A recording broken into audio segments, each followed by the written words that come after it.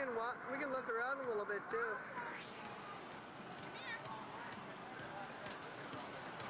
One ahead. Stick around.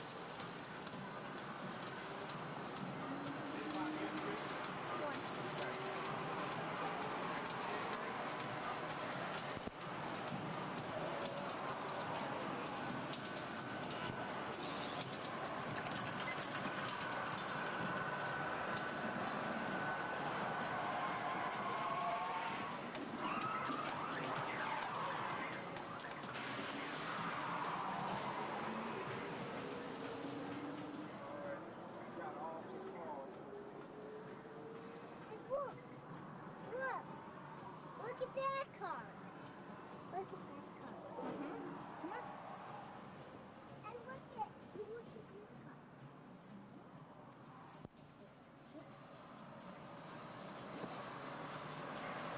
Let me go over here.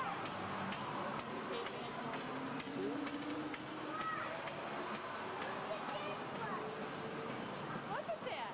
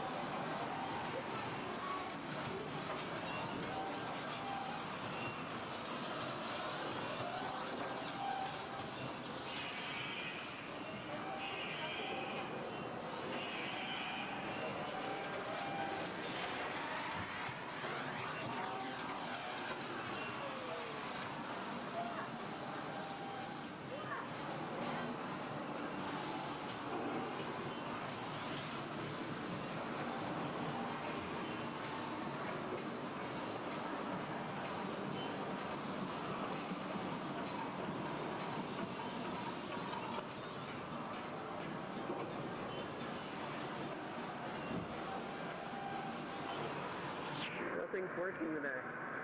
What do you mean?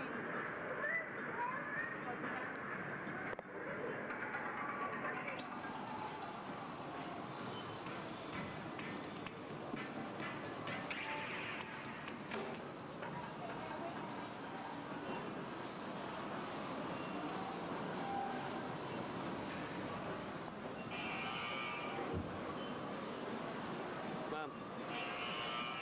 Oh, look at. Watch this.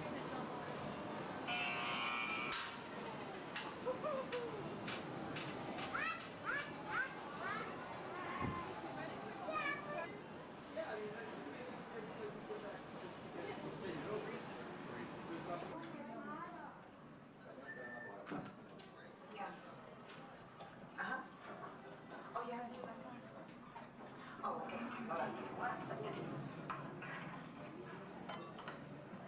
Okay, got it. Yeah? Okay. Thank you.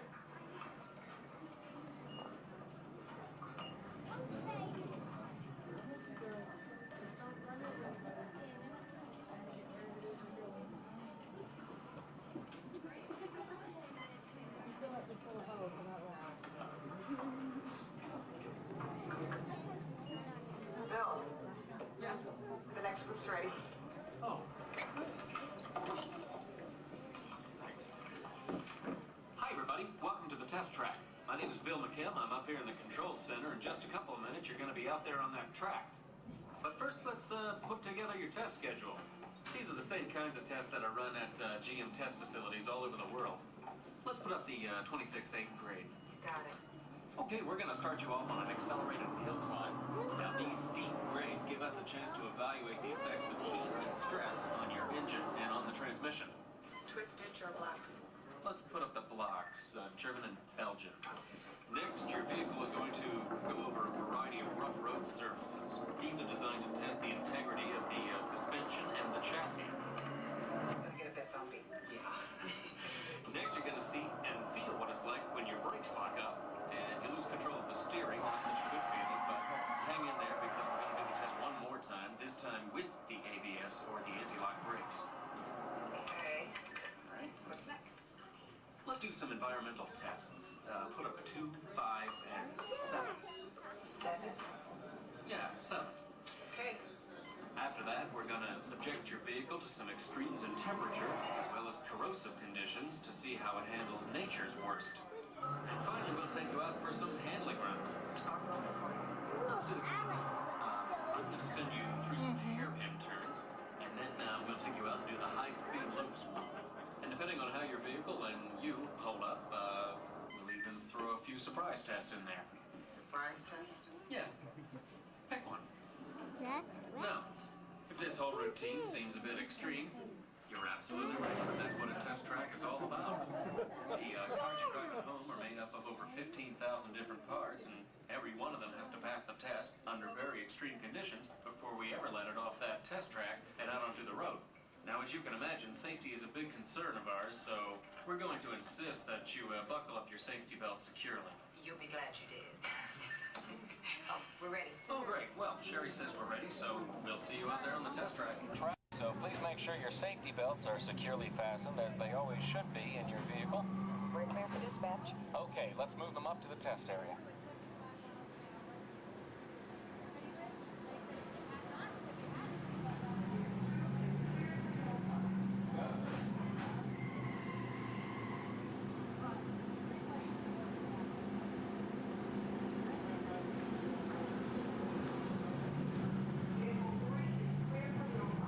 Okay, here we go.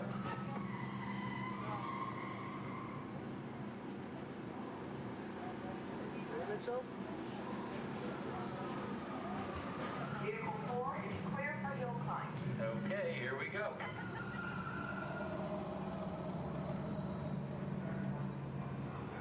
The torque and transmission load data are looking good. Great, let's proceed to the rough road tests. You got it.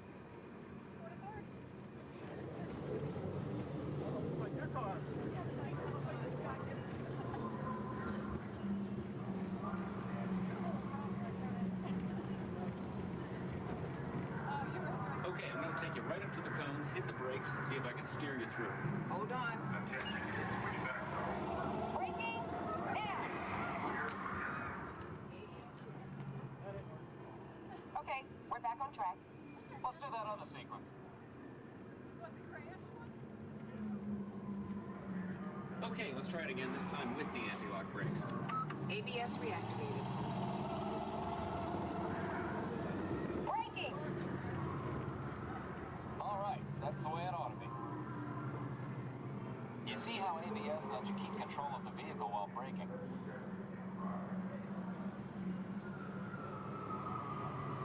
Let's demonstrate some extreme test conditions. Okay.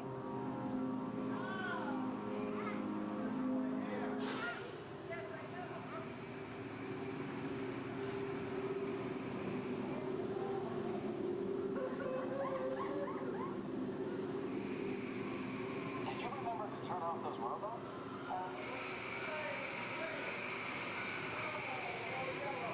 Clear for track course A. All right, let's pick up the pace. Increasing speed 10%. So it's not a matter of making way along, it's 20%.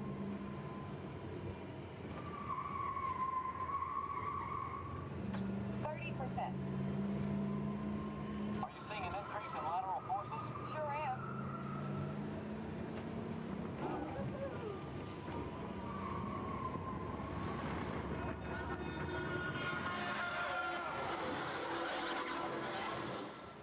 And that's what we call an evasive maneuver.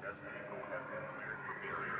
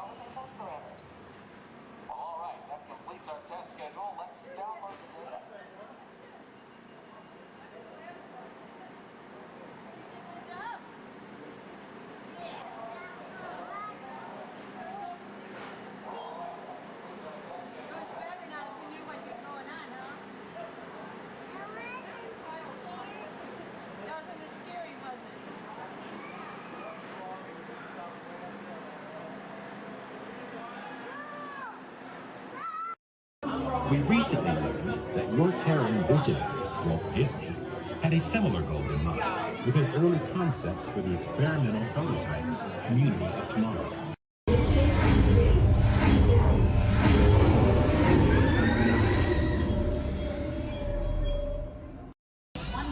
Playback, background, action!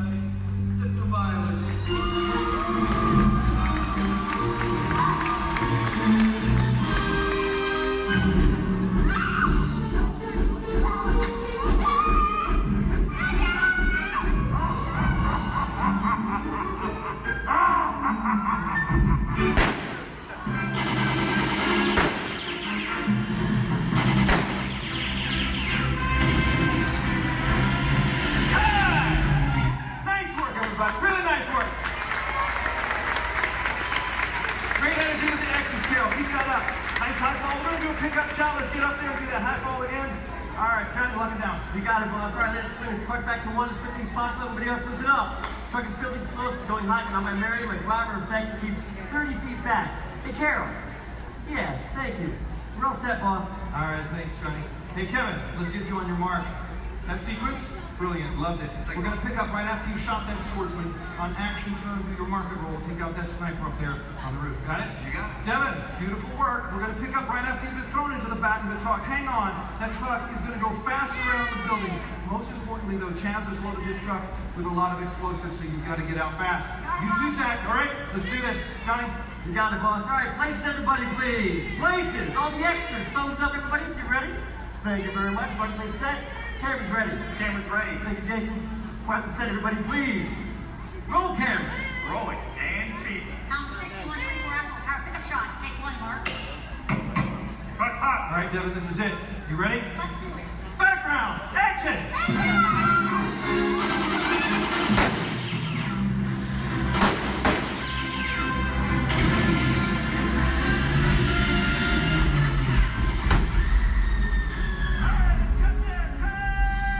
Nice work, everybody. Really nice work. We're moving on. All right, look at that. Get them.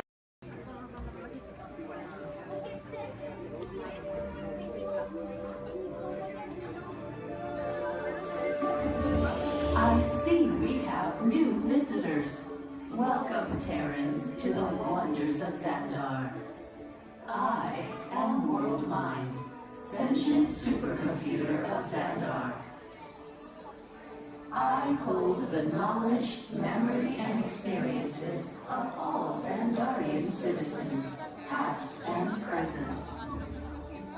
This gives me extensive knowledge, yet I am constantly learning, and I am now learning about you and your planet, Terra.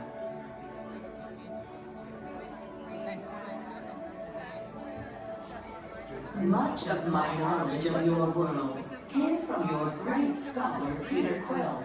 However, many of his facts have yet to be confirmed, such as the incredible importance of a legend called Footloose.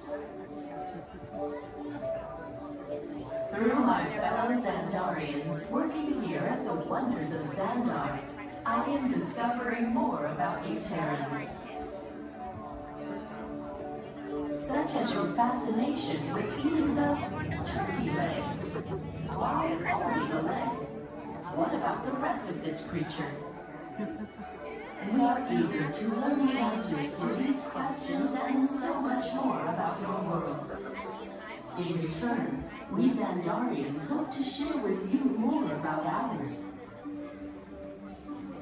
Although Xandar is 2.537 million light years away from your planet Terra, our worlds are actually quite similar, and began at precisely the same moment.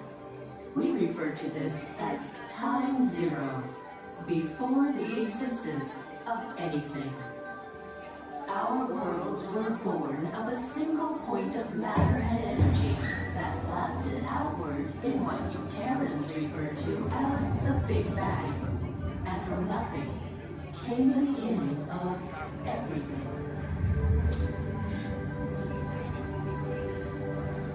Incredibly hot and extraordinarily powerful, this explosion filled the cosmos with a cloud of rapidly moving particles. Over the next 100 million years, space continued to expand, and the particles cooled and slowed. As they coalesced into huge swirling clouds, gravity pulled them into larger, denser clusters. At the heart of these clusters, the temperature rose, and the particles were compressed so tightly they fused, releasing enormous amounts of heat and light. This is how the very first stars in our shared universe were born.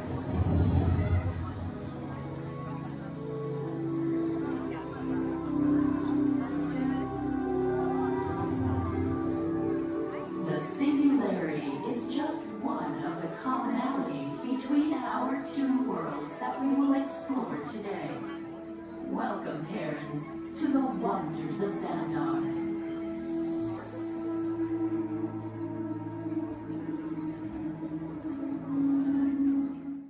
We recently learned that your Terran visionary, Walt Disney, had a similar goal in mind with his early concepts for the experimental prototype community of tomorrow. Now, Peter Quill, what do you have to say about this? You know, it was really a group effort to execute my plan. Thank you, Mark. The green lady, I would love to hear more about how Tara was chosen for this Wonders of Xandar tour. Well, that was totally my idea. And that got too, because I love that place. It's awesome. I went there as a kid, and I cannot wait to get to go back and ride. I forgot his name. I also want to see the energy, dinosaurs, and of course, hear the veggie fruit. It's the best. Can't wait. Okay, well, I'm sure it will be wonderful for you to relive all of those memories again. That's us. And it's thanks to the Wonders that Xandar is reaching out to other cultures across the galaxy.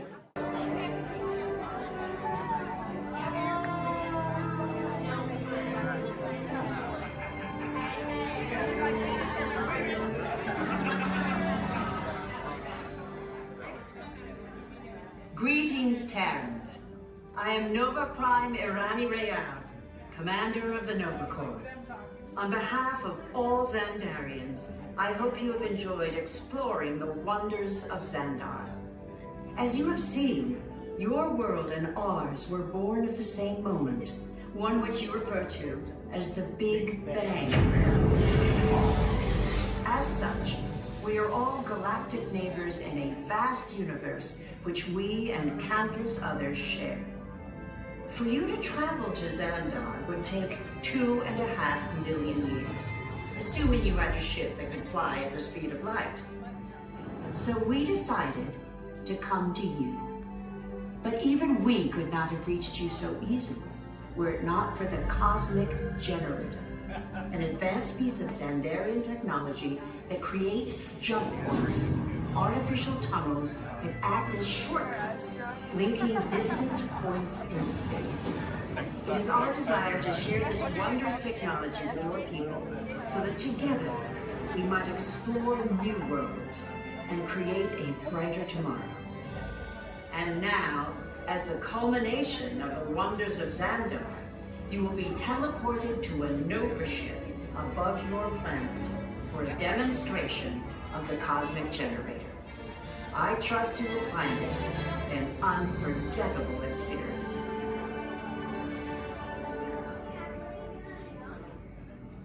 Welcome, people of Epcot, Epcoters, Epcotians, citizens of Epcot. Does anyone know what they call themselves? What? Someone needs to tell me when I'm on. Welcome, Epcot Terrans. I am Centurion Tal Merrick, and we're just about ready to teleport you up to the ship for the demonstration. As you're about to enter a secure Nova area, I must ask you to put away your Terran communication devices at this time. Recording of any type is strictly prohibited. I am very serious about this. Now, please step forward into the chamber. You're gonna love this. You're on! That was the best. That was like probably highlight. You're on! Someone get that guy back on. I should warn you that we have never teleported Terrans before. But since your molecular structure is very similar to Xandarians, it should work. It'll work. So long as you are standing inside the lighted ring. You do not want to know what happened last time someone did not stand where I told them to, okay? Stand by the teleportation. Here we go.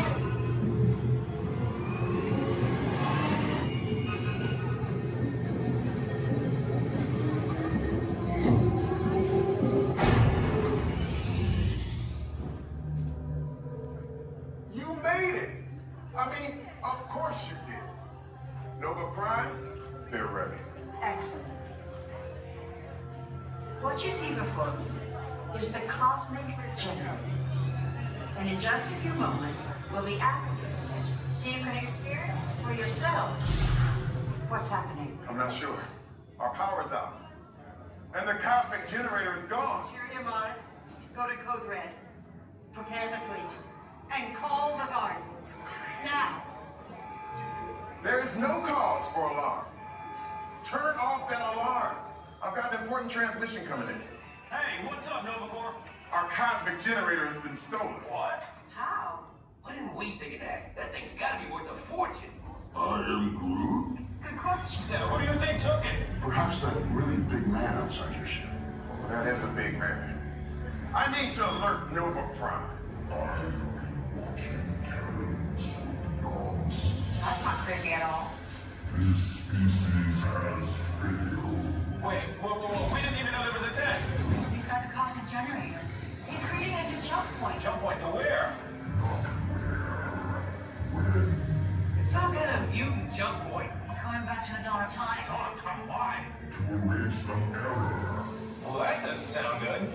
Your time is over. Wait, what do you mean? What do you mean that's so vague? The jump point is closing. Hey, Nova Dude, you and Nova Corps need to follow that whatever it is until we get there. We can't. Our power is down, and I've got to get these Terrans onto evacuation shuttles. I got it. I reprogrammed the shuttles to follow them through the jump point. Wait, what? Look, they're our only chance of keeping track of that whack job until we get the cosmic generator back. Piece of cake. Wait! There's King. Where's this King? The odds are impossible, Yep. but it's our only shot. Good luck. Are you sure you can control it? Come on, it's me. We got this. We're all toast. First there was King, now there is toast. This plan is making me so hungry. Terrence, listen up. You need to make your way to the evacuation shuttles now. We'll follow the plane within an hour. Okay, they're headed for the jump point. This plan is never gonna work. Yeah. Well, Okay, I'm locked onto your vehicle. We'll be right behind you. nothing to worry about. Unless we cannot stop this unusually large man, we are likely doomed. Good luck. You're gonna need it.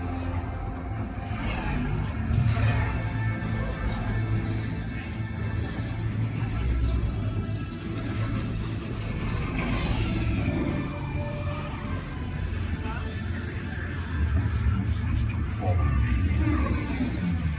What is that noise? Noise? Nothing's gonna stop rock and roll from existing. What have you done? What have we done? I think we took it back.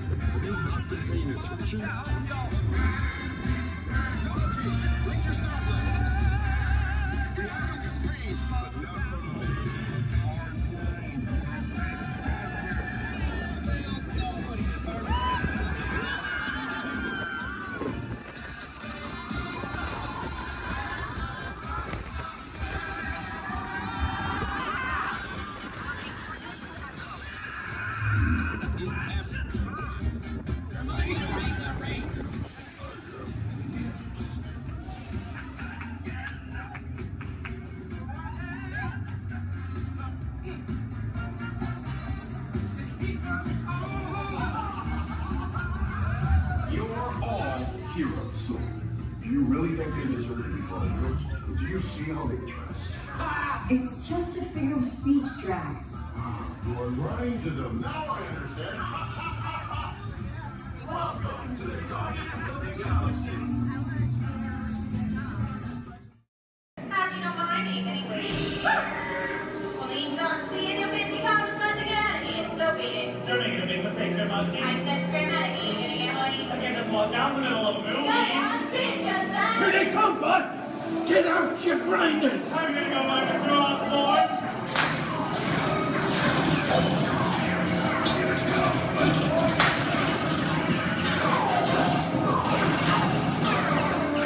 I'm hit! Hey, I'm hit! Moxie! They got spin! Moxie! Moxie! Please hit the bed! Please again!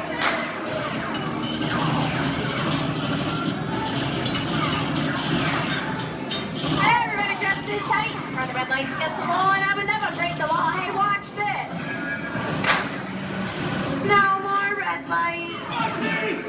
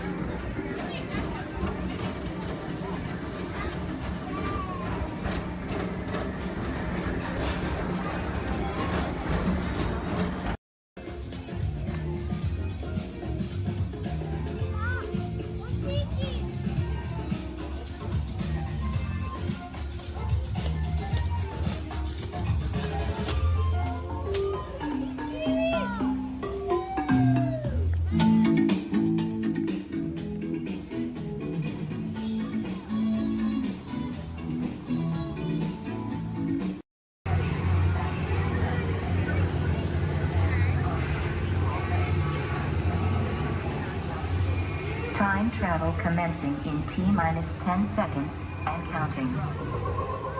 This is Seeker. Listen up. We've got to get in, grab the iguanodon, and get out when an asteroid hits. Let's roll!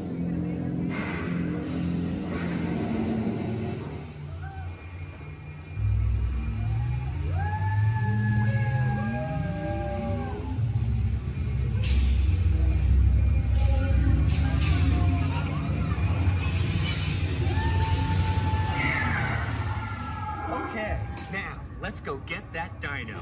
Computer, what are you tracking? Styracosaurus. Not our dino. Warning, meteor shower in range. Just little one. Oleoramus. Hadrosaur. Raptor.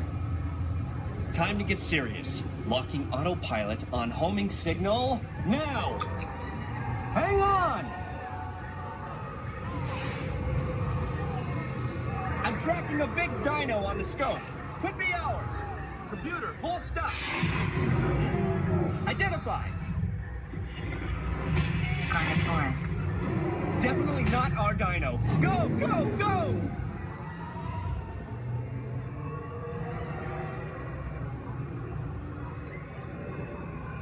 Another big guy coming up. Computer. Slow and identified. Sauropod. Still not our dino, but at least this one's a vegetarian.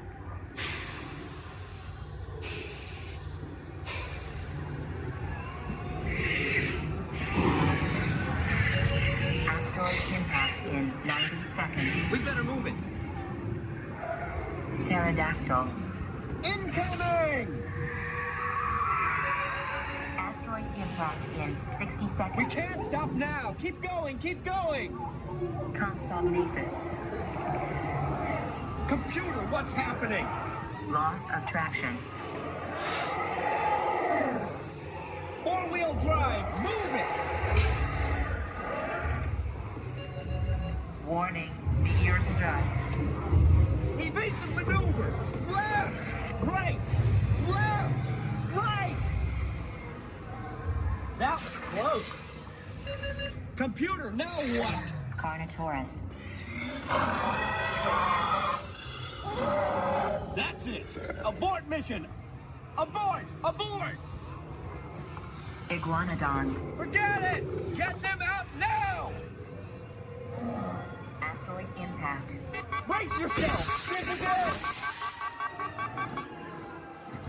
They're not gonna make it! They're not gonna make it! Mission accomplished. You made it! I knew you would, and guess who made it back with you? I better find him before security does. Thanks for everything!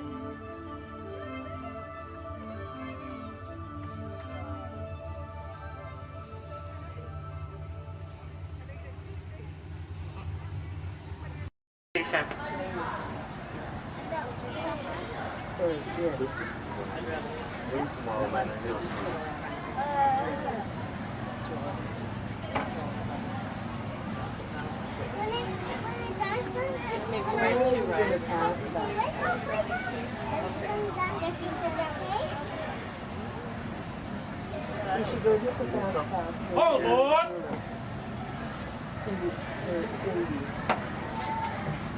Because they're all right there.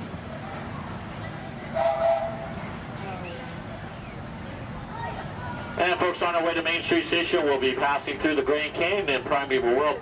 This is the perfect opportunity to take out your cameras and snap a few pictures. However, as a courtesy to those around you, we ask you please turn off the flash photography and video lighting on your cameras. Once again, no flash photography or video lighting inside the tunnel. Thank you.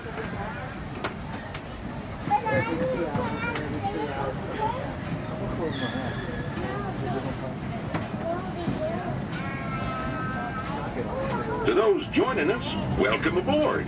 The next leg of our journey will take us along the rim of the Grand Canyon. It's a mighty long drop to the canyon floor. So for your safety, stay seated with your hands, arms, feet, and legs inside the train. Be sure to watch your kids and no flash pictures, please. Para su seguridad, permanezca sentado y mantenga las manos, brazos, pies y piernas dentro del tren y cuide a los pequeños. Por favor, no tome fotografías con flash.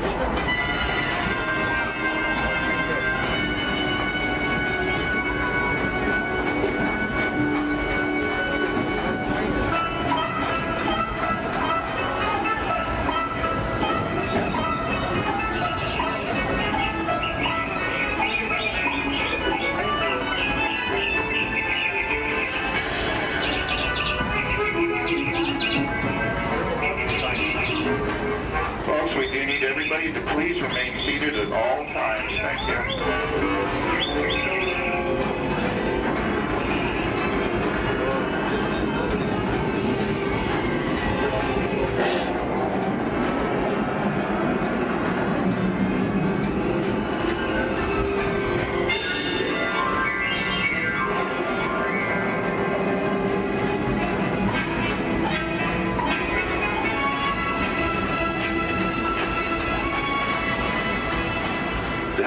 Grand Canyon as we know it today, but it wasn't always that way. Right now, as we travel back in time, back to the fantastic primeval world, land of the dinosaurs.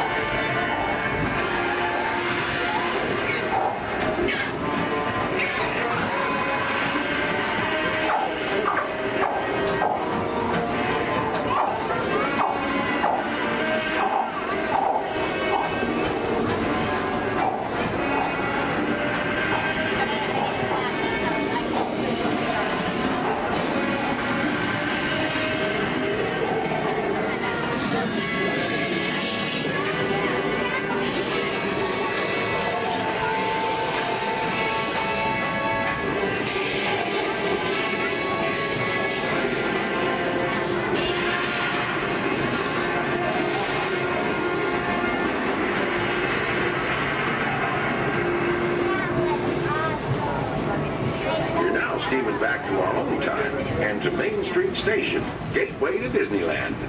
If you'll be leaving us here, stay in your seat till we come to a full stop. And remember to gather all your personal belongings, including the young'uns if you got any, and step carefully from the train. I'd especially like to thank those of you who've been with me for the Grand Circle Tour of Disneyland. We surely hope you enjoyed your travels with us and that you'll come back and see us again real soon. For those of you traveling on, we'll be on our way again in just a few minutes. This is Main Street Station, Main Street, USA.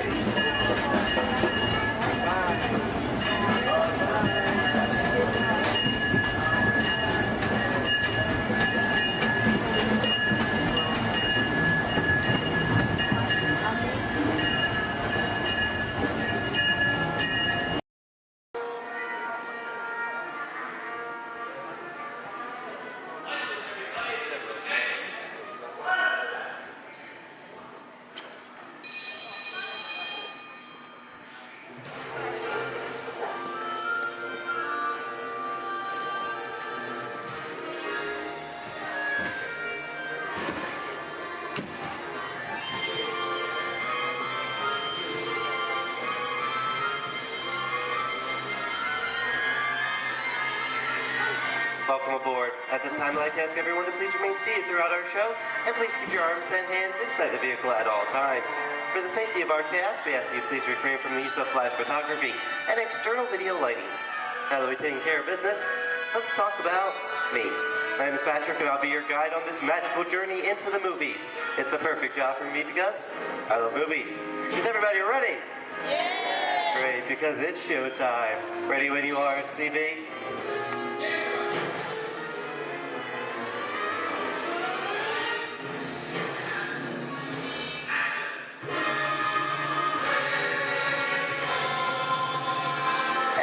We are rolling.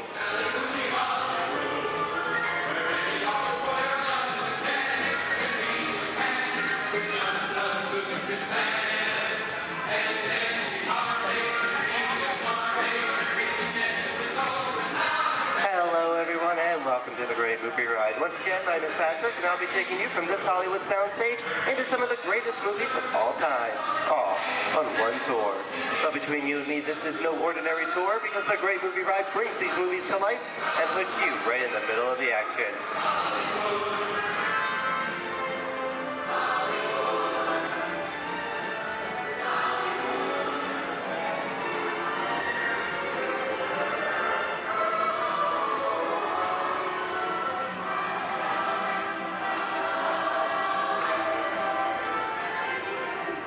I don't know about you folks, but I just love the great Hollywood musicals of the 1930s.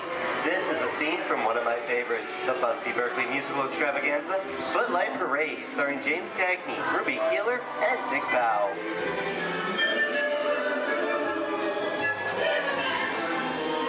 In 1952, Gene Kelly was Singing in the Rain with Debbie Reynolds and Donald O'Connor. Did you know that Gene Kelly co-directed this movie? Who can tell me what movie this is?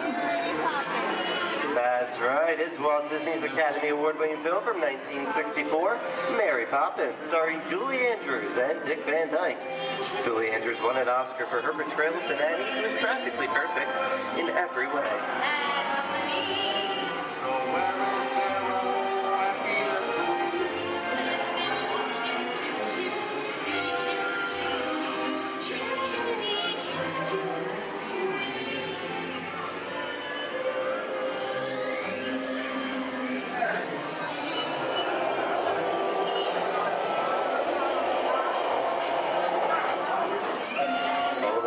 Walt and Bruce's folks. This doesn't look like a very good neighborhood. It looks a lot like the underworld. This seems such classic gangster films as The Public Enemy, starring one of my favorite tough guys, James Cagney. The working title for this movie was Beer and Blood, and in the United Kingdom it was known as Enemies of the Public.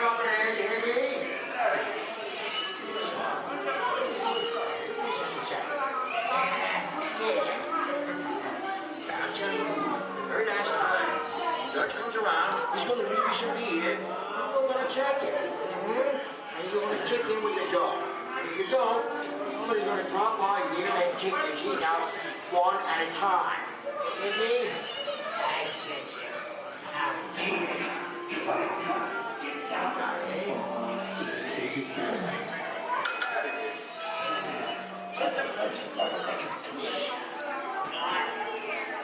Sorry about the delay, folks, but I don't want to run a red light, even if it is just a movie. You talking to me? You talking to me? That's okay. I'm talking to the demon with punishment out for the day.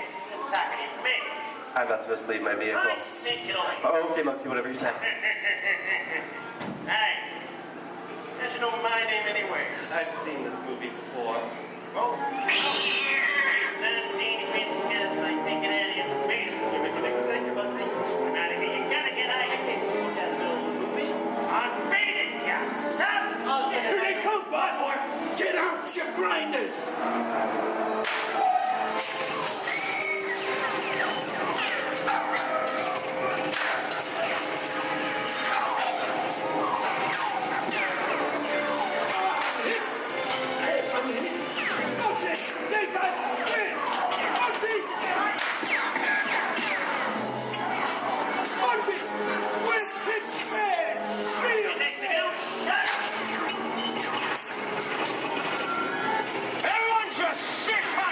Running a red light against the law, I never break the law. Lady, watch this. Another red light.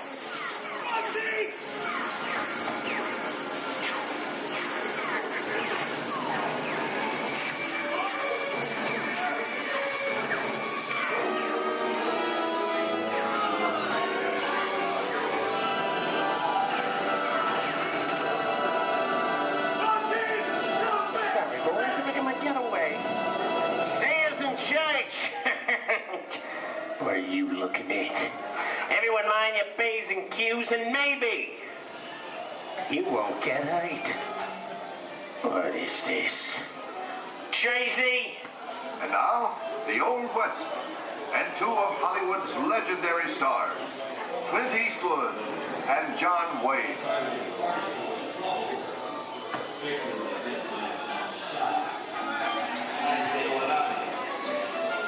Go right ahead if that's what you're inclined to do. A long time ago, I made me a rule. Let people do what they want. Sleepy little bird. Oh, that's some mighty tough territory you're heading into, Pilgrim. I'd think about turning back if I was you. That is, if you want my opinion. Now to make it clear, it's a perfect time for me to collect up all your valuables. Starting with the jewelry, going on to the cold hard cash. Perhaps work. Hey! It's the bank robber! Don't let him get... I don't like this neighborhood, Kappa! This is nuts. Nuts! Tell us I'm getting out of here. What are you doing, old man? Get yourself up. Looking at this one. Can't get any worse.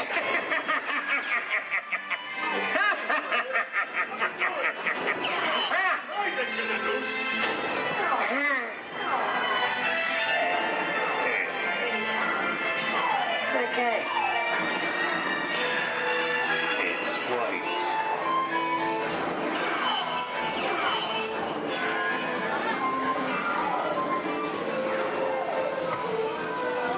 I don't know about you guys.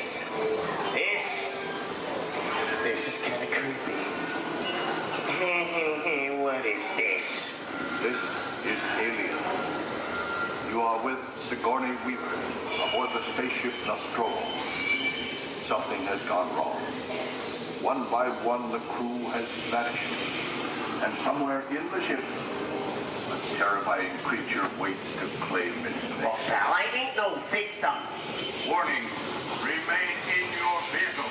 The area you are entering is extremely dangerous. Proceed with caution.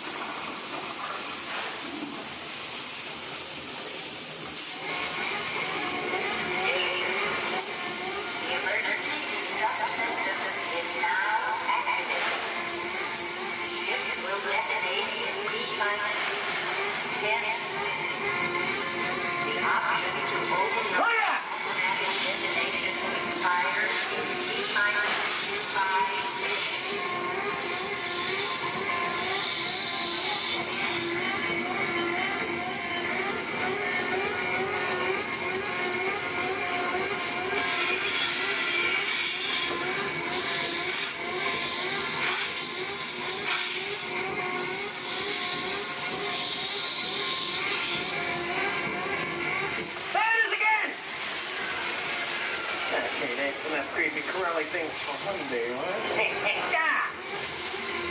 Wrong. Here in Raiders of the Lost Ark, amid 1,000 deadly snakes, Indiana Jones unearthed a great treasure. Will Harrison Ford escape with his discovery? And what will be your fate? Beware. Snakes. Why did there have to be snakes?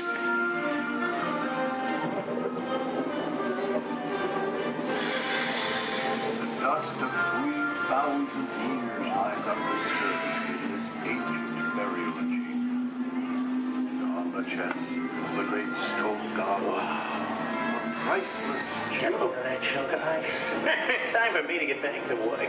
Don't nobody move while I go get the goods. I don't think they'd notice a few extra bodies around here.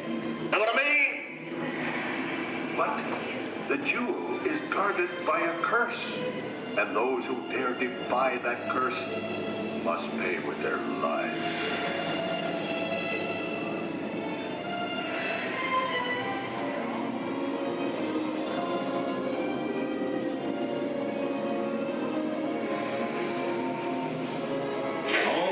Unbeliever, disturb the treasure of the gods, and you shall all pay with your lives.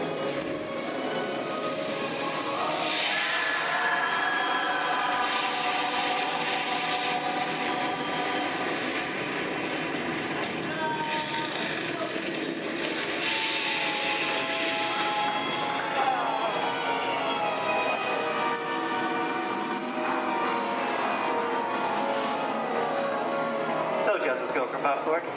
Well, this just goes to show anything can happen in the movies. Now, let's get on with the show.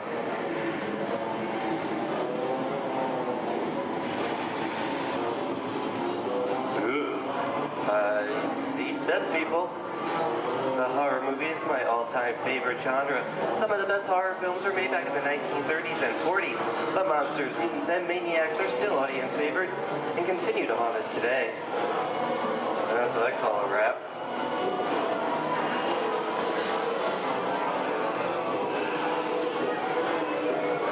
We are now entering the jungle home of one of the most beloved characters of all time. Now inside George's the Jungle. Actually, it's Tarzan, portrayed here by Johnny Weissmuller. Over here we have Maureen O'Sullivan as Jane, and the lovely and talented Cheetah as herself.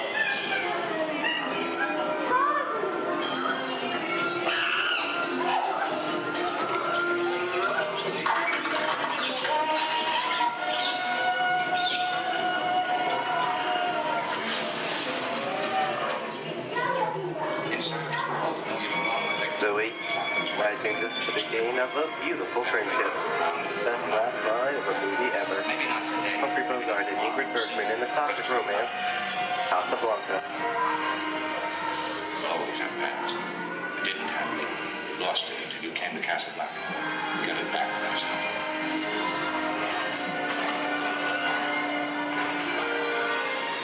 I've got a job to do too. Where I'm going, you can't follow. What I've got to do, you can't be any part of. Listen, I'm not good at being noble, but it doesn't take much to see that the problems of the three little people don't amount to a hill of beans in this crazy world. Someday you'll understand that.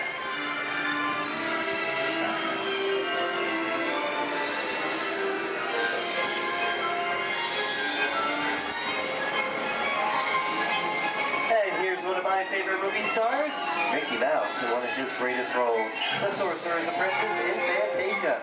The sorcerer in the sequence is named Yen Sin, which is Disney, spelled backwards.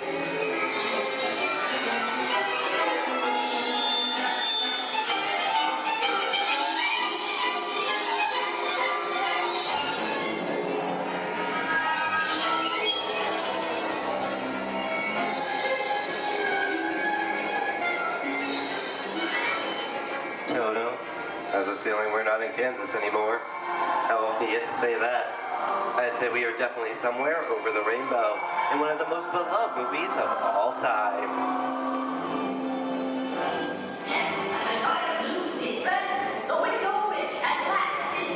The Wizard of Oz.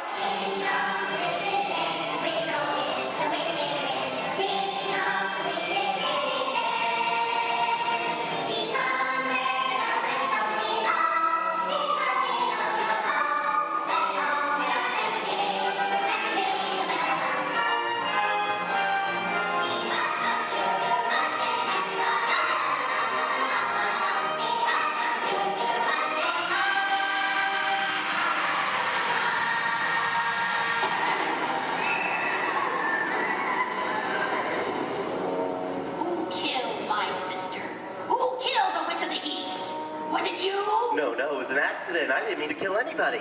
Well, my little pretty, I can cause accidents too. Oh, rubbish. You have no power here. Be gone before someone drops a house on you, too. Very well. I'll bide my time. But just try to stay out of my way. Just try. I'll get you, my pretty. And your little dog, too. I wonder how we get out of here. What do you folks think? Which way should we go? Follow the yellow brick road. Follow the Yellow Brick Road? No, what I think of that. Bring along, folks. You know the way.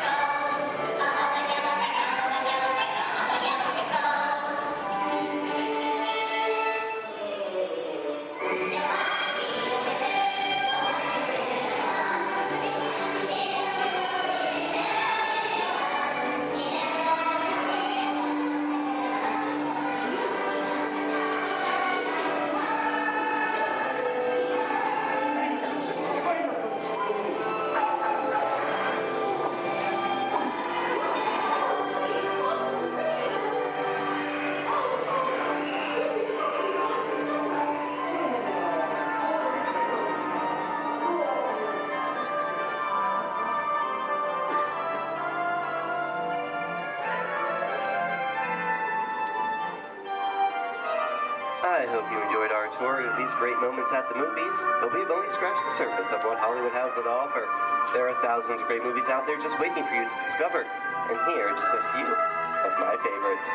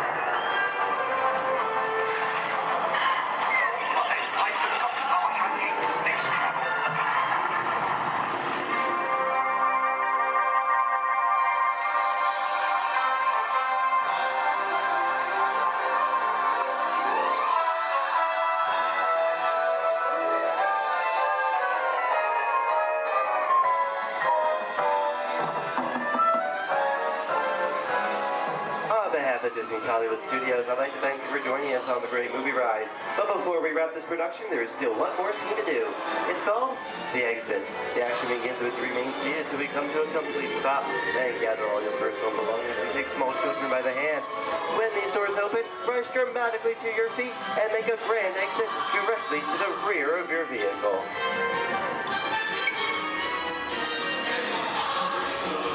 Oh, and one more thing. When I yell action, don't forget the thunderous applause for yours truly. All right, places, everybody, and action! Thank you, thank you. Have a wonderful day here at Disney Hollywood Studios, and we'll see you at the movies. The stuff movies are made of. Goodbye, everyone.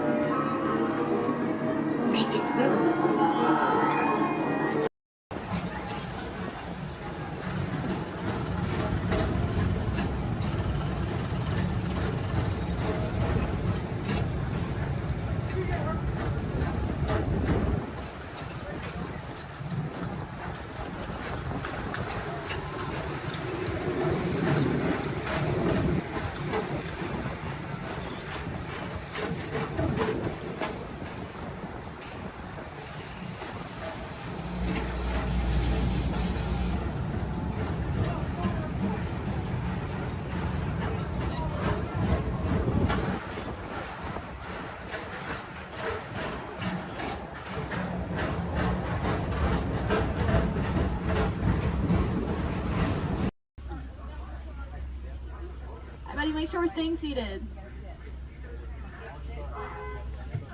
Sante Sun Award, and that says me, thank you. There's another word we like to say out here in Harambe, which is Tuwende, and Tuwende means let's go. Jumbo, everyone, my name is Julia, and I will be your safari guide today.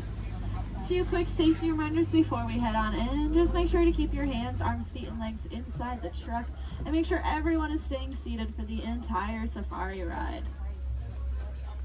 Now, above you, you'll see that animal spotting guide. That'll help you identify some of the animals that we might be seeing out there today. So go ahead and look it over for a quick second, see if you can find any of your favorites. That's also a great time to get any cameras or phones out and ready, as the roads are going to be pretty bumpy and we won't be able to stop for every animal.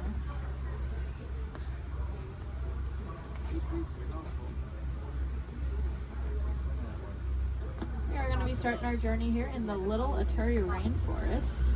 The animals that live out here are going to be more shy and reclusive. So keep your eyes open for any stripes or camouflage.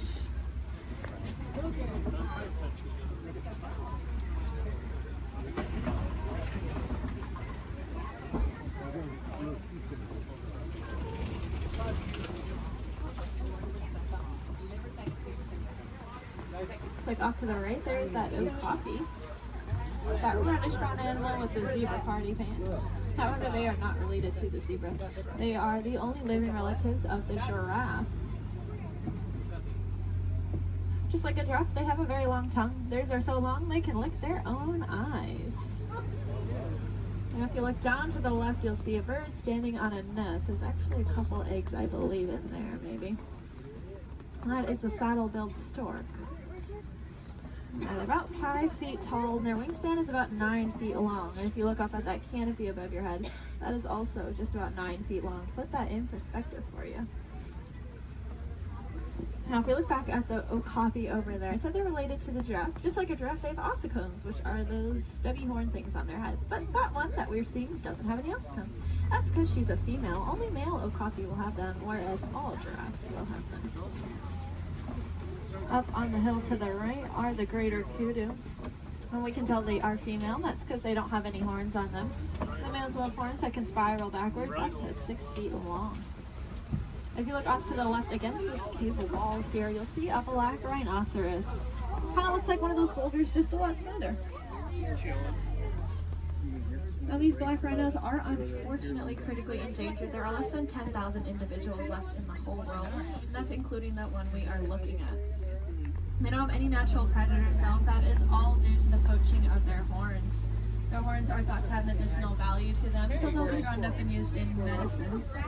However, those horns are made entirely out of keratin, which is the exact same thing that our hair and our fingernails are made out of.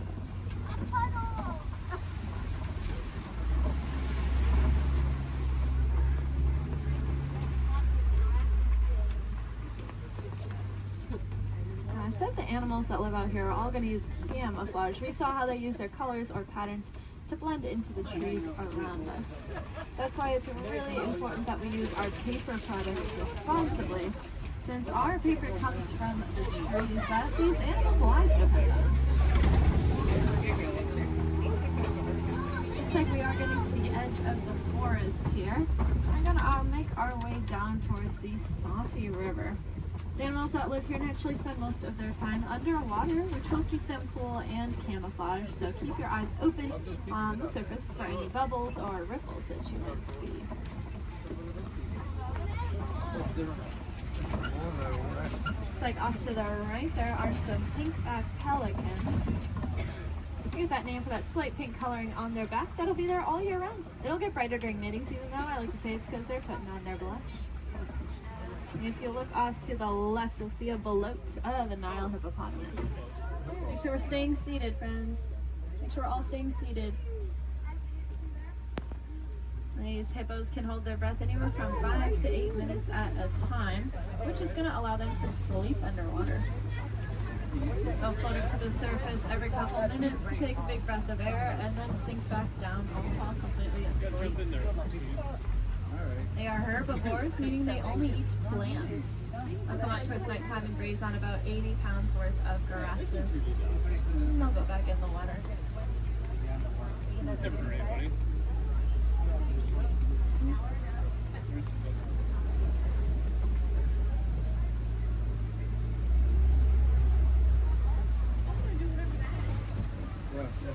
your eyes to the left, especially as we cross over this bridge up ahead here, and you'll see the Nile crocodile.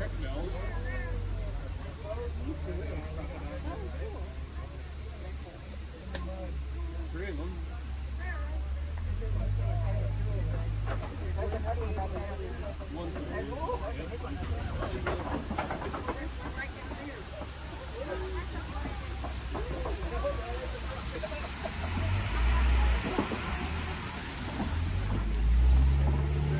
Those crocodiles are pretty impressive. They can weigh anywhere from 500 to 1,000 pounds, be as long as a giraffe is tall, and they have the strongest jaw and bite force of any animal. Being said, they are really amazing parents. They're going to take their eggs, put them in their mouth, and roll them around very, very gently. That'll help break up the shell, making it a lot easier for those babies to hatch. It sounds like there is an animal in the road up ahead, so I think we're going to hang tight here for just a second. This is their home, and they can go wherever they want, and sometimes they choose the middle of the road. So we'll just wait for them.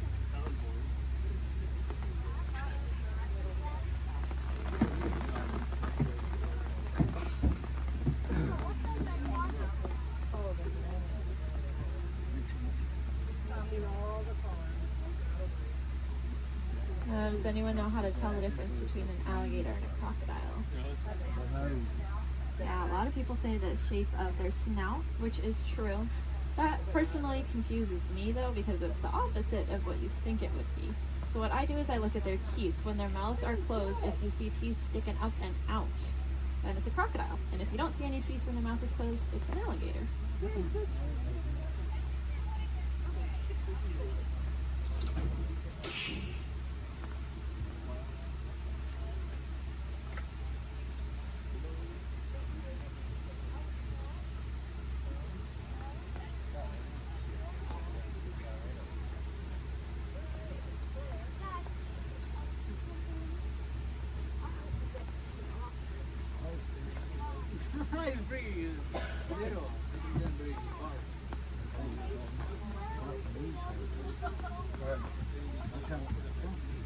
Well, thanks for your patience here. Hopefully the animal will move soon.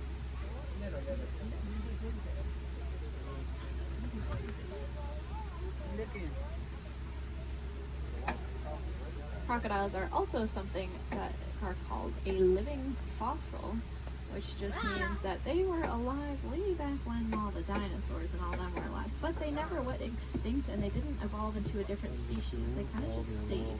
There's a lot of other animals like that, like horseshoe crabs, cockroaches. They're all living fossils. But so are those crocodiles and alligators.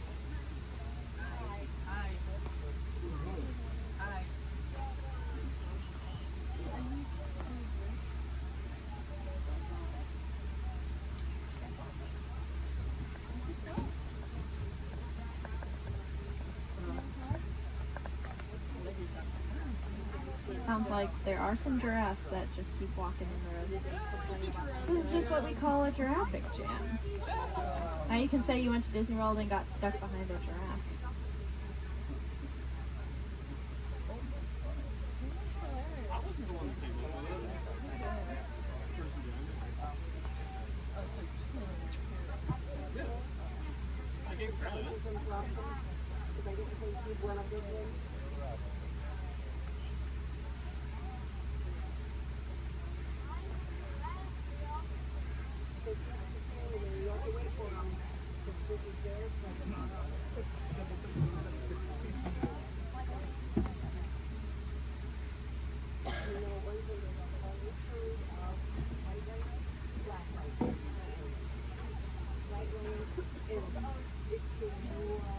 Sounds like the giraffe has moved, but now there's a different animal on the road. The animals really like the rain, so they are very active. Okay, it sounds like maybe we'll be back on the move soon. I think all the animals are out of the road, at least at this very second. But I don't want to jinx it. But that's good news for us because that means once we get down into the savannah, there's going to be a lot of cool animals really close to see. Alright. See how far we can get.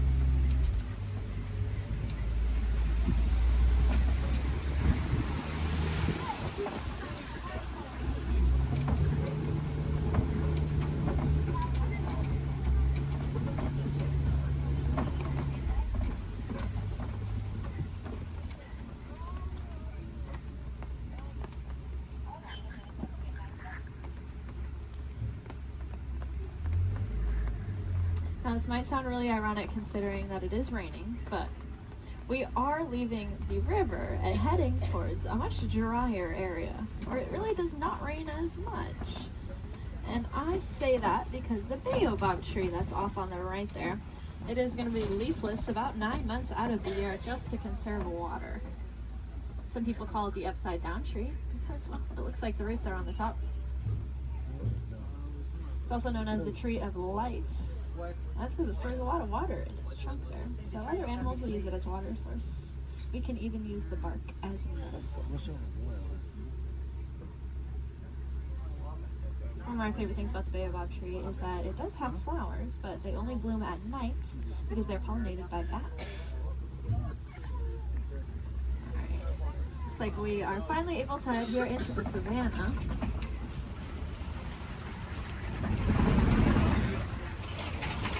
Now you may notice the trees are starting to thin out quite a bit, and that's because it doesn't rain as much out here, like I said. So the animals here can't really rely on camouflage in the same way, and so they're going to be very agile and flighty. Most of them can run within an hour or two of being born. That is something I personally cannot even fathom, being able to run within an hour or two of being born. Crazy. Looks like here to greet us is the Maasai giraffe off to the right. They are, of course, the tallest land animals, averaging at about 18 feet tall. You can see that really long, dark tongue. That dark coloring is there to act like sunscreen. And that's because giraffes eat most of the day. And by most of their day, I don't mean like half the day. I mean they eat about 20 to 22 hours. Out of that 24-hour time period, they're going to spend eating. So that tongue is that dark coloring just to protect it, since it is out about 20 hours a day.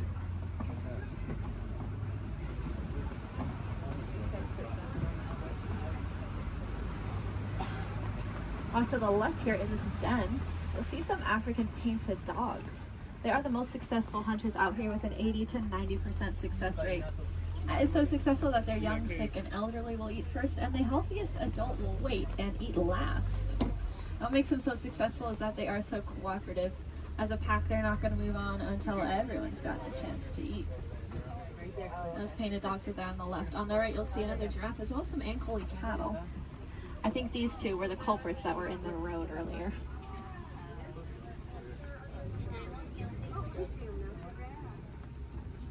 Those cattle have those really large horns on them that look pretty heavy, but they are hollow with a honeycomb-like structure on the inside. That'll help blood flow to keep them nice and cool. If you look to the left, you'll see the sable antelope, those 3 brown antelope back there. You'll also see some Hartman's Mountain zebra. Now take a really good look at these zebra here, because one of them is a little bit smaller than the other one, and that's because she's about 7 months old. That's her and her mom there. And if you look at her legs, though, her legs are just as long as her mother's, and that's because zebras are born with their legs fully developed. Running, as I said, is very important out here, so those zebra babies are born with long, lanky legs, ready to run within half an hour of being born. Their stripe patterns are going to be unique to them in the same way that our fingerprints are unique to us. That's actually true for a lot of animals, not just those zebra. It's true for those painted dogs we saw, and it's also true for these giraffes up here.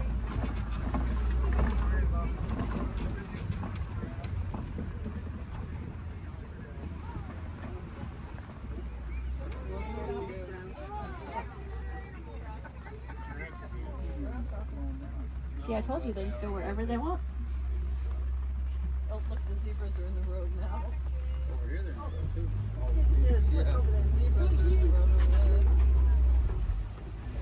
Now, since giraffes spend most of their day eating, they also spend most of their day standing up. They don't really like to sit down. It's very vulnerable for them. They even prefer to give birth standing up. So that's about a 6-foot drop for those baby giraffes. I like to say the first thing a giraffe experiences in life is gravity. Of course, when you're born already about 6 feet tall, I guess it really doesn't matter that much. It also is going to kickstart their heart, that drop, so maybe it's a good thing.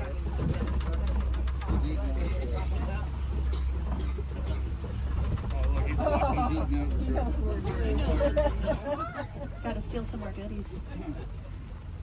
If you look to the left here, you'll see these really large tan antelope. These are the eland.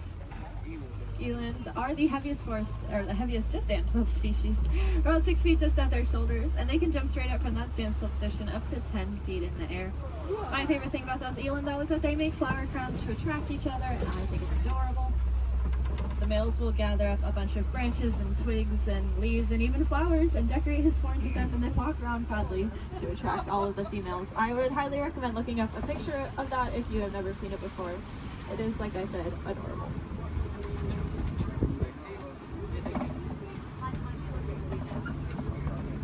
Now off to the right, there's going to be a path.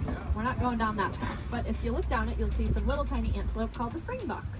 They get that name because they can jump about 6 feet up and 13 feet across. When they do that, it kind of looks like ping pong balls hopping across the savannah. Makes it really confusing to those predators out there. Now, all the animals that live out here have a very important job to do. They're going to be the landscapers. So those antelope will be the lawnmowers, giraffes will prune back the trees, and then larger animals will be the bulldozers. They'll knock over trees. And if you look around us, looks like there have been a whole bunch of trees knocked over. There's really only one animal I can think of, though, that is large enough to act as a bulldozer and knock over an entire tree. Let's see if we can find them. There's also a really large watering hole. There they are. Like off to the right is an African elephant. We are going to get a really good look in a second, though, so I don't mind looking over to the left because there are some mandrills walking around. Mandrills are the largest old world monkeys, and they have that distinctive blue coloring on them. Might remind you a little bit of Rafiki. Let's see, I promised to give you this elephant here. And I know the road up ahead has been closed, so I think we're going to get a really, really good view. Yeah.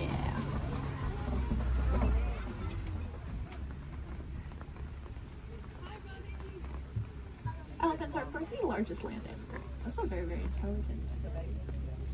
You can see him using that trunk. They have about 40,000 muscles in that one trunk. To put that in perspective for you, we have a couple hundred different muscles in our entire bodies. They have 40,000 in that one trunk. That is kind of unbelievable to me. And it's going to allow them to do a lot of really cool things, though. You see them eat with it. They also drink water, kind of like a straw. And then sometimes they'll suck up a bunch of dirt or mud and then spray it on their backs to help protect their skin from all those natural elements.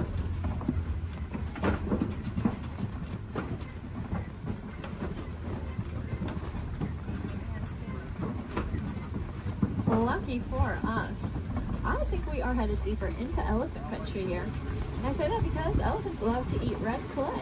If you look around us, it looks like we are surrounded here by this red clay. It's very nutritious, so they'll eat it as an extra form of nutrition, just like how we might take a vitamin or a supplement every day. And there are some tusk marks over to the right and some footprints down to the left. So the herd must be nearby. I think I see them off to the left there.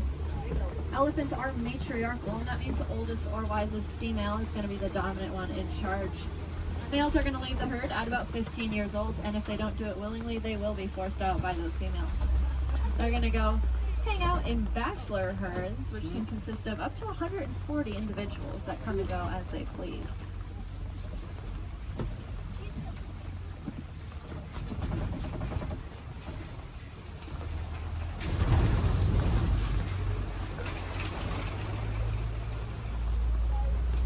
Keep your eyes to the left. Some pretty good sights here. Unfortunately, though, elephants are running into a lot of different conflicts out there in the wild. They are losing their homes for various reasons and getting forced closer and closer to people, specifically farmers and their crops. Not knowing any better being elephants, they see those crops as yummy treats and they eat them, or they stomp all over them, which of course upsets the farmers, putting the elephants in danger. Luckily, we did some research recently and learned that elephants are afraid of bees. They're very sensitive skin and do not like to be stung. So now out in Kenya, farmers are building fences out of beehives. That scares off the elephants, which keeps them safe, and in turn keeps the crop safe and the farmer's livelihood. The farmer gains a new crop, which is, of course, the honey from the bees. And if you like honey, you can look up the Elephant Safe Honey Project and learn a little bit more about how you can support that. If you look to the left here, you'll see the greater flamingos. They are the largest flamingo species, but the lightest in coloring. They're going to get that pink coloring from the brine shrimp that they eat. There's a protein in there called beta-carotene, and that's what'll turn them pink. It's the same thing that's in carrots. They're going to get their food by doing something called filter feeding. So if you can picture a pasta strainer, the noodles get stuck inside and the water comes out. That's how their beaks work. They take a big mouthful of water, the food gets caught inside, and the rest of the water flows right on out. That's why it's super, super important that we keep our waterways clean, because if we have plastic or trash floating around in that water, they could take a big mouthful of that. And we don't want any of our trash ending up in those flamingo beaks.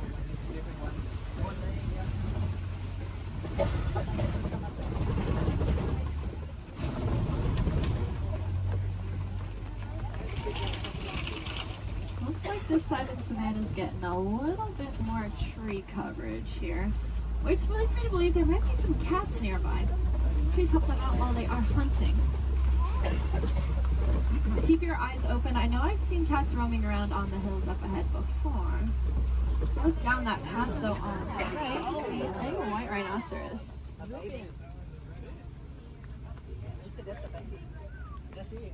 White rhinos are the most social of the 5 rhino species. They're usually always in a group with their buddies, so that one's friends probably aren't too far behind. They have a really, really good hearing too. Their ears will wiggle independently of each other, and they look like funnels, which helps them pinpoint the exact location a sound is coming from.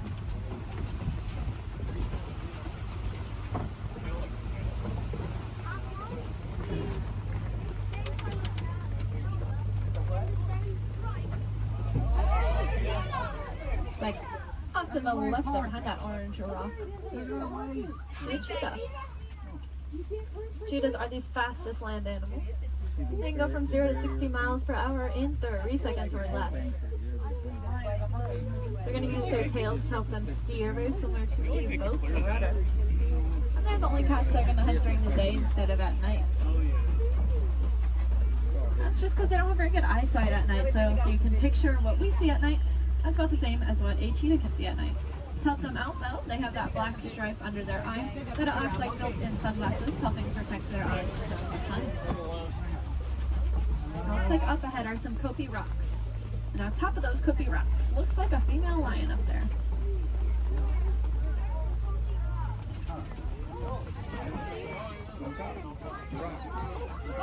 The second tallest rock on the top of it.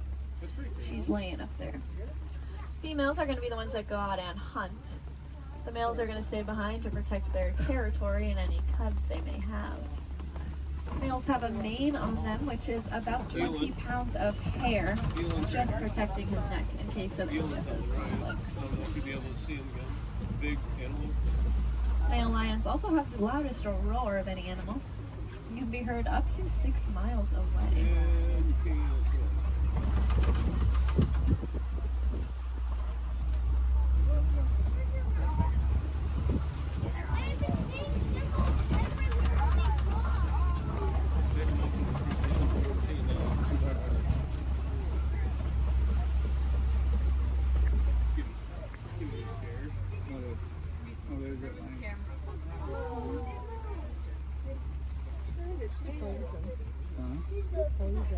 She is looking at us.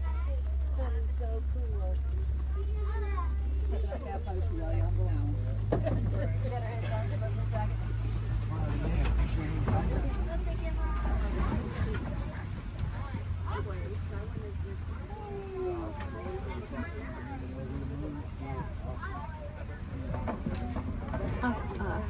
Looks like there are a couple ostriches walking around.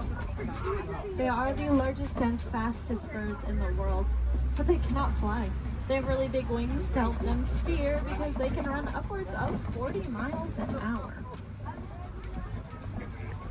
Impressively, they have the largest eyes of any land animal. And they also have really large eggs. If you look down on the right here in the grass, you'll see a couple of those ostrich eggs. They can weigh up to 30 pounds each and are so strong that an adult human could stand on one without it breaking. You could fit about 24 chicken eggs into one singular ostrich egg.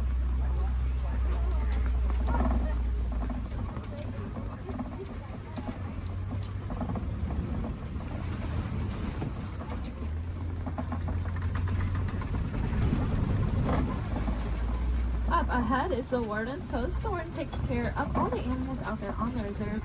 There's some special up here with them. I bet they're all hiding under this porch from the rain now. These are the Nigerian dwarf goats. They look like cute little babies, but this is them full-grown adults. They really do not like that rain. They have a very sweet and nutritious milk that is high value in Africa, so in return for it, we'll give them a nice place to live and some images. It just goes to show that we can peacefully coexist with a lot of amazing animals.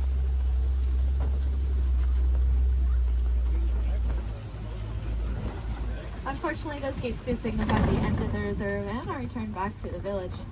I really hope you enjoyed that safari. More than that, though, I hope you learned something new.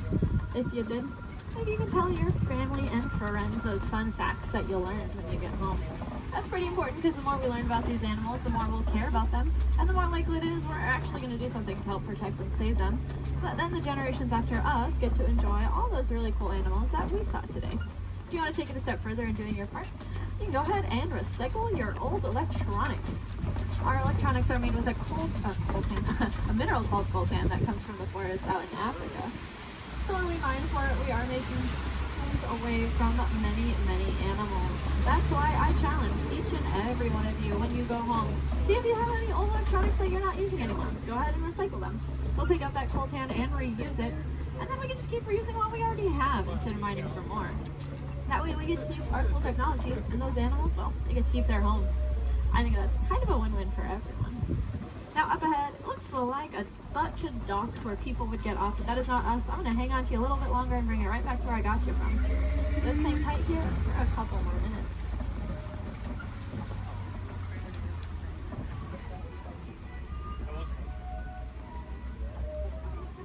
He's people watching.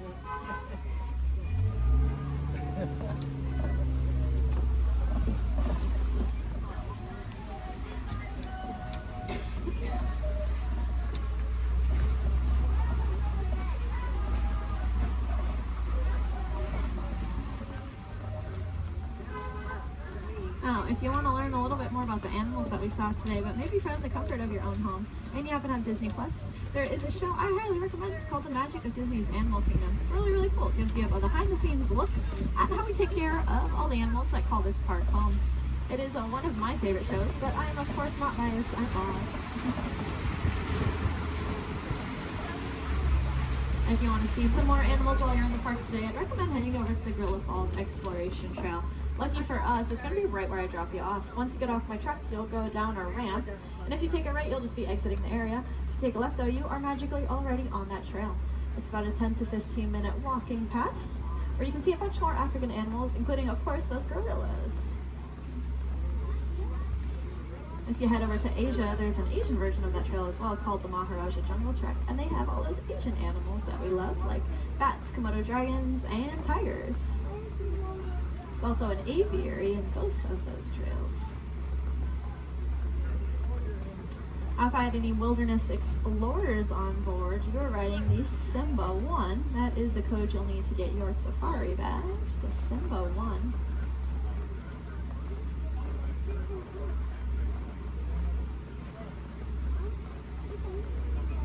You might have also heard a train. That would be Rafiki's Planet Watch. That train is about 5 minutes long, and it takes you up to another little area. There's a petting zoo up there, so you can cuddle some of your favorite animals. There's also a drawing area where you can learn how to draw a Disney animal from a Disney animator. And there's a whole bunch of reptiles and amphibians up there as well to check out. The last train is going to leave at 4:30 though, so if that sounds like something you're interested in, I recommend making sure you are on that train before 4:30.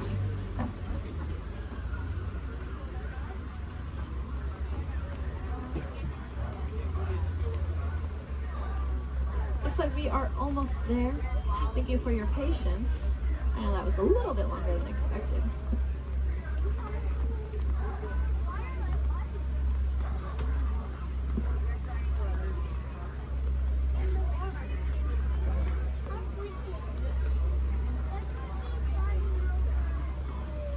Now's a great time to gather up any personal belongings that you might have.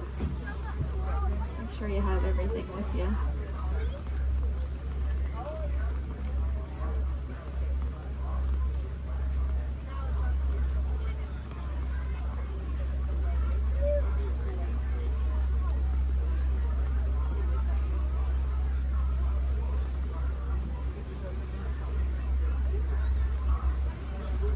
Here in Harambe, we do not like to say goodbye because it is far too sad and final.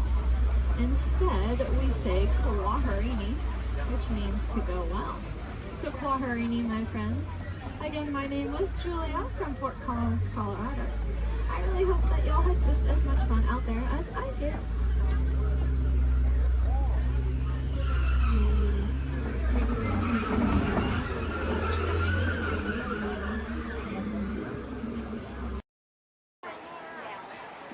Okay, I'll pick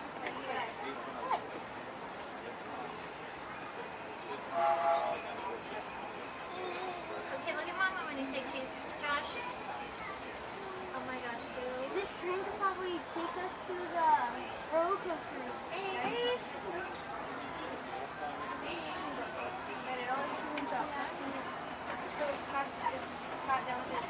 To those who just joined us, welcome aboard the Disneyland Railroad.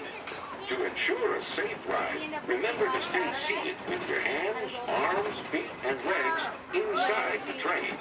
And please, watch your kids. Para su seguridad, permanezca sentado y mantenga las manos, brazos, pies y piernas dentro del tren y cuide a los pequeños. Gracias. We're now entering Splash Mountain, where every day is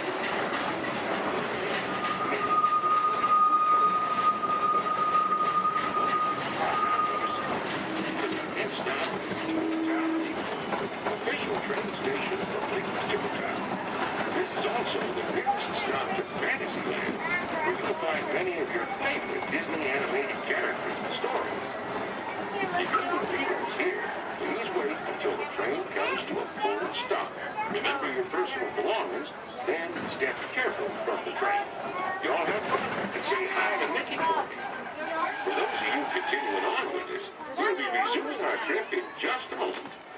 like to ask everyone to please remain seated throughout the show, and please keep your hands, arms, feet, and legs inside the vehicle at all times. Oh, don't forget to supervise your children, and for the safety of our cast, we ask that you please refrain from the use of flash photography and external video lighting. Now that we've taken care of business, let's talk about me. My name is Travis, and I'll be your guide for this magical journey into the movies. It's the perfect job for me because, well, I love movies. Is everybody ready?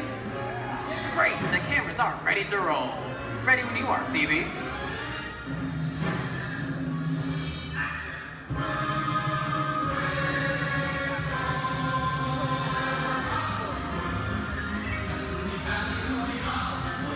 And we are rolling.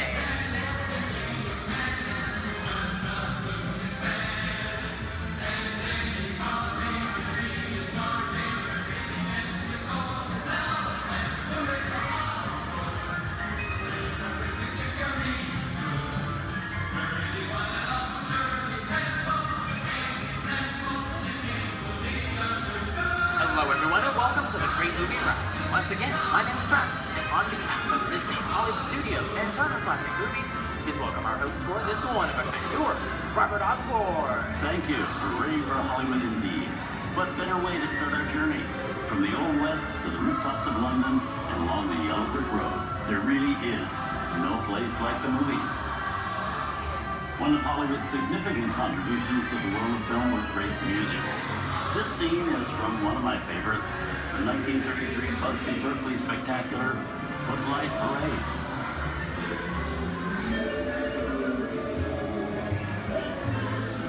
Here's one of the most famous of all dance sequences.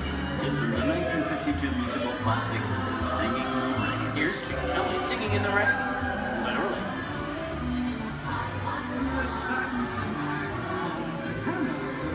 Here's one of the quintessential Disney musicals, Mary Poppins, starring Julie Andrews and Dick Van Dyke. This classic earned 13 Academy Award nominations. I love this song. Sing along.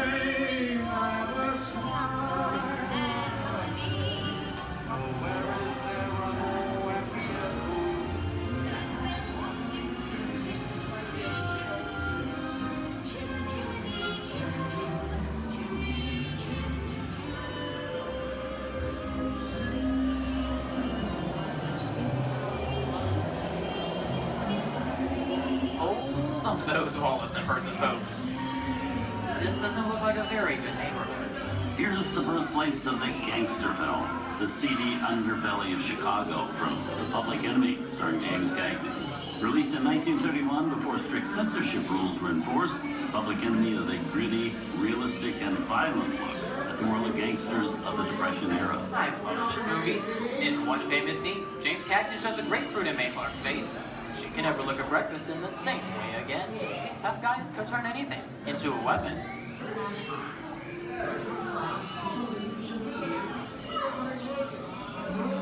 You're going to kick in with the dog. If you don't, somebody's going to drop by here and take your teeth out one at a time. And me, I get you. Now beat it. Tough guy,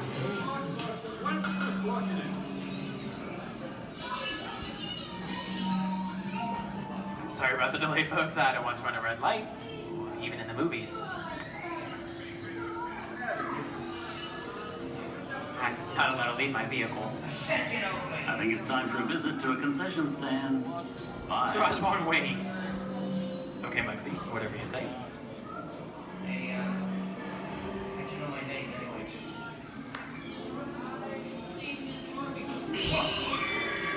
I hear someone singing your fancy cars. Why don't you get out of here? So wait for it. I said spread out of here or you're gonna get hurt. What makes you sad? Here they come, Bus! Get out, your grinders!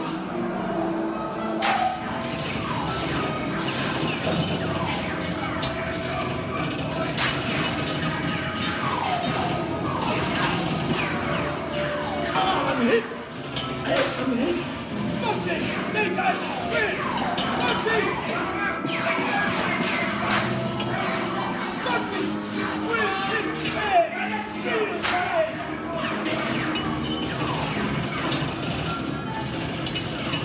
Everybody just sit tight. I don't know what lights against the law. I will never break the law. Hey, watch this. No more red light.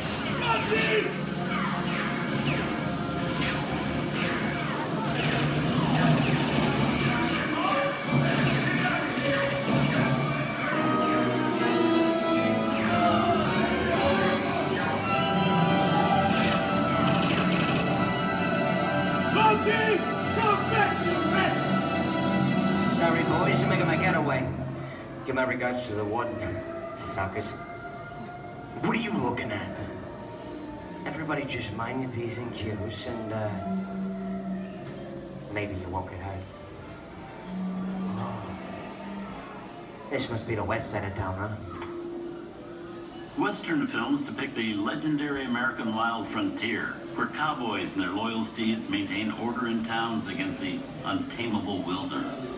John Wayne and Clint Eastwood are two of the iconic stars who epitomize this ideal of the stoic gunslinger.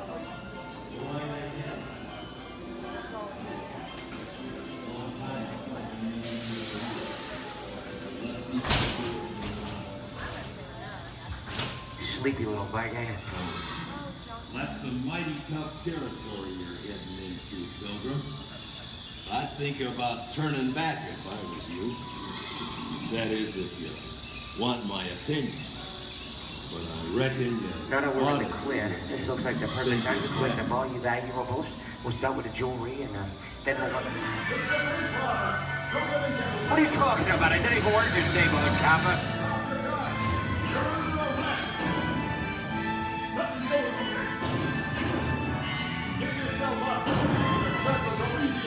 This is nuts. Nuts to this. Look at it this way. Hey, Daddy, what is it?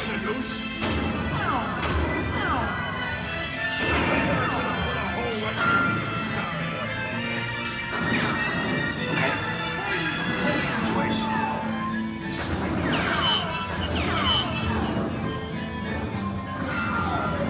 I don't know about you guys, but this is starting to get kind of creepy. Where are we? Jason?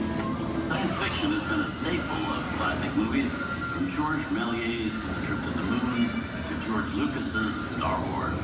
In 1979, director Ridley Scott and Sigourney Weaver made audiences believe that in space, no one can hear you scream.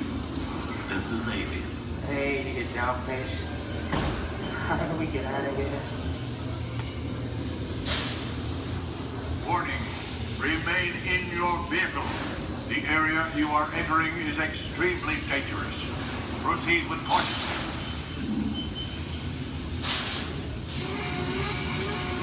Danger. The emergency disrupt system is now activated. The ship will detonate in T-minus 10 seconds. The option to override automatic detonation expires T-minus 5. What is that thing?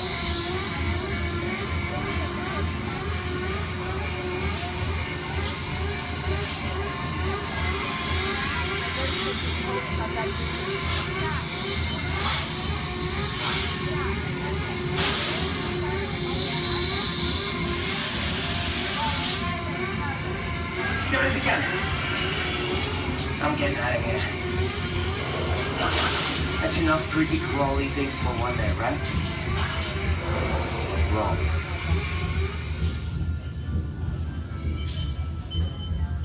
Steven Spielberg and George Lucas cemented their status as the blockbuster boys with their first partnership. Here from that legendary collaboration is Harrison Ford as archaeologist Indiana Jones in Raiders of the Lost Ark. Snakes. Why did it have to be snakes? Some of the biggest horror stars of Hollywood appear in the ancient story of a cursed Egyptian temple, a priceless jewel that beckons to all, but be warned, temptation always leads to destruction. Get a load of that show, guys. Time for me to get back to work. Good thing I don't believe in ghost stories. Don't nobody move while I go get the goods. I don't think they'd notice a few extra bodies around here. If you know what I mean.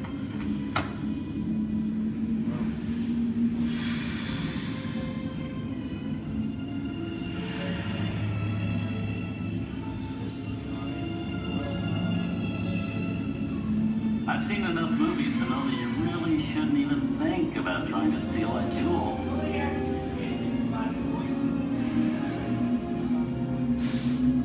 Halt, unbeliever. Disturb the treasure of the gods, and you shall all pay with your lives.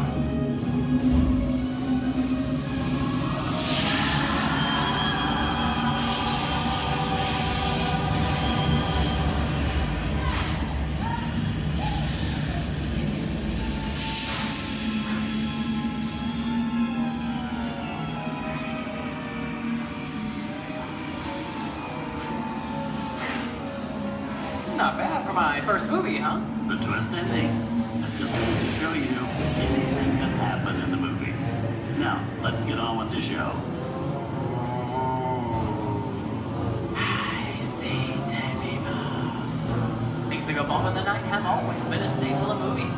One of the first horror films was a silent short featuring a dancing skeleton, written by the Lumiere brothers in 1897. Both audiences and filmmakers were really interested in the cop, but the term horror wasn't used to describe a film until the 1930s. Wow, it's really a jungle out there. Where are we? This is the jungle home of one of the most famous movie characters of them all, Tarzan. The movie's most popular Tarzan is undoubtedly Johnny Weissmuller, who's run through 12 films as the King of the Jungle. Over there is Reno Sullivan as Jay, and Tarzan, sidekick Cheetah, who was portrayed by over a dozen chimpanzee actors over the years.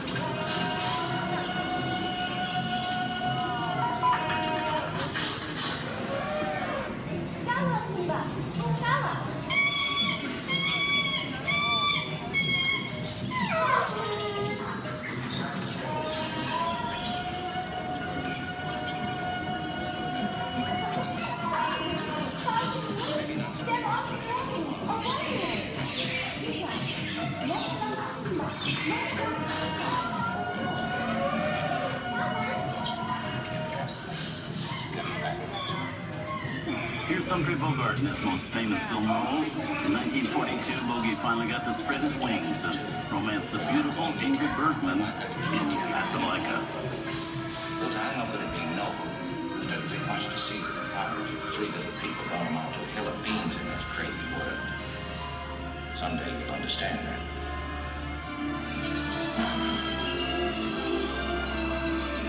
Just looking at you, kid.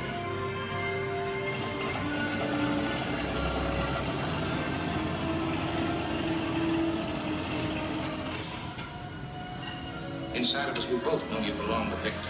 It was work the thing that keeps you going. That thing moves around. You're not with it.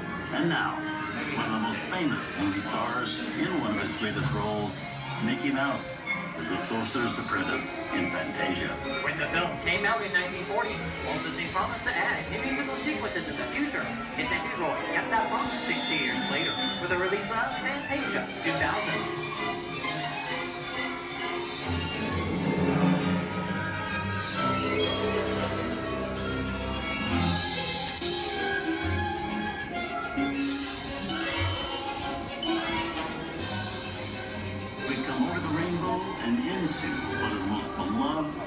Watch films in movie history.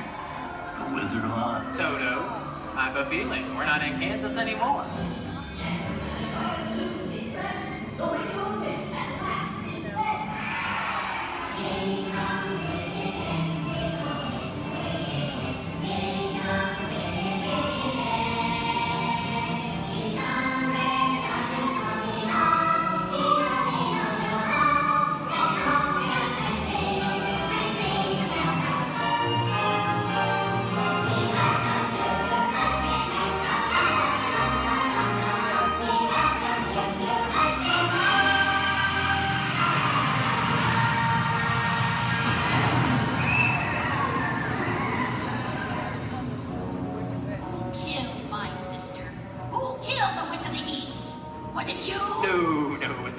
I didn't mean to kill anybody. Well, my little pretty, I can cause accidents too. Oh, rubbish. You have no power here. You'll be gone before somebody drops a house on you, too. Very well. I'll bide my time. But just try to stay out of my way. Just try. I'll get you, my pretty. And your little dog, too. I wonder how we get out of here. What do you folks think? Which way do we go? Follow the yellow brick road. Follow the yellow brick road. Follow the yellow brick road? Oh, why would I think of that? Sing along, folks. You know the words.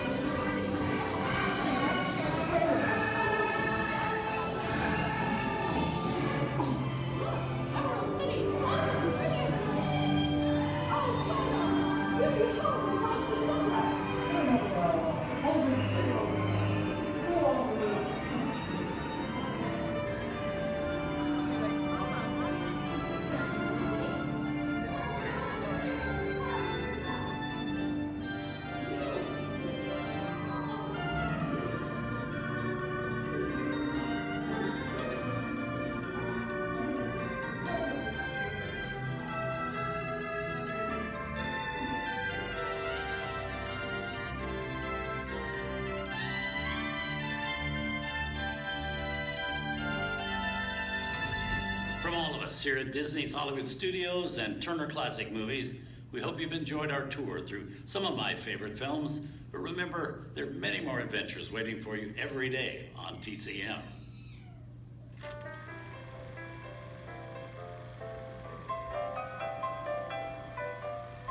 We didn't need dialogue. We had faces. Wait a minute. You ain't heard nothing yet. Step in time!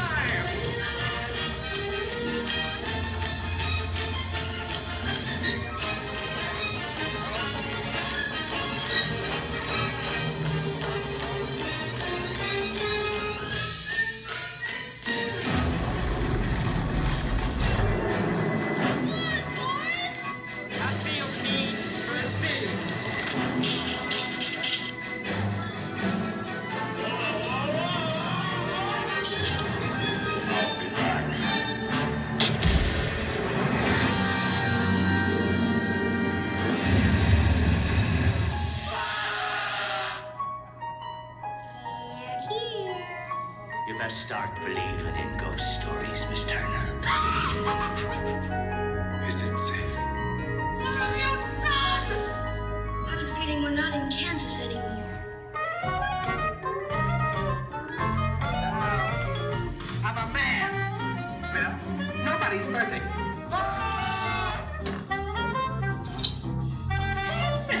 Shut up.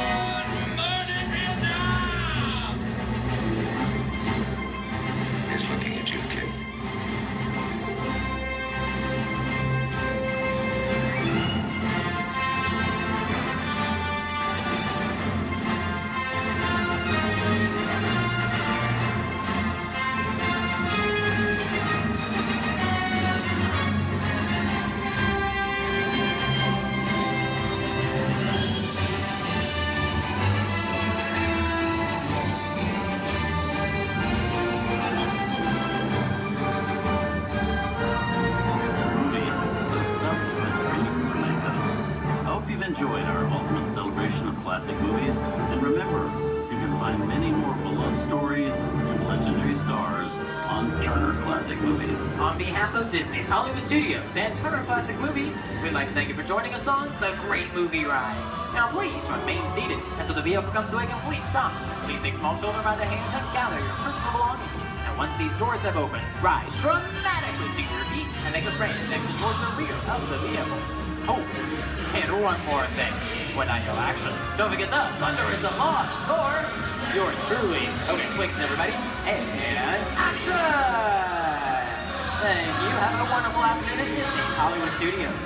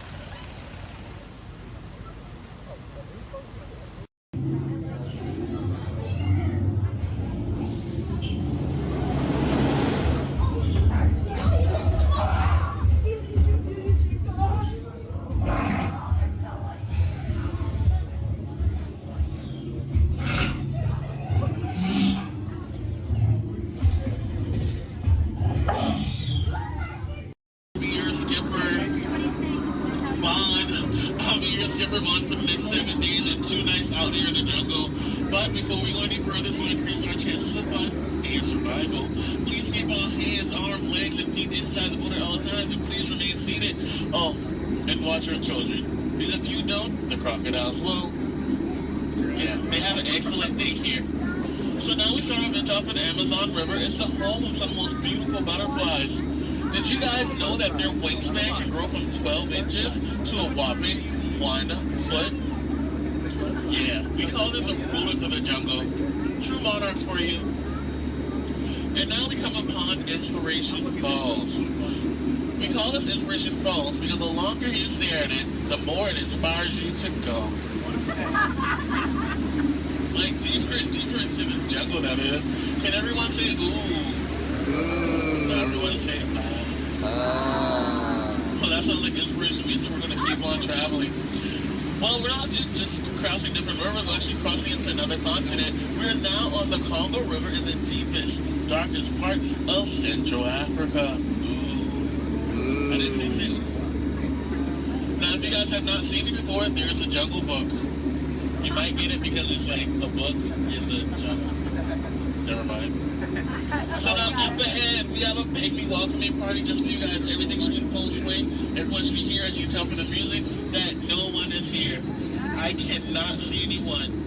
Canoe? No? Okay. Don't worry. My pet python is here, but don't look him in the eye. He can develop quite a crush on you. The relationship can be a little restricting, but we're not going to get wrapped up in that, okay? We're going to stop at my base camp just to grab a couple of things we need for this journey that would happen. Oh, great. They do this all the time. They throw all my stuff everywhere. They break my dishes, and now they even flip my Jeep. I really wish they would have flipped my house. I would get a better return on it. Well, anyway, we're in the Nile River. The Nile River goes on for Niles and Niles. You make a left, it goes on for a couple more Niles. But if you don't believe me, then you must be in No. Disbelief or disagreement. Come on, guys. Anyway, this is the African elephant. One way you can tell it's an African elephant because of its big floppy ears. Can you guys get the second way you can tell they're African elephants?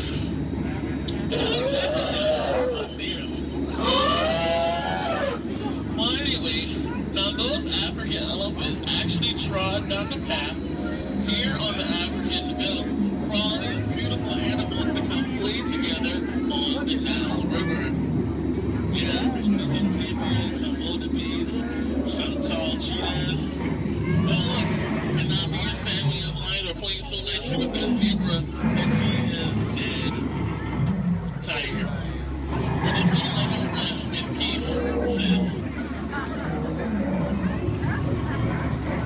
Now see, this is a sight to see. I told these guys that a rhino can outrun a horse. Did they listen? No. Well, I guess they'll get the point in the end. Oh look, that's my friend Ina. Everyone say hi, Ina. Alright, bye, Ina. So now we're going into crocodile country. Please hold your favorite child close. You know who they are. Here we have Smiley and his girlfriend Ginger. Be careful, Ginger Snap. Yeah, she is one tough cookie. I'm sorry, that was a crummy joke. I thought I was milking for what it's worth. And look up ahead, we have what we call falling water, named after Dr. Albert Falls. Did you guys know that there's 100,000 different types of bacteria in that one waterfall? Yeah, feel that mist on your face. If you don't feel it now, you're gonna feel it later.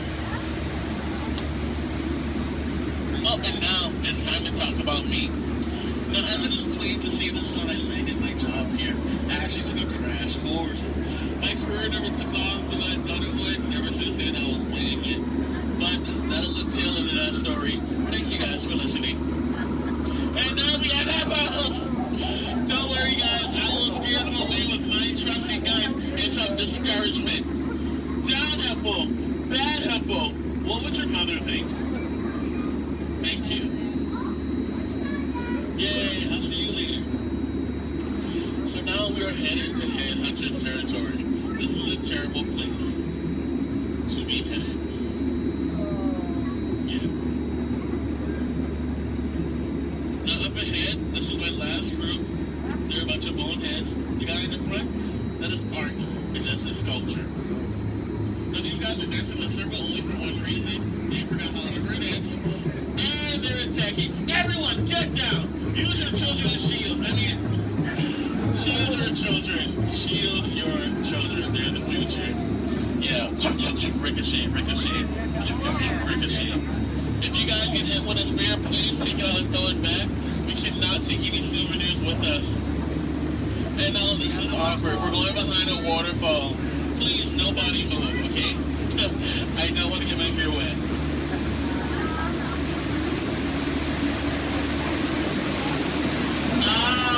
Now that bacteria. That is actually the backside of water, also known as O2H. So now we're on the heart of Cambodia, on the Mekong River. Apparently, there was an earthquake, because now this temple looks a little... They do have their trunks on. And a lot of you guys may think that's water coming out of their nose. Well, it's not. And that's not here. If you guys can make practical jokes, sometimes you sprays your boat. So I think we're going to miss it this time. So if we go back really, really fast, we can miss it. Maybe not. You might want to duck, duck, duck, duck, duck, duck. Goose is a very fun game to play. I'm actually a two-time world champion of Duck, Duck, Goose. So now this is my favorite part of the cruise. I want to point out some of my favorite plants. Pay attention, please. That one.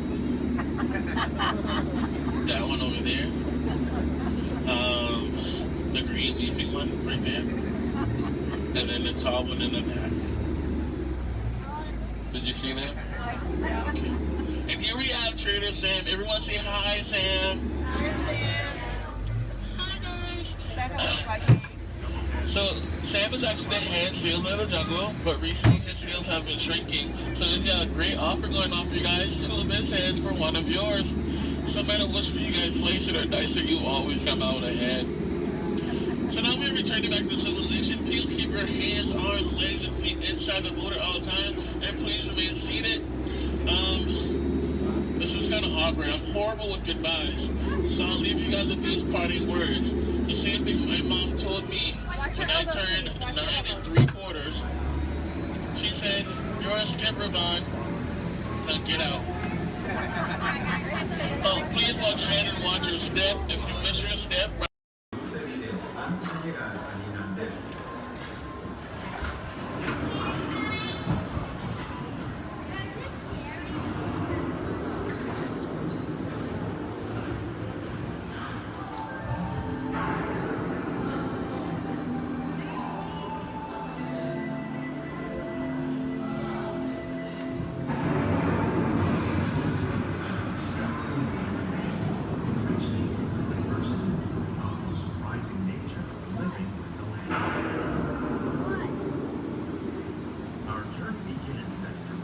Sudden change slipping by the way. Approaching storm waves seem violent and destructive to us, but to nature, it's about beginning the cycle of life.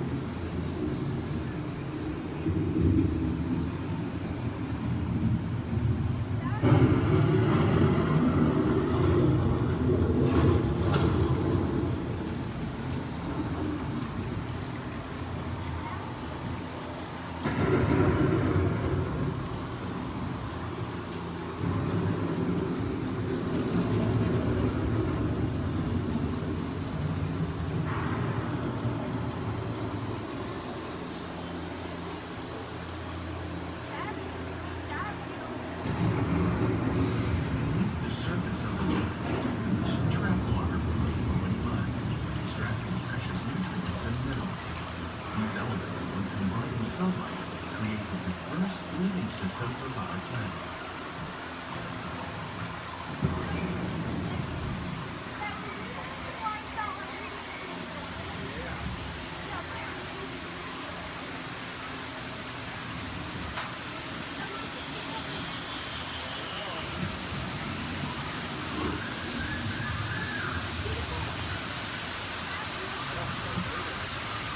One of those living systems is the rainforest, home to the most amazing concentration of life on our planet.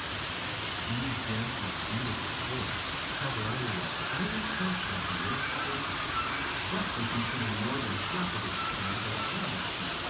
Rainforests are also extremely rich in protected living systems, providing us with oxygen, food, medicine, and other forms of essential life.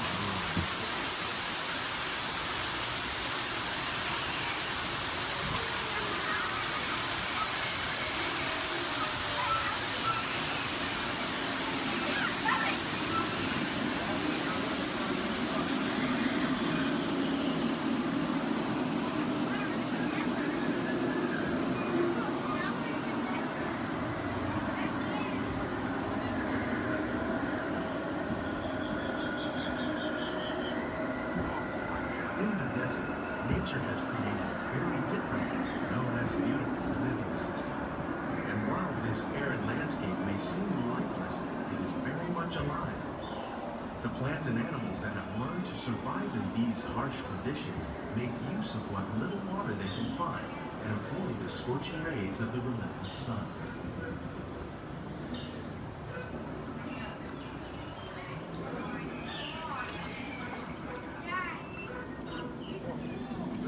The American prairie once appeared as desolate as the desert, but over time, rainwater and nutrients gradually penetrated the hard surface of this land. Even the hooves of the muddy buffalo helped create the rich soil that one day become home to the American farm.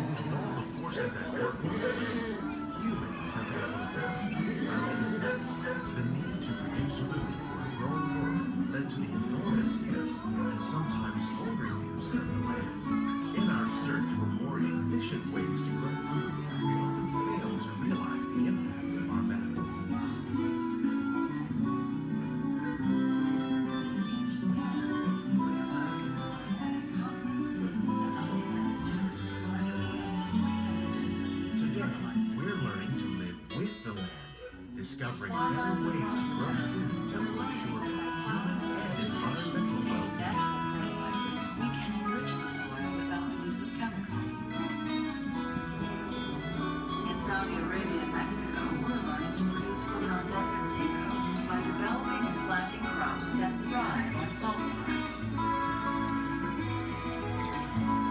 Epcot, we're learning to reduce the need for pesticides by using natural predators like ladybugs and wasps to control pests.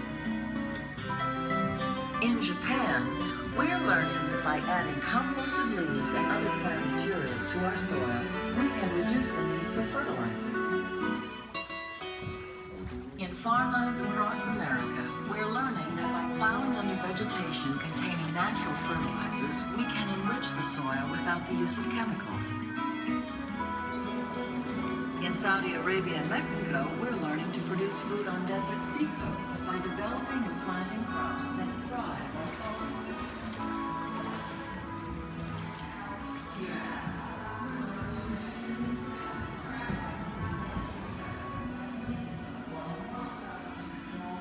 How will we meet tomorrow's growing needs for food production, yet still respect the needs of the land? Some of the answers are being discovered just ahead. To help us maintain these carefully controlled ecosystems, and for your safety, please remain seated in your boat at all times.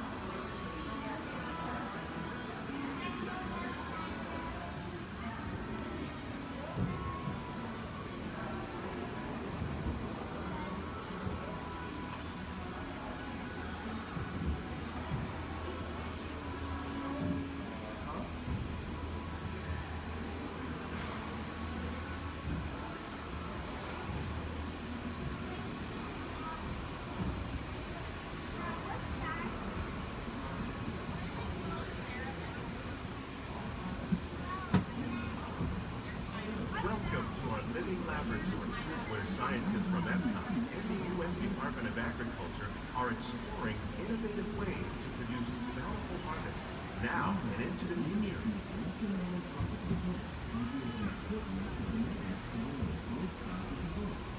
The tropics are home to the greatest diversity of plants on the planet. Many of these, like papaya, bananas, cacao, coffee, and rice, are well known around the world. These are just a few of the edible plants that have been an important source of nutrition for people living in the tropics. Many are rich in vitamins and minerals, while others are well adapted to growing in less than ideal conditions. Some, like the water lily, thrive in wet, swampy areas and waterways. All parts of this plant, even the flower petals, are edible. The starchy root of the plant has long been used to make flour for baking. One day, many of these lesser-known tropical plants may be as important as the bananas growing on both sides of the boat. More than 28 million tons of bananas are eaten annually, making it the most popular fruit in the world.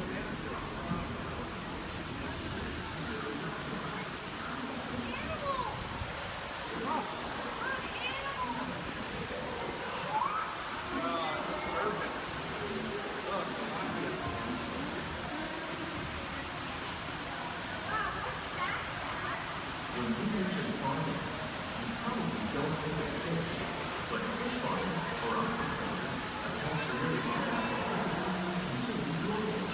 Tilapia, bass, and catfish, like the ones you see here, are three of the more popular crops raised by fish farming. The sustainable system we're using here recycles the water in the tanks. As a result, we're able to save millions of gallons each year. Our small fish farm produces nearly 5,000 pounds of fish each year to serve in restaurants found at the sea. Innovations like this can play an important role in our efforts to produce bountiful harvests and still protect natural resources. Shrimp. That's a big shrimp.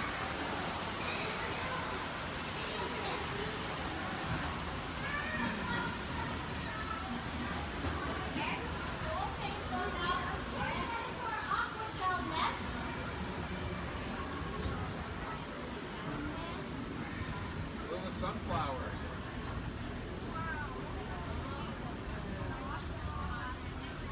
While there are more than 50,000 edible plant species in the hot world, peppers. most of us are only familiar with the handful that make up our everyday diet. The common grains growing here, wheat, Maize, sorghum, and millet, plus rice, account for nearly 2/3 of our global food consumption. Learning how to increase yields of these staples is an important goal of research around the world. Blue agave. A monkey puzzle tree. Orange. These plants are definitely on their way up. Innovative growing techniques like these increase yields while more efficiently using resources like water, fertilizer, and pesticides. Another innovation at work here is our integrated pest management program. By populating our greenhouses with beneficial insects that prey on harmful pests like aphids and flies, we are significantly reducing our reliance on conventional pesticides. We're growing these crops using our nutrient film system. This technique precisely controls and recycles water and nutrients. With it, we can produce over 27,000 heads of lettuce a year in this one small area. Look at the cucumbers.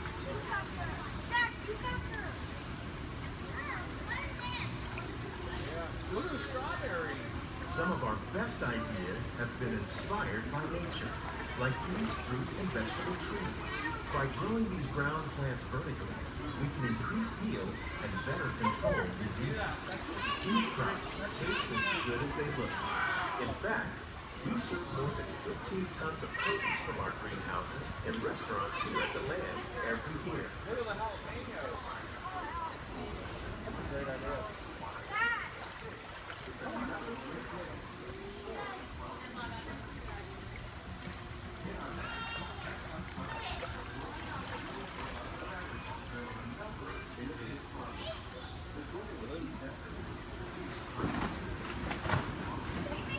Of agriculture may include innovative ideas like this vertical growing system. Plants grown in this way use a fraction of the space required by traditional growing methods. That saves water and increases production.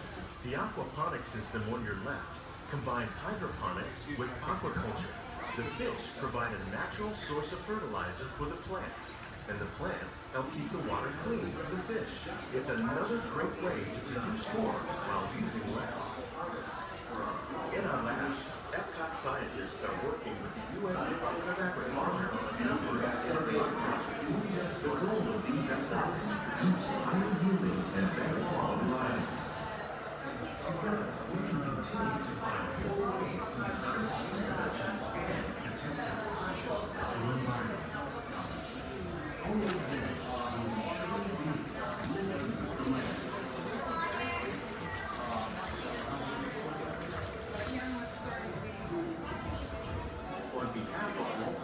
Greenhouses represent just a fraction of the work being done worldwide to produce healthy harvests for our growing populations. Scientists, farmers, and even backyard gardeners are doing their part to improve the quantity and quality of foods that we all rely upon. Together, we can continue to find more ways to increase food production and protect our precious natural environment. Only then will we truly be living with the land.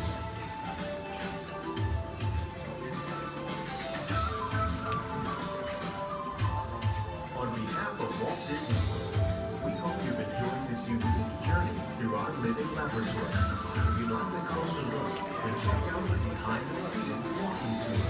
It's a chance for the whole family to get up close and personal with the plants and growing techniques in our laboratory. Please keep your hands and feet inside the boat and remain seated until the boat comes safely to a stop.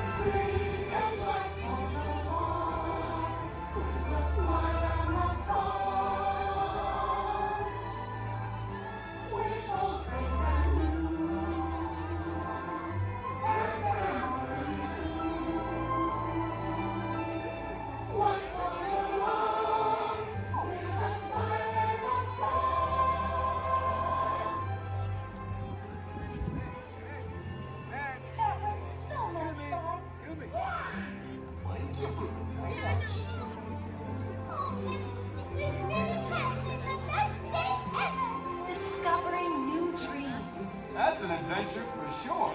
Try something new. And having a swinging good time. You win. Finding the confidence to be true to yourself. That's right. Here's to all of us, old friends and new.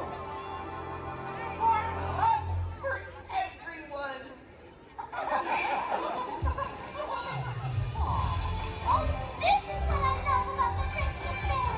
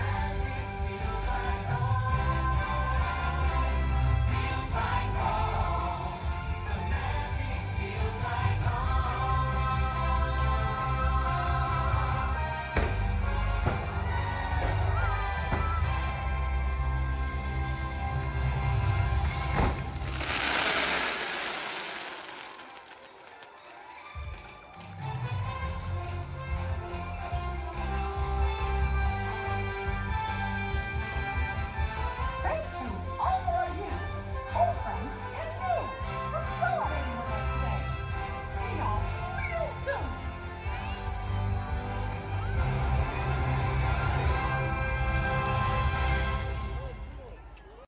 Sure is fine in autumn. There's nothing like the breeze and the falling leaves. A blue sky above, the one that you love. I saw a scarecrow smiling, winking his eye. As we were walking by, I caught him. Then he looked my way, said, enjoy your day. It's the magic that can happen when it's autumn. Changing leaves of red and gold, all is in the air. You can see it on every autumn street. And if you find that someone warms your heart every time you meet, you should remind them that you find them positively sweet.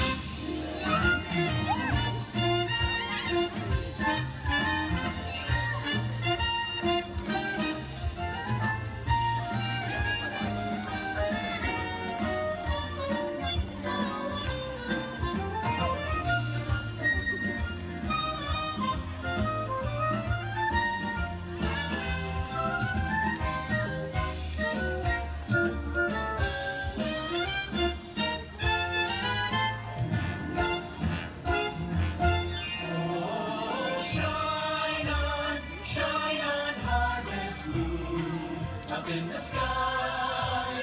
I ain't had no lovin' since January, February, June or July. Snow time ain't no time to stay. Outdoors it's good, so shine on harvest moon for me and my gal.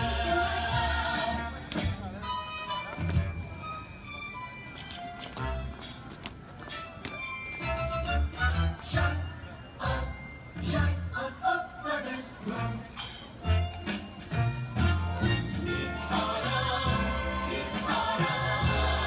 wonderful, beautiful autumn.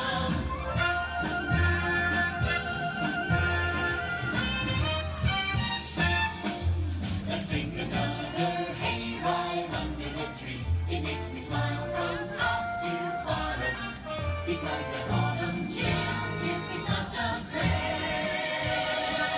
It's the magic that can happen when it's autumn. When it's autumn. When it's autumn. When it's autumn. It's the magic that can happen when it's autumn.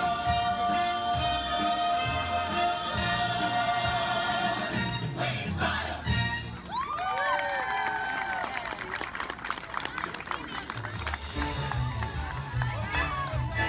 Thank you for joining us on Main Street, USA. And from all of us here in the Magic Kingdom, we hope to see you again real soon.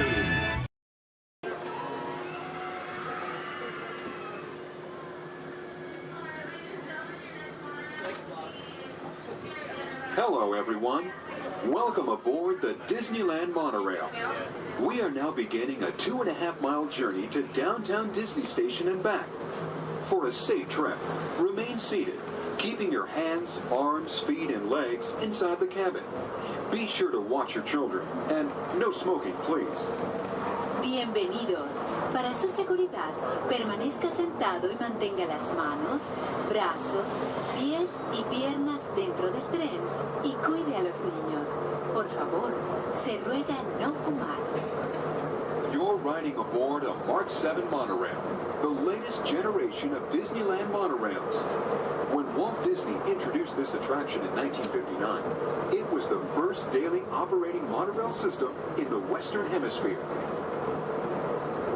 Just ahead is Disney's California Adventure, where you can live the ultimate California dream through attractions and live shows that are as diverse as the Golden State itself. The towering hotel is home to the Twilight Zone Tower of Terror, where you can literally take a thrilling drop into Hollywood history. The bear-shaped rock formation is part of the Grizzly Peak Recreation Area, a haven for outdoor adventures. Beyond it, you'll find the high-energy fun of Paradise Pier. Coming into view on the left are the villas at Disney's Grand Californian Hotel and Spa. It's the first Disney Vacation Club resort on the West Coast and shares the same arts and crafts style as the famous hotel which we are now entering.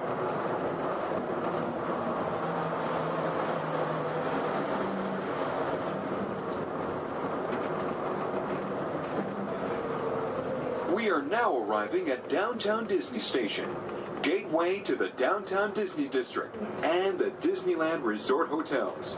If you will be leaving us here and returning later today, please hold on to your park ticket and have your hand stamped as you leave the station. You may reboard the monorail for a return trip to Tomorrowland up until 1/2 hour prior to Disneyland closing. Please remain seated until the monorail comes to a complete stop and the doors have opened. Then, gather your belongings, lower your head, watch your step, and exit to the left of the monorail. Thanks for traveling with us today, and we hope you enjoy your visit to the Disneyland Resort. For those of you continuing with us, we'll begin our return trip to Tomorrowland in just a few minutes. Thank you.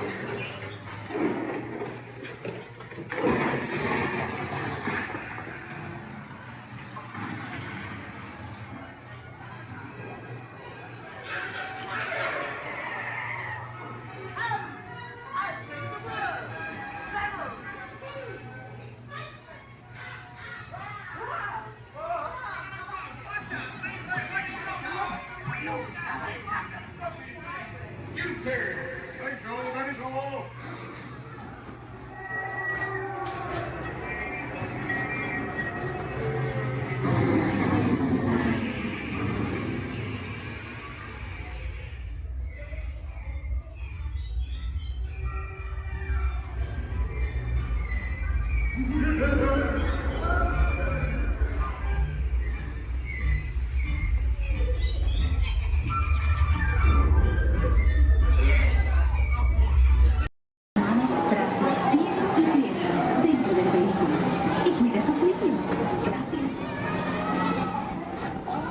Step carefully onto the moving platform, then step in.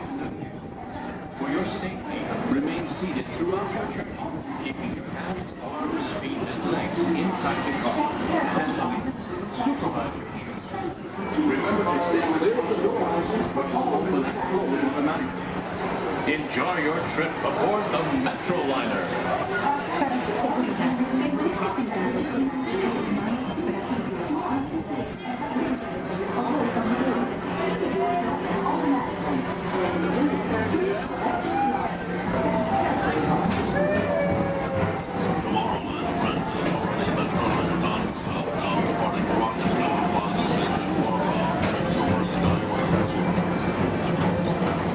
Welcome aboard, TTA travelers. We hope you enjoy Tomorrowland Transit Authority's Super Skyway.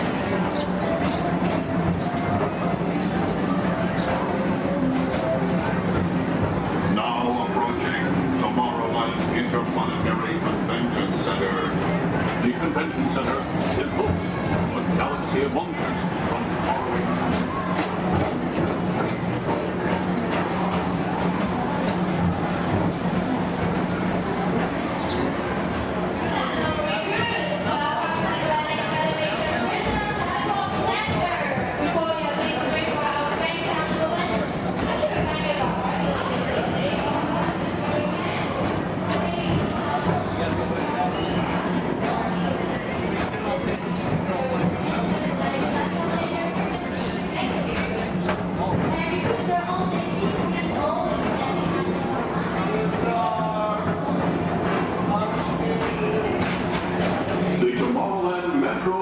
Historical Society presents Walt Disney's 20th century vision for the future. This model city dared to dream the perfect community in which to work, live, and play.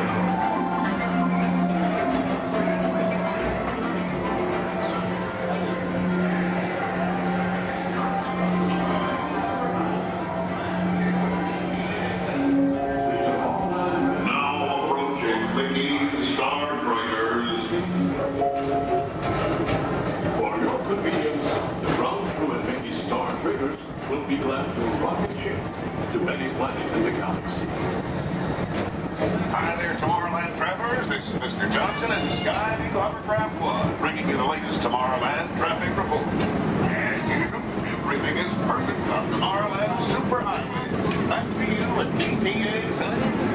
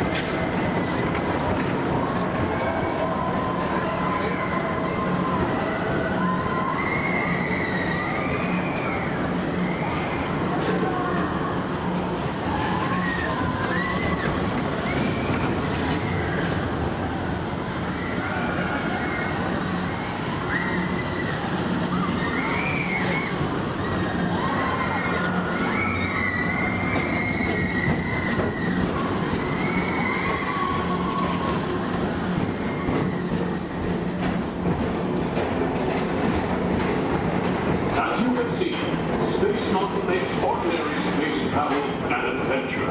Another fine transportation service provided by the Tomorrowland Transit Authority. Attention, all visitors from Galaxy M31. Please keep forward-facing tentacles clear of oncoming Metroliner vehicles. Thank you.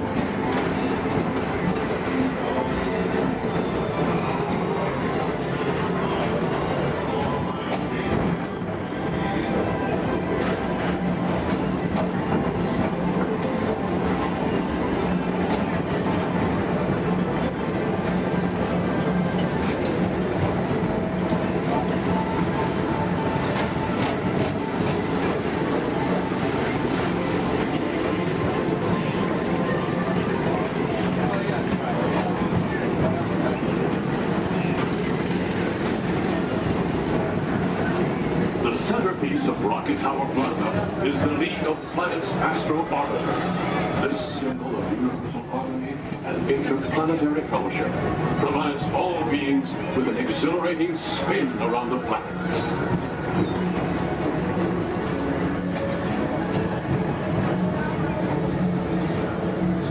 Remember, Blue Line passengers, for all your future travel needs, the TTA services all of Tomorrowland's outlying areas, including the personal rocket ship docking lot, and of course, Perfect Park Acres. Paging Mr. Morrow, Mr. Tom Morrow. Your party for the Saturn has arrived. Please give them a ring. Now approaching Walt Disney's Carousel of Progress.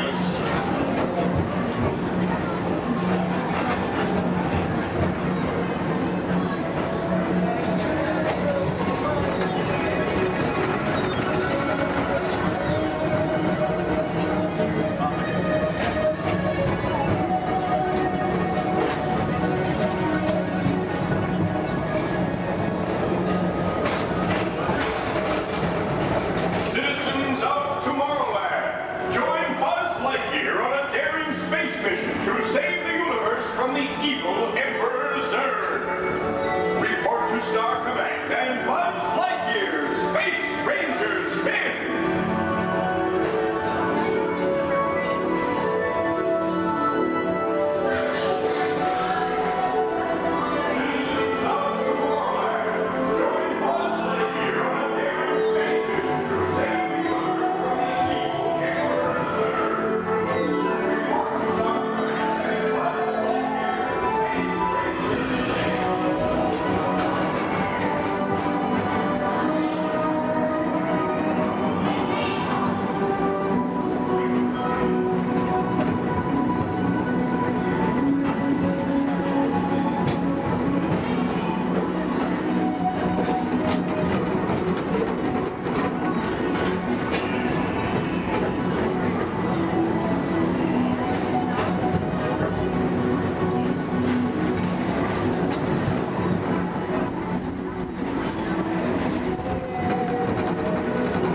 Welcome back to Rocket Tower Plaza at the heart of Tomorrowland.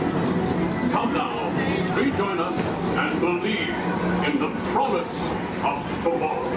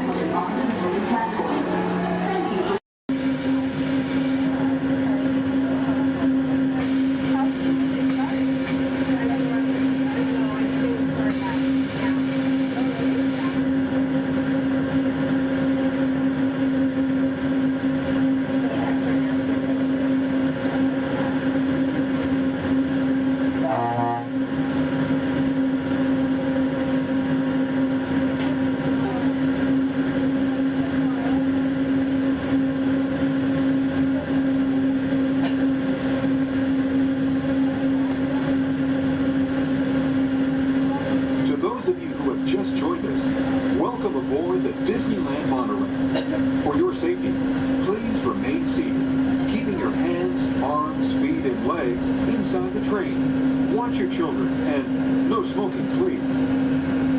Bienvenidos a bordo. Para su seguridad, permanezca sentado y mantenga las manos, brazos, pies y piernas dentro del tren y cuide a los niños. Por favor, se detenga en la fila. Gracias. We're now en route to our final stop, the Tomorrowland monorail station. Along the way, you can get a bird's eye look at the downtown Disney District, Disney's Grand California Hotel and Spa, and Disney's California Adventure. To the left of the monorail is the main entrance of Disneyland, the happiest place on Earth. Disneyland is truly an American original. Since its opening in 1955, it has hosted more than 500 million guests from around the world, including presidents, kings, and celebrities. It is the original Disney theme park, created and enjoyed by Walt Disney himself. To the right is our transportation closet, where you'll find taxis, hotel shuttles, and public transit stops. We're about to enter Disneyland. Some of the clearances are pretty tight up ahead, so be sure to remain seated, keeping your hands and arms inside the cabin.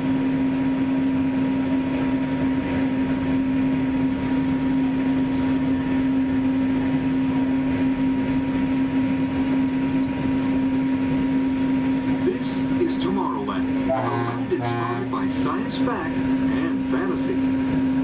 Directly below us is the Submarine Lagoon, where you can dive into an exciting underwater adventure aboard the Finding Nemo submarine voyage. Across the way are the icy peaks of Matterhorn Mountain, home of the world's most famous bobsled run. And beneath us are the roadways of the Utopia, where drivers of all ages can ride the road to tomorrow. As we cruise over Tomorrowland, our pilot would like to share a few program reminders. Hello everyone, welcome aboard Monorail Red. For your enjoyment, this land park will remain open until 9 p.m. tonight. The park's hours has been extended to 9 p.m. Our last monorail tonight will be at 9 p.m.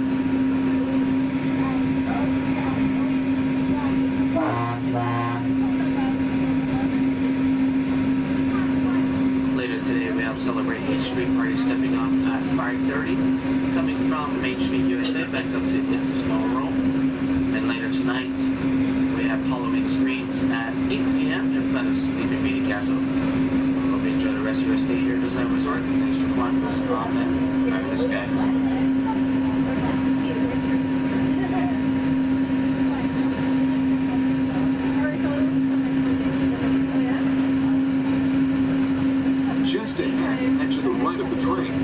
Sparkling gold spires of one of Disney's most beloved attractions, It's a Small World.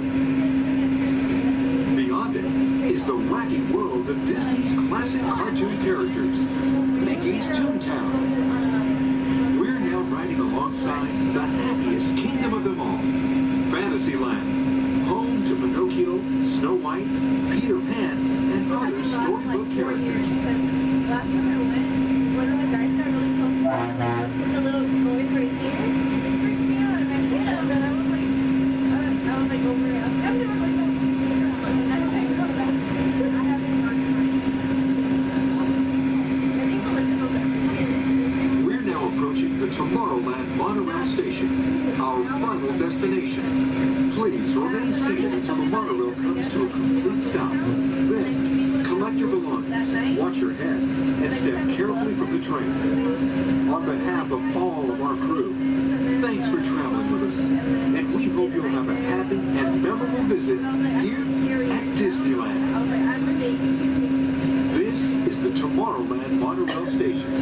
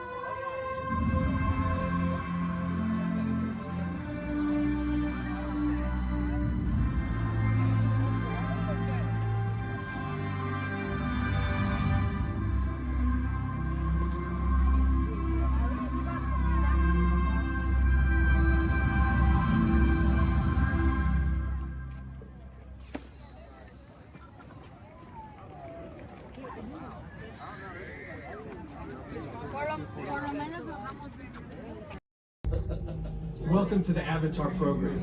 Soon, you're gonna have a chance to undertake an amazing Navi rite of passage, flying on the back of this powerful animal called an Ikron, or as we call it, a Banshee. The way you're gonna do this is by being matched to something called an avatar. And I'm here to help you guys get ready. But first, we have to scan you for Pandoran microparasites. Alright everyone, stay on your number and move your arms a bit. Okay, start scan. Oh, I'm ready. You've all got them. But don't worry, they're very common around these parts. Let's start the decon. Initiating GMR decon. Stand still over your number, you're not gonna feel a thing. You're doing great. You're almost done here. They're all clear.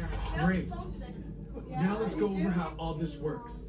Like I said before, you're going to be matched to these things called avatars, which look a lot like the Navi. They're created by blending human DNA and Navi DNA. Once we match you to an avatar, thanks to a special link chair, your mind will be able to control that avatar. Using avatars to fly this way was all figured out by my boss, Dr. Jackie Ogden. She leads our science team, which is part of the Pandora Conservation Initiative, and we're here in the Valley of Moara studying banshees and their environment. Over a generation ago, this enormous company called the RDA created a lot of damage to the area through their bad mining practices and conflicts with the Navi. Just like on Earth, it can take decades for ecosystems to recover. One way to understand what's going on with an ecosystem is to study what are called keystone species. These are animals like tigers, jaguars, seals. The banshee is one of these important animals. Okay, to get you flying on a banshee, we need to find each of you an avatar. Let's prep the genetic sampling. I'm on it. Okay, first we need to find the compatible match of your genetic material with the genetic material of one of the avatar bodies that we already have. Once we do that, you'll be able to link to that avatar and fly. Help us out and move around a bit. Almost. Yes, got him. Now, let's find you your avatar matches.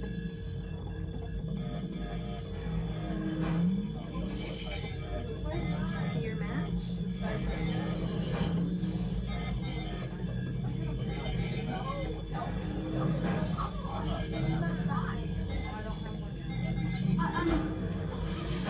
All right, you've all been matched with avatars. Looks like they're ready for you in the next room. When the door opens, please go inside, all the way in, and stand over the same number that you're standing over now. And I'll see you in there. I'll be for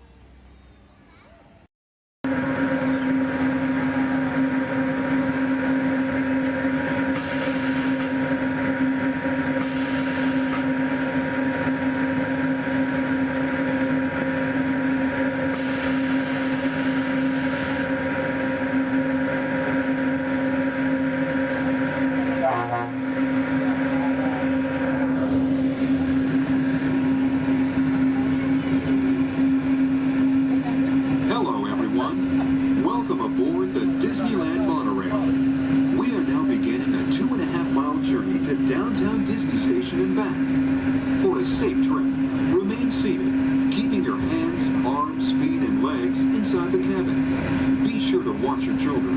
And no smoking, please. Bienvenidos.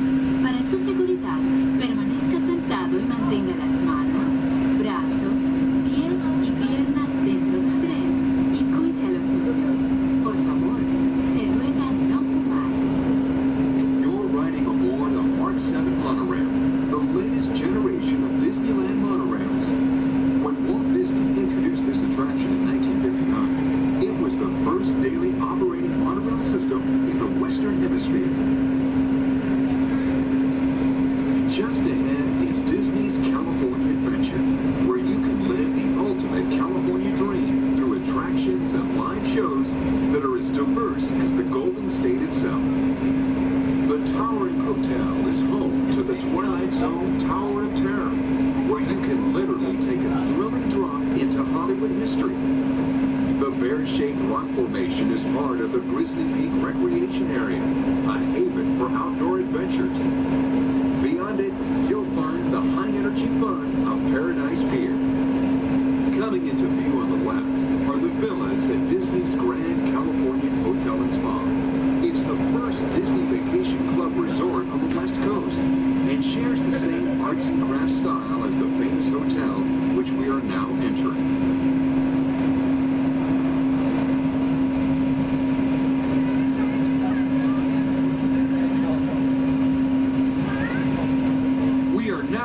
At Downtown Disney Station, gateway to the Downtown Disney District and the Disneyland Resort Hotels. If you will be leaving us here and returning later today, please hold on to your park ticket and have your hands stamped as you leave the station. You may reboard the monorail for a return trip to Tomorrowland up until 1/2 hour prior to Disneyland closing. Please remain seated until the monorail comes to a complete stop and the doors have opened. Then, gather your belongings, lower your head, watch your step, and exit to the left of the monorail. Thanks for traveling with us today, and we hope you enjoy your visit to the Disneyland Resort. For those of you continuing with us, we'll begin our return trip to Tomorrowland in just a few minutes. Thank you.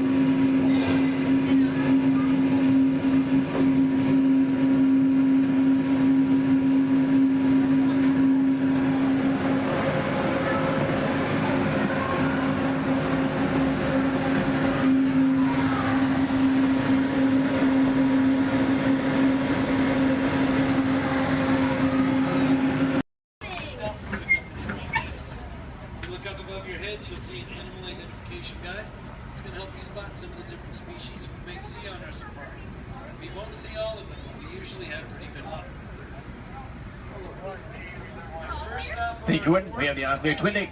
That means let's go. Job over. My name is Derek. I'll be your driver today through the Haram Bay Wildlife Reserve. Is everyone having a good day so far? Yes. Great, that's good to hear. Hopefully it gets even better from here. If you have any loose articles like phones or cameras, make sure you hold on to them. If you drop them, I can't stop and get them. Also, if you have a camera, I recommend keeping it out and ready. We can't stop for all the animals we see, and if we do stop for them, they don't always stop for us. It's the best way of getting a clear picture of them. During our entire journey, I do ask everyone, please remain seated at all times. Keep your arms and hands inside the vehicle.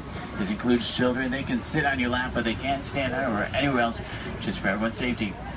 Our first stop here today will be the Little Achuri Forest. It's home to some very shy animals. I like to use the vegetation around them as kind of a natural camouflage. When I see animals, I'll point them out and talk about them. If you see any, there's a spotting guide up above you. I'll help you identify what you're looking at. We won't see everything up there, but hopefully we can see most of them. We're going to start on strong. Out to the right-hand side, there's some animals up on the hill there with striped legs. They kind of look like zebra, but they're not related to zebra at all. Actually, the only living, no relative of giraffe. They're called okapi. They're extremely shy, recluse animals. They're so shy they weren't even discovered by Westerners until 1901. Just like giraffe, they have really long tongues to help them reach their food.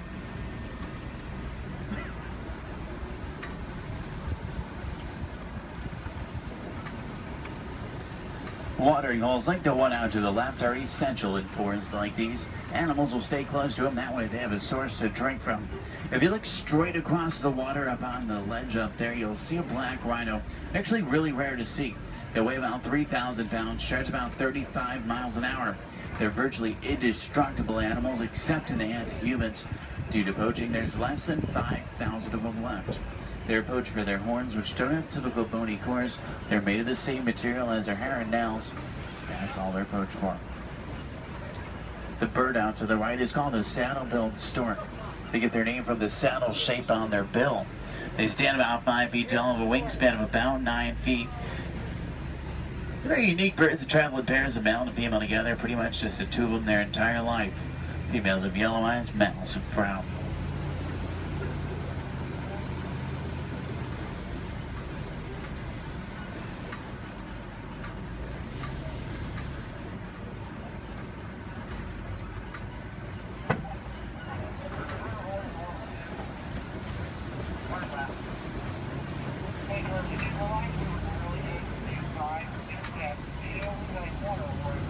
To the left, you'll see some tannish animals. They're called greater kudu. The second largest antelope in Africa. Males have horns, females don't. They're shy nocturnal animals. Next to them are bongo. They're known as the ghosts of the forest because they're so shy and timid. Males and females have very uniquely shaped horns that help them run through the brush without getting tangled. There's even some babies back there. Along the edge of the Ituri forest runs the Safe River. Sometimes we'll spot hippos there. Do we have any hippo fans? Awesome. Let's see if we can find any. Hippopotamus means river horse, but they're actually closely related to whales. They weigh about 5,500 pounds, can run about 30 miles an hour. Hippos are nocturnal. At night, they leave the water searching for food. They'll walk up to 6 miles looking for it, and once they find it, they'll consume about 90 pounds of grass each every single night. They can hold their breath for about 8 minutes, and they walk along the ground under the water, which makes it challenging to spot them. If you see a blob of discoloration or bubbles in the water, it's probably a hippo. Keep in mind, you might not always see them on the surface, but that doesn't always mean they're not there. A group of hippo together is called a bloat.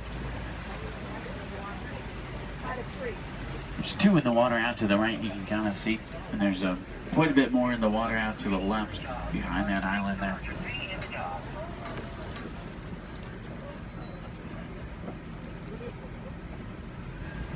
On that middle island are pink-backed pelican. They get their name because they turn a pinkish color during mating season. They nest up in trees. Hippos may seem cute, but they're actually one of the most dangerous animals we'll see all day. They're extremely territorial. If you get too close to a hippo or get in the water without realizing they're there, they become very, very aggressive. You don't want to mess with them.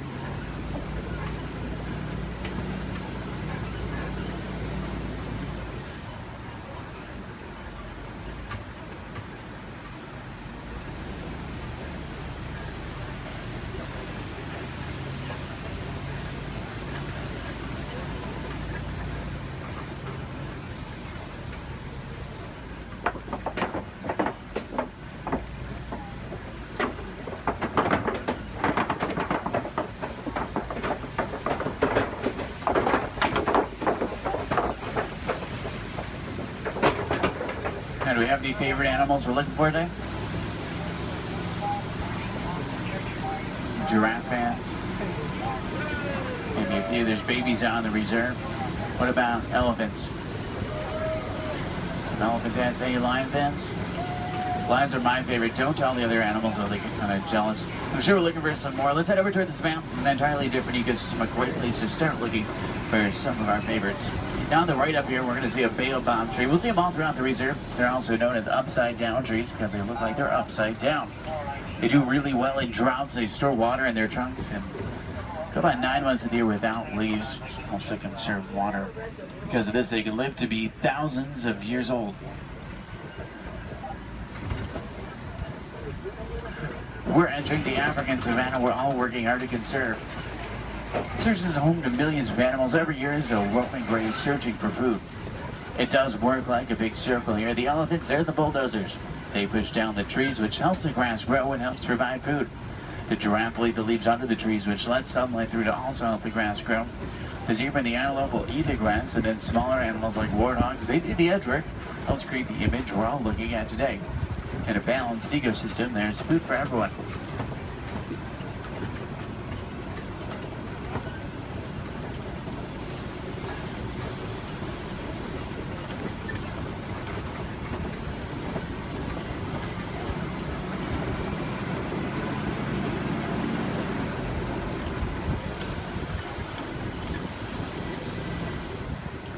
You look under the big tree out to the left, kind of up in the grass there, you'll see painted dogs. They're also known as wild dogs. They're not your typical dog, though. They're actually the most successful hunters in Africa.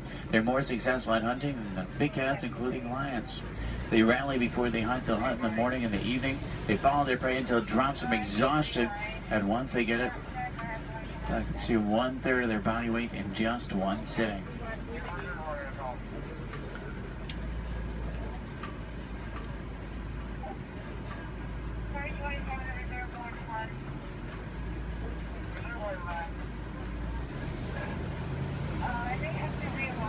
On the left, you'll see Patterson Zealand lying down by the trees back there. They're actually the largest antelope in Africa. They'll stand about 5 feet tall. Their shoulder height can weigh up to about 2,000 pounds.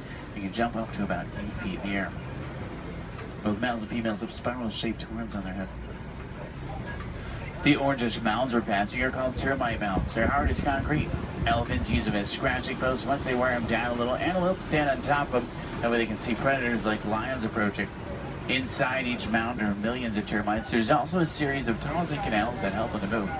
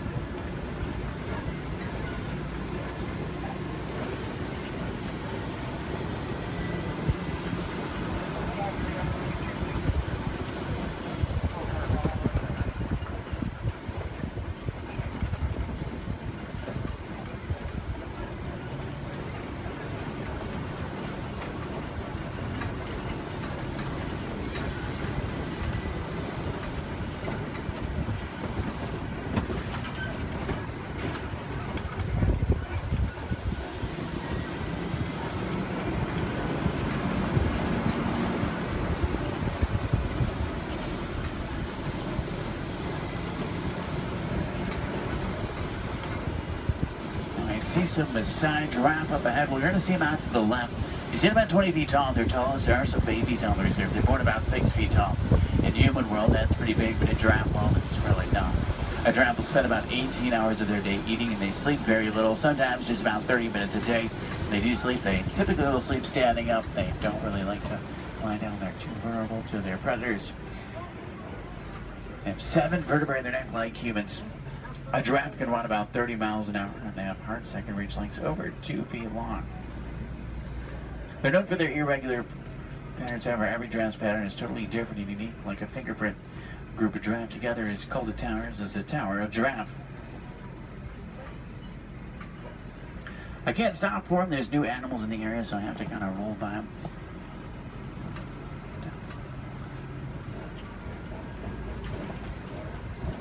I see a lot of down trees up here as well. That's normally a pretty good sign. There's elephants nearby. Elephants are extremely social creatures as well. Except for adult males, though. Adult males tend to be very solitary. They really like to be alone or with only other males. They weigh about 12,000 pounds. Adult females weigh about 8,000, and each elephant consumes up to 300 pounds of food every single day. When you think about their eating, it's mostly grass and leaves, so that's pretty impressive. Start heading towards elephant country. I know the road that will take us there. It's a short drive. We should be there pretty quickly. Maybe we can see one along the way. Left and up, you'll see some mandrills. They're the largest, most colorful monkey in Africa. Males weigh about 100 pounds. Females weigh about 30. Males will be much larger, much more colorful. The leader of the group of monkeys, which is called a troop. To the right-hand side is an African elephant. That's a male. He's alone and larger, which is what gives it away. Trying to get a better view of him. Uh-oh. The road I was going to take is closed. I know a different way. There's an old rickety bridge. I haven't been there in a while. What do you say? Should we go for it? Yeah. Let's do it. We're going to see some more elephants, right? If you're not an African, easy to tell you're looking at an African elephant is from their ears, which look like the shape of Africa. When they flap their ears, it's how they regulate their body temperature.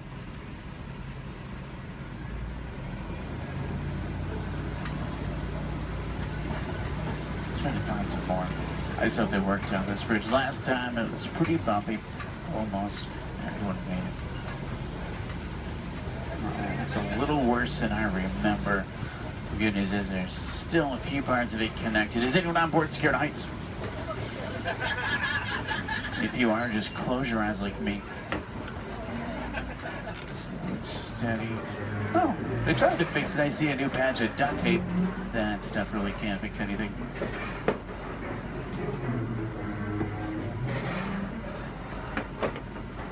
Well, I'm safe. But if you are. Did everyone make it across with me this time? Yeah. Great, let's try to find some elephants, make it worth the trip. Now you see tough spikes in the clay up here. Elephants will break it off and eat it. It gives them minerals they don't get in their regular diet. It's like a vitamin for them. I think it's pretty cool. For all the moms on board, this fact will be much scarier than average. Female elephants are pregnant for 22 months. I know, that's a long time. Now, young elephants have the second longest childhood to humans, about 15 years. There are young elephants out in the reserve. It's really hard to tell how old they are, though. They grow fairly quickly. We'll try to find the best place to see them up ahead. Hopefully we can find some down by the watering hole. I'm still in that area where the new animals are, so I have to keep rolling for the elephants, too. I can't come to a complete stop, but I can slow down quite a bit. So make sure every camera's out and ready so you can get a good picture if you want one. In the meantime, I'm going to try and tune into a local Harambe radio station. I can normally get a pretty strong signal here. That way we can listen to some music while we look for elephants.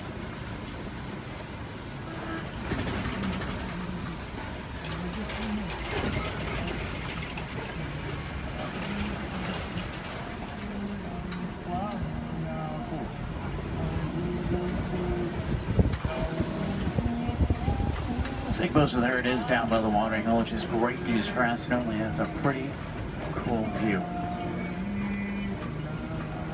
If you see any elephants throwing dirt on their back or rolling in dirt, they can actually get sunburned, and they'll use dirt like a sunblock. Both male and female African elephants have ivory tusks, which are what they're vouched for.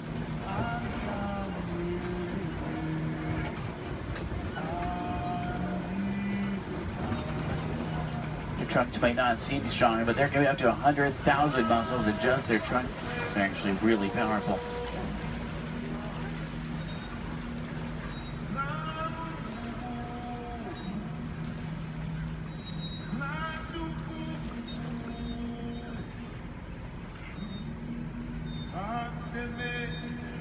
Out to the left are greater flamingo. They're born gray, but after about a year of eating brine shrimp and other seafood, they turn the pinkish color we see right now. The chemical in the shrimp that turns them pink is beta-carotene. Does anyone know you call a group of flamingo together? It's called the flamboyants. It's pretty funny. They're also known as a stand. I guess flock is just too simple for flamingo.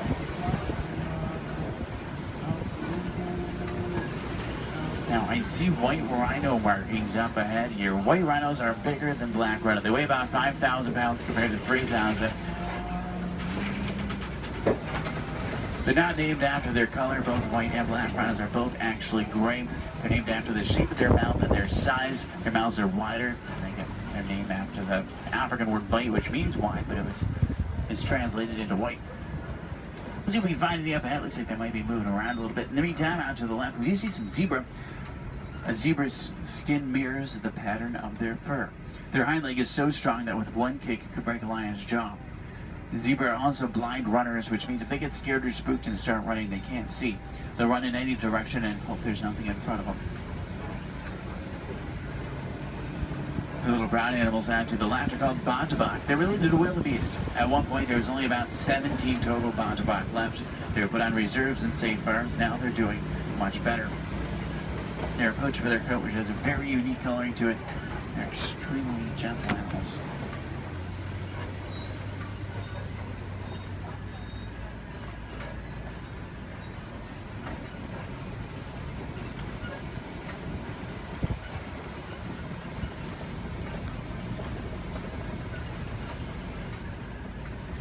See some spots on the side of the hill here. If you look out to the left and backwards, you might be able to see them. It's kind of a tough angle. There's some up ahead as well. These are a little bit easier to see. These are cheetah. Cheetah run an average speed of 60 miles an hour. Their daytime hunters have phenomenal vision. It takes them about 3 seconds to reach that 60-mile-an-hour mark. Once they hit it, they can only run it for a short distance. If you look out to the left, you'll see them lying down. It's really hard to see them. They blend in well with the sun and shade combination. Does anyone see them over there? They're kind of, if you look out to the left and then to the right a little bit, you'll see them out to the bushes. They're in this direction, this way. If you see them, I know they're really hard to see. It's part of their camouflage. They're not powerful animals, they're speedy animals. If they come across an animal that is powerful, like a lion, they'll turn around and run the other way. Speaking of lions, I see a Kobe rock formation up ahead, which is a good place to look for them. Lions are inactive about 20 hours of the day. That doesn't necessarily mean they sleep all day, it just means they really like to lay around a lot. You can hear lions roar for up to 5 miles. Females are the hunters. Males typically stay back and protect the pride. At night, a lion's vision is 6 times stronger than a human and helps them hunt. They're rabid hunters, so they hunt what they see moving. If there's something standing still, they may not even notice it. In Swahili, lion is Simba. I know, what a coincidence. If there's any wilderness explorers on board, you're on the Simba 1. That's SIMBA1, page 13 of your handbook, Simba 1. There's a crash of rhinos out to the right. You can get a pretty cool view of them. There's even some babies. The babies stay pretty close to mom. Keep in mind, mom weighs 5,000 pounds, can run 35 miles an hour. So if you thought your mom was scary when she's mad, these are a little scarier. Left it up is a pride of lion. There's a male. Look higher, you'll see a female. She's way up on top of the rocks up there. Extremely graceful animals, but they're also very powerful. Get that sense when you're around them.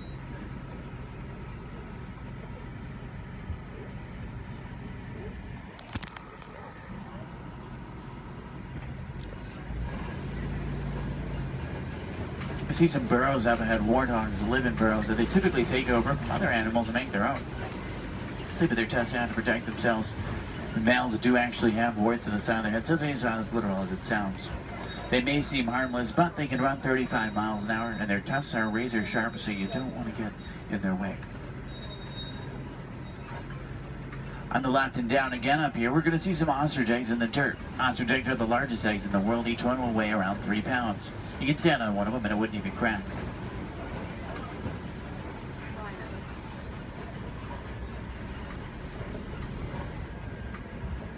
If you're wondering what Disney does or what we can do to protect some of the animals we've seen today, the Disney Conservation Fund has been doing research for a long time.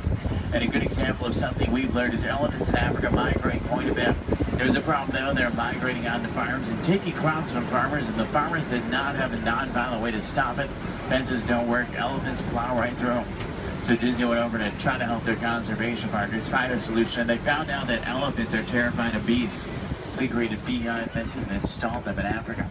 This not only keeps elephants out of dangerous territory, it also benefits the farmers. They can make extra money from the honey. What we can do is recycle old technology like cell phones, cameras, and computers. We can also just learn more about these animals, because the more we know, the more we can help, just like elephants and bees. The animals to the left and right are called scimitar horned oryx. They get their name from the scimitar-shaped horns on their head. They're on the critically endangered list. I think their horns are pretty cool.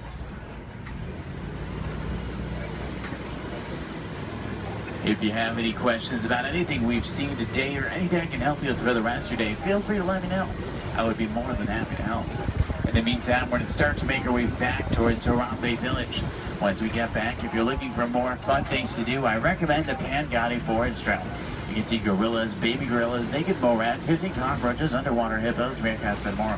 About a 15-minute hike, but you'll get some great pictures and make some great memories. At the end of Harambe on the right is the Festival of Lion King. It's one of the most popular shows at Disney. By far one of my favorites. It's worth the trip. Make sure you drink plenty of water today, otherwise the heat can sneak up on you. Did everyone enjoy the safari? Yeah. Great, that's good to hear. Now the best thing is no two safaris are ever the same. Whether it be a different driver, different animals, or the same animals closer, it's always unique.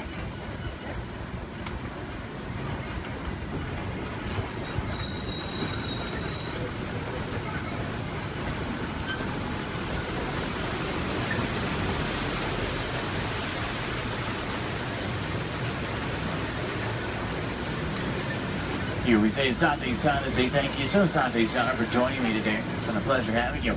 If you enjoyed it, my name is Derek. If you didn't, names really aren't that important. Hopefully you did. I think we saw some pretty cool animals. Hopefully we got to see some of their favorites. If you're looking for tigers today, check out Asia. Sometimes we'll spot them on the Maharaja Trail. If you're looking for crocodiles, head over to Dinoland. You may be able to spot them there. The American crocodile. Sometimes you'll see them there.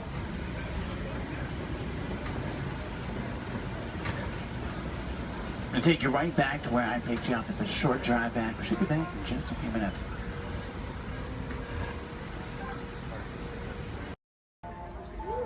For those of you just joining us, welcome aboard Excursion 3 on the Disneyland Railroad. For your safety, please remain seated at all times, keeping your hands, arms, feet, and legs inside the train.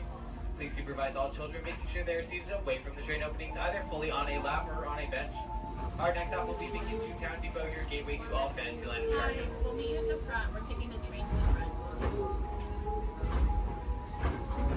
Perfect.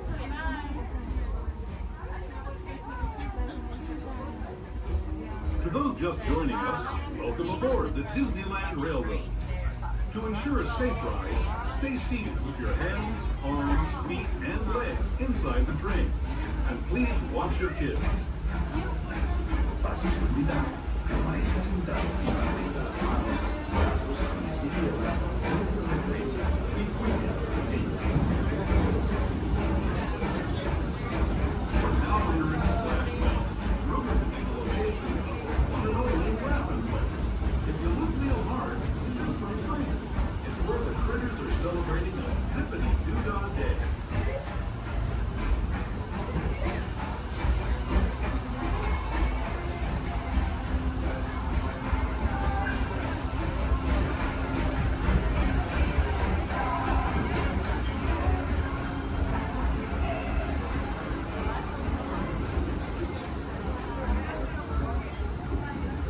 Speaking of critters, this place we're passing over is home to a whole bunch of them. Here in Critter Country, you can join Winnie the Pooh, Tigger, Brer Rabbit, and Brer Bear on their fun-filled adventures.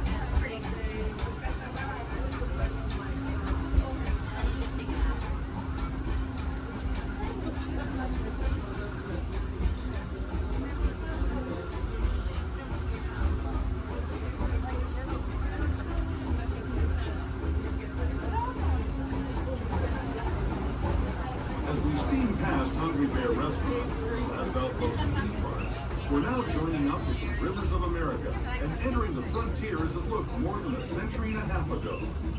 This is my favorite part of the journey. Around every bend, there's natural beauty as far as the eye can see.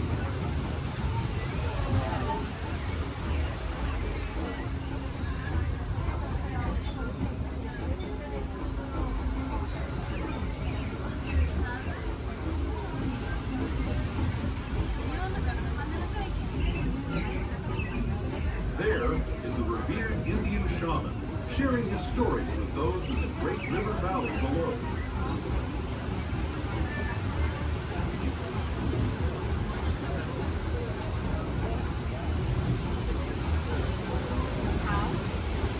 People like me have been riding these rails since the 1800s, traveling through nature's wonderland in a matter of days, rather than the months it used to take by mule or stagecoach. Steam power not only fueled these iron horses, but the dreams of a whole new generation as it moved west into this great frontier. Of course, some of those dreams, and the stories that went with them, were pretty darn wild and downright unbelievable, like on Big Thunder Mountain, where I hear that mysterious spirits have grabbed hold of those mining trains and turned them into the wildest ride in the wilderness.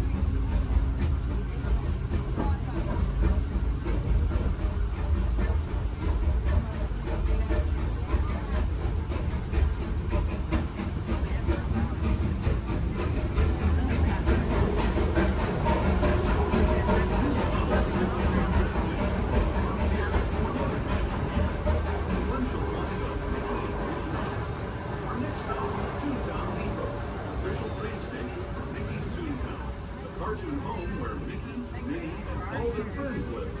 Toontown Depot is also the gateway to Fantasyland, where you'll find many of your favorite Disney animated characters and As we make our way to Mickey's Toontown Depot, we do ask that you please remain fully seated until the train has come to a full and complete stop. Some of your stop for all Fantasyland attractions, including Mission Small World, Alice in Wonderland, Peter Pan's Flight, and our other favorite little train, Casey Jr.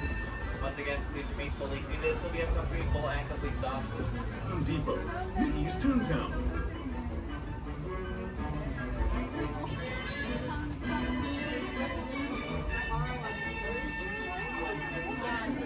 Grand opening! Mr. Parker, and your hand! Wonderful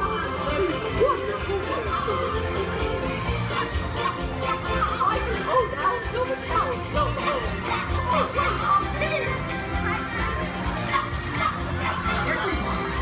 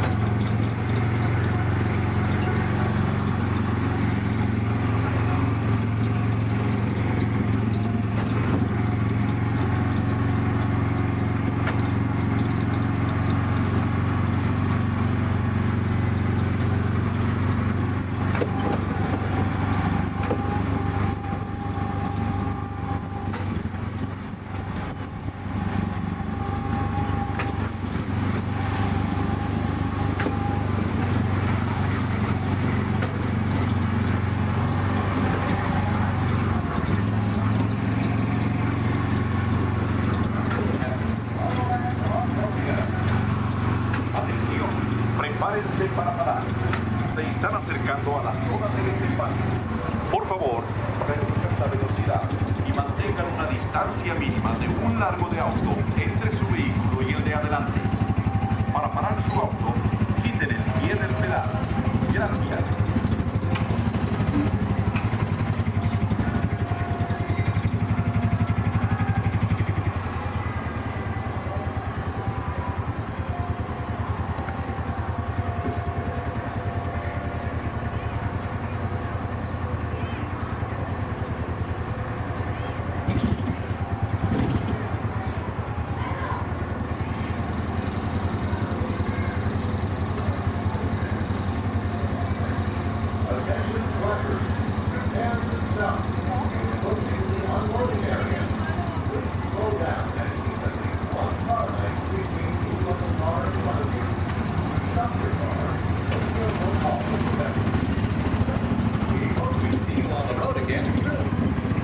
Atención, prepárense para parar. Se están acercando a la zona de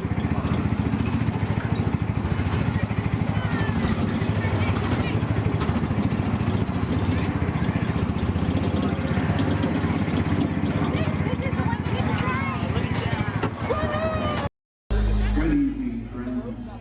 Look around you. There is a special magic that flows through this land.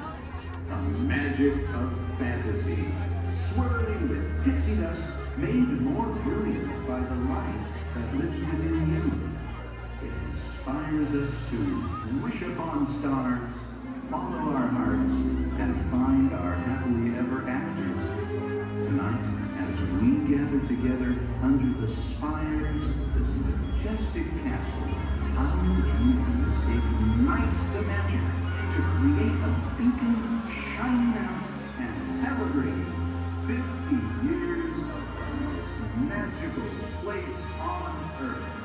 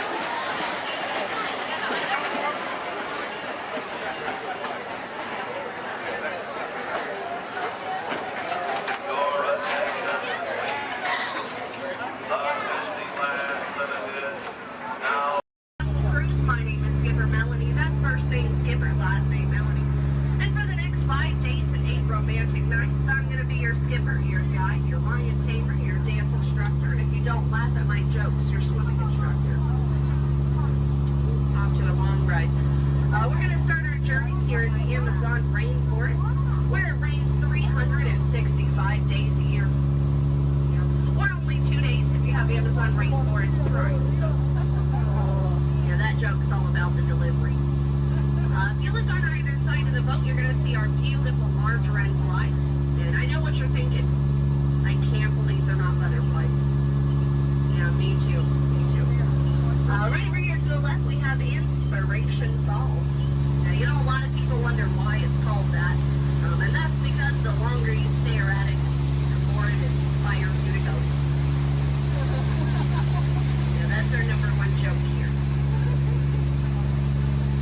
Well, we're now turning down the Congo River, so we'll see how far this boat can go.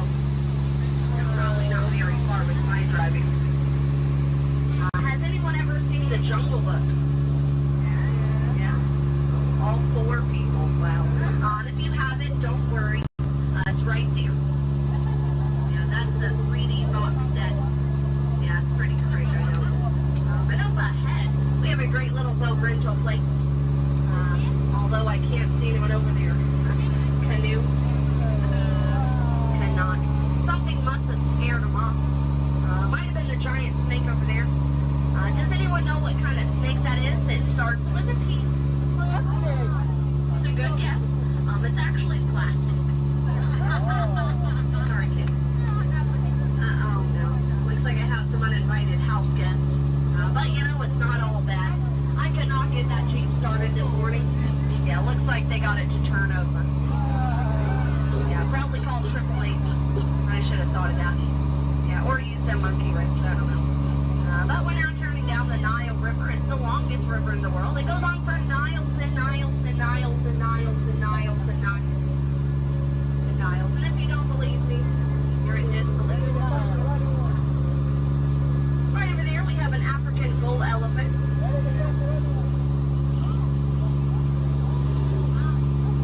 Now that elephant right there is actually the fastest elephant in the entire world. Yeah, he's already over here.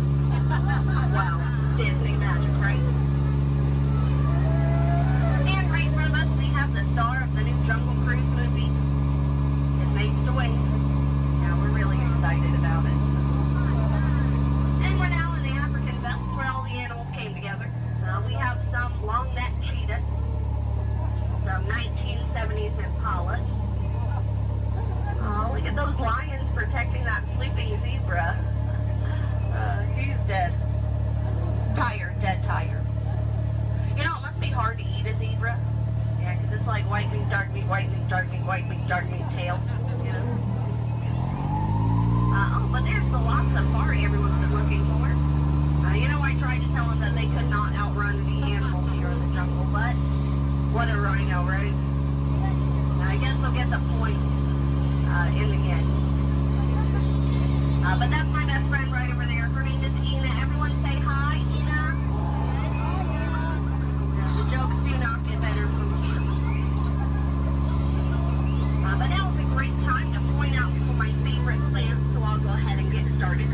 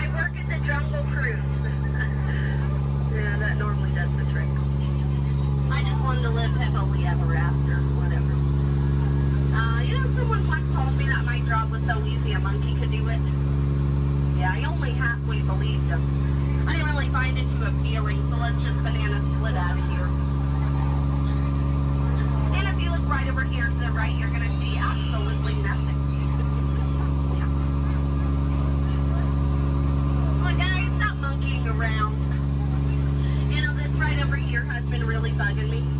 Those butterflies are just not what they used to be. Yeah, caterpillars, you know? But now it's the moment you've all been waiting for. It's not the exit. It's the eighth wonder of the world. It's the one, the only, the amazing, the stupendous. It is the backside of heaven!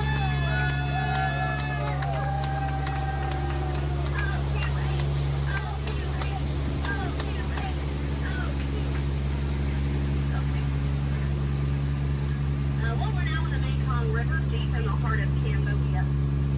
Oh, look at that, a pair of Crocs. I always wanted a pair of Crocs. Said no one ever.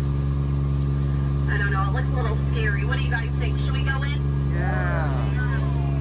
Good answer. 3 people. All right. I don't know what lies ahead. Could be treasure. Could be a dead end. Knowing Disney, it's probably a gift shop. Although it might be painful. It's a root canal.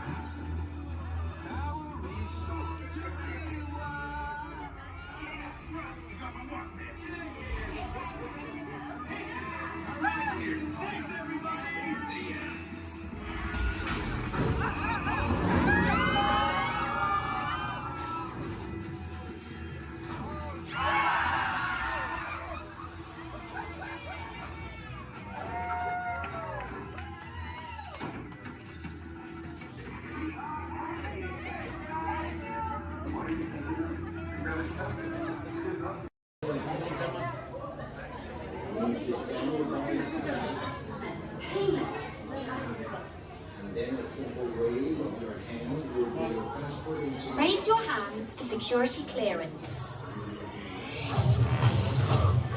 And presto, the doors open for you. I now present to you Tannelier Tavon's private office.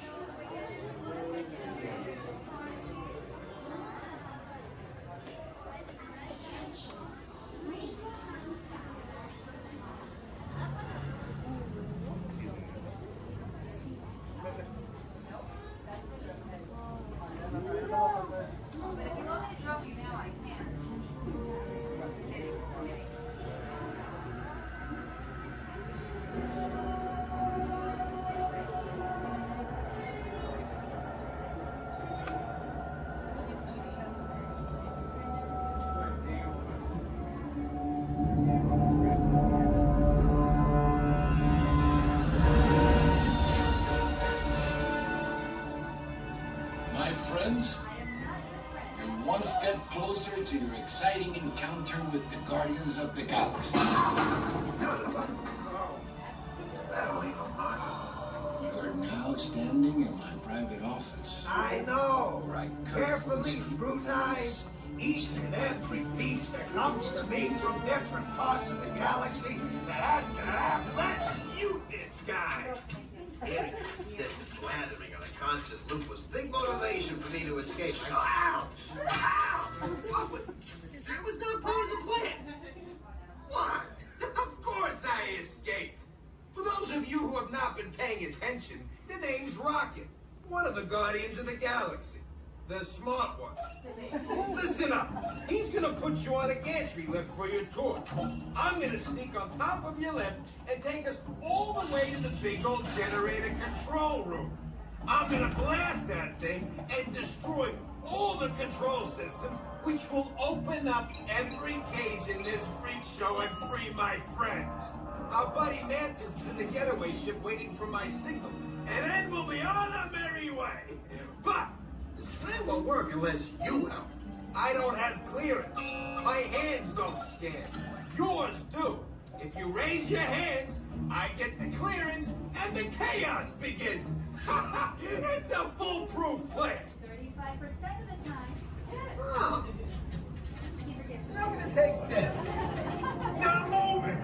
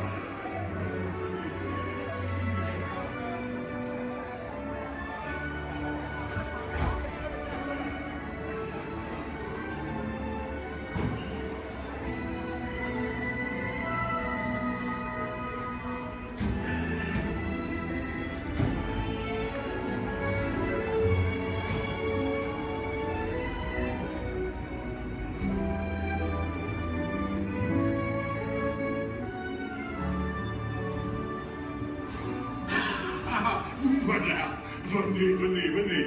Suivez-moi, je vous prie.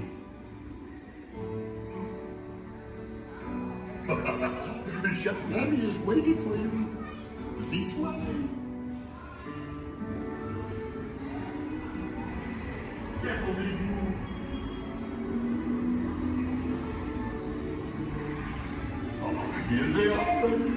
Des invités pour le dîner. Pour le repas idéal. Corcovin? Non. C'est pour un oui. Tout simple. Voilà. Mais oui, that's it.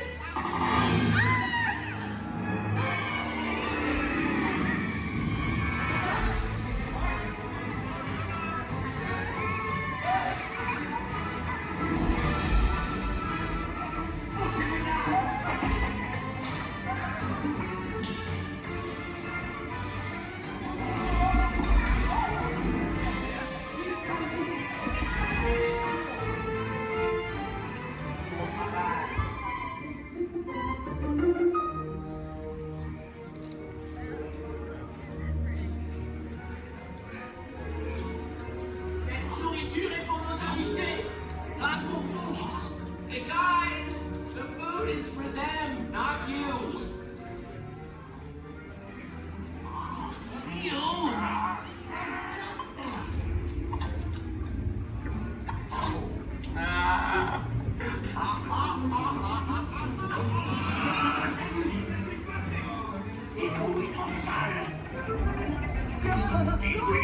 What are you doing? Que manigancez-vous? Out of my way!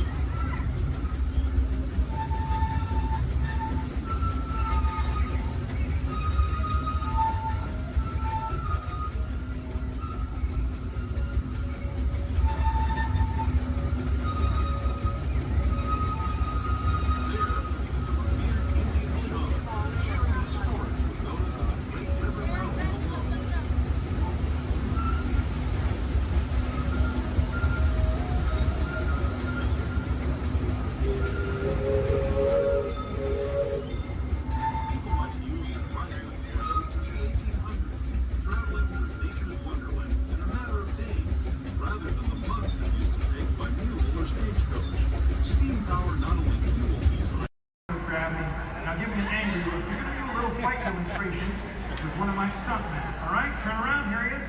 My bad. You know what, Steve, I'm sorry, you're just too big for this. Why don't you go get set up with the desert scene, all right? Thank you for wanting to help out. Oh, where are you going? We're not done. We're not done yet. He was a little big, right? Scared you a little bit? Sign that waiver, all right? You're good, you're good. Let me see if I can find you somebody a little bit more your size to pick on. Hey, Devin. Yes, sir. Come on over here. So I'm doing a little fight demonstration for our guests, and I've got a volunteer. RT, this is Devin. I think it's something real simple. Okay. Basic, all right? Nothing too crazy. Just listen to her. Do exactly as she says. I've actually got to go over notes. I'll be right over here if you need me. No problem. I'm like, hi. Okay, thanks for helping. So I guess I'm going to show you a few things. I'll make it super easy, but tell you what, let's turn around. We're going to face this way, and you're just going to stand right here and facing me. So try not to move. I'll do everything, okay? Okay. All right, you guys. Well, when we're doing fight routines, taking a punch, it really is just as important as throwing one. Sorry, okay? I'm so sorry. I know you're okay. Okay, you look all right. Okay. Well, as you guys can see, you really can't get hurt if you don't have the right timing.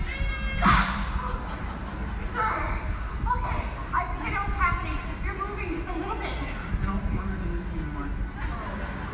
Okay, no problem. I'll wrap it up. Here's your little hat. You see, it just takes guts. Coordination. And a real level head.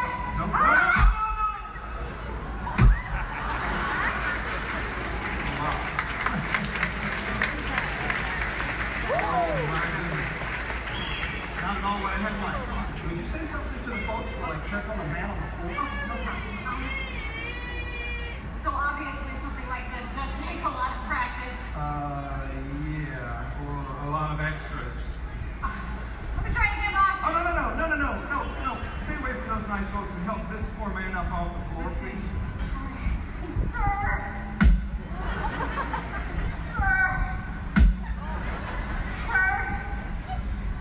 Ladies and gentlemen, that is indeed one of my stuntmen. Give it up for Mr. R.T. Lovato!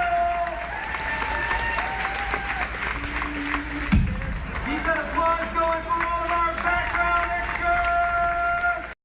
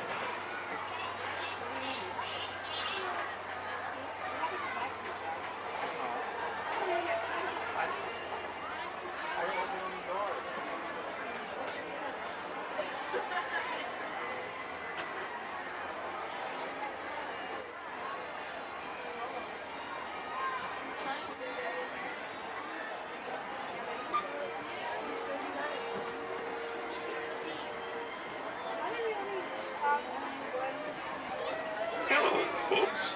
Welcome aboard the Disneyland Railroad. We're now embarking on a grand circle tour of the Magic Kingdom, with stops at New Orleans Square, Mickey's Toontown, and Tomorrowland, followed by a visit to the Grand Canyon and Primeval World. We got a lot of traveling ahead of us, so remember, for a safe trip, you need to stay seated, keeping your hands, arms, feet, and legs inside the train. And please, watch your children. Bienvenidos a bordo del Disneyland Railroad. Para su seguridad, permanezca sentado y mantenga las manos, brazos, pies y piernas dentro del tren y cuide a los pequeños. Gracias.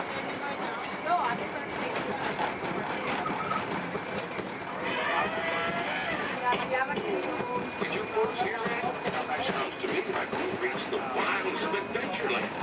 We just might run into a lot of savage critters out there, including lions and tigers and tiki birds. Everybody just be on the lookout.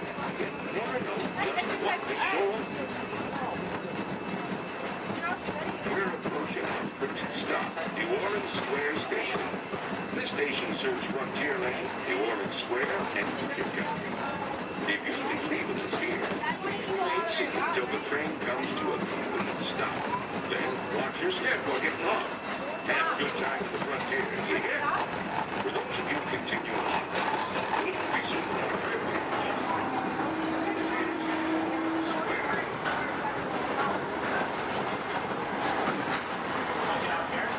Mom, you want to get off here?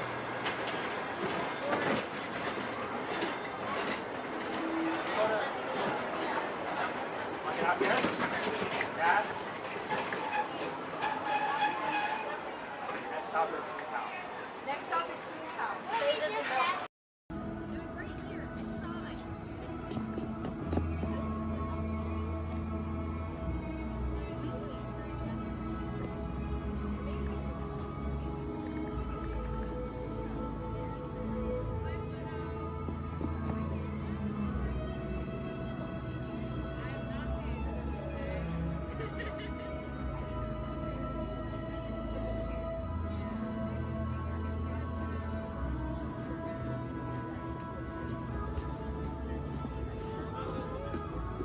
Hi, Pluto. There.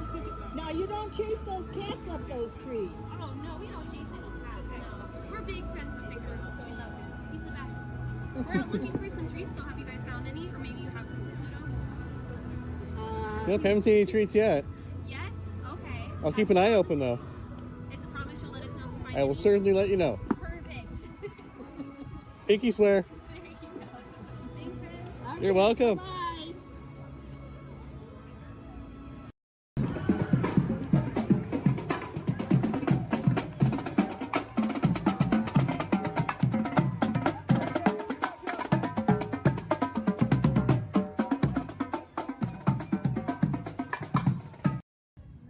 Welcome to Turtle Talk. My name's Andrew. Before we get started, there are a few things that I would like to go over with everyone.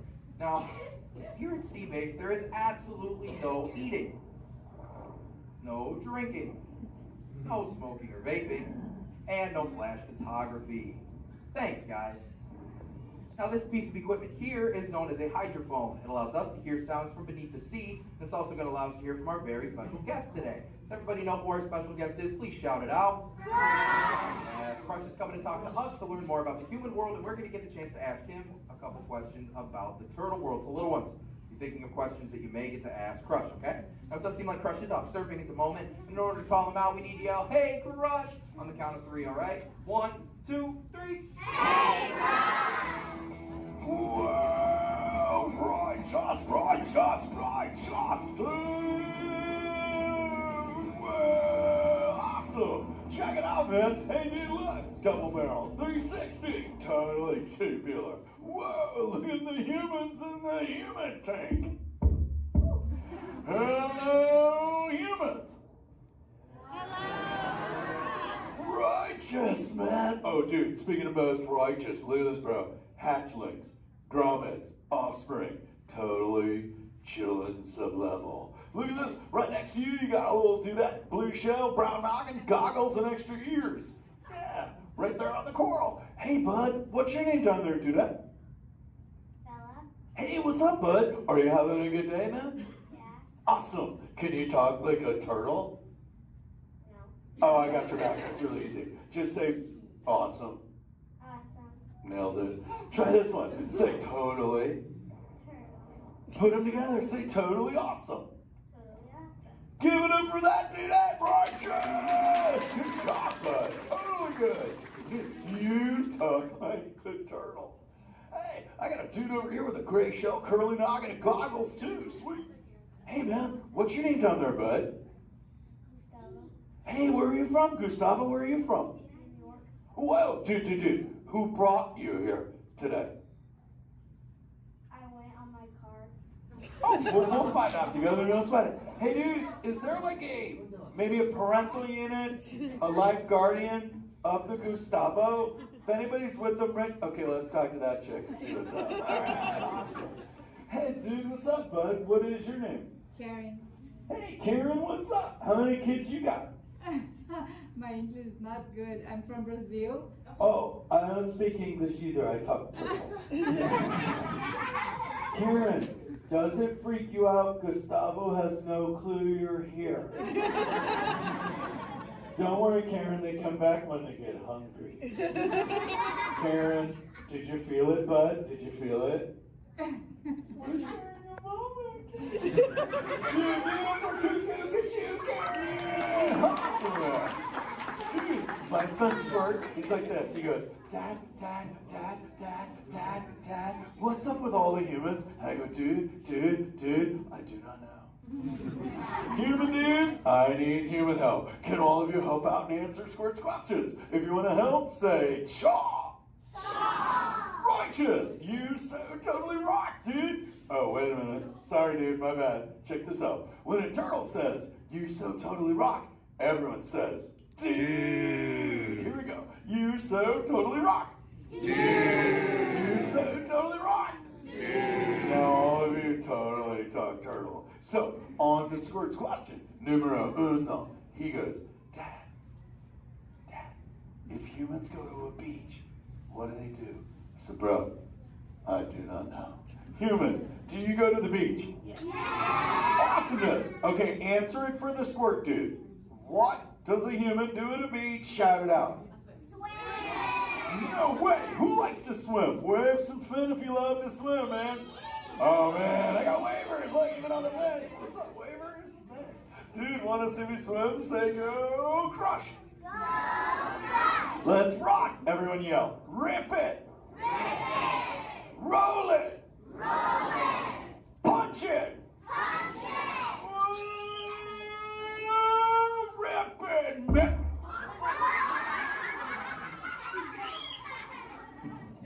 Hey, Crush, watch out for the glass. Hey, dude, thanks, Hank.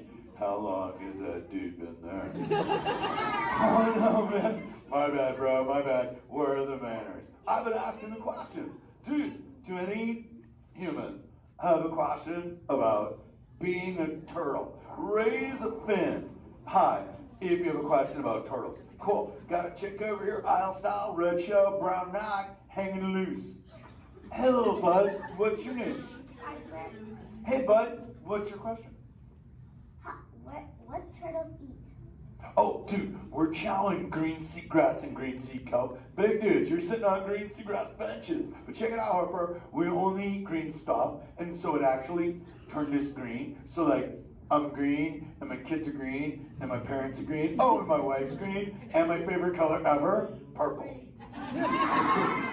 He's pulling your fin. It's green. Hey, there's a purple chick over here with like a jellyfish lid. Let's talk at this one on this side. Hey, bud, what's your name down low? Scarlet. Hey, cool name, Scarlet. What's your question? My name's not Scarlet. Oh, wait, what's your name? It's Charlotte.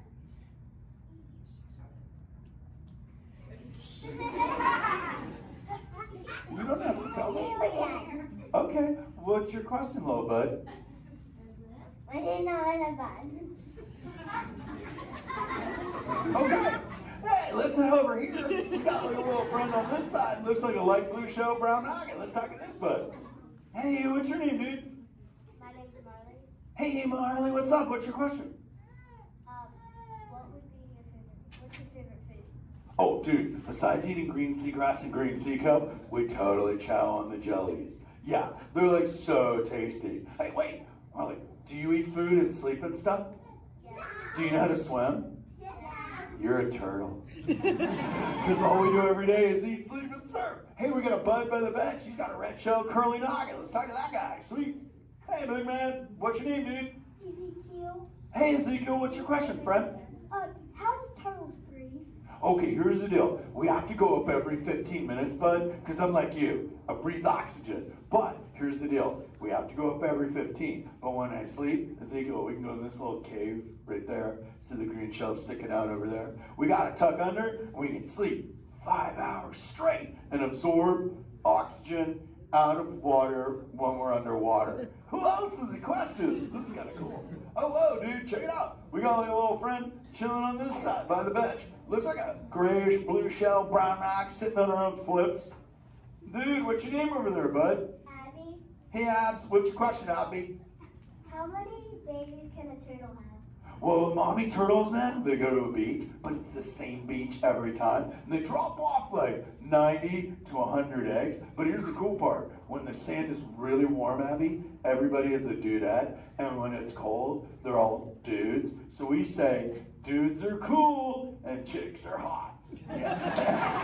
This is awesome, humans. Hey, the Jelly Man. I was talking about you, buddy. Oh, Crush. Hey, man. I'm trying to get away from a turtle pile. Marlon, turtle piles are a celebration. Everyone yell, turtle pile!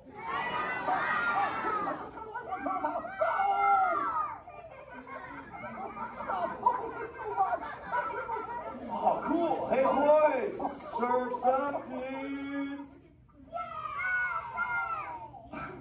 Thanks a lot, Crush. For what?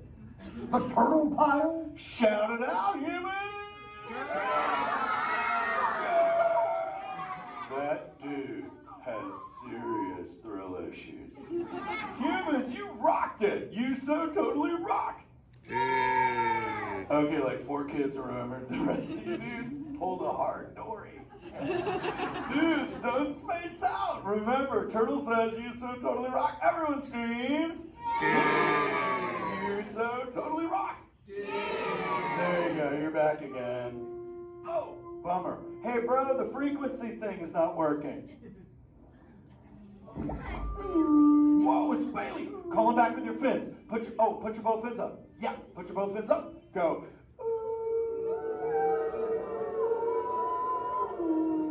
Crush! Hey! Bailey, look at my friends. They're humans. Oh my goodness, funny looking humans, huh? Hey, dude, stop. That's not cool. Those are my friends. They can hear you. No, they can't. Watch this. Hi, humans. Oh, okay. Why didn't you tell me? Dude, I tried, man. You got stoked out. Wait. Ooh. Yeah, that thing. I'm getting something. Ooh, wow. Some of you have 4 ears. Weird. I'm not judging. Humans. Later, Crush. Later, Bailey. Everyone say, later, Bailey, dude. Bailey's echolocation's awesome. We're going to do it. Everyone, both fins up. Go. Okay, sub-level. Really good. Back bench. Solid. Grandma, in the corner. This is where we put our fins up. Good job, Grandma. Good job. Fins up. Eyes closed. Go. How many fins am I holding up now? No, you gotta go. Yeah, you so totally rock. Squirt, come here. Squirt, look at this. Squirt, I just taught humans your ultimate favorite. Sweet. Dude, go for it. They'll blast you. You so totally rock! Yeah!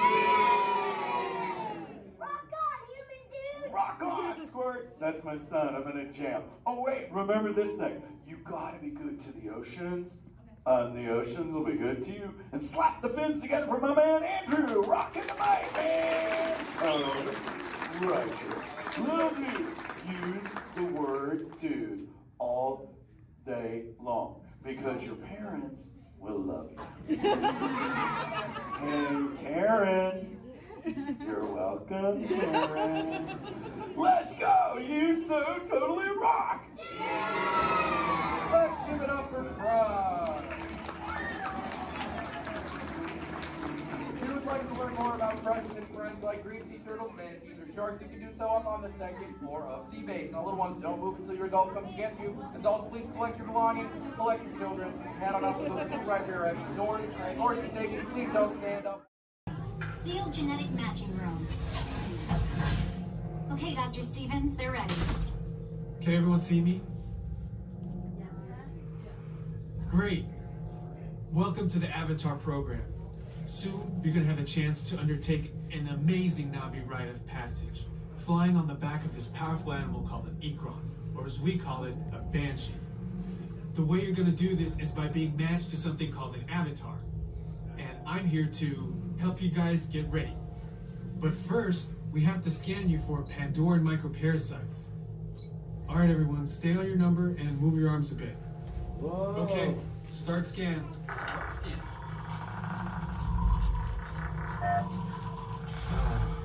You've all got them. But don't worry, they're very common around these parts. Let's start the decon. Initiating GMR decon. Stand still over your number. You're not going to feel a thing. You're doing great. Almost done here. They're all clear. Great. Now let's go over how all this works. Like I said before, you're going to be matched to these things called avatars, which look a lot like the Na'vi. They're created by blending human DNA and Na'vi DNA. Once we match you to an avatar, thanks to a special link chair, your mind will be able to control that avatar. Using avatars to fly this way was all figured out by my boss, Dr. Jackie Ogden. She leads our science team, which is part of the Pandora Conservation Initiative, and we're here in the Valley of Moara studying banshees and their environment. Over a generation ago, this enormous company called the RDA created a lot of damage to the area through their bad mining practices and conflicts with the Na'vi. Just like on Earth, it can take decades for ecosystems to recover. Okay, to get you flying on a Banshee, we need to find each of you an avatar. Let's prep the genetic sampling. I'm on it. Okay, first we need to find the compatible match of your genetic material with the genetic material of one of the avatar bodies that we already have. Once we do that, you'll be able to link to that avatar and fly. Help us out and move around a bit. Almost. Yes, got him. Now, let's find you your avatar matches.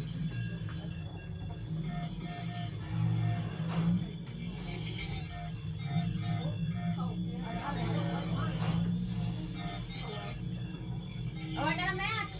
Well, I got one. I got a match. Oh, I don't do that. I got one. All right, you've all been matched with avatars. I have purple hair. Looks like they're ready for you in the next room. When the door opens, please go inside, all the way in, and stand over the same number that you're standing over now. And I'll see you in there.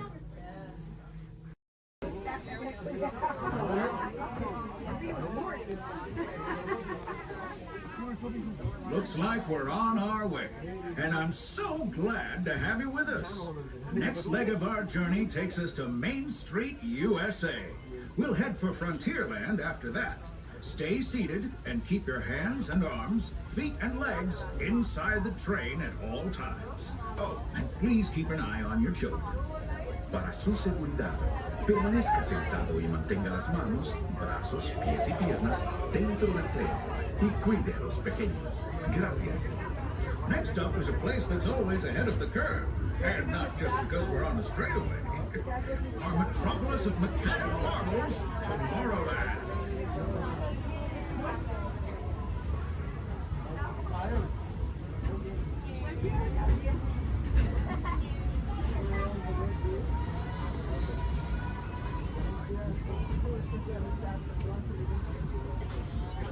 As you know, I love this railroad about as much as a songbird loves the morning. But I'm still awed by the rockets and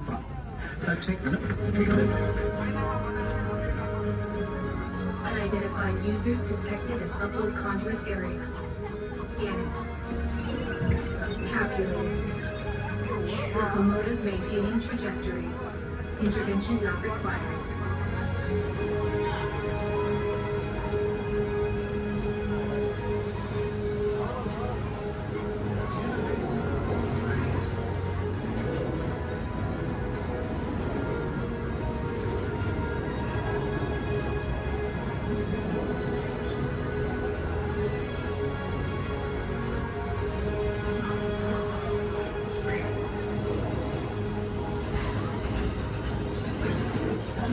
assisting with the most intergalactic travel possible. So simple what you hear it, right? Serenity in this place of boundless optimism, the possibilities are endless. You might say the sky's the limit, but even that is no obstacle in Tomorrowland.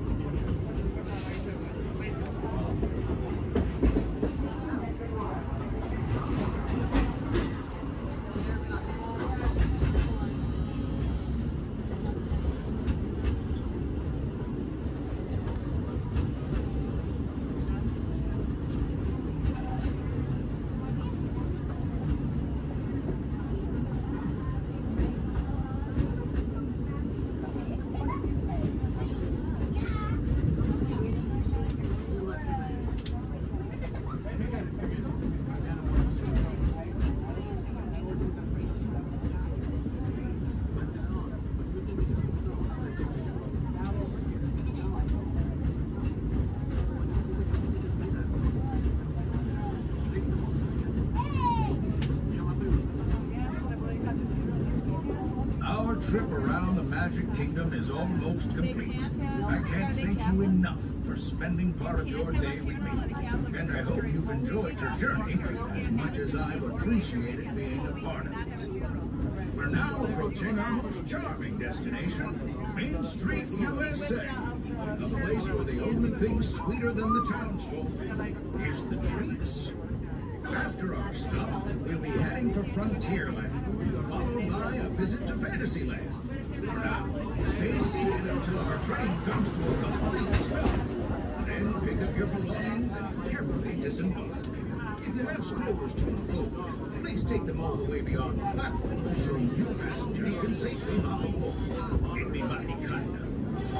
And while we're being neighborly, what say we give our fellow travelers a friendly wave hello? This is Main Street Station. Welcome to Main Street, USA. As we come into Main Street Station, please remain seated until I give the all clear. Please remain seated.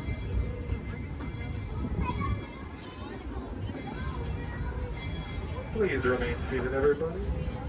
Please remain seated until I give the all clear.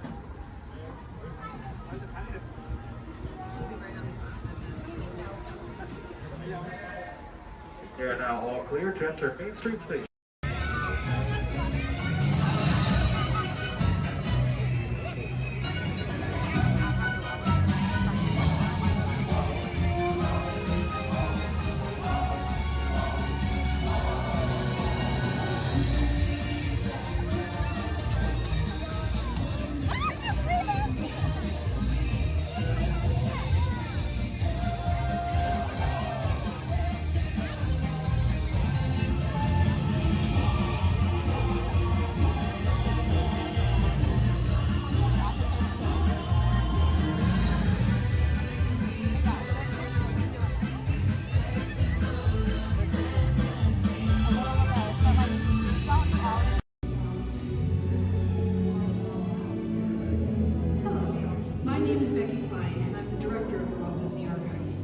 Here at the Archives, it is our mission to protect, preserve, and make available the history of the Walt Disney Company.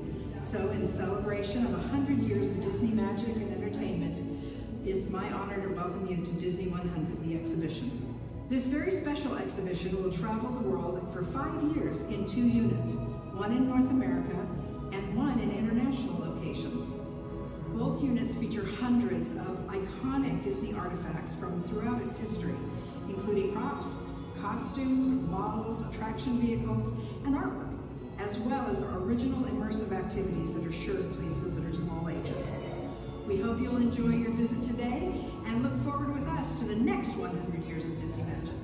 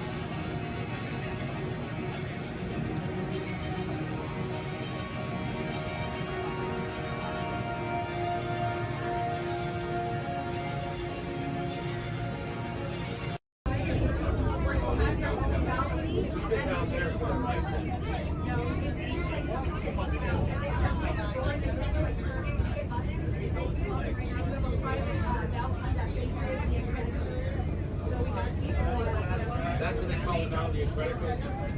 Yeah, it's not Screaming California. But I remember the first time I ran, I went on it. There was a guy who had a cigarette in his mouth and he came in. He was so proud that he had it lit the whole time. That's like I remember the first time there. I was like, I went on that ride 5 times in a row with the kid.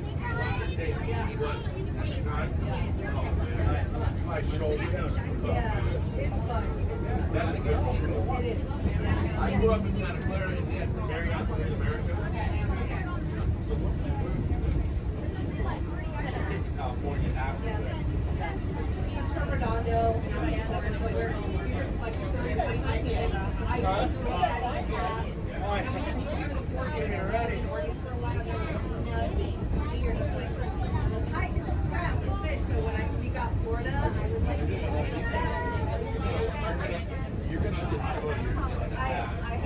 We played hooky lots of times. Oh, the nurse used to get me hurt. But you never able to smart. This is our second time coming. We just got our pass. We got our pass maybe a month ago. That's still we've been here like 6 times already. But it's hard with the breaks of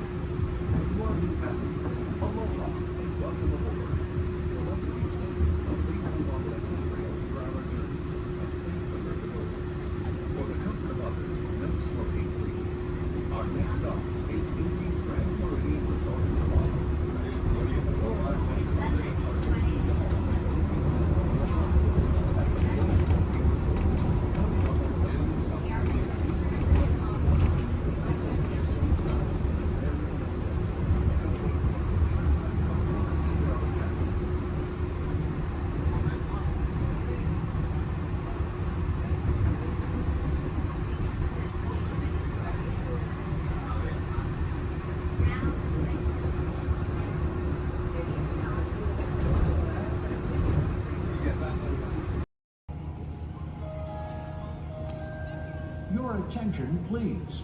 Disneyland has now ended its normal operating day.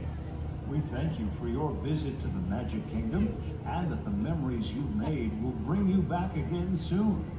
While the rest of the park closes, Main Street will remain open for your shopping convenience. Thank you. Su atención, por favor. Disneyland ha terminado su día normal de operaciones. Les agradecemos su visita al Reino Mágico y esperamos que regresen pronto para crear aún más recuerdos. Mientras que el resto del parque comienza a cerrar, las tiendas de Main Street permanecerán abiertas para su comodidad. Gracias.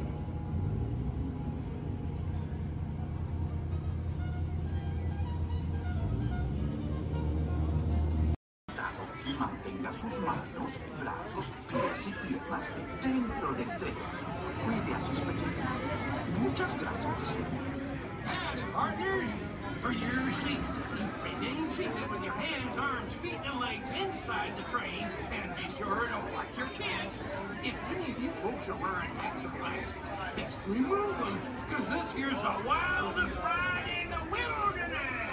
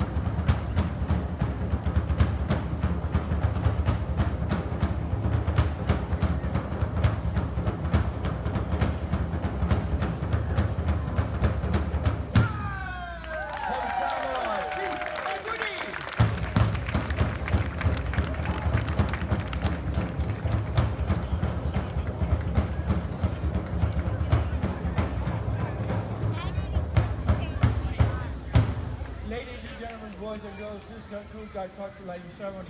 Thank you for attending and please enjoy the rest of the evening. Mahalo and aloha!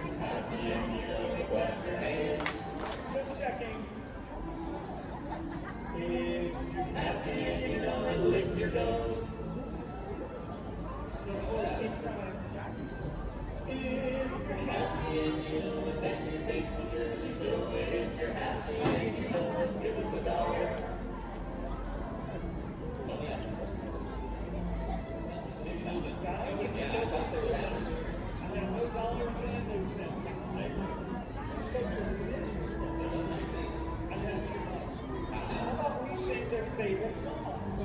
Which one is that? The last one. One of our favorite tunes. Yeah, 20.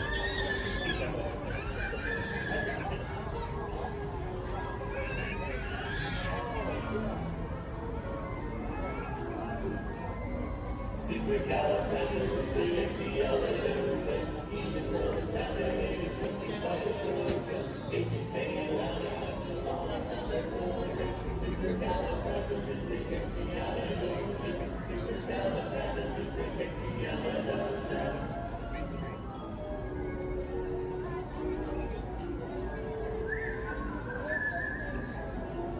you all whistle while we work.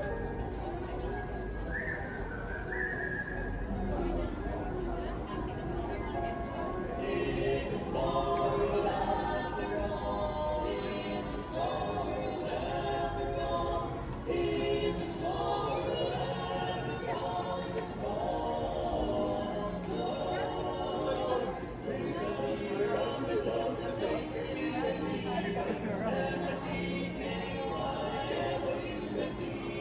Take their minds and roll the yours. Welcome as can be.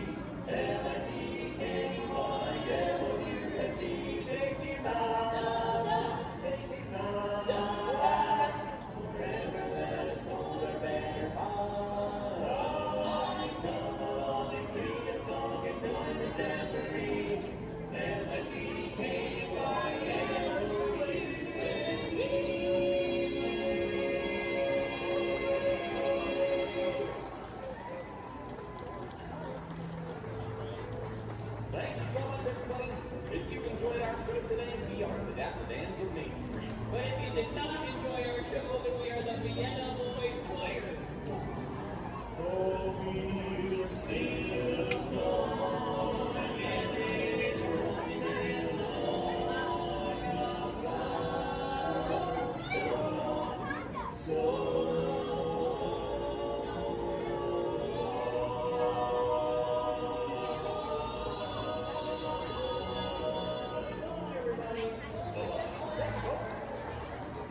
We'll get the line somewhere.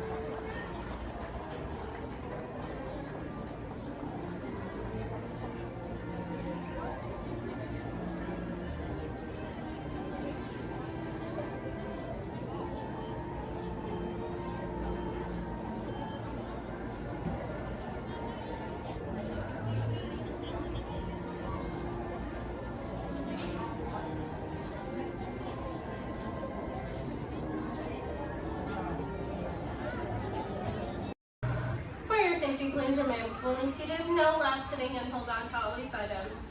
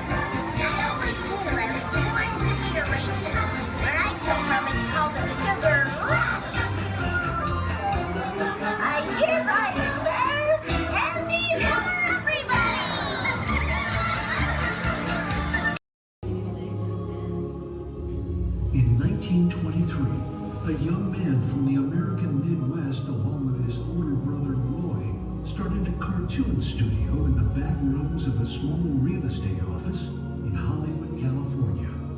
This was the small beginning of a family entertainment company that would create unforgettable stories, characters that become beloved friends, wondrous experiences, and music that has become the soundtrack of our lives. That young man was Walt Disney, a master storyteller whose imagination knew no bounds and who delighted in making the impossible possible. Disney 100, the exhibition, is a journey through 100 years of Disney magic, presented in themed galleries based on Walt Disney's creative concepts and philosophies. These include storytelling, creating believable characters, the spirit of adventure and discovery, the magic of sound and music, the world around us, real and imagined, curiosity, imagination, and technological innovation, the worldwide wonder of the Disney parks, and an everlasting sense of optimism about the future. Walt Disney famously said that it was all started by a mouse, but it really was all started by Walt himself. His philosophies became the foundation of the Walt Disney Company. They still inspire Disney's artists, filmmakers, Imagineers, and the storytellers of today. Oh boy! Oh, steady! Whoa! Hi, Mouseketeers! Well, here we go again, so hang on. Anything goes. You ready? And let the show begin! Here's my pal Walt to tell you how the magic is made. There's a lot of satisfaction in developing ideas into reality when we consider a new project we really studied. Not just the surface idea, but everything about it. And when we go into that new project, we believe in it all the way. We have confidence in our ability to do it right, and we work hard to do the best possible job. There's really no secret about our approach. We keep moving forward, opening up new doors, doing new things, because we're curious. And curiosity keeps leading us down new paths. We're always exploring and experimenting. Everybody ready? Then on with the show!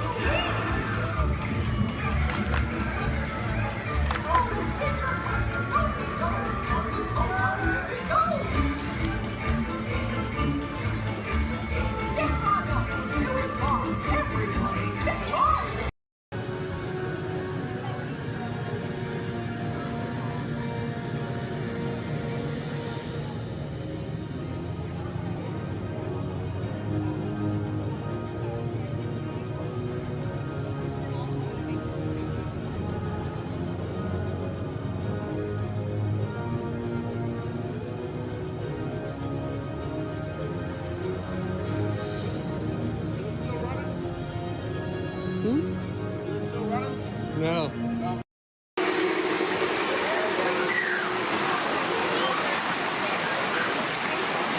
Hey, what are you doing here, William? What are you doing here, Morris? I just flew in from Hollywood. My client's the new owner of this birdcage. What? Are you cuckoo? My client's the new owner. Disney gave me an exclusive. Co-exclusive. Didn't you read your contract? I gave it a bird's-eye glance. And you call yourself a talent agent? I negotiated my tail feathers off for this deal. Well, my client does not share credit. He's a very big bird. Your client is Big Bird? Not Big Bird, a Big Bird, you bird brain. Well, your dim middle star is now half owner of the Enchanted Tiki Room with my superstar. Think again, Chicky Babe. Stop grousing. Just look at these paying customers waiting to get in. Did you say paying? As in money. As in 10%? Hey, who am I to go against the status quo? Sorry to interrupt, but I would like to inform our guests about the next show that will be starting soon. And just so you know, this door will be opening and you will enter into a room of joyous songs and a splendor.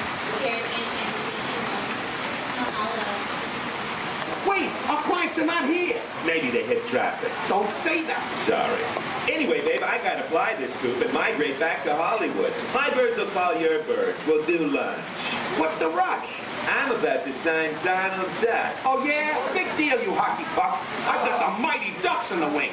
You do not. Do too. Do not. Do too. Not. Two. Not. Toe. Not. Toe. You don't. Come Leave me on. alone, toe. Oh, come on, will you? Toe, not go, yeah. Level with me. Put the bubble between the Go lines. away, You go go away. ahead. Oh, Go away.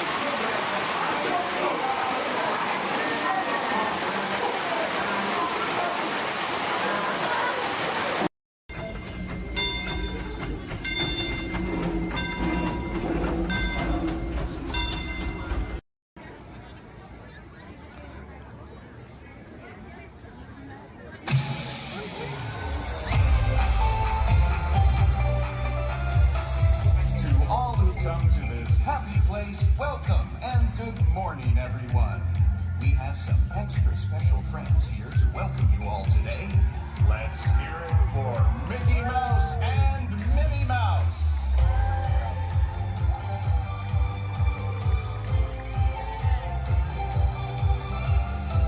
Well, hi, everybody. Good morning. Gosh, it sure is great to see so many amazing friends. It certainly is. Oh, I have a feeling today is going to be the best day ever. You said it, me. And now that we're all together, we've got a surprise for you. When everybody heard that you were going to be here, they just had to come and give you a great big Magic Kingdom welcome. And here they come now. Hot dog! Now that everybody's here, I think it's time to start the day. And that means we're going to need just a little bit of magic. I bet these folks can help with that. Oh, I know they can. On the count of 3, everybody shout, let the magic begin. Are you ready? 1, 2, 3. Let the magic begin. It's all your magic, wrapped up in pixie dust. Welcome to a place where dreams come true. A timeless journey through lots of fantasy. Where only a wish creates things like this you'll appear. The most magical place on earth is here.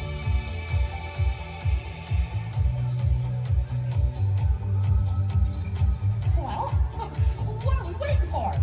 Let's get going. Bye-bye, everyone. See ya real soon.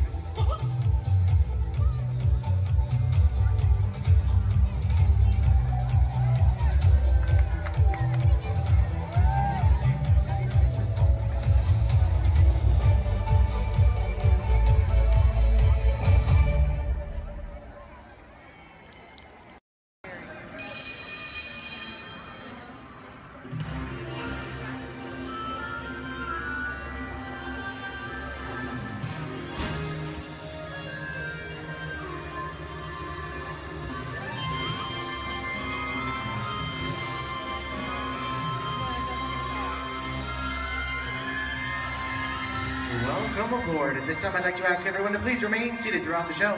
Please keep your arms, hands, legs, and feet inside the vehicle at all times. Don't forget to supervise your children. And for the safety of our cast, please refrain from the use of flash photography and external video lighting. Now that we've taken care of business, let's talk about me. My name is Justin, and I will be your guide for this magical journey into the movies. It's the perfect job for me because I love movies. Is everybody ready? Well, great, because it's showtime. Ready when you are, CB.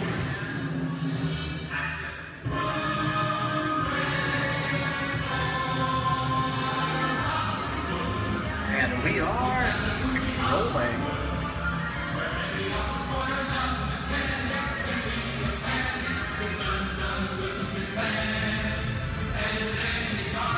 Hello everyone and welcome to the Great Movie Ride. Once again, my name is Justin and I will be taking you from this Hollywood soundstage into some of the greatest movies of all time. On one tour. But just between you and me, this is no ordinary tour, as the Great Movie Ride brings movies to life and puts you right in the middle of the action.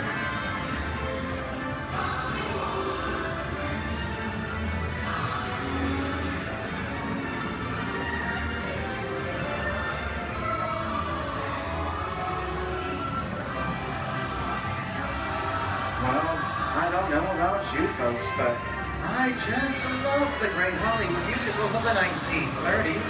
This scene is from one of my favorites, the Busby Berkeley classic Footlight Parade, starring James Cagney, Ruby Keeler, and Dick Powell. In 1952, Gene Kelly was singing in the rain with Debbie Reynolds and Donald O'Connor. Did you know Gene Kelly co-directed to this movie? And can anybody tell me what movie this is?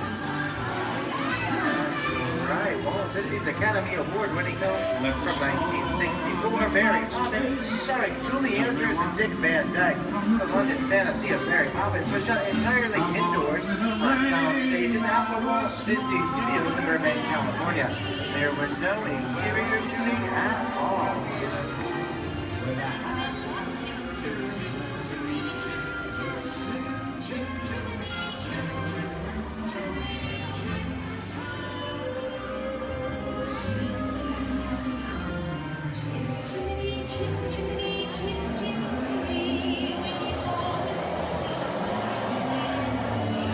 Hold on to those wallets and purses, folks. This doesn't look like a very good neighborhood. In fact, it looks a lot like the underworld, the scene of such classic gangster films as The Public Enemy, starring one of my favorite tough guys, James Cagney. The working title of the film was Beer and Blood, and in the United Kingdom it was known as Enemies of the Public. In one scene, Cagney shoved a grapefruit in Meg Clark's face. She could never look at breakfast the same way again. You're kicking it with the dog. If you don't, somebody's going to drop by here and kick your teeth out one at a time. With me?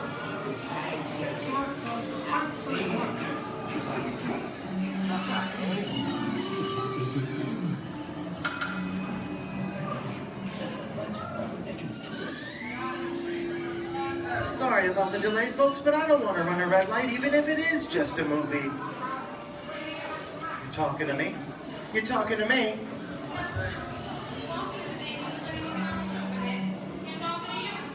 I'm not supposed to leave my vehicle. Okay, Muggsy, whatever you say.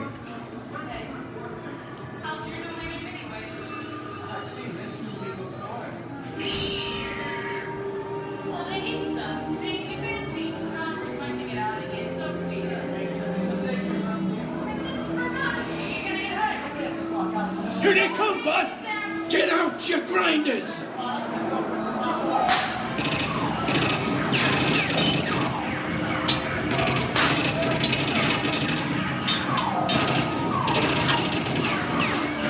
I'm hit! Hey, I'm hit! Muggsy! They got Squid! Muggsy! Muggsy! Squid's hit bad! Real bad!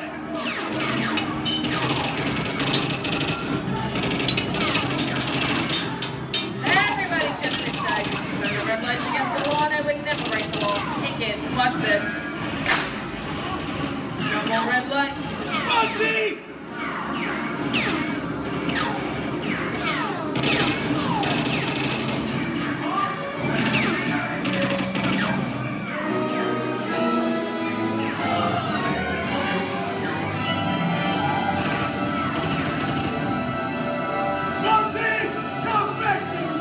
Sorry, boys. I'm making my getaway.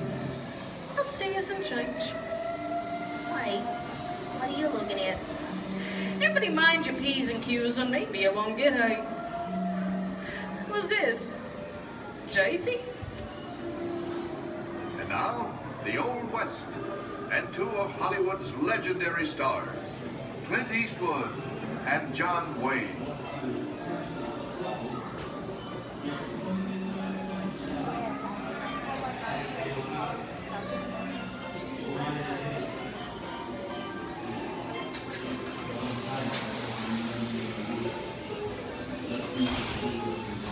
Sleepy little bag, ain't it?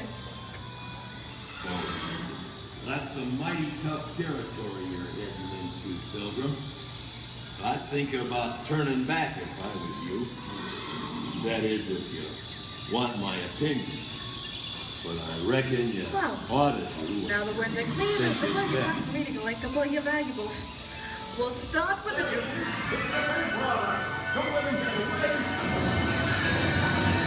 You're gonna have to catch me face, Copper. Give yourself up. This is nuts and bolts. I'm getting out of here. For this. What are you doing? Nobody staying right making a noose. You can't get any worse.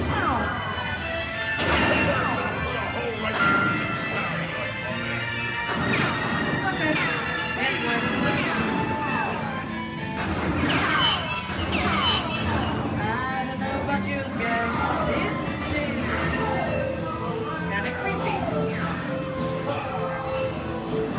What is this?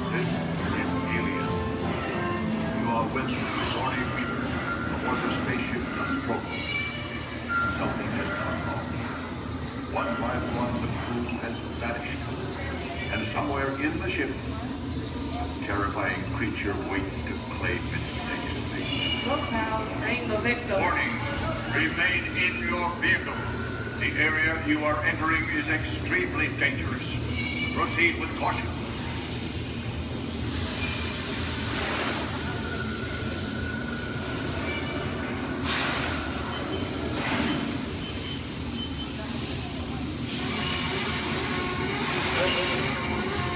The emergency destruct system is now activated. Ship will detonate in T-minus 10 minutes. The option to override automatic detonation expires in T-minus 5 minutes.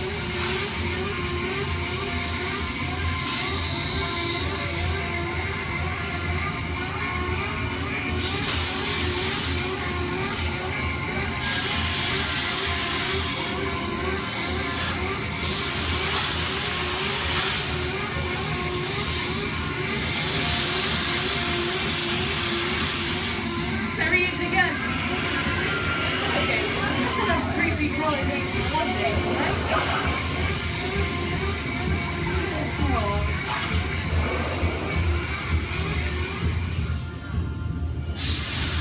Here in Raiders of the Lost Ark, amid 1,000 deadly snakes, Indiana Jones unearths a great treasure. Will Harrison Ford escape with his discovery? And what will be your fate? Beware. Snakes. Why did it have to be snakes?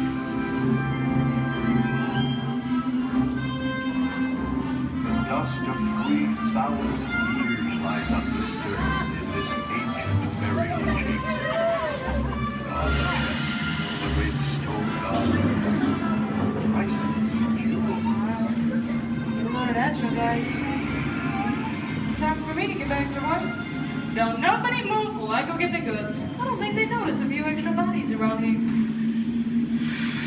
But the jewel is guarded by a curse, and those who dare defy that curse must pay with their lives.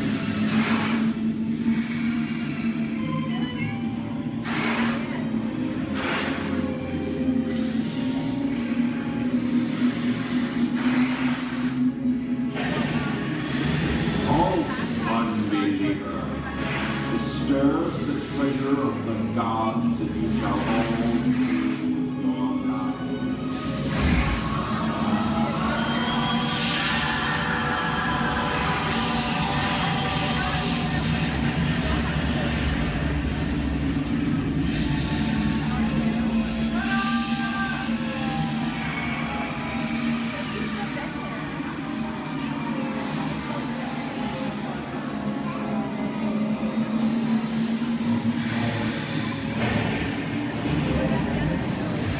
I told you folks I was just going for popcorn.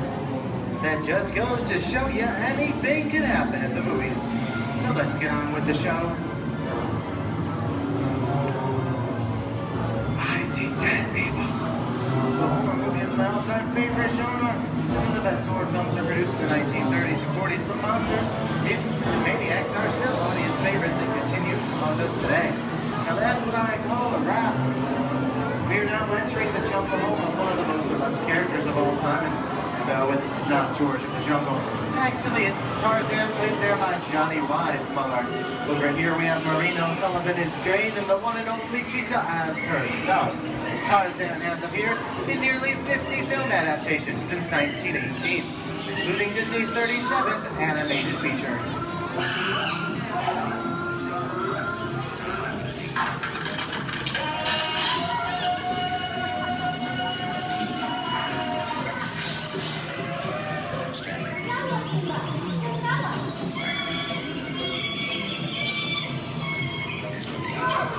I think this is the beginning of a beautiful friendship. That's the last line of the movie ever.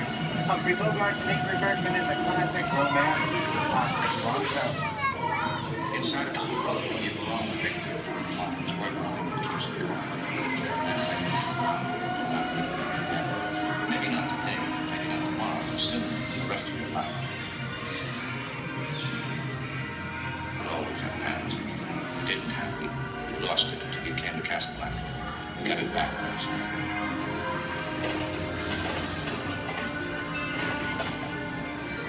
I've got a job to do, too. Where I'm going, you can't follow. What I've got to do, you can't be any part of. Those are no good at being noble. Here's one of my favorite movie stars, Mickey Mouse in one of his greatest roles, the Sorcerer's Apprentice in Fantasia. When the movie came out in 1940, Walt Disney promised to add new musical sequences in the future. His nephew Roy kept that promise 60 years later with the release of Fantasia 2000. The sorcerer in the sequence was named Yensid, which is Disney spelled backwards.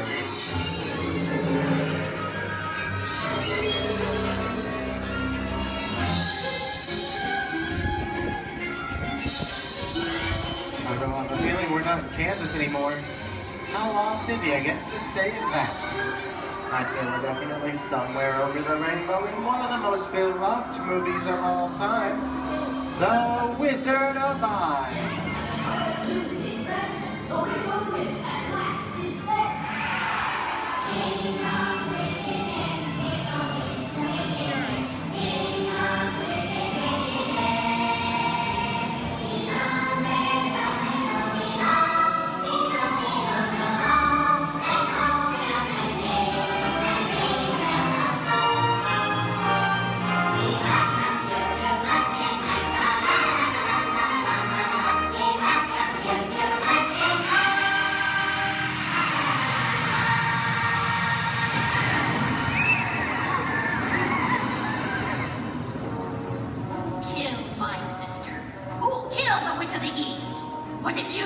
No, it was an accident. I didn't mean to kill anybody. Well, my little pretty, I can cause accidents too. Oh, rubbish. You have no power here. Be gone before somebody drops a house on you, too. Very well. I'll bide my time. But just try to stay out of my way. Just try. I'll get you, my pretty, and your little dog, too. How we get out of here. What do you folks think? Which way do we go? Follow the yellow brick road. Follow the yellow brick road? Now, why didn't I think of that? Sing along, folks. You know the words.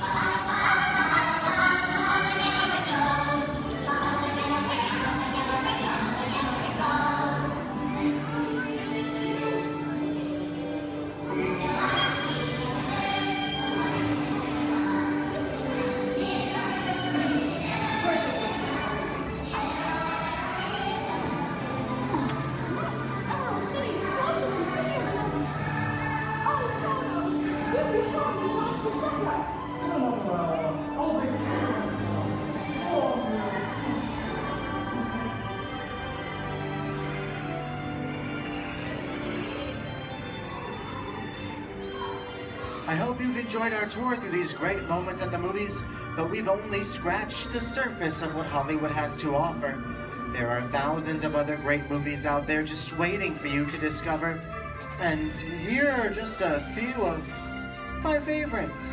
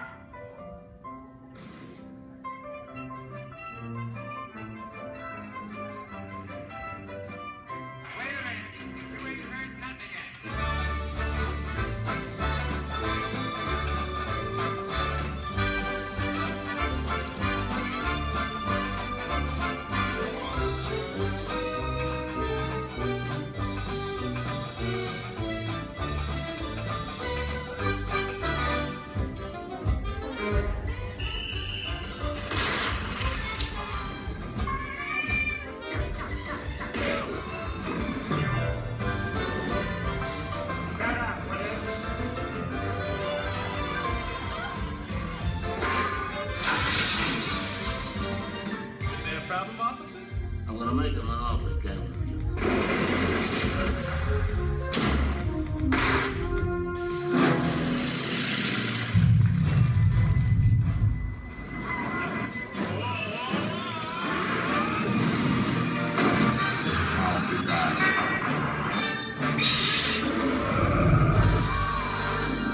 We're not in Kansas anymore.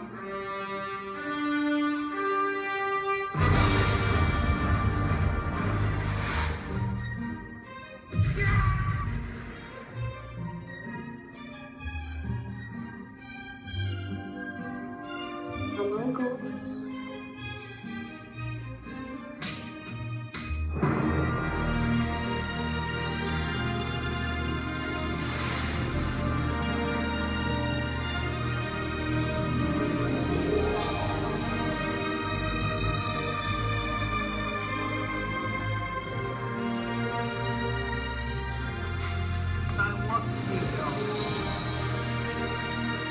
We didn't need that. We had faces.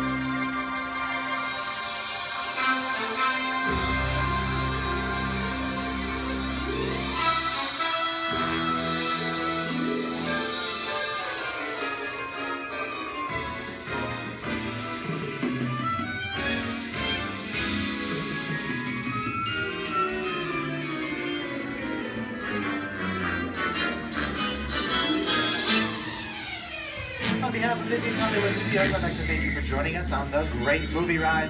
Now, before we wrap this production, there still is one scene left to do. It's called The Exit. The action begins with you remaining seated until the vehicle comes to a complete stop. Then gather your belongings, take small children by the hands, and when these doors open, rise dramatically to your feet and make your grand exit directly to the rear of your vehicle. Oh, and one more thing. When I yell action, don't forget the thunderous applause for yours truly. Okay, places everybody, and action! Thank you. Have a wonderful day here at Disney's Hollywood Studios, and also to you and the movies the stuff dreams are made of. We head out. Please remain seated at all times. Please keep your hands, arms, feet, legs, and elbows inside the vehicle, and please supervise your children. This is a one-way trip to Main Street, USA, and enjoy your ride.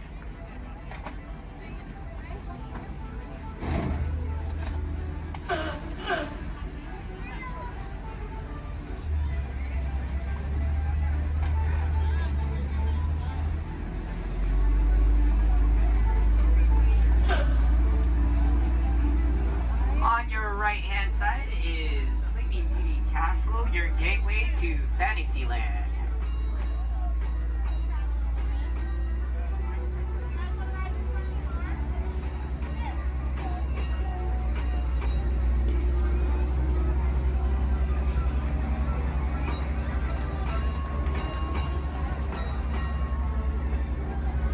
Coming up on your right-hand side is Frontierland and Adventureland. Beyond that, Critter Country, Garland Square, and Star Wars Galaxy's Edge.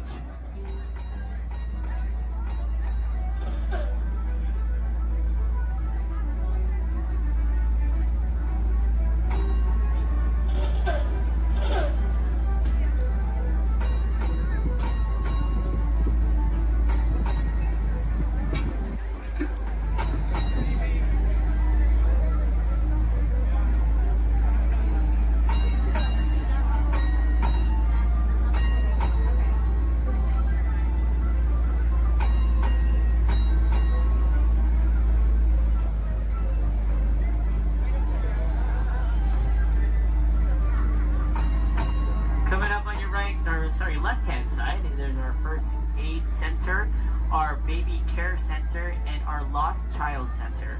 On your right-hand side, if you enjoy ragtime piano, we got some music going on over at the Coca-Cola Refreshment Center on your right.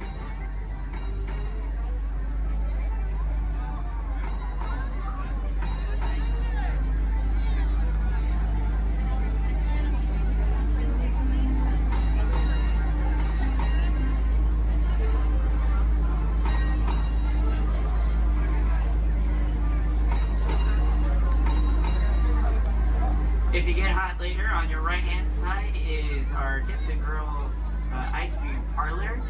And on your left is Market House, where you can find our Starbucks coffee and tea. Beyond that is our locker station.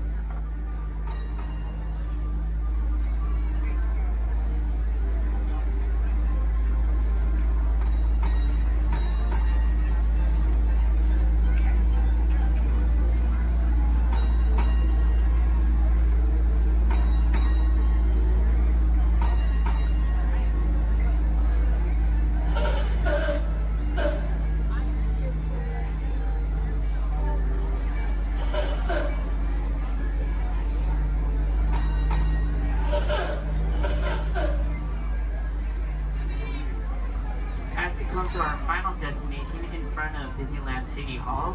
Please remain seated until the bus has come to a full and complete stop. For those of you who are sitting in the top stairs, please watch your step as you exit the stairs and assist young children.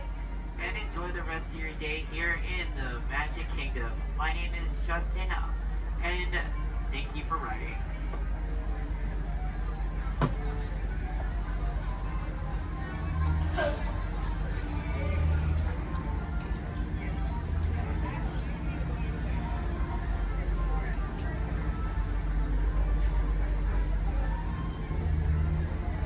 Thank you. Please remain seated, folks. I do need a park deck right over there. Yeah. Please remain seated, folks.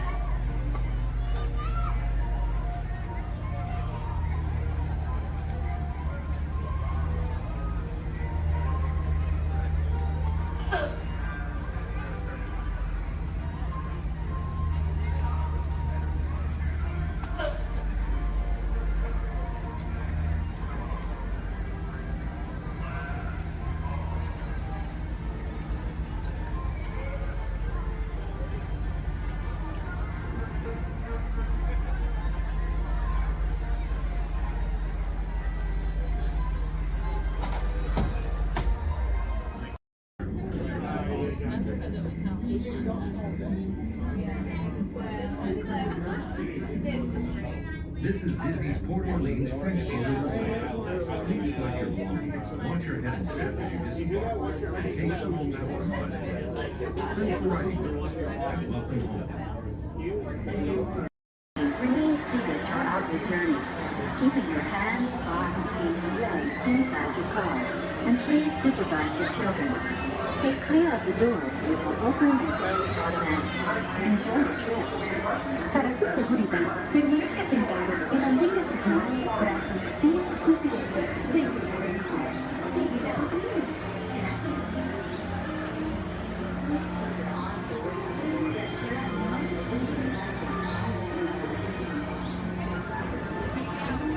Welcome aboard the Tomorrowland Transit Authority People Mover. You're quiet and carefree, highway in the sky.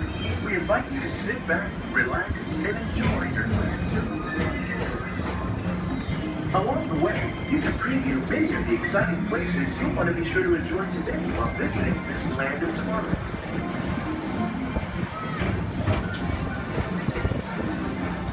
The People Mover is the perfect vehicle for people watching, so keep your eyes peeled. You never know who you might see.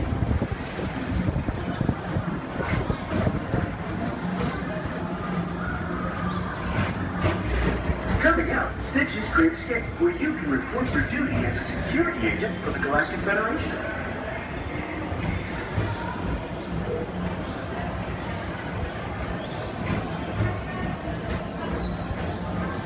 Your mission is to keep Experiment 626, the biggest little mischief maker in the galaxy, under control. I don't think so.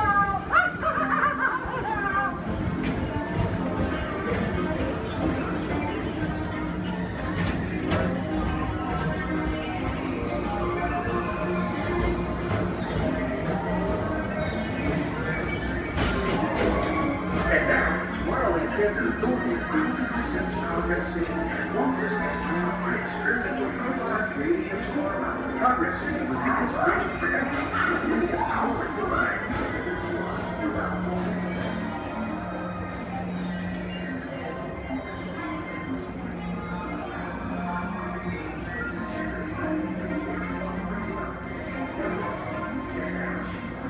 If your future includes shopping, then you'll want to visit Mickey Star Traders, where you'll find the greatest goods from around the galaxy. That's right. It's Atlas World.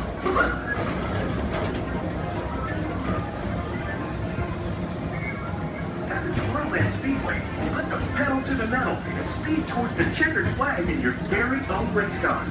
Young or old, this is your chance to drive in the fast lane without worrying about getting a speeding ticket.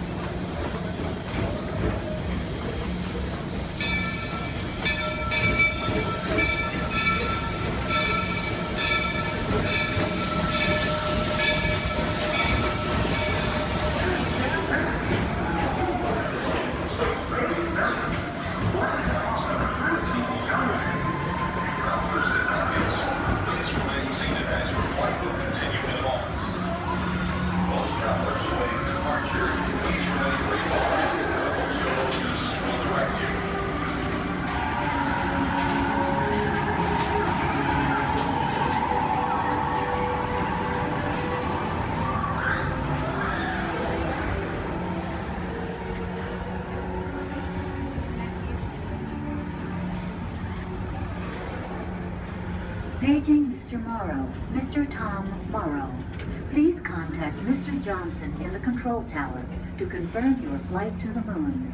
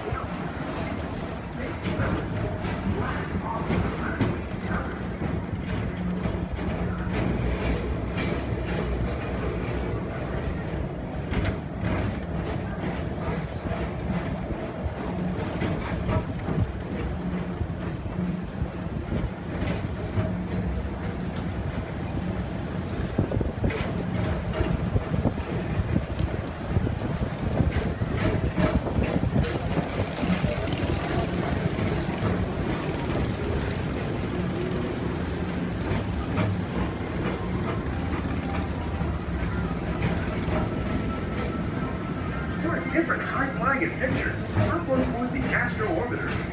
Pilot your own spacecraft as you take a spin around the planet and ascend to otherworldly heights.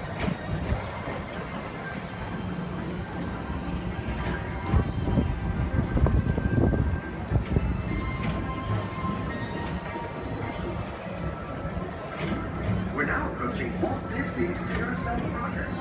Inside this rotating theater, whole families welcome you into their homes from yesterday and today, starting way back at the turn of the 20th. First presented at the New York World's Fair, this legendary circular theater celebrates the progress that has made our lives better. It's a perfect reminder that there's always a great, big, beautiful tomorrow shining at the end of every day.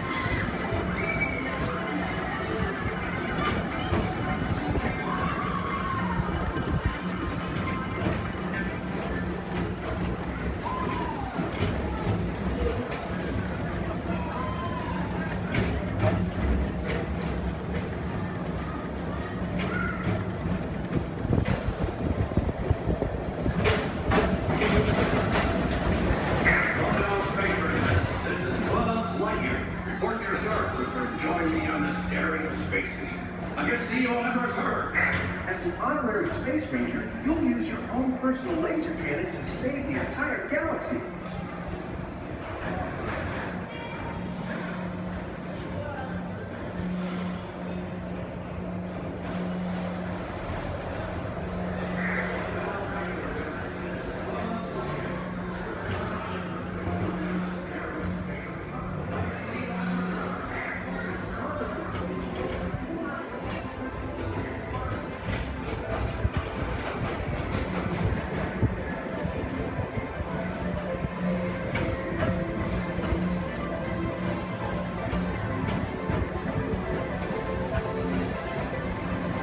This time it's laughter they're after at Monsters Incorporated.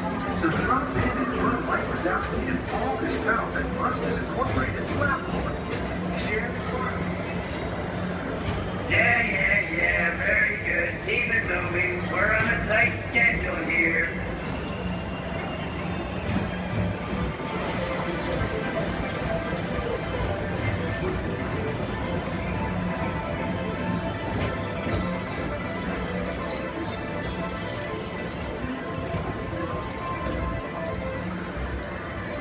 Thank you for joining us on the Tomorrowland Transit Authority People Tour. It's been a pleasure to have you aboard. Enjoy the rest of your day and have a great, big, beautiful tomorrow. Welcome aboard to Tomorrowland Transit Authority People Tour. Your flight is right for the Oscar. Step onto the moving platform with caution and exit by stepping away from the car. Thank you.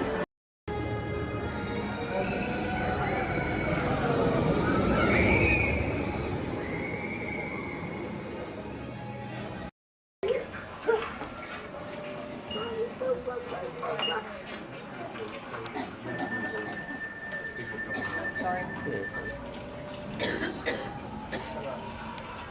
Mommy, you wanted me to ride with you? Only if you want to. 'Cause otherwise, nobody's going to be there to hold your hand. You want to be able to hold my hand? Yeah. The next group's ready. Put my hands up in the car. You gotta get.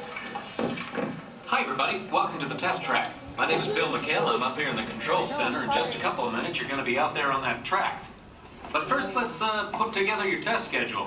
These are the same kinds of tests that are run at GM test facilities all over the world. Let's put up the 26-8 grade. You got it. Okay, we're going to start you off on an accelerated hill climb. Now, these steep grades give us a chance to evaluate the effects of heat and stress on your engine and on the transmission. Twisted germ locks. Let's put up the blocks, German and Belgian. Next, your vehicle is going to go over a variety of rough road surfaces. These are designed to test the integrity of the suspension and the chassis. It's gonna get a bit bumpy. Yeah. Next, you're going to see and feel what it's like when your brakes lock up and you lose control of the steering. Hang in there because we're going to do the test one more time, this time with the ABS or the anti-lock brakes. Okay. What's next? Let's do some environmental tests. Let's put up 2, 5, and 7. 7? Yeah, 7. Okay. After that, we're gonna subject your vehicle to some extremes in temperature, as well as corrosive conditions to see how it handles nature's worst. And finally, we'll take you out for some handling runs. Off-road or corner? Let's do the corner. I'm gonna send you through some hairpin turns, and then we'll take you out and do the high-speed loops. And depending on how your vehicle and you hold up, we'll even throw a few surprise tests in there. Surprise test? Yeah. Pick one. Now, if this whole routine seems a bit extreme, you're absolutely right. That's what a test track is all about. The cars you drive at home are made up of over 15,000 different parts, and every one of them has to pass the test under very extreme conditions before we ever let it off that test track and out onto the road. Now, as you can imagine, safety is a big concern of ours, so we're going to insist that you buckle up your safety belt securely. You'll be glad you did. Oh, we're ready. This is Starport 75. Or as we locals call it, Space Mountain. Our high-speed rocket port to distant deep space destinations.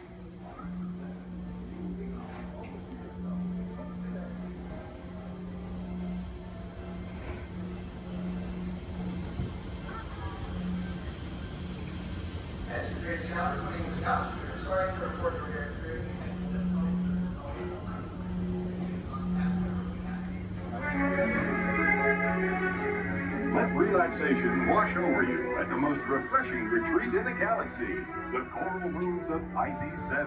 You H2 owe it to yourself. Book today.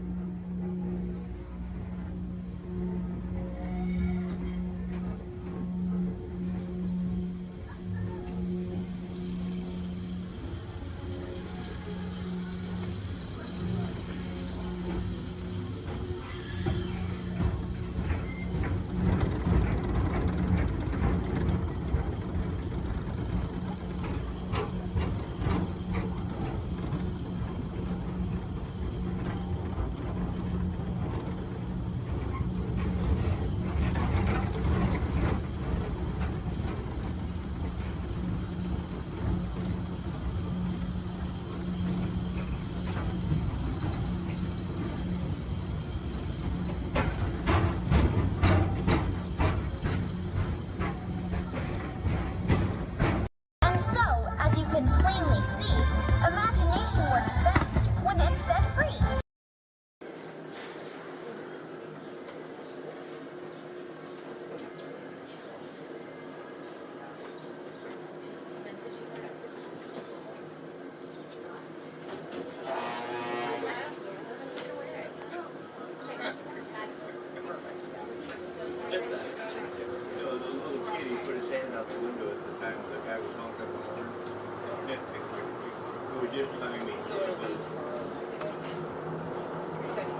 To those of you who have just joined us, welcome aboard the Disneyland monorail.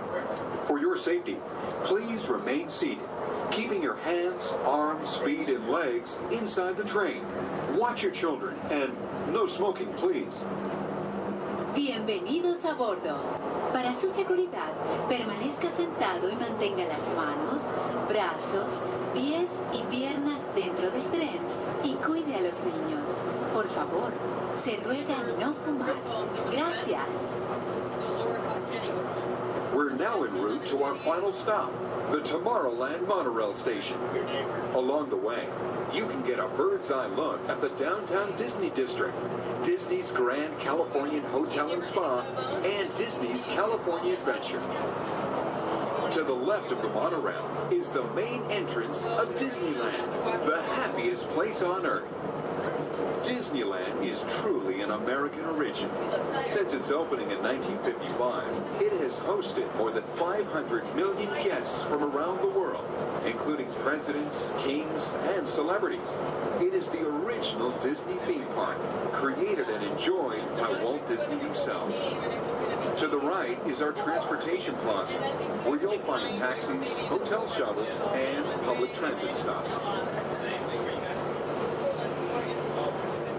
We're about to enter Disneyland. Some of the clearances are pretty tight up ahead, so be sure to remain seated, keeping your hands and arms inside the cabin.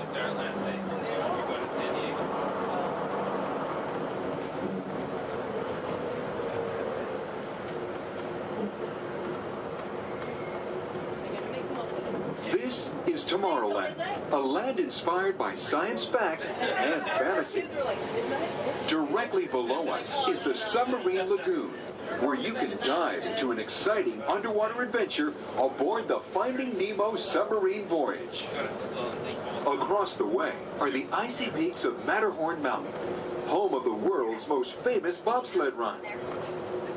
And beneath us are the roadways of the Utopia, where drivers of all ages can ride the road to tomorrow.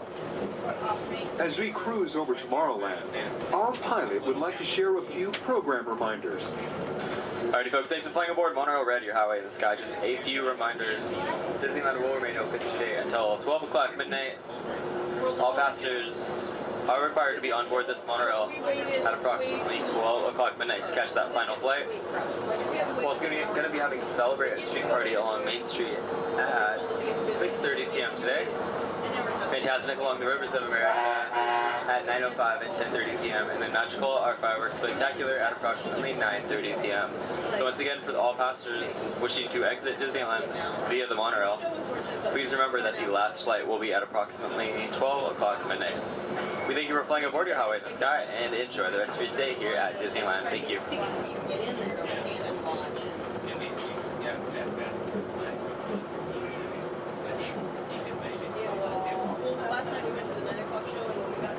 Just ahead and to the right of the train are the sparkling gold spires of one of Disney's most beloved attractions.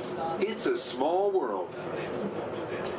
Beyond it is the wacky world of Disney's classic cartoon characters, Mickey's Toontown.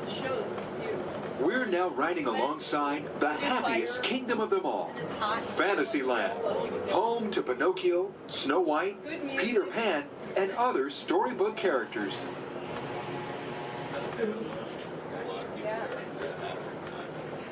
Yeah, it's brand new. Supposedly it said it's we're going to try it, but so many people interested in it and it's so popular, I'm sure they'll be We're now approaching the Tomorrowland monorail station, our final destination. Please remain seated until the monorail comes to a complete stop. Then, collect your belongings, watch your head, and step carefully from the train. On behalf of all of our crew, thanks for traveling with us, and we hope you'll have a happy and memorable visit here at Disneyland. This is the Tomorrowland monorail station.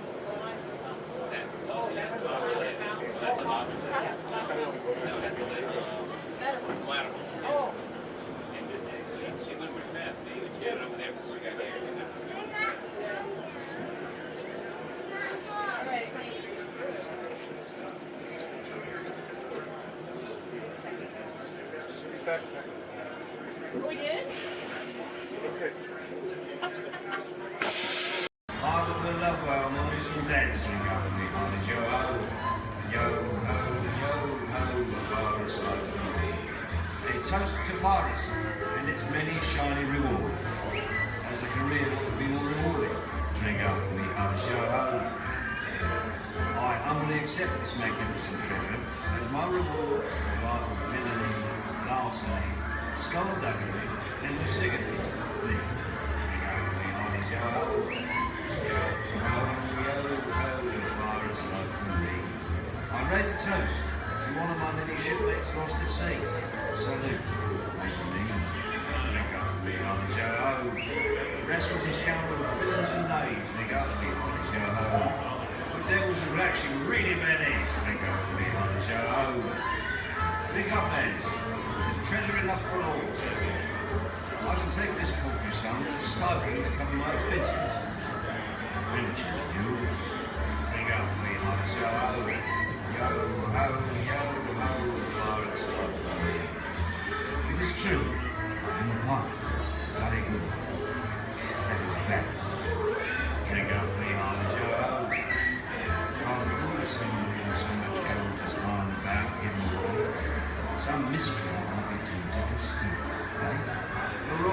Excellent. Even hijacked. We got with me on the show. Hijack. Ah, my feathery friend, you've a divine singing voice. Do help yourself for a trinket. Small one. Drink up, you have a show. Yes, it is a fun treasure. Your notes have temporarily some chromatic weeds.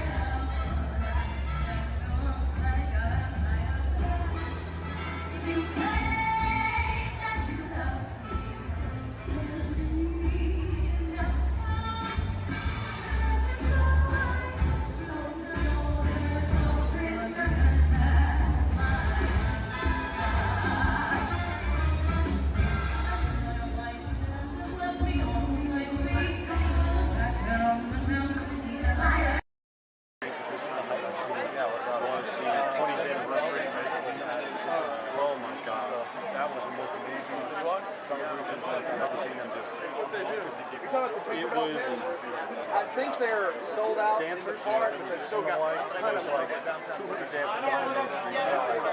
And then 3 different marching bands. And the whole day of the dance floor, you just get nothing going on. Joy Disney standing with his dad at school, reading the dedication, synced with his dad. I'm the only one that got that joke.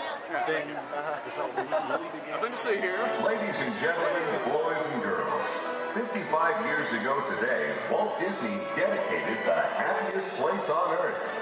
Since then, Walt's dream has brought joy to millions around the world. Join us now as we go back to that memorable day, July 17, 1955. To all who come to this happy place, welcome. Disneyland is your land. Here age relives fond memories of the past. And here you may savor the challenge and promise of the future. Disneyland is dedicated to the ideals, the dreams, and the hard facts that have created America, with the hope that it will be a source of joy and inspiration to all the world. And now, let's all join together in singing Happy Birthday to Disneyland. Are you ready?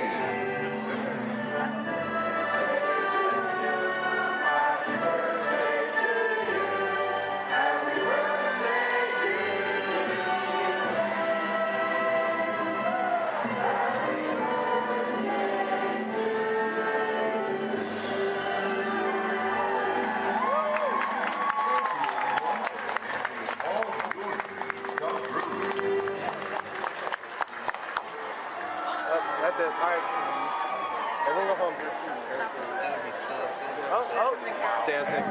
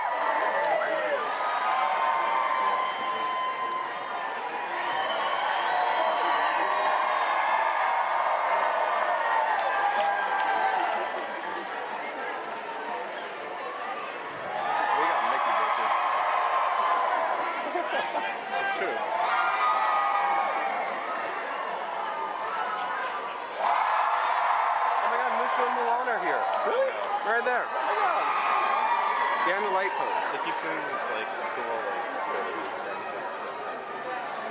Oh, Pluto! We should go say hi to Pluto.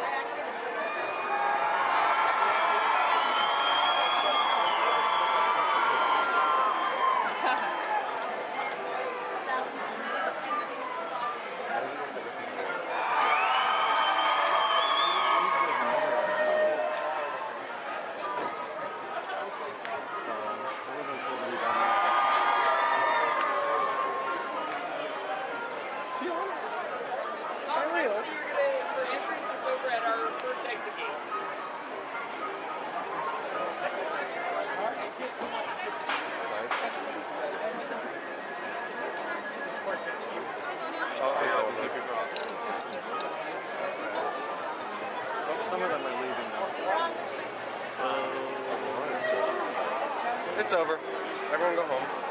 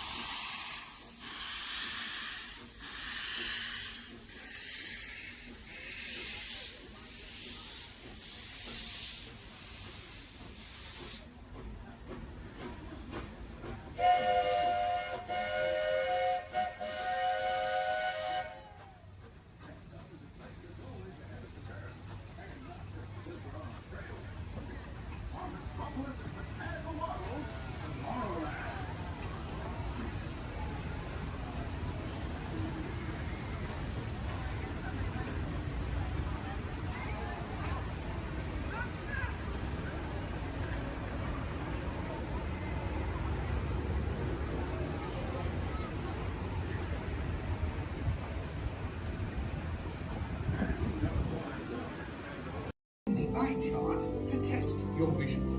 Now, all together, if you would please read line 3. With F-I-G-M-E-N-T, you can see things differently. Sure, you can see with your eyes, but imagine what you could see if you used your imagination.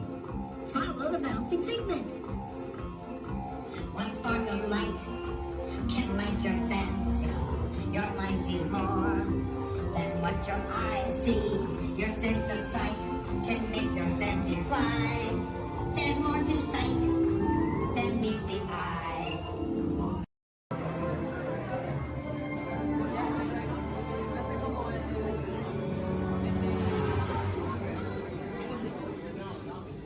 Greetings, Terrans. I am Nova Prime Irani Rayan, Commander of the Nova Corps. On behalf of all Xandarians, I hope you have enjoyed exploring the wonders of Xandar. As you have seen, your world and ours were born of the same moment, one which you refer to as the Big Bang. As such, we are all galactic neighbors in a vast universe which we and countless others share. For you to travel to Xandar would take 2.5 million years, assuming you had a ship that could fly at the speed of light. So we decided to come to you. But even we could not have reached you so easily were it not for the Cosmic Generator, an advanced piece of Xandarian technology that creates jump points, artificial tunnels that act as shortcuts, linking distant points in space.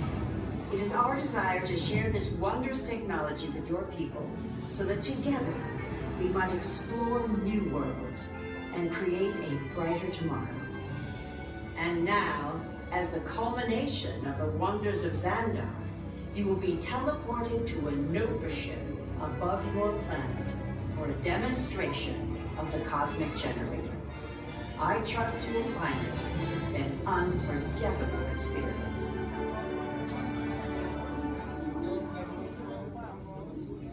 Welcome, people of Epcot, Epcoters, Epcotians, citizens of Epcot.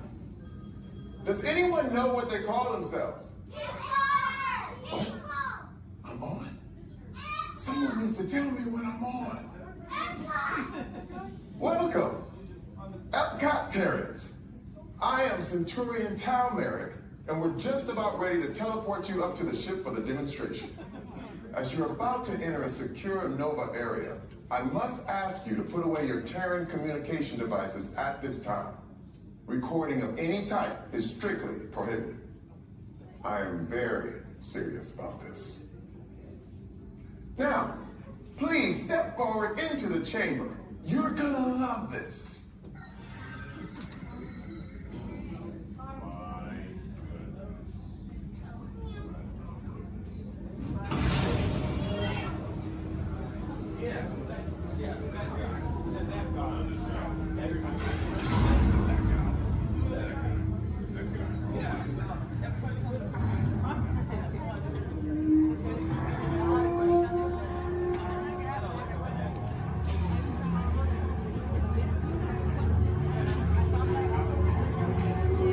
Okay, before we begin, I should warn you that we have never teleported Terrans before. But since your molecular structure is very similar to Xandarians, it should work. It'll work. So long as you are standing inside the lighted ring. You do not want to know what happened last time someone did not stand where I told them to, okay?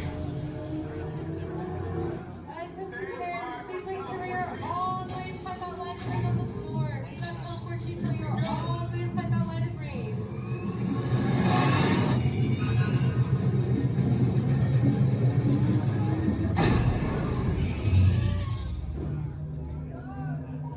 You made it! I mean, of course you did. Nova Prime, they're ready. Excellent. What you see before you is the cosmic generator. And in just a few moments, we'll be activating it so you can experience for yourself what's happening. I'm not sure. Our power's out. And the cosmic generator is gone. Cheerio, Mother. Go to Code Red. Prepare the fleet. And call the Guardians. Now. There is no cause for alarm. Turn off that alarm. I've got an important transmission coming in. Hey, what's up, Nova Corps? Our cosmic generator has been stolen. What? How? Why didn't we think of that? That thing's gotta be worth a fortune. I am Groot. Good question. Yeah, who do you think took it? Perhaps that really big man outside your ship. Oh, that is a big man. I need to alert Nova Prime. I have been watching Terrans for eons. That's not creepy at all. This species has failed. Wait, whoa. We didn't even know there was a test. He's got the cosmic generator. He's creating a new jump point. Jump point to where? Not where. When. It's some kind of mutant jump point. He's going back to the dawn of time. Dawn of time, why? To erase an error. Well, that doesn't sound good. Your time is over. Wait, what do you mean? What do you mean it's so vague? The jump point is closing. Hey, Nova Dude, you're Nova Corps need to follow that whatever it is until we get there. We can't. Our power is down, and I've got to get these Terrans onto evacuation shuttles. I got it. I reprogrammed the shuttles to follow through the jump point. Wait, what? Look, they're our only chance of keeping track of that whack job until we get the cosmic generator back. Piece of cake. Wait! There's cake. Where's this cake? The odds are impossible, Yeah. but it's our only shot. Good luck. Are you sure you can control it? Come on, it's me. I got this. We're all toast. First it was cake, now there is toast. This plan is making me so hungry. Terrans, listen up.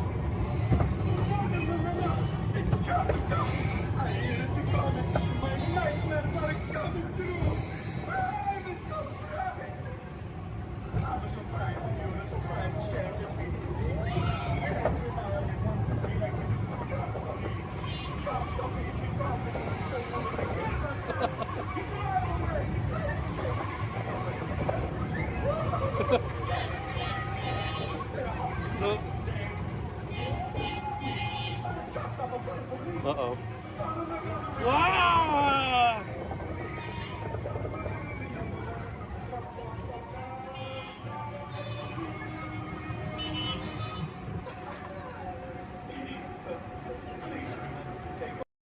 Good luck to you all. You might need it. Today's flight takes you to the planet Corellia. You will be intercepting a first-order train shipment of coaxium. Gunners, you clear the path. Pilots, line up behind the train. And engineers, you harpoon that precious cargo. Now get a move on and know that I have complete faith in you. But I am coming along with you just in case. In the life cycle pattern, there are winners and there are losers. Who are you? Welcome aboard the Walt Disney World monorail to Epcot. For those of you staying, please hold on to the handrails throughout our journey and stay clear of the door. For the comfort of others, no smoking, please. Thank you. As we turn south, you can catch a glimpse of the spires of Space Mountain in the Magic Kingdom. Nearby is Disney's contemporary resort.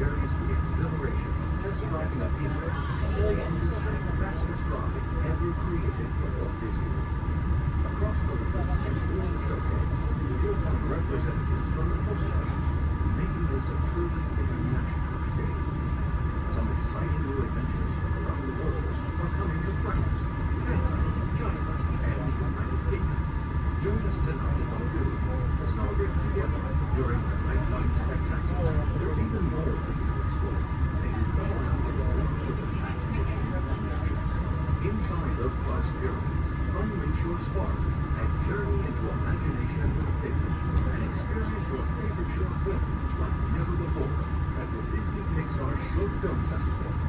Next is The Land, where you can celebrate Earth's rich diversity. The Land is also home to Soarin', a free flying adventure across the wonders around the world. Here in the seas, you'll be able to meet some of your favorite undersea pals from Disney Pixar's Finding Nemo. We're approaching the Epcot monorail station. For our smoking guests, there are designated smoking areas just outside the park. Please hold on to the handrail and stay clear of the doors until the monorail stops completely and the doors open. On behalf of the cast of the Walt Disney World Resort, welcome to Epcot.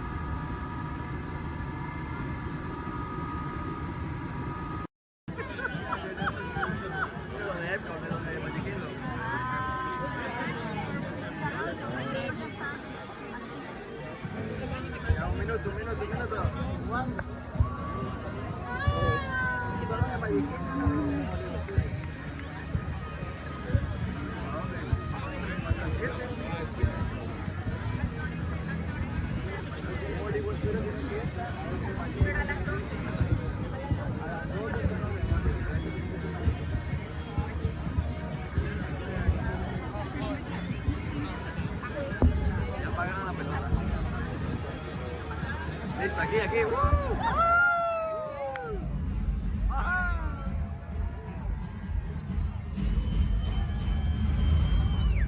Welcome everyone to our New Year's Eve sparkling celebration. As we await the first midnight here in the United States, Canada, and Mexico, we should note that many of our World Showcase friends are already greeted the New Year. 2025 reached the country of Japan, and 1 hour later, China celebrated the New Year. Let's celebrate with them now. 皆様、新年明けましておめでとうございます。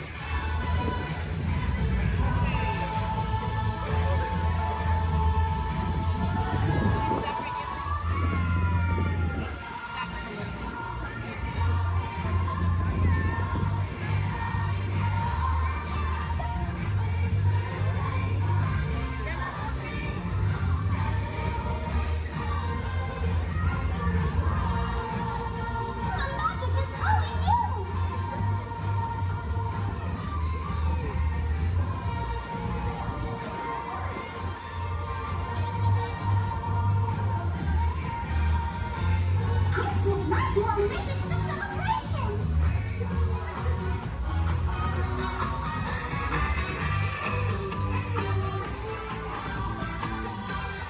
What a great day!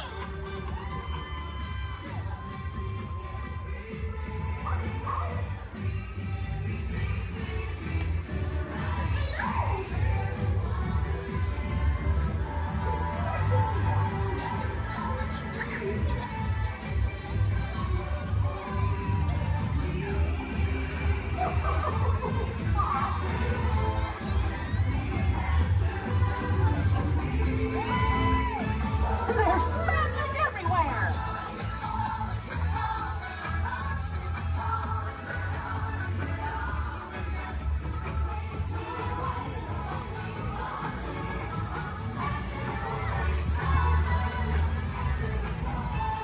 It's time to celebrate!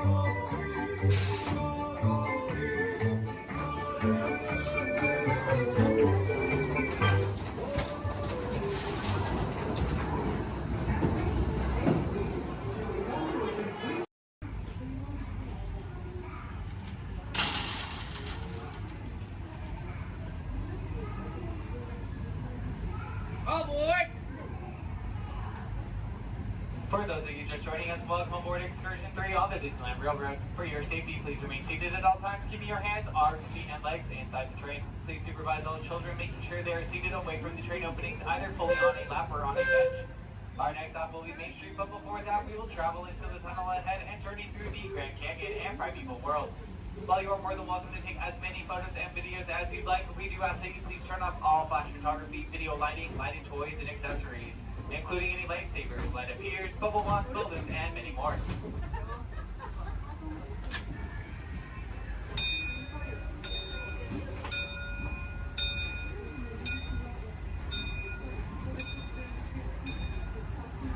To those who have just come aboard, welcome.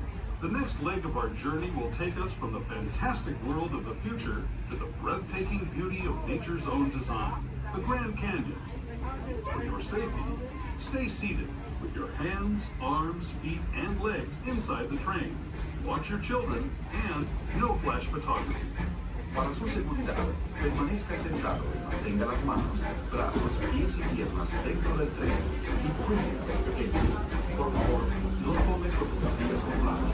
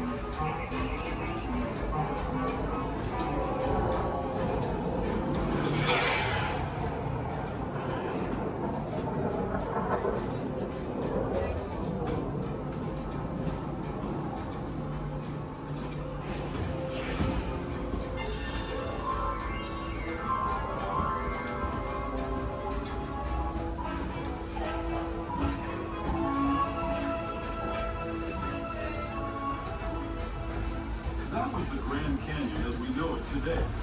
But it wasn't always this way. Now, let's travel back in time, way back in time, to the fantastic past of the rising world, land of the dinosaurs.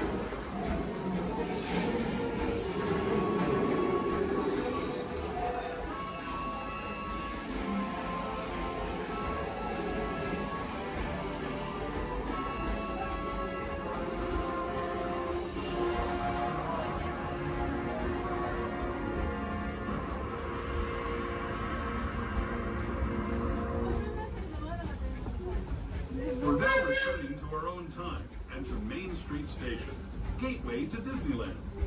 If you're leaving us here, stay in your seat until we come to a full stop. Remember to gather all your personal belongings and step carefully from the train. I'd especially like to thank those of you who've been with me. As we make our way back to Main Street Station, remain fully seated until the train has come to a full and complete stop.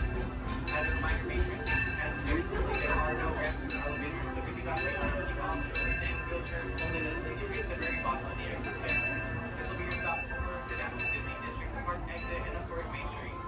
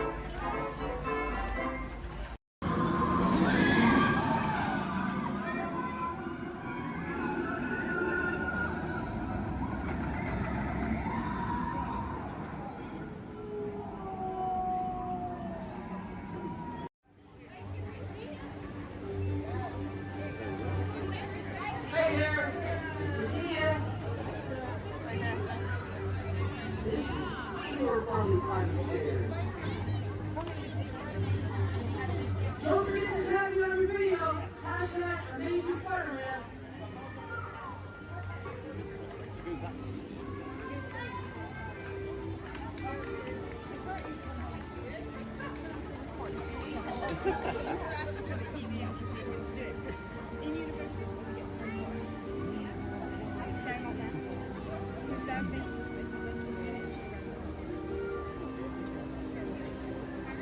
everyone! Looking good down there! Wow, this is a friendly neighborhood. Welcome to Avengers Campus. Hey, what's going on, guys? Oh, me? Ah, you know, just spider stuff. Okay, time to run some tests. Spider-Man, Oh, hey, Sharon. shall we conduct an altitude test? Yeah, I guess I should do some work. Always good to have the data. On my way. Just need to find a clear path and something to swing from. Oh yeah, it's go time. Field testing, here I come.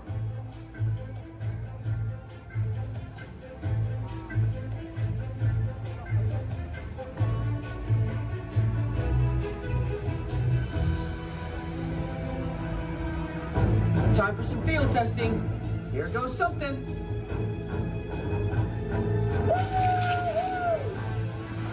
Brace for impact.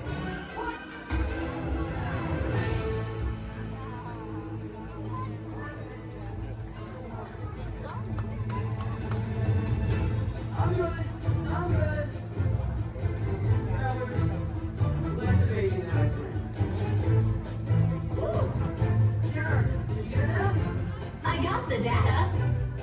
Okay. Try to test. Hang on, I'll be right down.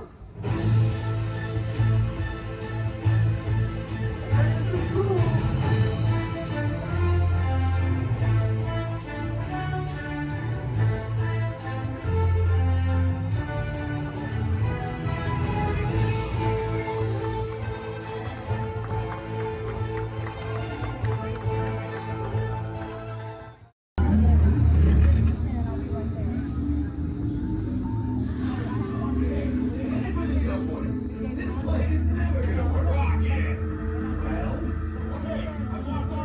We'll be right behind you. Nothing to worry about. Unless we cannot stop this unusually large man.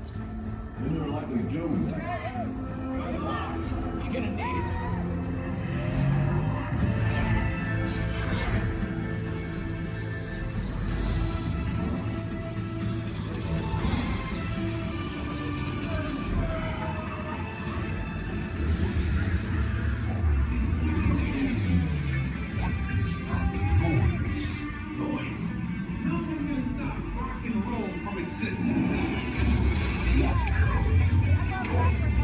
What have we done?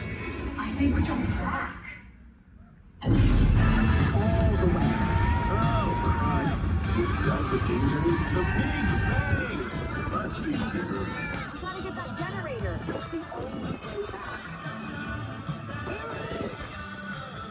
We got the generator. We're ready. Oh yeah?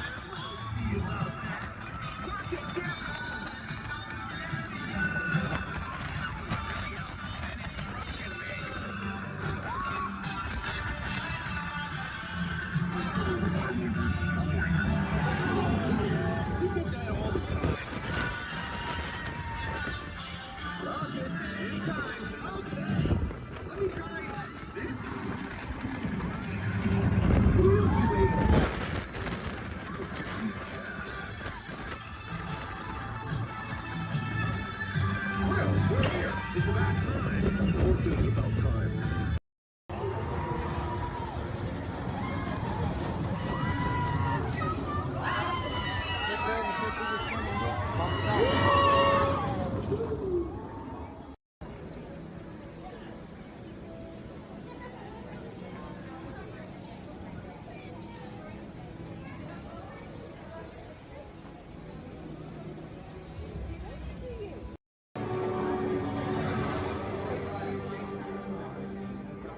Greetings, Terrans. I am Nova Prime Irani Rayan, Commander of the Nova Corps. On behalf of all Xandarians, I hope you have enjoyed exploring the wonders of Xandar.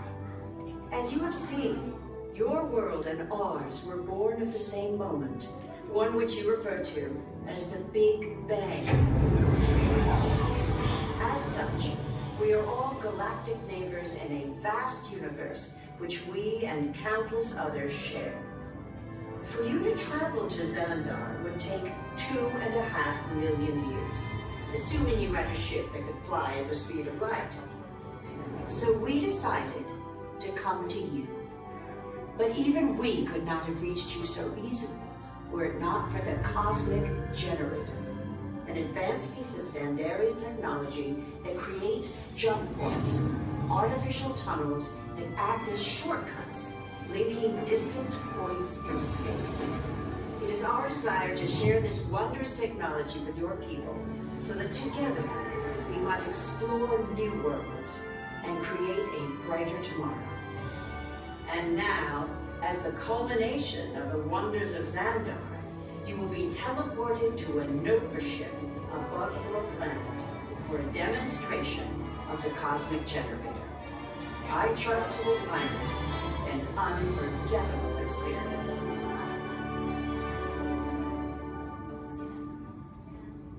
Welcome, people of Epcot, Epcoters, Epcotians, citizens of Epcot.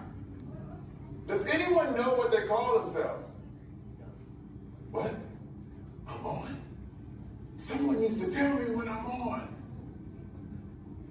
Welcome, Epcot-tarians. I am Centurion Talmeric, and we're just about ready to teleport you up to the ship for the demonstration. As you're about to enter a secure Nova area, I must ask you to put away your Terran communication devices at this time. Recording of any type is strictly prohibited. I am very serious about this. Now, please step forward into the chamber. You're gonna love this.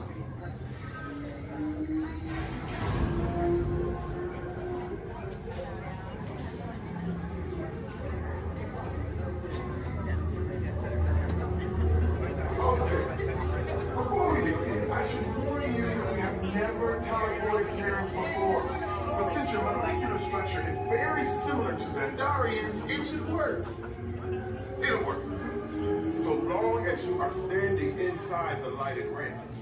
You do not want to know what happened last time someone did not stand where I told them to, okay? Stand by for teleportation. Here we go.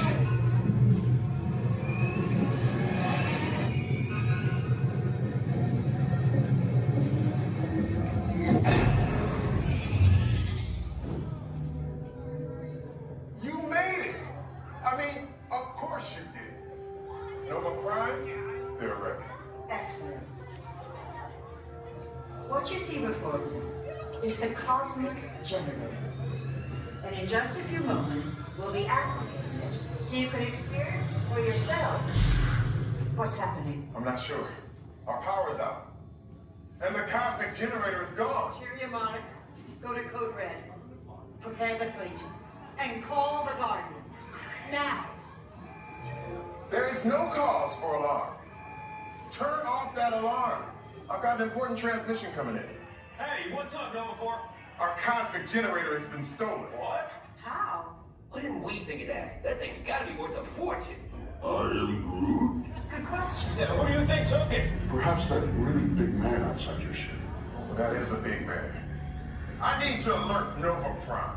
I've been watching Terrans for dogs. That's not creepy at all. This species has failed. Wait, whoa. We didn't even know there was a test. He's got the cosmic generator. He's creating a new jump point. Jump point to where? It's some kind of mutant jump point. It's going back to the dawn of time. Dawn of time, why? To erase an error. Well, that doesn't sound good.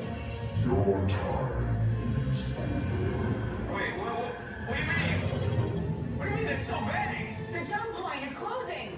Hey, Nova Dude, you're Nova Corps need to follow that whatever it is until we get there. We can't. Our power is down, and I've got to get these Terrans onto evacuation shuttles. I got it. I reprogrammed the shuttles to follow them through the jump point. Wait, what? Look, They're our only chance of keeping track of that whack job until we get the cosmic generator back. Piece of cake. Wait! There's cake. Where's this cake? The odds are impossible, Yep. but it's our only shot. Good luck. Are you sure you can control it? Come on, it's me. I got this. We're all toast. First it was cake, now there is toast. This plan is making me so hungry. Terrence, listen up. You need to make your way to the evacuation shelter now. We'll follow the plan when we get our power back. I mean, when we get our power back.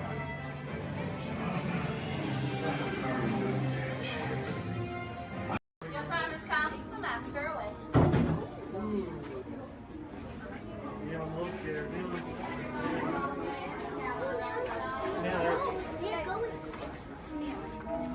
Are you closer to 6 or closer to 7? When hinges creak in doorless chambers, and strange and frightening sounds echo through the halls, whenever candlelights flicker, where the air is deathly still, that is the time when ghosts are present, practicing their terror with foolish delight.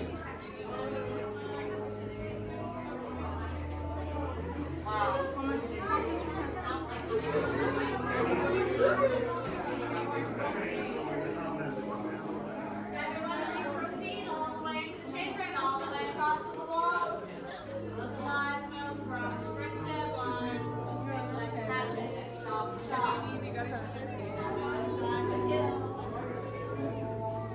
Welcome, foolish mortals, to the haunted mansion. And your host, your ghost host.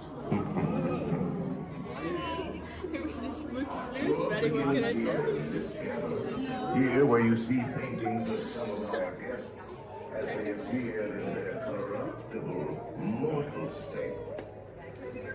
Kindly step all the way in, please, and make room for everyone. There's no turning back now. Now everyone, gather your bodies away from the walls and into the dead center of the room. Your cadaverous pallor betrays an aura of foreboding, almost as though you sense a disquieting metamorphosis. Is this haunted room actually stretching? Or is it your imagination? And consider this dismaying observation. This chamber has no windows and no doors. Which offers you this chilling challenge to find a way out.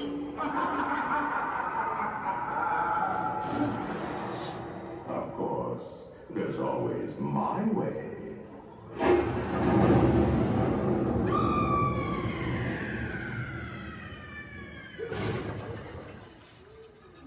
Oh, I didn't mean to frighten you prematurely.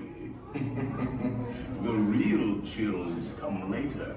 Now, as they say, look alive, and we'll continue on. And let's all stay together, please.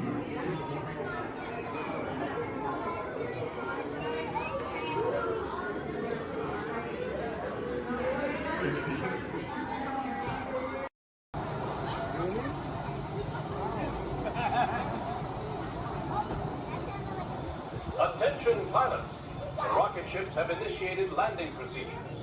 Please remain seated until your rocket ship comes to a complete stop. Then follow the arrows to the flight deck. Happy landings. Okay, take this corridor to the turbo lift, then head down to the escape pod base. Those droids are programmed to return you to Batu. Hurry and don't get caught.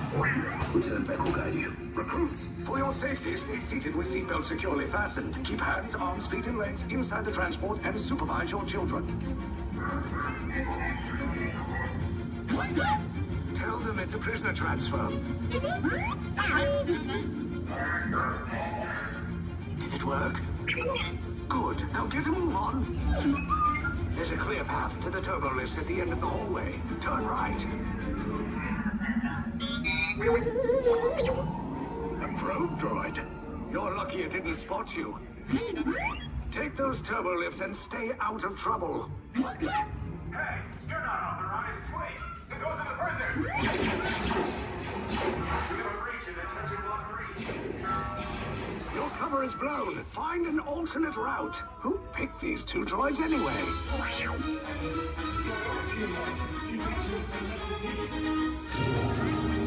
There they are! Fire!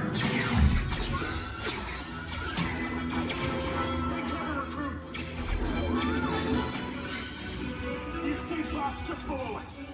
Take the lift down. Hurry! Hurry! No, not up! I said down!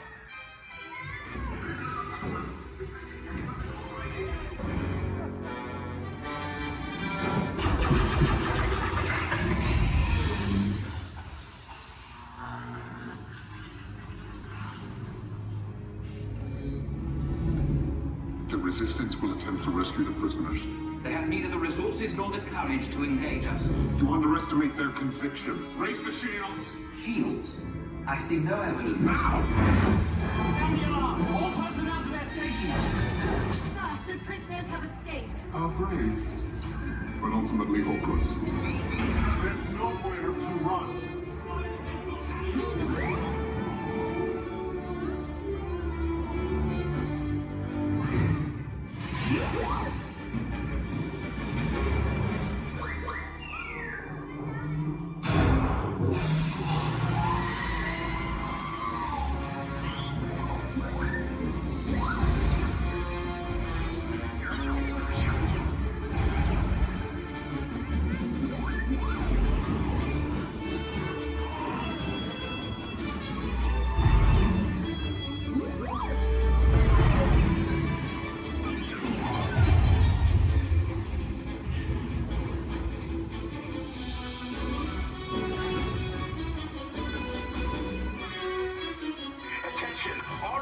Personnel, abandon ship.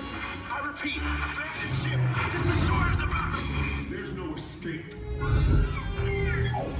You will tell me the location of the secret base, and then I will destroy you and the Resistance.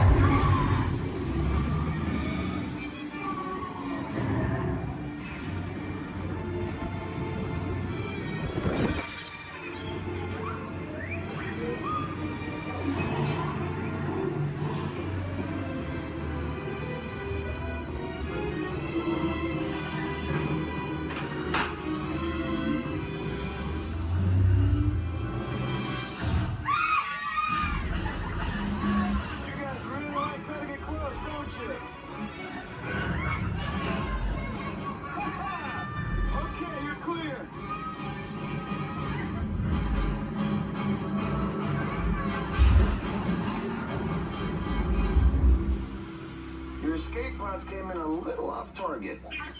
Ground crews will meet you outside the wreck. All right, nice job, recruits. Not what you signed on for, but hey, you're Resistance now. I think I have that authority. Right, Beck? Where's the lieutenant? I need eyes on Beck. I know, Scappery's pod beacon. More escape pods down in Sector 4. Verification pending from Key Command personnel. Lieutenant Beck here. Beck! You're alive! I should hope so. Great job, recruits. Thanks to your heroism, the location of the Resistance base is secure. Bravo! Yes, R5, you too.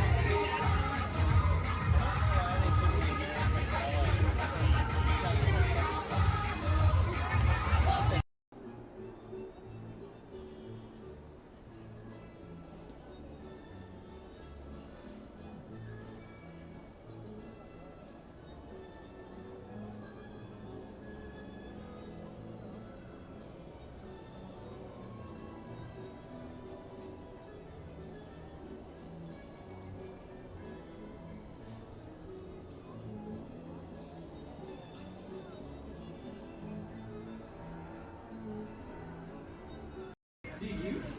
Carrots?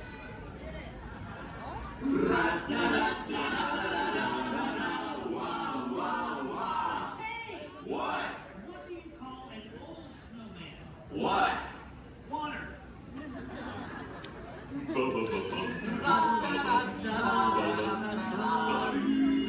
Hey, what? Where does a snowman keep all his money? Where? In a snowbank.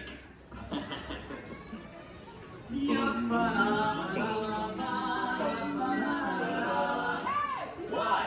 Who's the snowman's favorite relative? Who? It's Antarctica.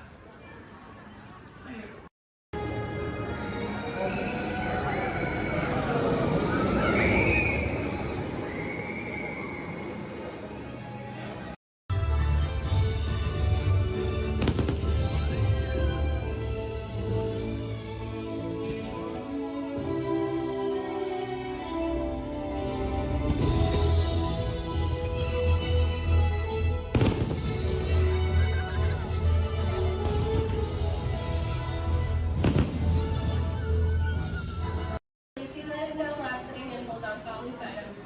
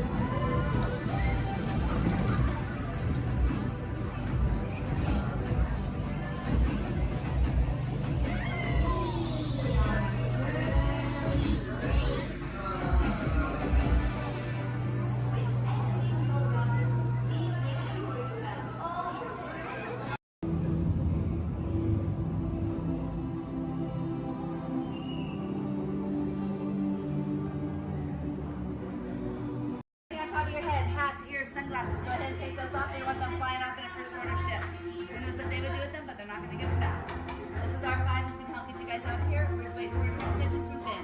Okay. Good luck. Take this corridor to the turbo lift, then head down to the escape pod base. Those droids are programmed to return you to Batu. Hurry and don't get caught.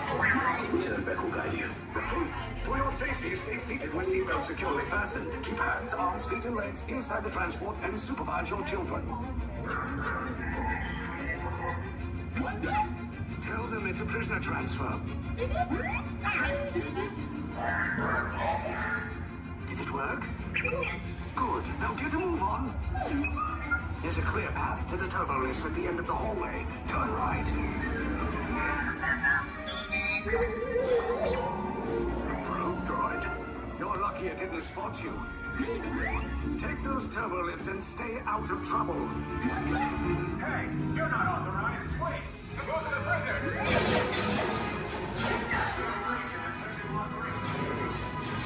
Your cover is blown. Find an alternate route. Who picked these two droids anyway? Detention approach. Prisoners not seen at the fire!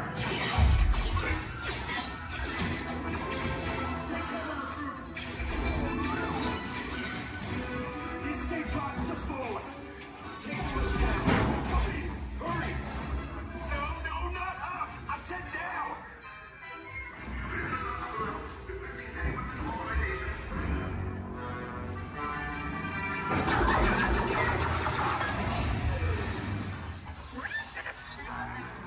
does not look good. Try to find another way down to the escape pods. The Resistance will attempt to rescue the prisoners. They have neither the resources nor the courage to engage us. You underestimate their conviction. Raise the shields! Shields? I see no evidence. Now! Sound the alarm! All personnel to their stations! Sir, the prisoners have escaped. How brave, but ultimately hopeless. There's nowhere to run.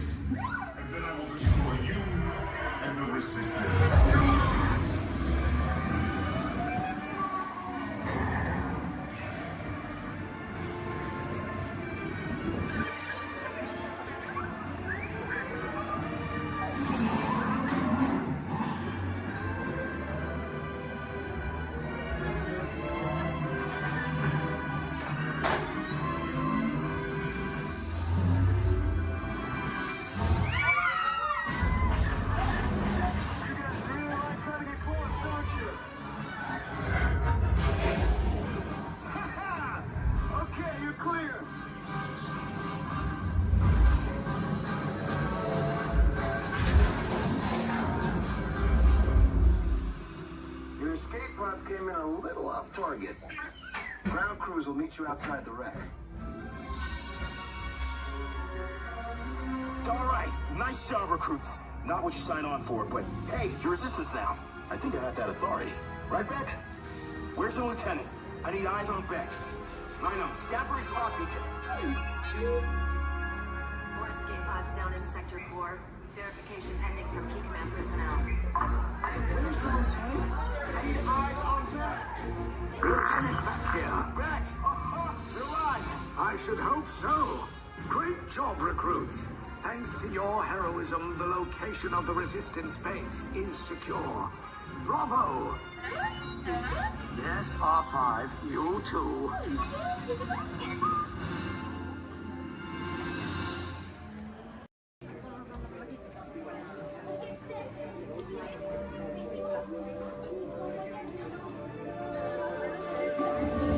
I see we have new visitors. Welcome, Terrans, to the wonders of Xandar. I am World Mind, sentient supercomputer of Xandar. I hold the knowledge, memory, and experiences of all Xandarian citizens, past and present. This gives me extensive knowledge, yet I am constantly learning, and I am now learning about you and your planet, Terra.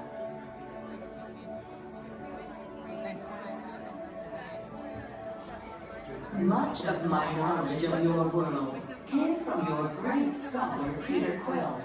However, many of his facts have yet to be confirmed, such as the incredible importance of a legend called Footloose. Through my fellow Xandarians working here at the wonders of Xandar, I am discovering more about you Terrans. Such as your fascination with eating the turkey leg. Why only the leg? What about the rest of this creature? We are eager to learn the answers to these questions and so much more about your world. In return, we Xandarians hope to share with you more about ours. Although Xandar is 2.537 million light years away from your planet Terra, our worlds are actually quite similar and began at precisely the same moment. We refer to this as time zero, before the existence of anything. Our worlds were born of a single point of matter and energy that blasted outward in what you Terrans refer to as the Big Bang. And from nothing came the beginning of everything. Incredibly hot and extraordinarily powerful, this explosion filled the cosmos with a cloud of rapidly moving particles. Over the next 100 million years, space continued to expand, and the particles cooled and slowed. As they coalesced into huge swirling clouds, gravity pulled them into larger, denser clusters. At the heart of these clusters, the temperature rose, and the particles were compressed so tightly they fused, releasing enormous amounts of heat and light. This is how the very first stars in our shared universe were born.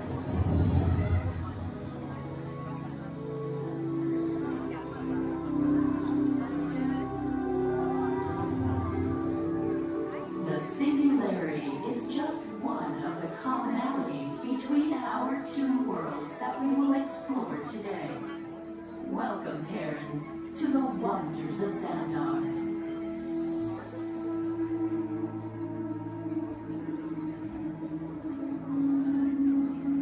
Please remain fully seated.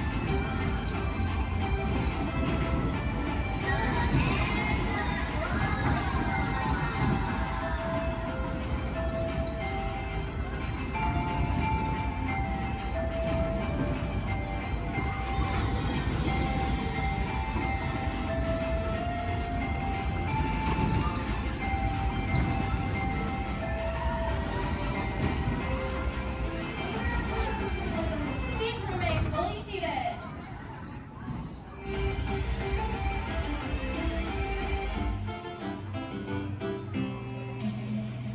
We are eternally dizzy.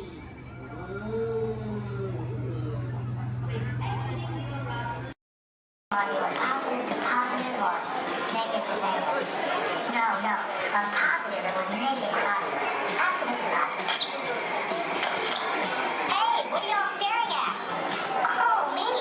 Well, you got cameras. Why don't you take a picture? It'll last longer. Gee, a lot of families here today. Glad you're flying with us. You know, I like families. Sure, I see a lot of mine these days. Oh, look, there's Dad. Hi, Dad. Dad was the top Star Tours pilot. Till he took a crash course in star speeders, if you know what I mean.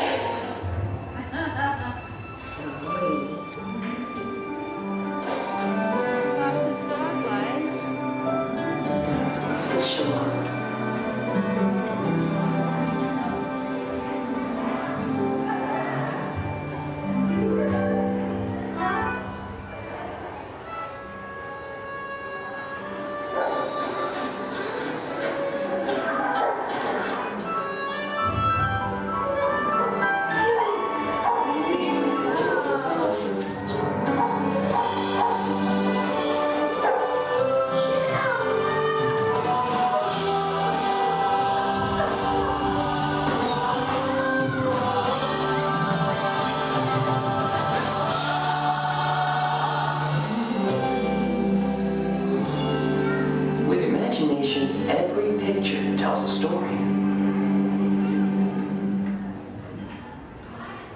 With imagination, we can relive the moments of our lives.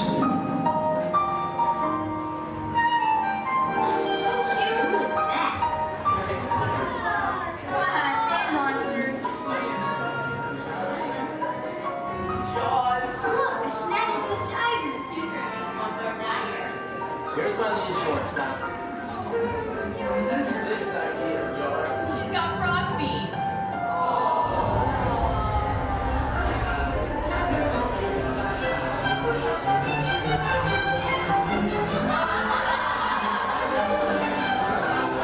I think we should call this Jerry's picture.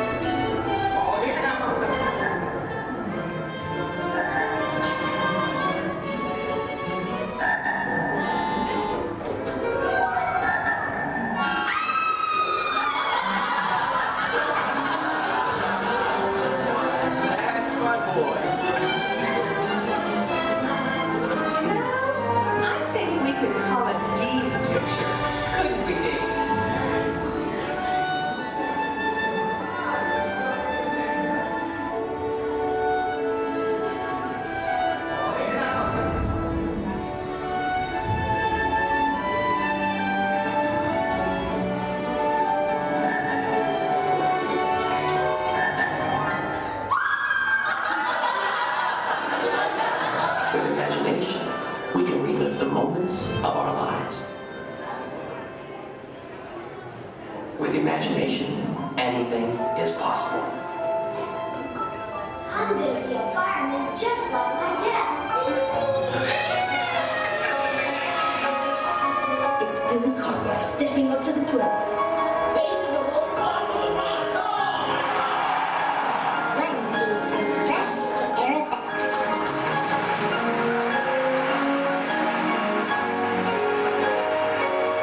This is Houston. How's the view up there?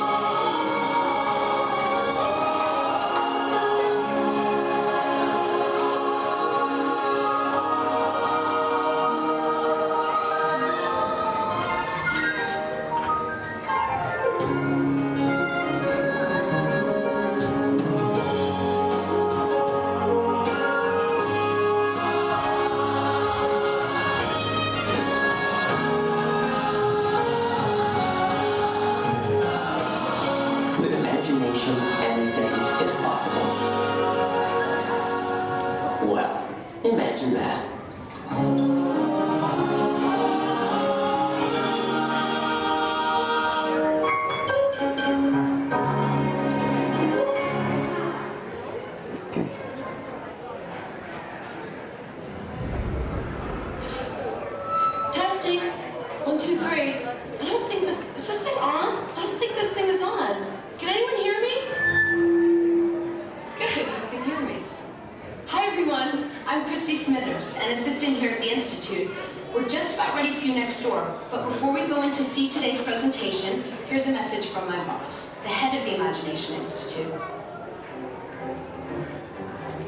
Hello, Dr. Nigel Cannon here. Welcome, welcome, welcome to our annual open house. It is my pleasure to have you here, just as it is your pleasure to be here. For over 100 years, the Imagination Institute has honored the world's leading thinkers, dreamers, and innovators with the Inventor of the Year Award. This year's recipient, Professor Wayne Zielinski, holds patents on numerous unique, one-of-a-kind inventions, including the hands-free phone helmet, the hands-free personal grooming helmet, and his newest creation, the video camera helmet, which, if I'm not mistaken, is also hands-free. But what brought Professor Zielinski to our attention was not headwear, but his incredible shrinking and enlarging machine. Although he's had some small setbacks, he has demonstrated a truly enormous gift for imaginativeness. Today, before receiving his award, the good professor will demonstrate for us his latest inventions, all developed right here at the Institute. Before we begin, I have one special reminder. Do remember, safety goggles must be worn during the presentation. But please, for your safety, do not put on the safety goggles until you are safely seated safely inside the theatre safely. Right. Now, please gather up your personal belongings and move all the way into the auditorium. See you in a few moments. Cheerio.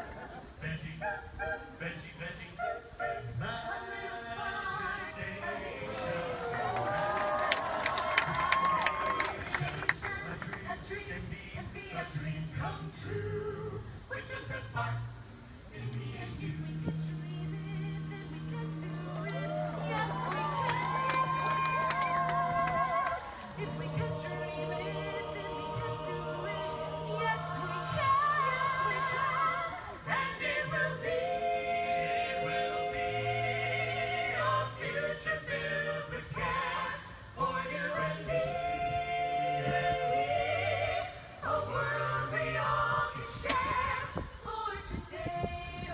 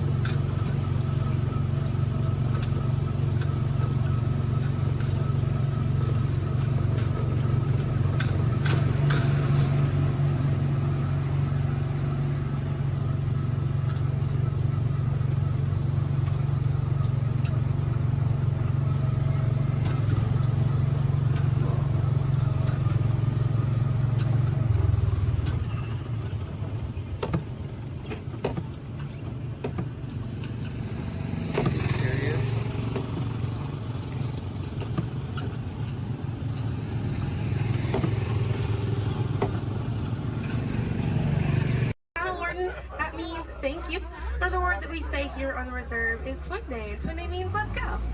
Jumbo everyone, my name is Selena. I'm going to be your safari guide here today. Before we get out in the reserve, I do have a few safety reminders. Please make sure that we keep our hands, arms, feet, and legs inside the vehicle at all times so that we remain fully seated throughout our entire journey today. Now, if you take a look above your head, we have an animal spotting guide. You can use that guide to help me spot some animals out here in the reserve. I can't promise that we're going to see all of them, but I usually have some pretty good luck. Now, we're going to be heading into the Little Ituri Forest here first.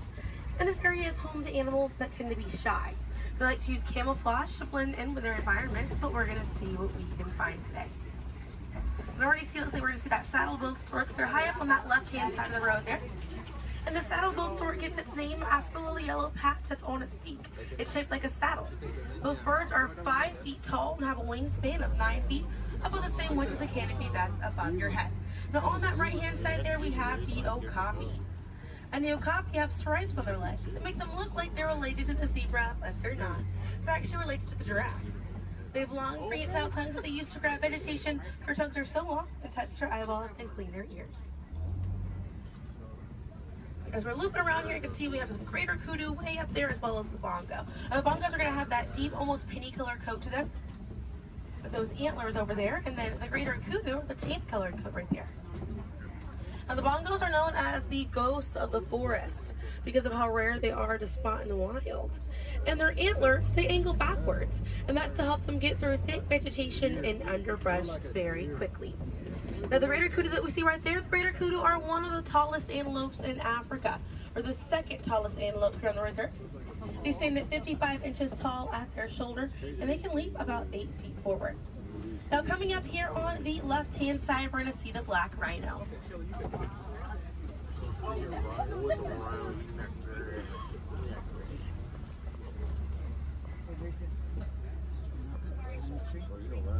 Now, black rhinos are the smallest rhino in Africa.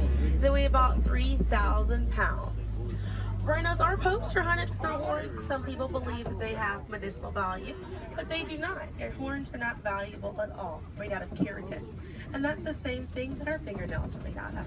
Really good view of that bongo there on the right-hand side as we're passing by here.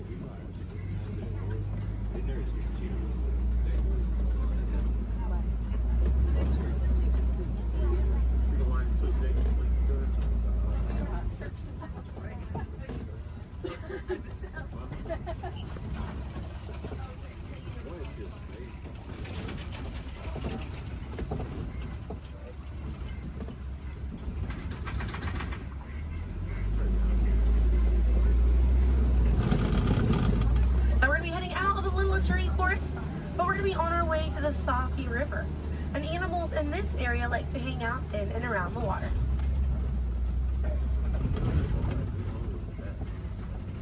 Now, coming up on the right-hand side, we're going to see some pink-back pelicans. And the pink-back pelicans get their name for the pink skin that occurs on their back during mating season. Now, those animals are colonial nesters, so they'll nest between 20 and 500 pairs. That's a group of 40 to 1,000 pink-back pelicans.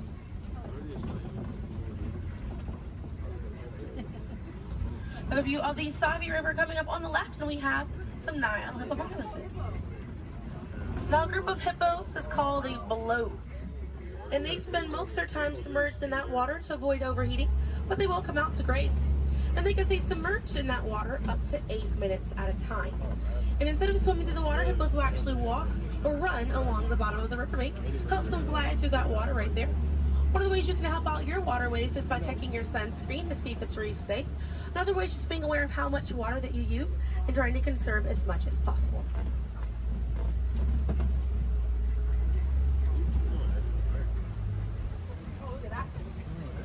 Another one there, taking a nap on that left-hand side.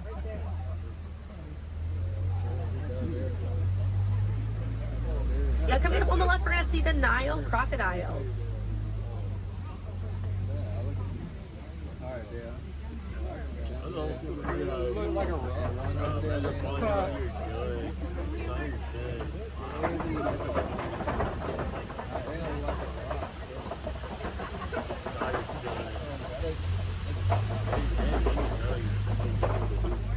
Now, the Nile crocodiles can eat half their body weight in one sitting, and they can go months without eating if food is scarce. Now, mother and father crocodiles are great parents, and they'll gently roll their eggs in their mouth It softens up their shell and it makes it easier for their babies to hatch. But we're going to be heading into the savannah now, and the savannah hosts millions of migrating animals every year. And it's home to Africa's most well-known animals, such as zebras and giraffes. I'm hoping that we'll be able to spot some today, but as we're getting out here, we have a pretty good chance to identify some animals with that animal spotting guide. We have lots of wide open spaces. So already it looks like I can see the elands are out there. Wondering what other animals. I'm hoping it'll be a pretty busy day out there.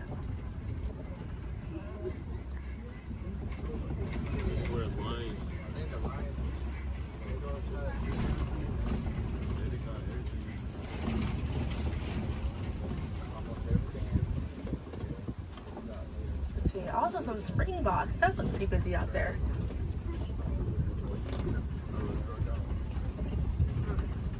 So we're still looking around here. Keep an eye on the right. They're going to be past this kind of rocky area. It's a herd of wildebeest way back there in that pathway. And the name wildebeest means wild beast in Afrikaans. And they'll travel in groups of 1.5 million, and they'll go about 500 to 1,000 miles every year.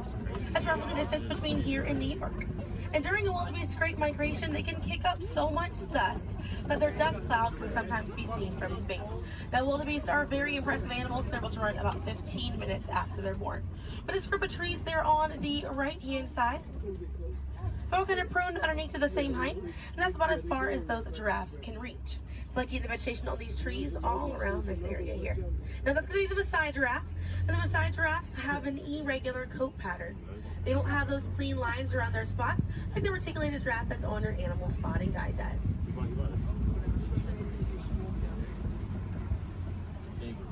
Now on the left-hand side, we do have the African painted dogs. There might be a little bit more people once we're a little bit further up here.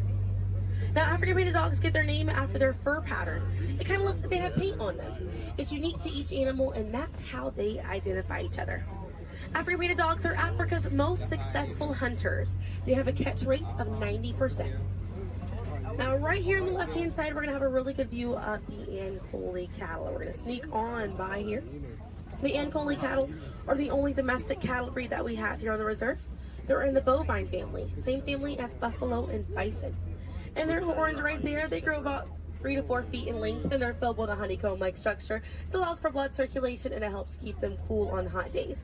Now, further back, that's a sable antelope in that back left corner. And the sable antelope are very special because of the symbol of the Harambe Wildlife Reserve, because of how courageous they are. So in a choice between fight or flight, the sable antelope will choose to fight, just how we should fight to protect these animals and the environment that they live in.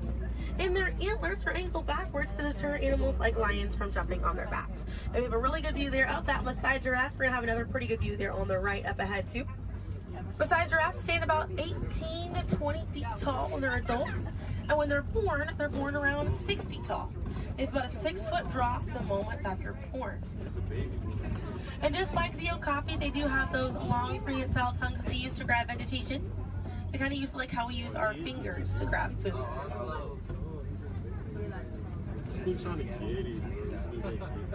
Really good view of them right there. They're actually the same number of neck bones or vertebrae in their neck as we do in ours. Theirs is just bigger.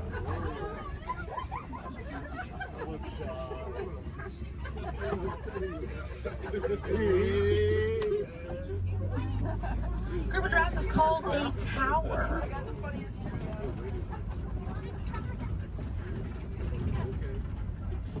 Now we're going to see on the left-hand side we have the elands. Now the elands are right next to the springbok. The elands are the tallest antelope on the reserve. They stand at 6 feet tall at their shoulder.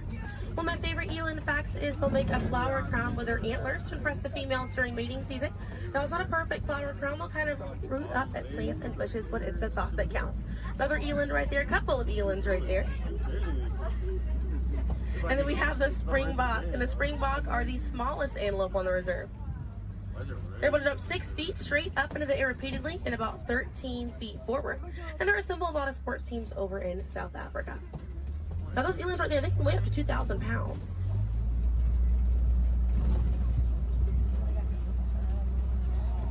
Another view of that Maasai giraffe right there.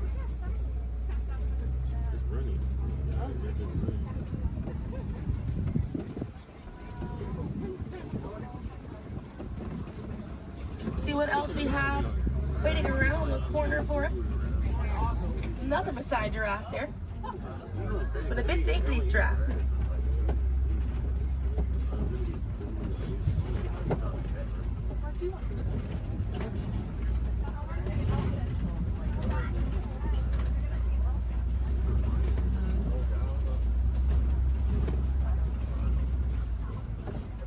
We're going to see the African elephant up here. It's going to be on the right-hand side of the truck.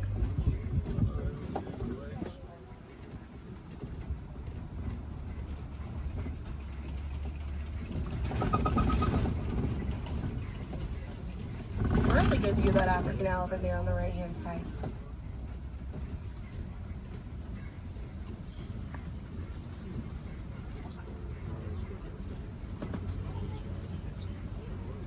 And on the left we have the mandrill. That's the male mandrill on the left. Lots to look at right here. Male mandrills weigh about 100 pounds. Females grow up to 30 pounds. And they can bare their teeth at each other as a sign of aggression, but they usually don't. They usually do it as a friendly gesture. So it's kind of like the mandrills are smiling at each other. Now we got to see that elephant back there. And elephants are social creatures. That's going to be the African elephant.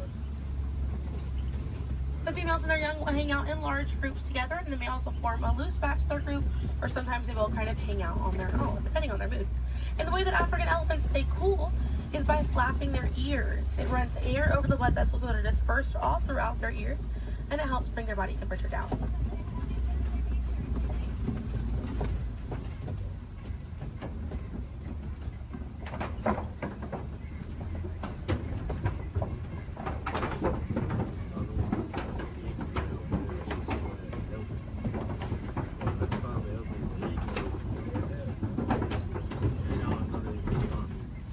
We're going to be looping around this area here. We have lots of red clay on this right-hand side.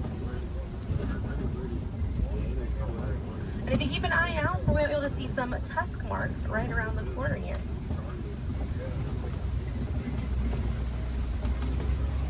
So those tusk marks on the right were caused by African elephants. And they'll scrape up against that clay and they'll eat it. More elephants there on the left-hand side.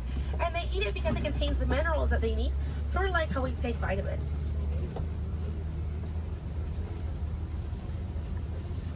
They're way out there on that left-hand side. They kind of look kind of tiny from here. We'll see if we can get another view of them a little bit further out.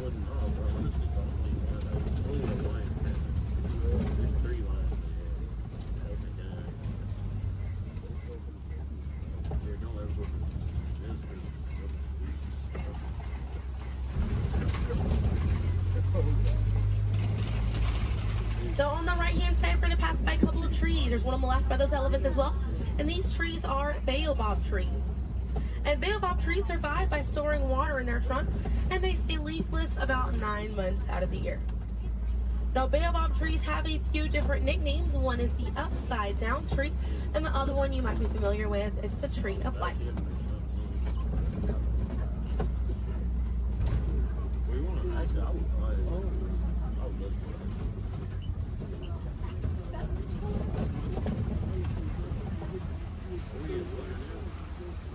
And we're coming up here on a group of flamingos. Group of flamingos is called a flamboyant. So here we have that flamboyant of flamingo. Now this particular species is the greater flamingo species, and they're the lightest colored flamingo in their family. They get their color from the brine shrimp that they eat, and over time it turns their feathers pink. It takes about 1 to 2 years to get that full pink coloring right there. When they're born all gray and fluffy.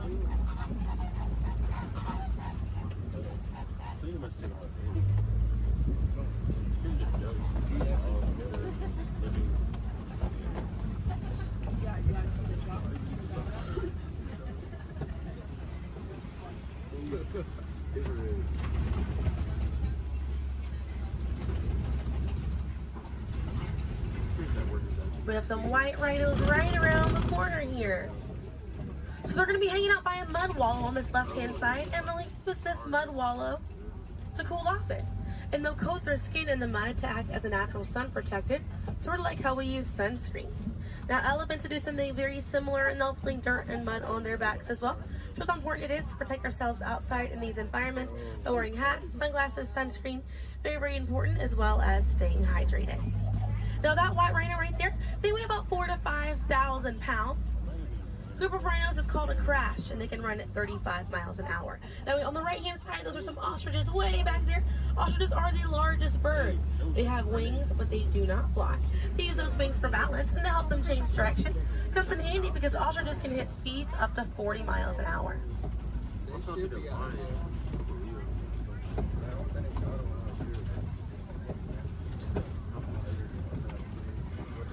You see some cheetahs right around the bend here.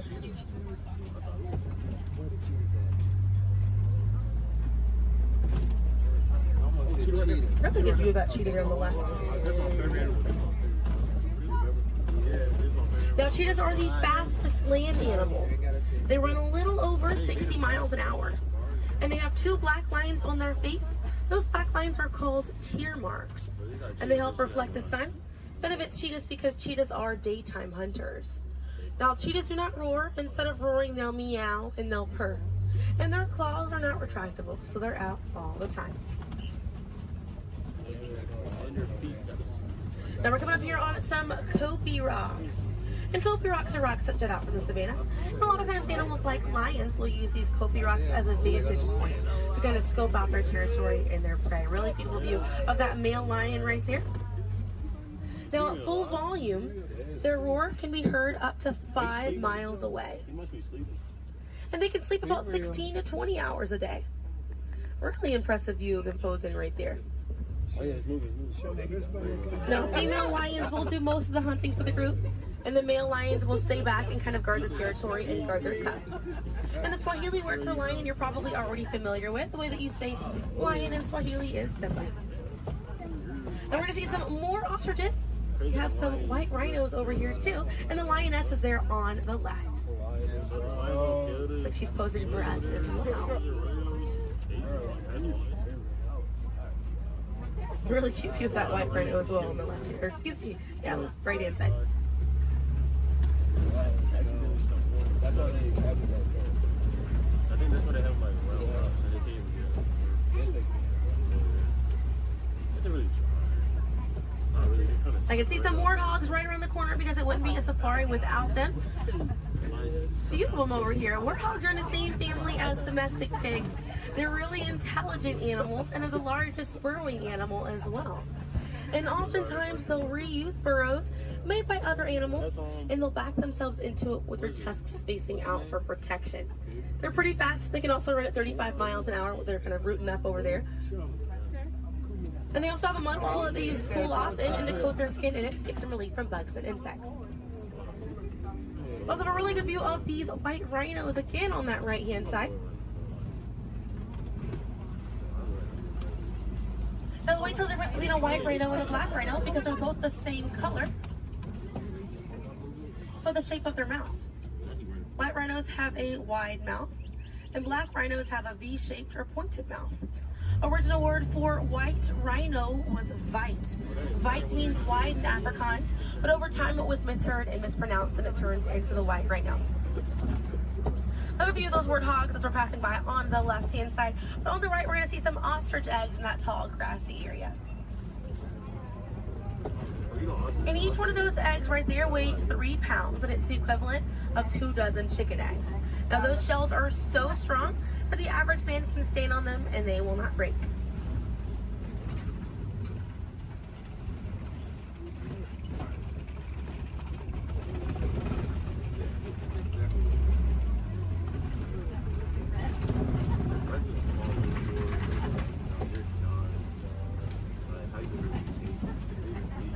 We're gonna see, looks like we have some Nigerian dwarf goats over here. And these goats are used for their dairy products, such as milk and cheese. So they take up a lot less land than cattle, so they're easier on the environment, and they're very cute. Now their milk is considered high value, so selling that milk helps take away the need to rely on wildlife. Now if you do want to see some more goats today, you can head over to Rafiki's Planet Watch. They have a petting zoo area, an animators area, and a kind of behind the scenes look at Disney's Animal Kingdom. Very, very cool. Definitely check it out if you have the time. They have a conservation station over there, and inside that they do have an animal hospital as well. Pretty cool. It's going to be a train right away through the Wildlife Express. Those trains are going to start running at 9:30. The last train leaves at 4:30 today. The petting zoo is going to close at 5 o'clock once you're over there, and the animators experience is going to close at 4:45. But we got to see a lot of really cool animals today. If you'd like to learn some more information, you can check out DisneyAnimals.com, or National Geographic is a really good resource. Some ways to help out these animals at home include volunteering at your local nature center, or a conservation organization, or even joining a local beach or river cleanup. Some more simple ways to help out at home include turning off the water while you brush your teeth, or using reusable water bottles instead of disposable ones. Now, those small changes really add up to make a big difference. And on behalf of Kilimanjaro Safaris, my name is Selena. I'm from Pensacola, Florida, and it was an honor to be your safari guide here today. I hope that you were able to see the importance of these animals and the environment that they live in. Now, here in the reserve, we don't like to say goodbye because goodbyes are far too sad and far too final. So I will leave you with the Swahili word, kwaherini. And kwaherini means to go well, with the intentions of seeing each other again one day. So kwaherini, my friends. Another word that we say here on the reserve is asante sana. And again, that means thank you. So thank you for joining me here at Kilimanjaro Safaris. I'll be dropping you off right around the bend here, right where I picked you up, so we still have a bit more of a journey together.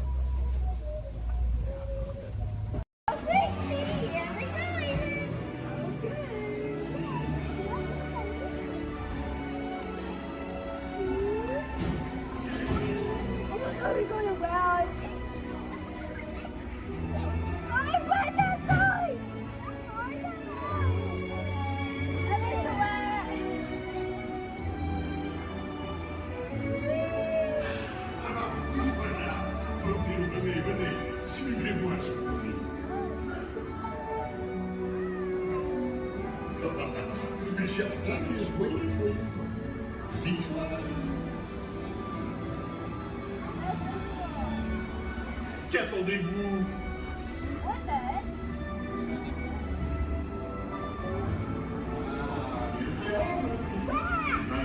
Pour le dîner. Here. What? What do I like to add? Cocoa? No. A simple omelet? Too simple. What? Wait, that's it!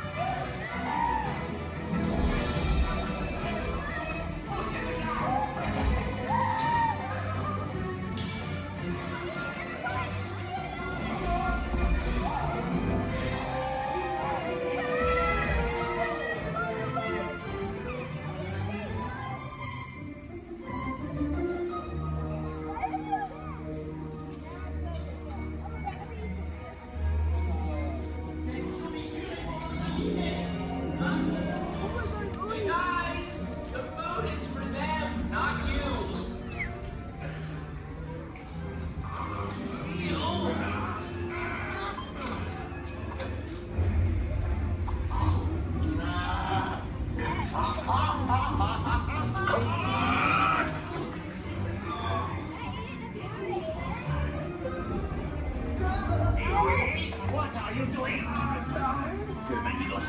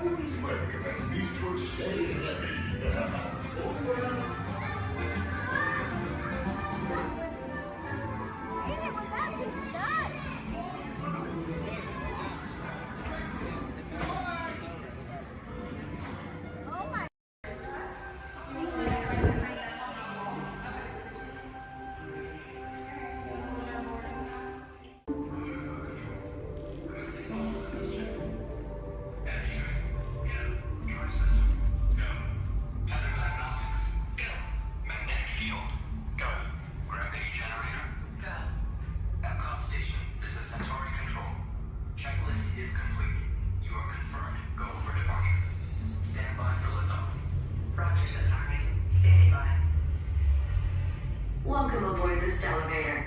In just a few moments, you'll be on your way up to Space 220 aboard the Centauri space station. Enjoy the ride. SV1, you are clear for departure. Initiating in 3, 2, 1, liftoff. You're riding aboard the Mark V Stellarator, the latest in space elevator design and technology. Today, you'll have a spectacular view of Florida and the eastern seaboard. Enjoy the ride. I'll be back in a bit with arrival information.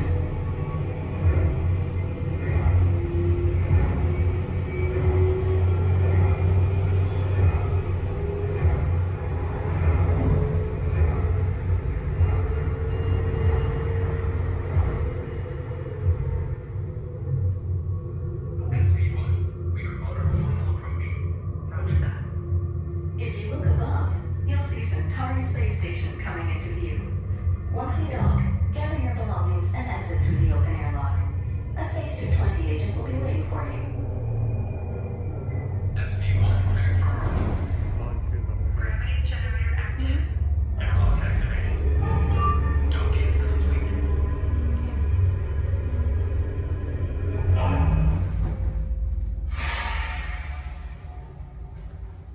Welcome aboard.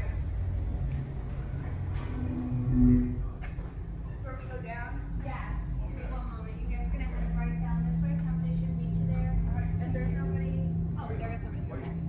Head on cap. Thank you. All right, guys. Woo. Is it okay? We're safe.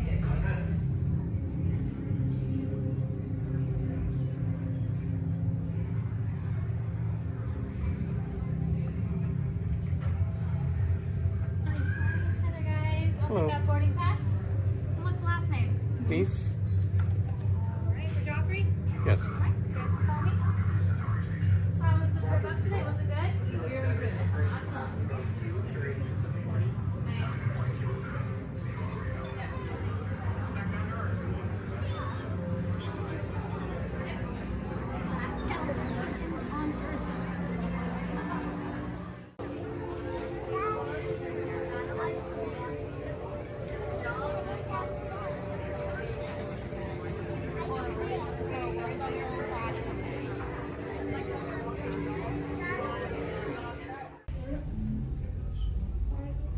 SV2, you are cleared for departure. Initiating descent in 3, 2, 1.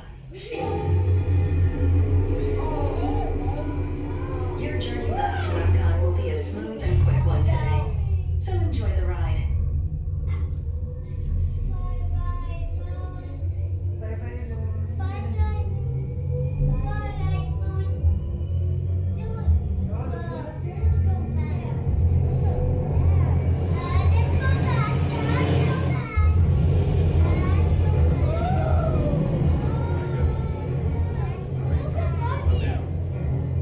Epcot is now coming into view.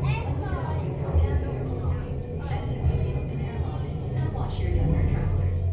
Yeah, it's way fast. SV2 cleared.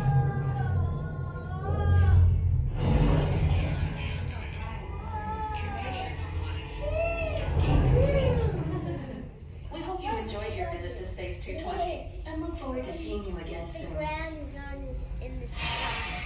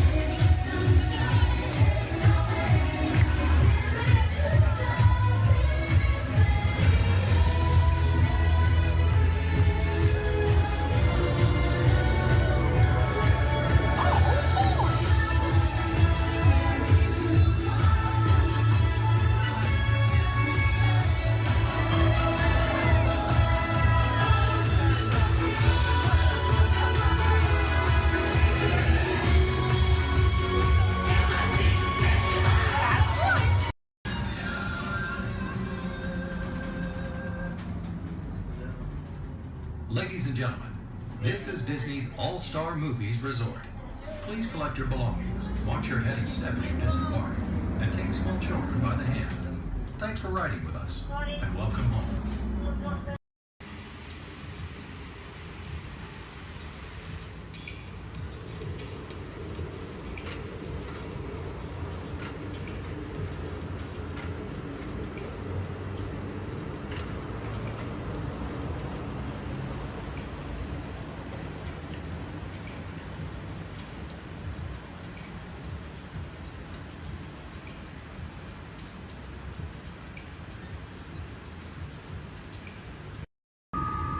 Welcome aboard the Walt Disney World monorail to Epcot. For those of you standing, please hold on to the handrails throughout our journey and stay clear of the door. For the comfort of others, no smoking, please. Thank you. As we turn south, you can catch a glimpse of the spires of Space Mountain in the Magic Kingdom. Nearby is Disney's contemporary resort.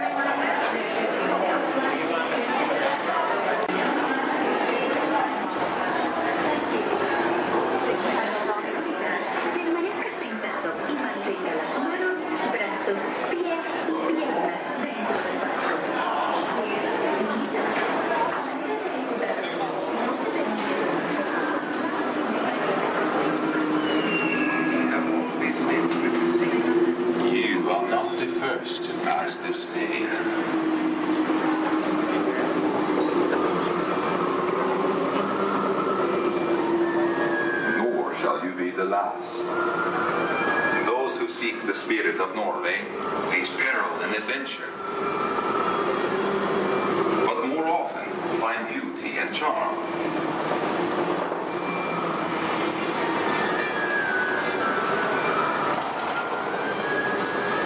We have always lived with the sea, so look first to the spirit of the seafarer.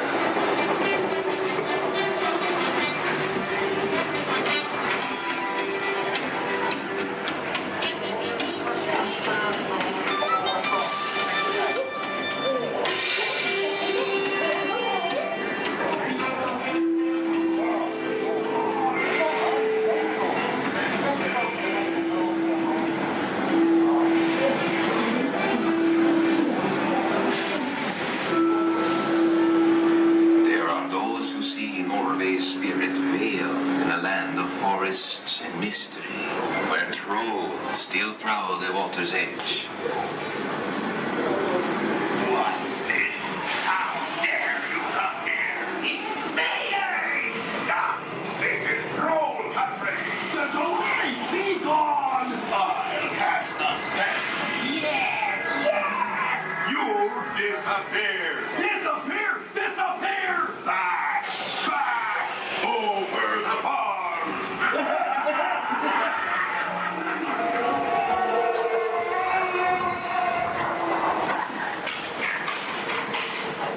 Before recorded time, Norway's spirit roamed the seas of the far north and beyond.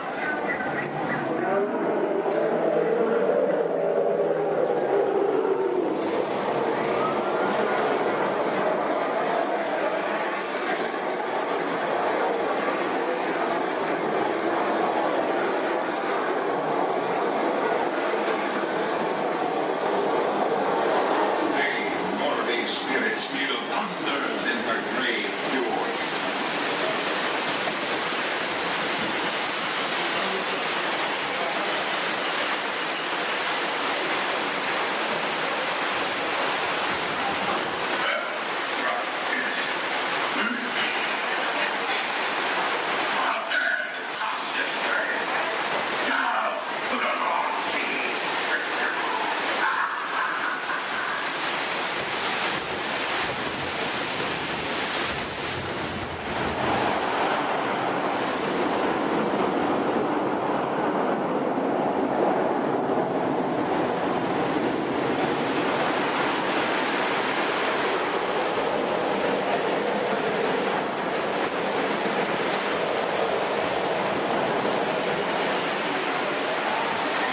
Norway's spirit has always been big, always be adventure.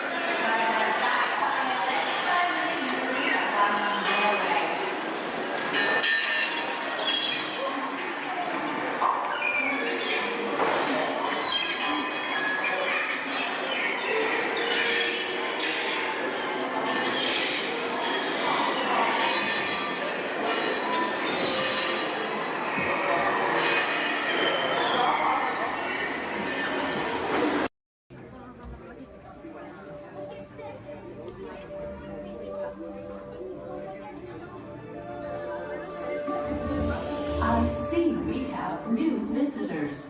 Welcome, Terrans, to the wonders of Xandar. I am World Mind, sentient supercomputer of Xandar. I hold the knowledge, memory, and experiences of all Xandarian citizens, past and present. This gives me extensive knowledge, yet I am constantly learning, and I am now learning about you and your planet, Terra.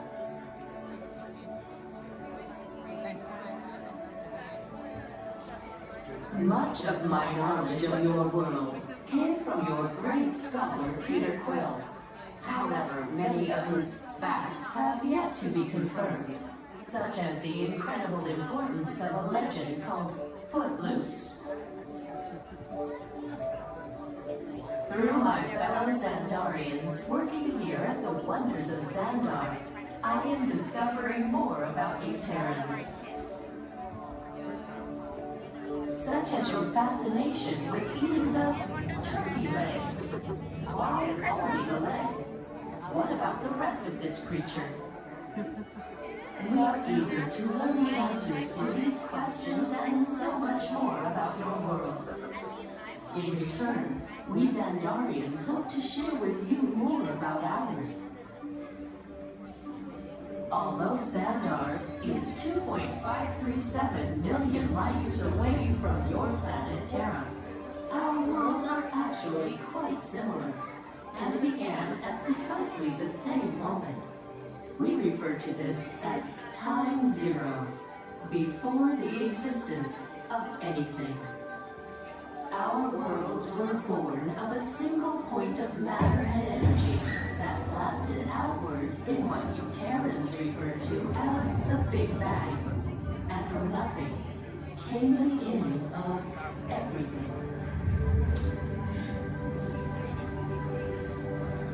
Incredibly hot and extraordinarily powerful, this explosion filled the cosmos with a cloud of rapidly moving particles.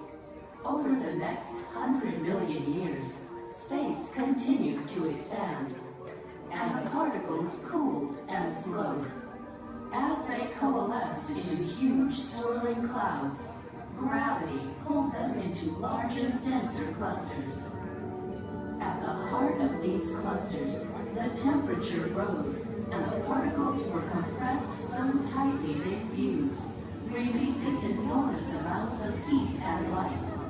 This is how the very first stars in our shared universe were born.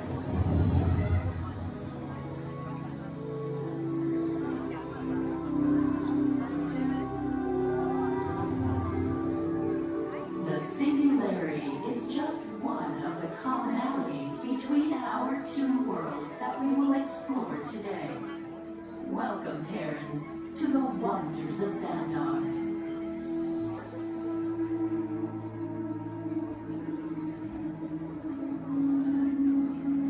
They all go to the park to play, but let's explore a bit more.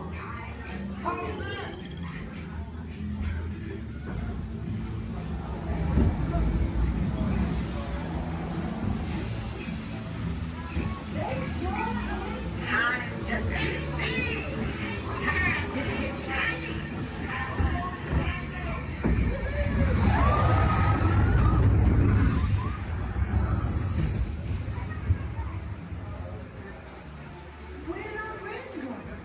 My birds. We have to find them.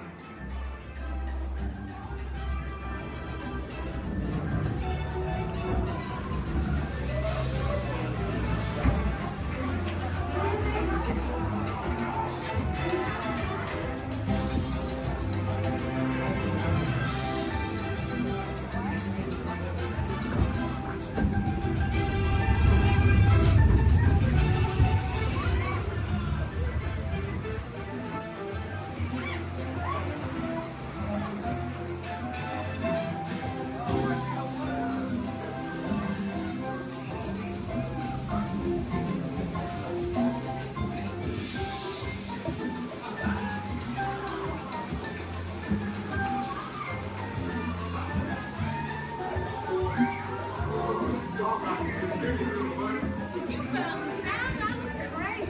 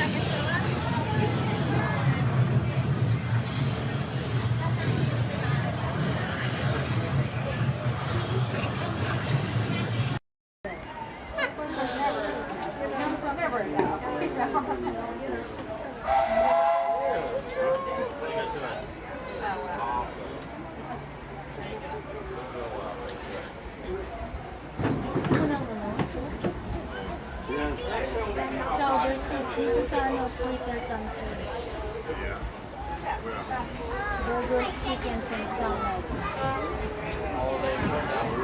Barbecue. Hello, folks. Welcome aboard the Disneyland Railroad. We're now embarking on a grand circle tour of the Magic Kingdom, with stops at New Orleans Square, Mickey's Toontown, and Tomorrowland, followed by a visit to the Grand Canyon and Tiny World.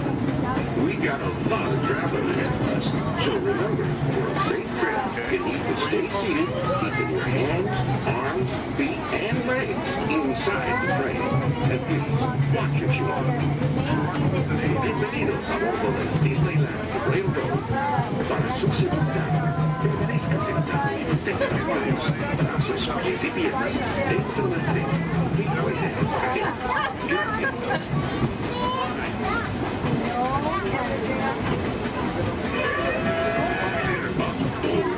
Did you folks hear that? Sounds to me like we've reached the wilds of Adventureland. You just might run into a lot of savage critters out there, including lions and tigers and tiki birds. Everybody best be on the lookout. You never know just what may show up. We're approaching our first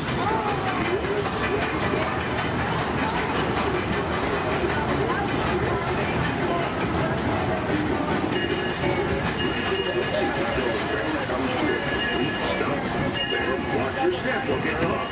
Have a good time at the frontier, yeah?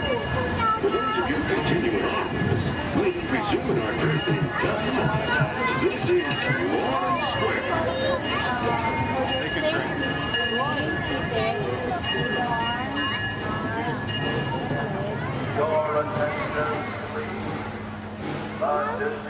Those wonderful pictures to your My Disney Experience app, so just make sure to grab that card on your way out.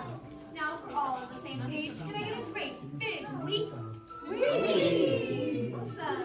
All right, now my friends up here, how many of us are familiar with the story Beauty and the Beast? Awesome, most of us.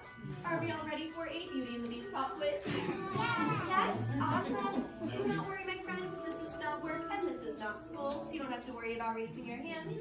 If you know any of the answers, just feel free to shout them out. My first question is, which princess grew up here? Belle. Belle, that's right. And does Belle still live here? Yes. No. No? Yes? Well, if Belle doesn't live here, then where does Belle live? The castle. The castle, that's right. Are we all ready to go visit Belle in the castle? Yes. Yes, awesome. Now right behind me is an enchanted mirror, and this was a gift given to Papa Maurice by the Beast. It lets him visit Belle in the castle at any time he wants, and I know the perfect time we can go back to. So everyone, please repeat after me. Take me back to the day Belle and Beast fell in love. Take me back to the day Belle and Beast fell in love.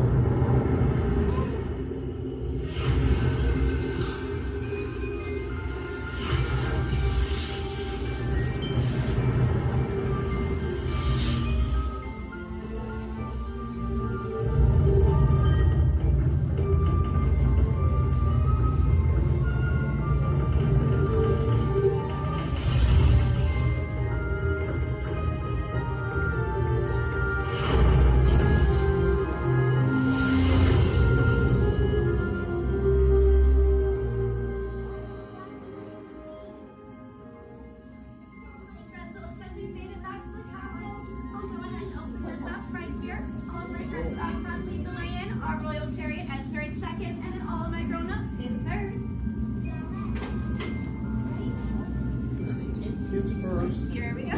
All right, all my kids, I cannot wait to get to go back and ride Horizons. Also want to see the energy, dinosaurs, and of course, hear the Veggie group. Walt is the best. Okay.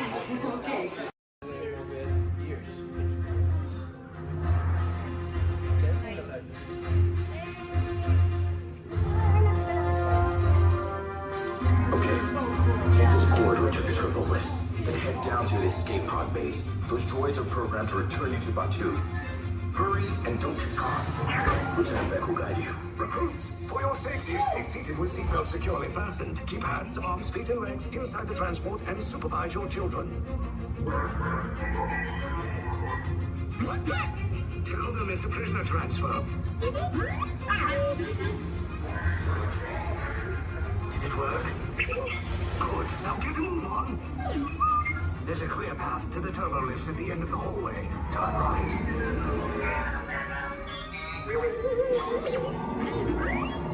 A probe droid. You're lucky it didn't spot you. Take those turbo lifts and stay out of trouble. You're not authorized. Wait, those are the prisoners. The operation is attempting run breach. Cover is blown. Find an alternate route. Who picked these two droids anyway?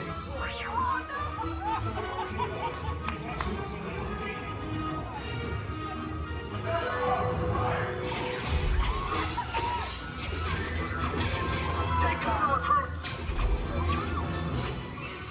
If anyone's backing a blaster, now's a good time. The escape pod's just below us! Why are you going up? I said down! Up is bad! Up is real bad!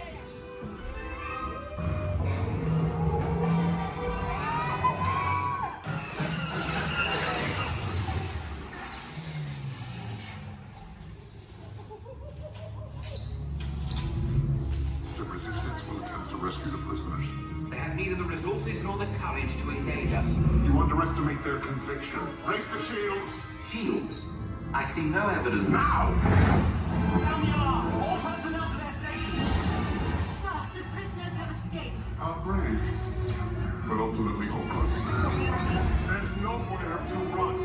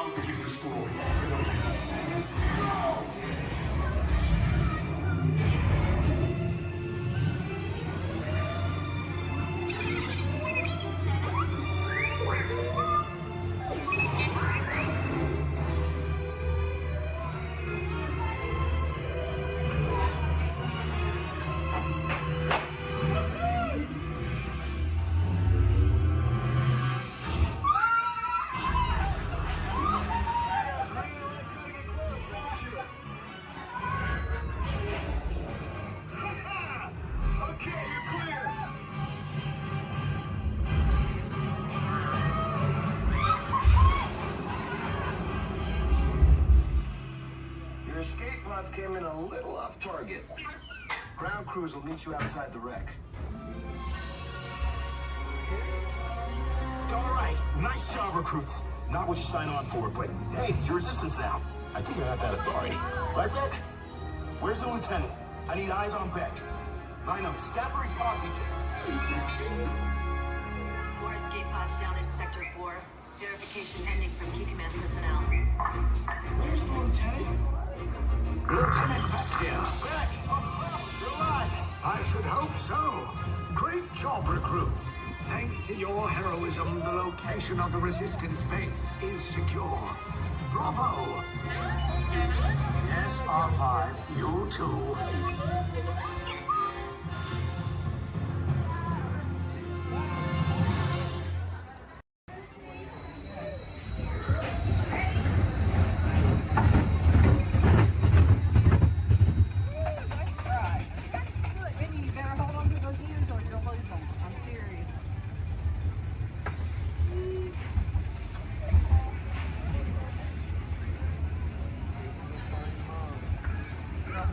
Years of laying down there.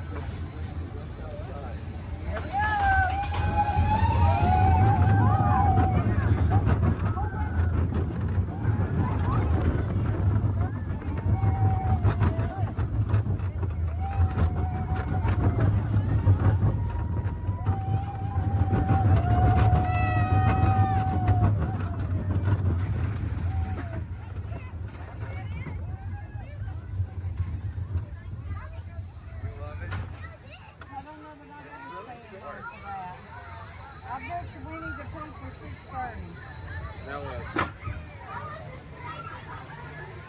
see all the ears laying down there?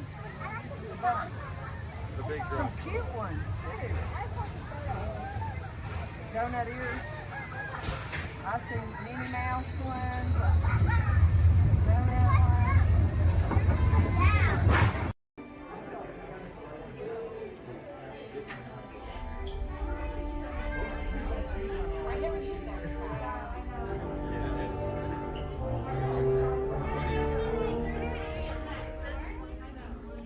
Hello, Sora. My name is Patrick, and I'll be your chief flight attendant today. We'll begin boarding in a few minutes, but first I'd like to acquaint you with some important safety information. When the doors to your flight open, please take a seat and store all carry-on items in the under-seat compartment. This includes cameras, purses, hats, and, of course, these little beauties. Next, fasten your seatbelts, inserting them into the buckle on your right. If smaller aviators don't measure up to the height indicator on the seat, just put the belt through the loop in the center strap before buckling it.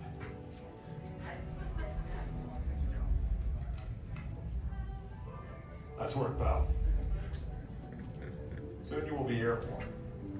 So if you or your little aviators have a fear of flying or of heights, you might want to wait for your party if you like.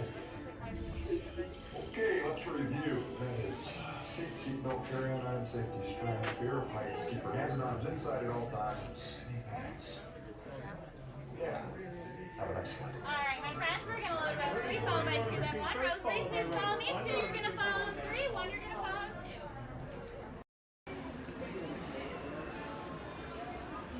I got us down past the system.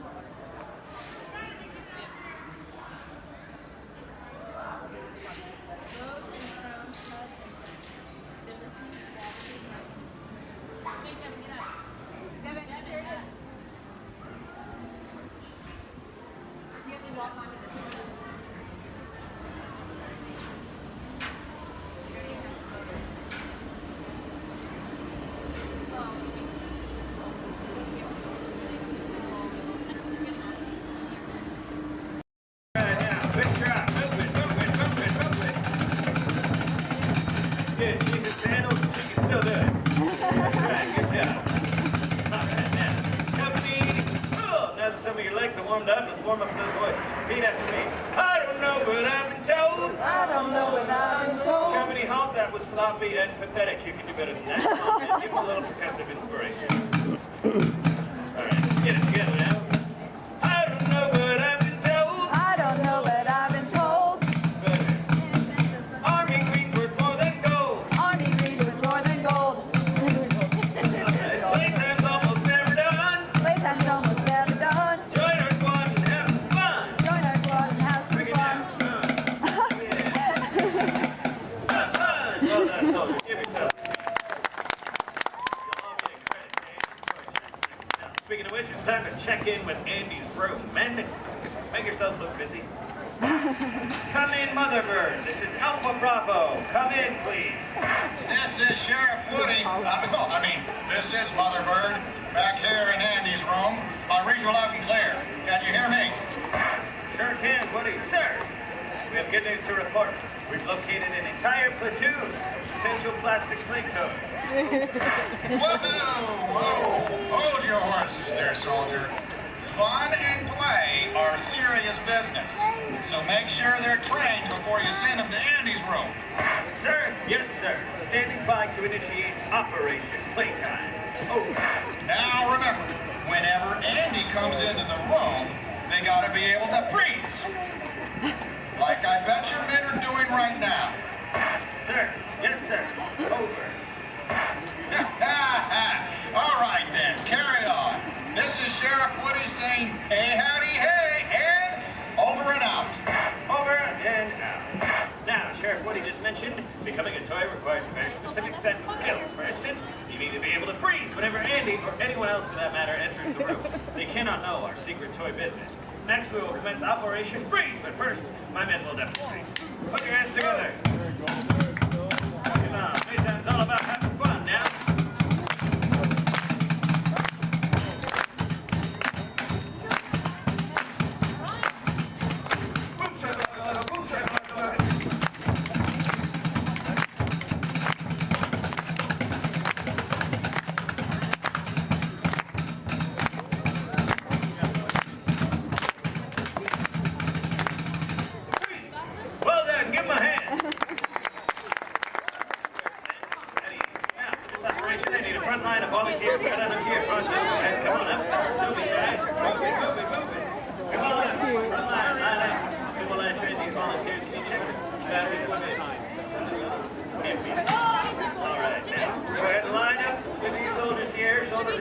One big straight line.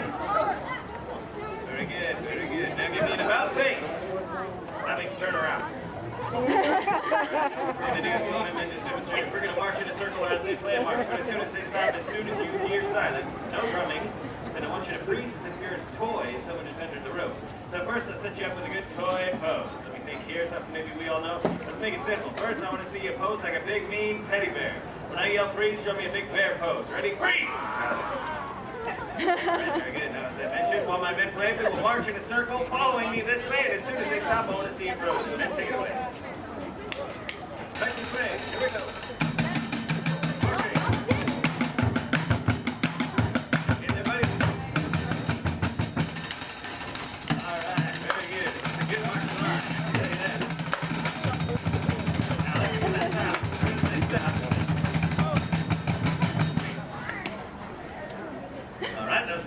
Try it again. This time, let me see you frozen like an action figure. Maybe your favorite action sports star. Think of your favorite sport and then pose like you're playing it. Right? Following me this way. Here we go.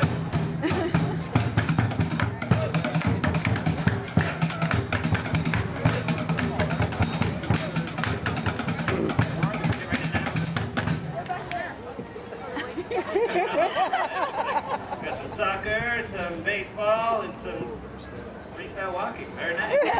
I want to see you frozen like a green army man, like a green army man. Following me this way, here we go. Up, up, up,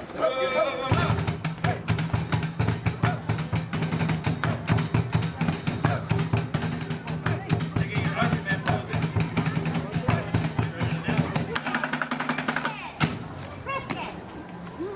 All right, pretty good. Give me a round of applause.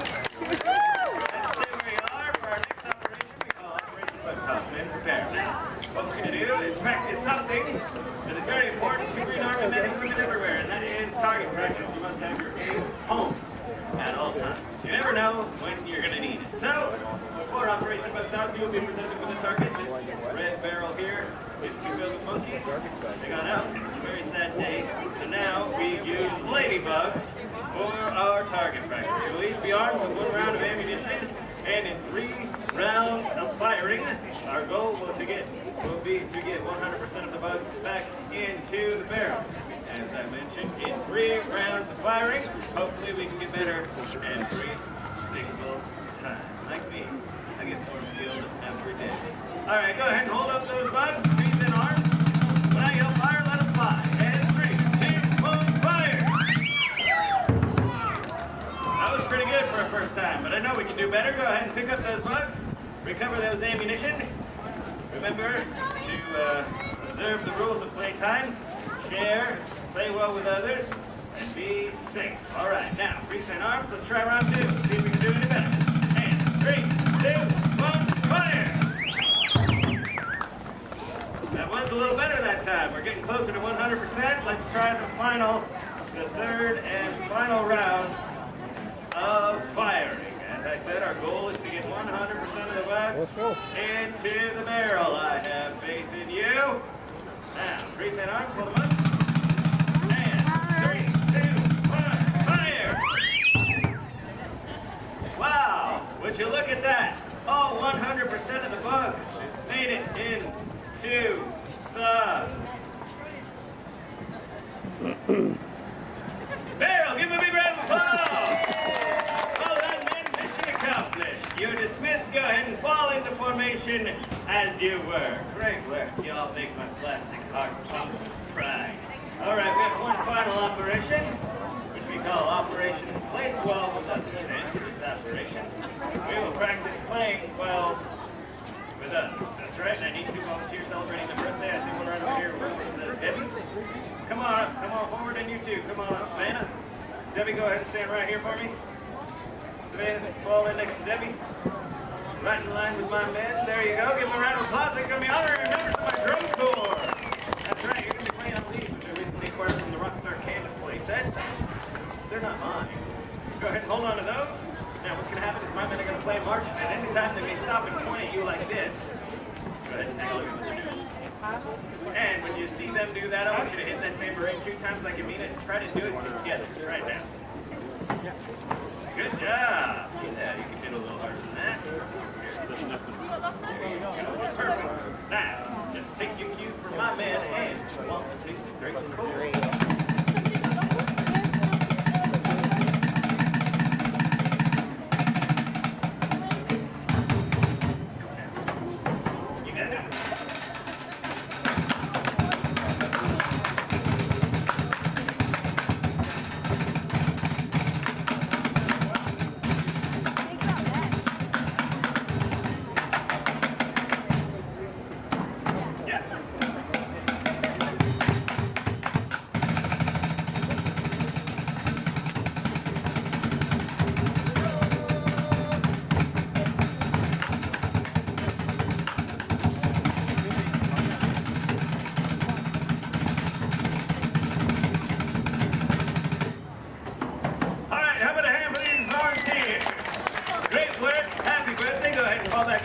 Well, I've been very impressed with all of you.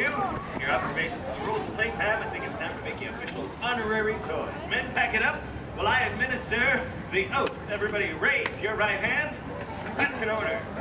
And repeat loudly, and I mean loudly, after me. I state your name. You solemnly promise to be a faithful and loyal toy. Follow any and all orders from my superior officers and or my parents.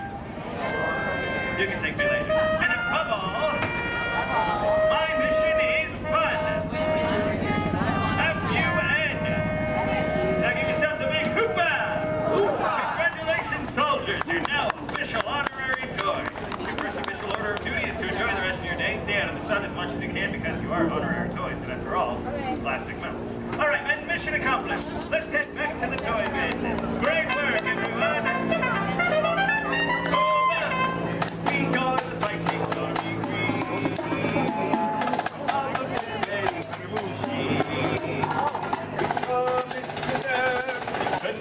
protect us.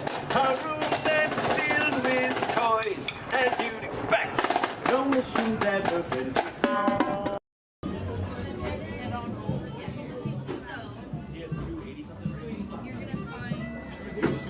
Excuse me, toys?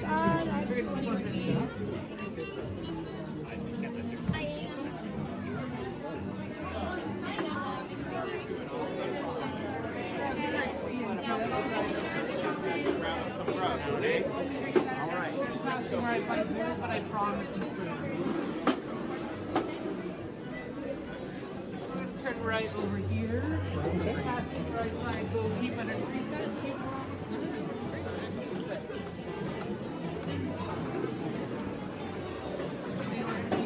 Right back there.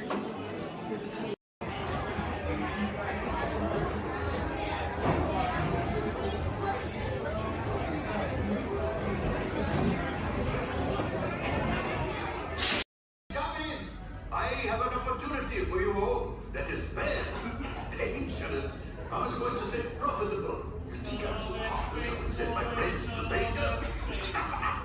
You insult my honor, and believe me, I have very little honor to insult. We'll talk later. I have to do everything around here. Hello, my friends. I am Hondo Onaka, and this is Onaka Transport Solutions. Today, I am offering the opportunity of a lifetime. I need flight crews to transport this valuable merchandise across the galaxy. Pilots to navigate, engineers to operate the ship, and gunners to defend the shipments. And that is where you come in.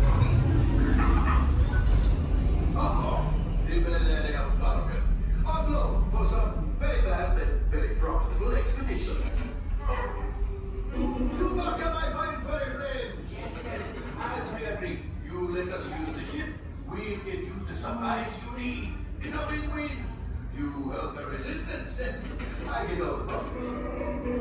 What? The first order will never know we were there. Okay, time to go, so, alright. We better go before he changes his mind. Move along, my friends. Listen carefully and remember, the better you work together, the more you earn. Your lives and my profit depend on it. Now go.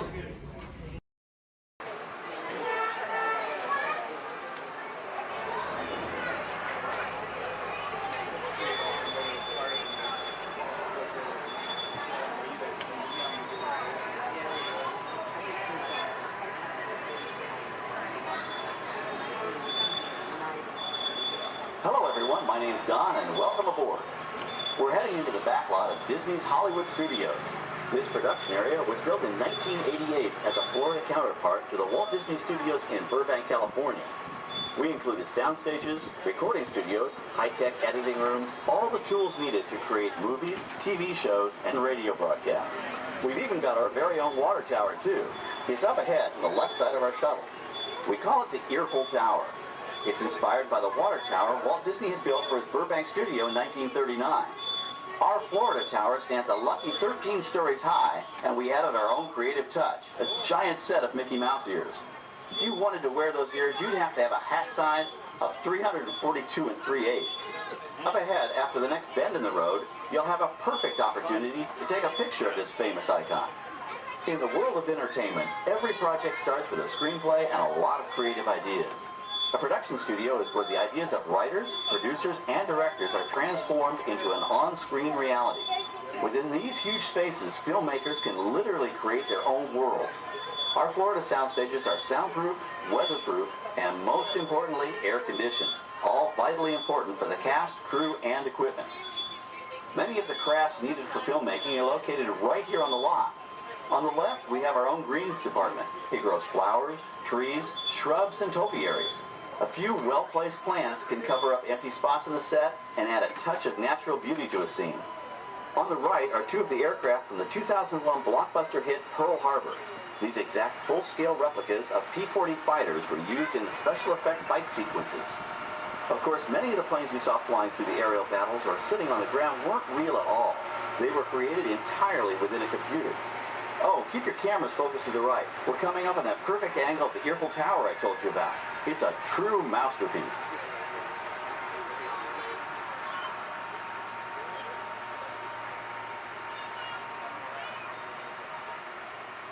We're entering one of our most glamorous and colorful departments, creative costuming.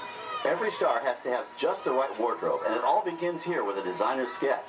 Our team of designers, seamstresses, and tailors can turn 1.5 million yards of fabric into over 25,000 costumes every year.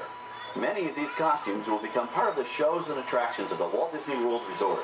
In fact, here in Florida, we have the largest working wardrobe department in the world. Why, Mickey Mouse alone has over 175 different outfits to choose from, while Minnie Mouse keeps more than 200 unique costumes in her wardrobe. On the left are costumes worn by the stars in recent studio productions. You'll probably recognize some of those costumes from the big screen. Every story needs a setting, and our design staff can create just about any place a script calls for, from an urban city street to a remote desert canyon. On the left is our scenic shop where large-scale sets and props are built. Our team of set designers, carpenters, artists, and engineers has created caves and caverns, game show sets, even replicas of the U.S. Supreme Court and NASA's Mission Control, all on our sound stages. The shop also provides sets and props for our shows and parades here at Walt Disney World. The same skill and craftsmanship that goes into a movie set can also be used to create magic for our parks. Either way, it's all about making dreams come true.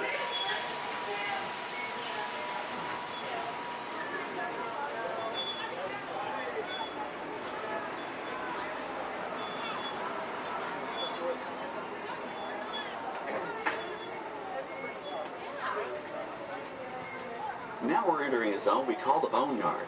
It's an outdoor storage area for oversized props and vehicles. Cars, trucks, boats, planes, we often save these props in case we need them for future productions. In this backlot collection, you may find real working vehicles, non-working mock-ups, and even large-scale miniatures used in special effects shots. Large-scale models create a more convincing illusion on camera. We even place small cutout passengers in the windows of the plane.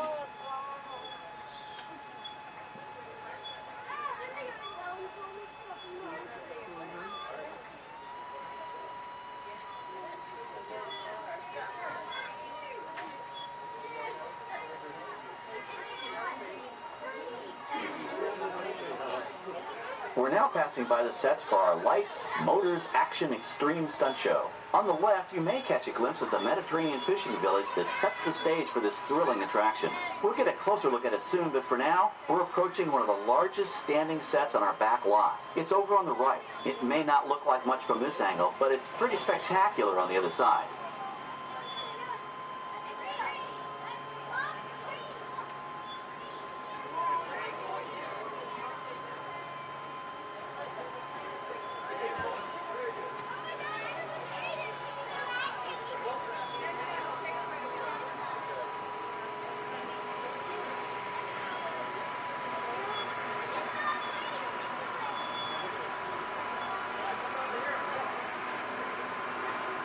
This is great, folks. The production crew has just given us clearance to enter the set.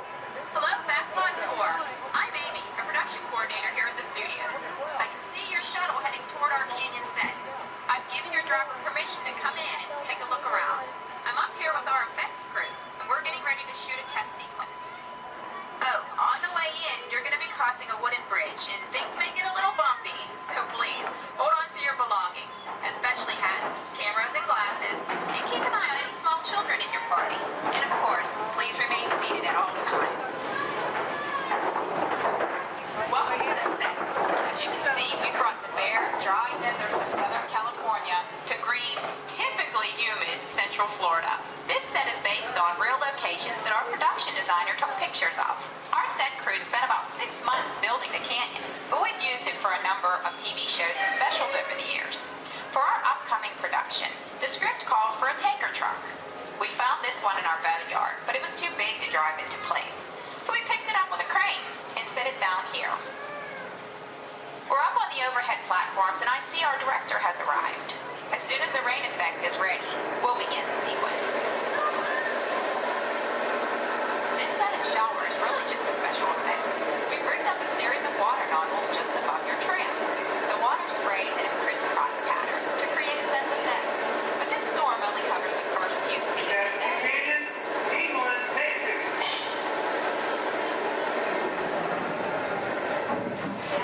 Okay, it's showtime. Everybody stay seated. Hang on to your belongings and watch your children.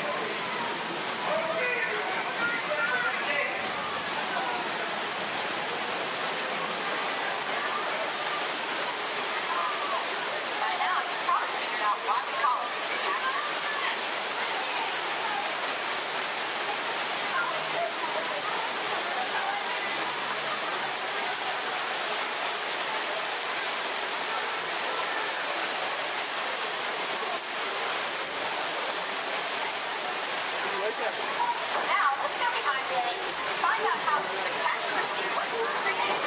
The canyon itself is a facade, a steel structure covered with wire mesh and layers of concrete, sculpted and painted to look like natural rock formation.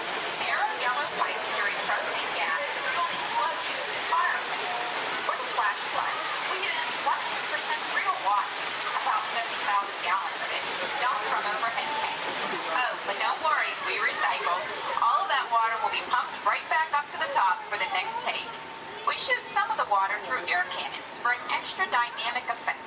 Those air cannons are powerful enough to shoot a basketball over the top of a skyscraper the size of the Empire State Building. To top it off, our shuttle was sitting on hydraulic shaker tables. They provided the shaking, rattling, and rolling sensations for the scene.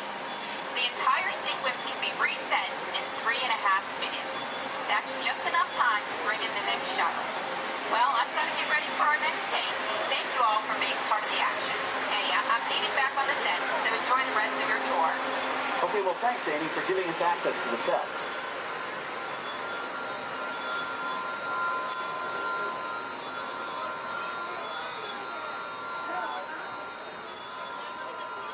On the right, we have an authentic piece of Disney history. That Gulfstream 1 was known at airports across the country as November 234 Mickey Mouse, but we just call it the Mouse. In 1964, Walt Disney and his hand-picked team used this plane to scout locations for what he called the Florida Project. Soon, they secretly began purchasing thousands of acres of land, which became the Walt Disney World Resort in 1971.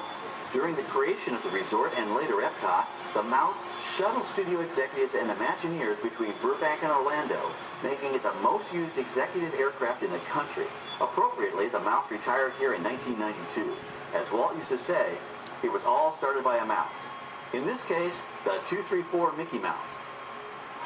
On our right, we once again sweep past the magnificent Mediterranean village of our lights, motors, action extreme stunt show. This high-octane attraction is based on the hit show from the Walt Disney Studios Park in France. In this action-packed production, you'll feel like you're right there on the set during the filming of a spy thriller, complete with custom-built cars, motorcycles, even jet skis. You'll experience the split-second timing, coordinated driving, and fiery special effects that make action movies a real blast.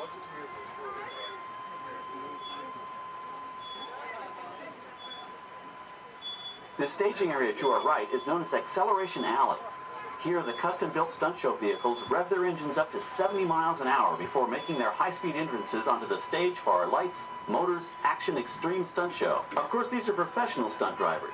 We hope you'll enjoy their daring driving skills, but please, don't try them yourself.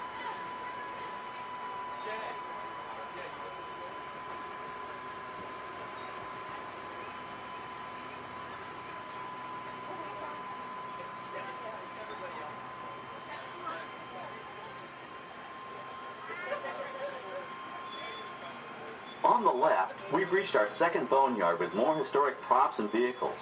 When we reuse older props in a new production, they're often refitted with custom parts and given a whole new color scheme.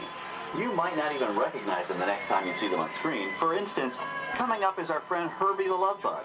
He went through a special demolition derby makeover. Those dents and dings were added on purpose, but he can be polished up as good as new for his next starring role.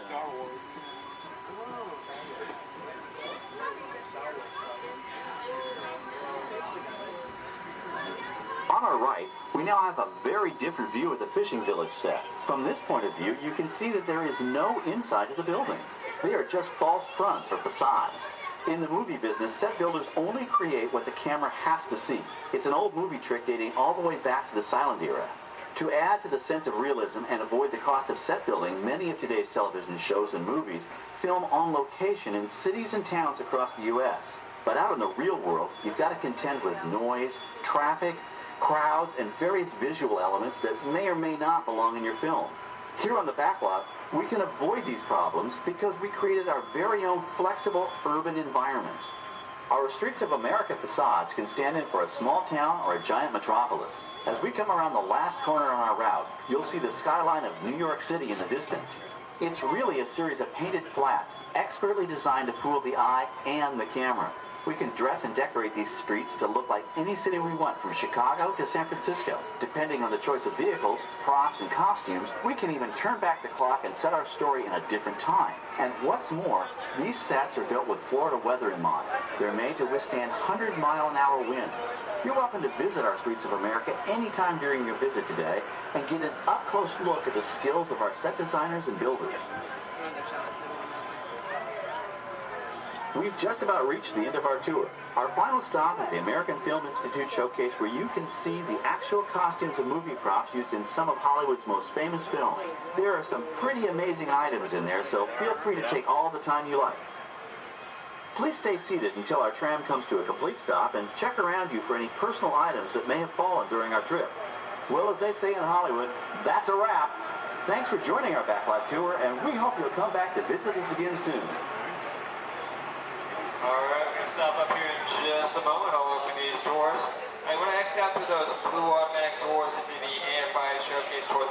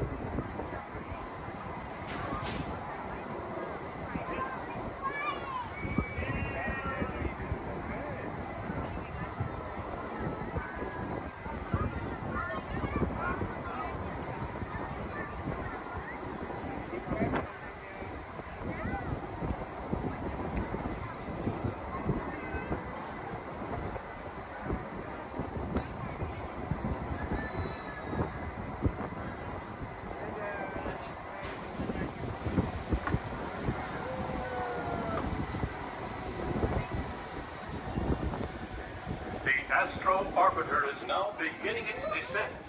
Please remain seated until your rocket ship stops. Then follow the arrows to the flight deck. Welcome back, pilot.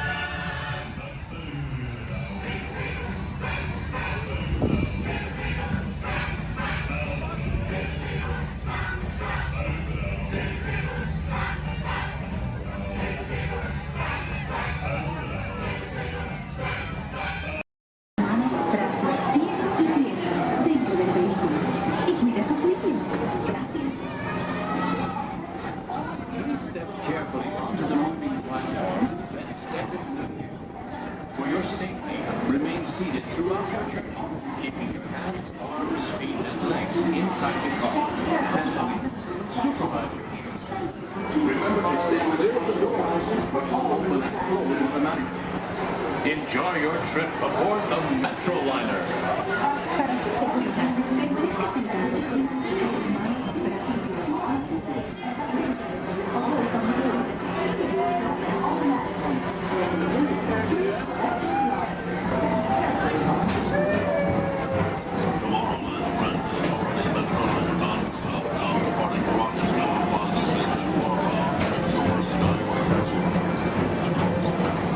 Welcome aboard, TTA travelers. We hope you enjoy Tomorrowland Transit Authority's Super Skyway.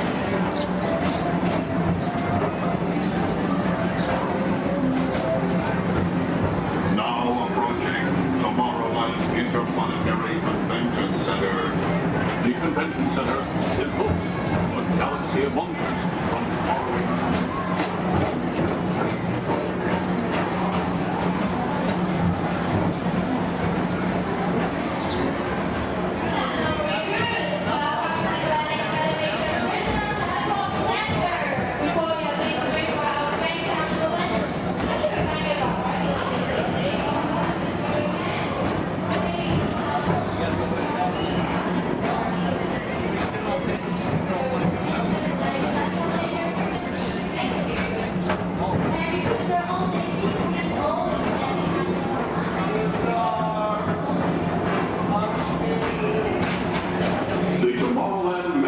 Metro Historical Society presents Walt Disney's 20th century vision for the future. This model city dared to dream the perfect community in which to work, live, and play.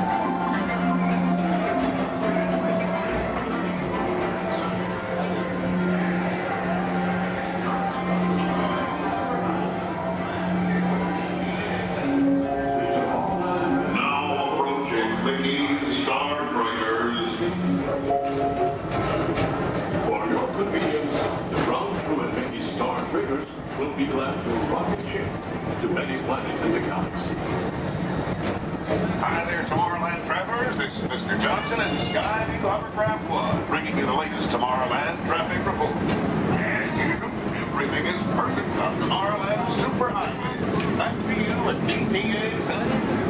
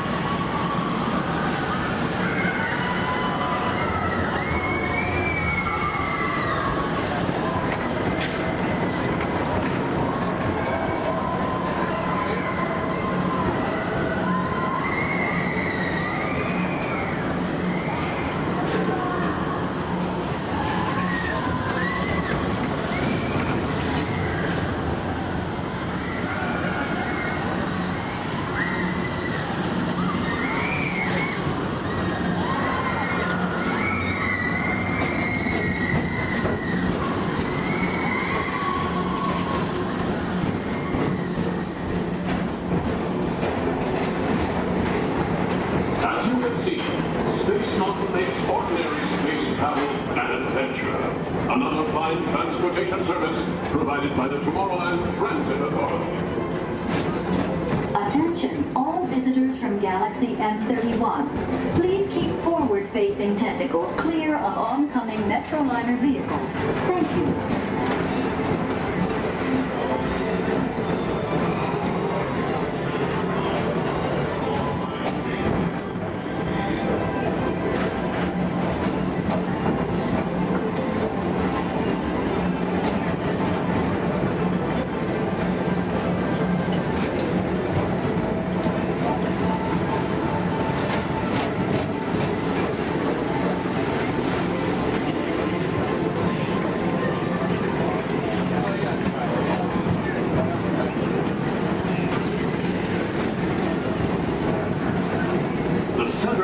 Rocket Tower Plaza is the League of Planets Astro Orbiter.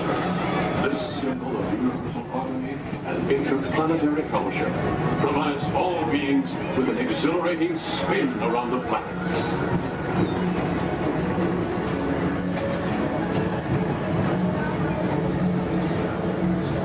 Member Blue Line passengers, for all your future travel needs, the TTA services all of Tomorrowland's outlying areas, including the personal rocket ship docking lot, and of course, perfect park acres. Paging Mr. Morrow, Mr. Tom Morrow. Your party for the Saturn has arrived. Please give them a ring. Now approaching Walt Disney's Carousel of Progress.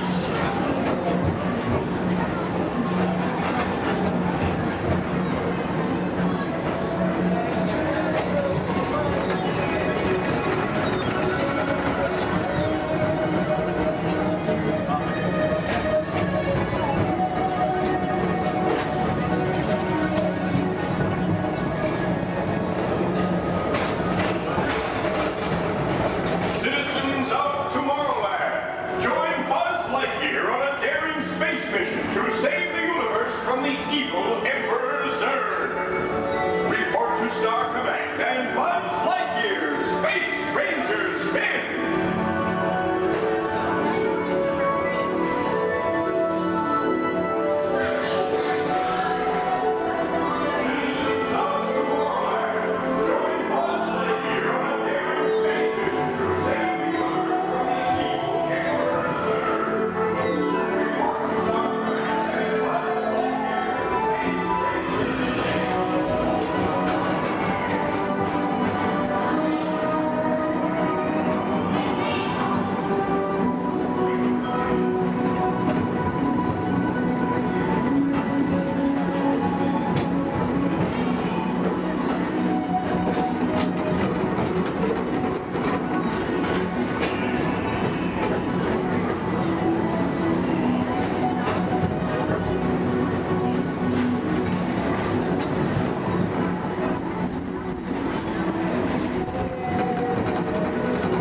Welcome back to Rocket Tower Plaza at the heart of Tomorrowland.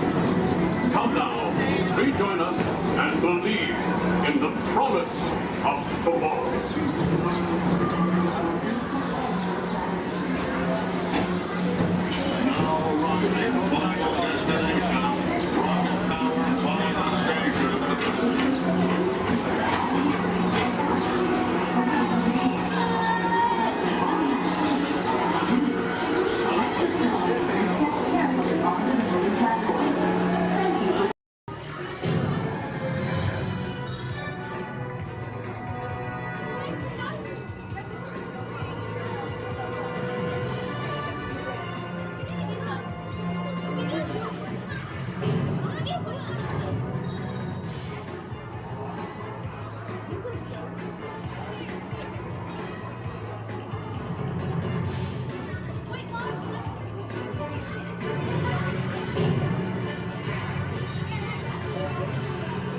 Prison transport launch in 12 Archelian weeks.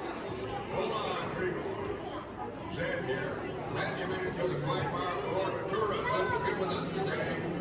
New MIB recruits. Warning. Warning. Warning. 10 seconds to planetary implosion. 8, 7, 6, 5. Planetary implosion averted. Have a nice day. Have a dull moment around here, folks. Many of you may be wondering, are resident aliens really that common here on Earth? After all, how many intelligent does one see in a day? And that's precisely the point. Because when they get here, they look like this. Then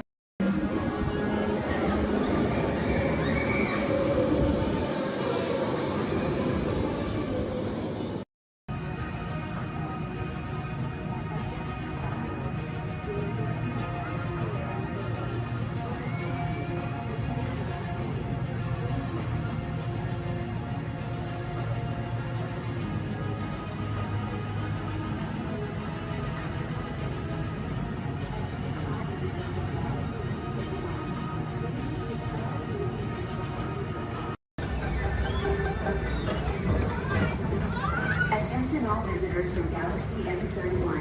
Please keep forward-facing tentacles clear of oncoming vehicles. Thank you.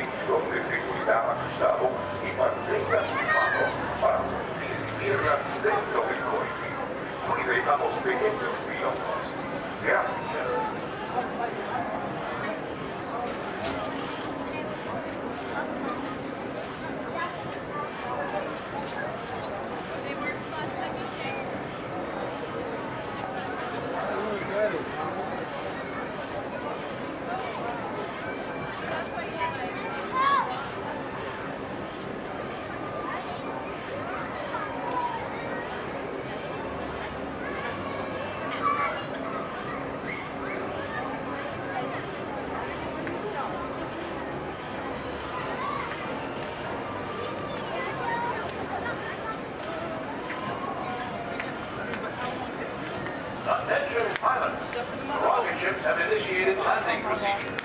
Please remain seated until your rocket ship comes to a complete stop. Then follow the arrows to the flight deck. Happy landing!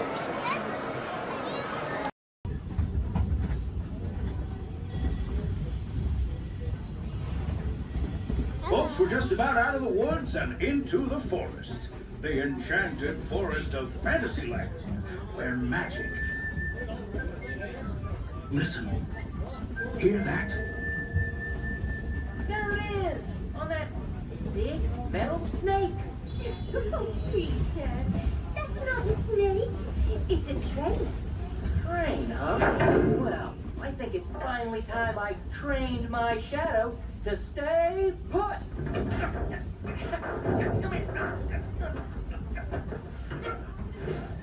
Hey! Get back here, Shadow! Shadow! Oh, Tinkerbell, we really must find some stronger thread. Told you it's enchanted, and not just the forest. From the tips of castle spires to the sands under the sea, magic and happily ever afters await around every corner in Fantasyland.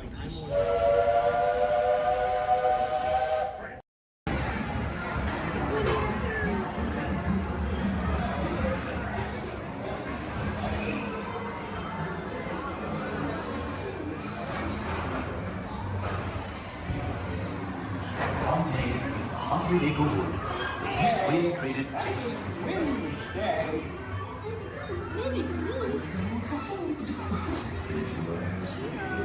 He'll never reach there.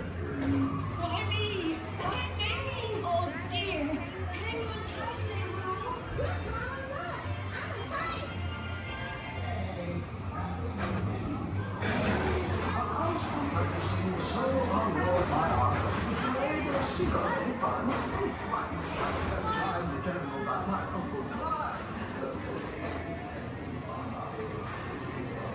Hunter! Come bounce with me!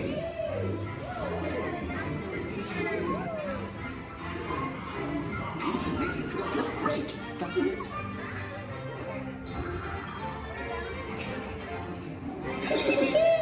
Follow me! I almost bounced right out of the ride. Watch out, I ever lump in the water. They feel honey. Still honey.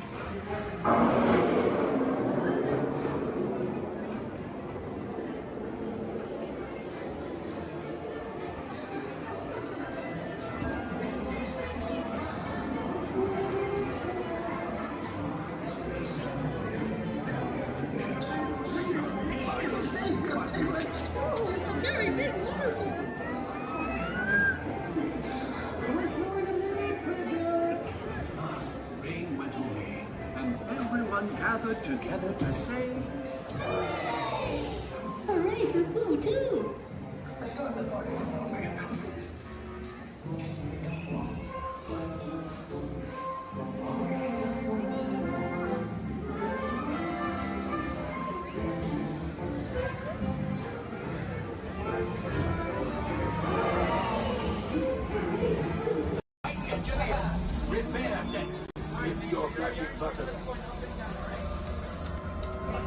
Better be faster when we get into real trouble.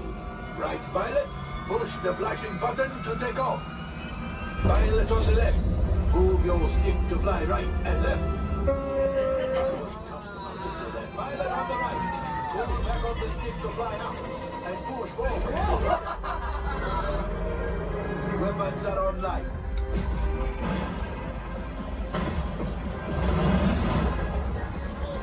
Left pilot, hit the boosters. Now let's go get that coaxium. Right pilot, make the jump to light speed.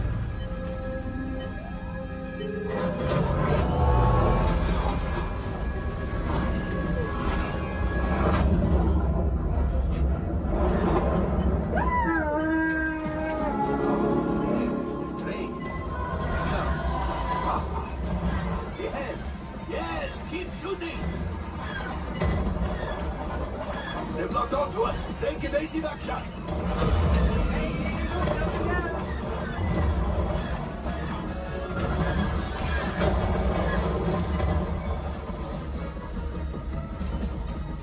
There it is. After that train. Flight engineers, fire the harpoon. Now, shoot the cargo free. Left pilot, brakes. Well, my friends, that could have been much worse. Okay, it's much worse.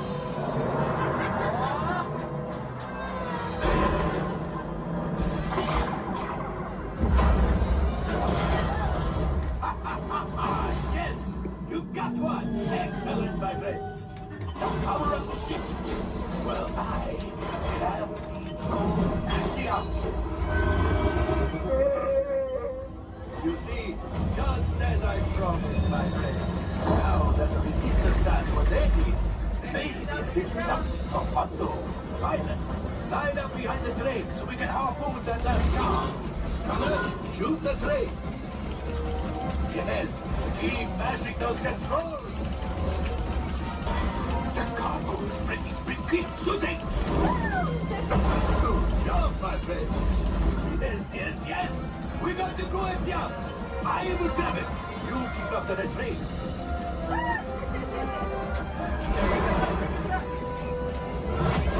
Gunship.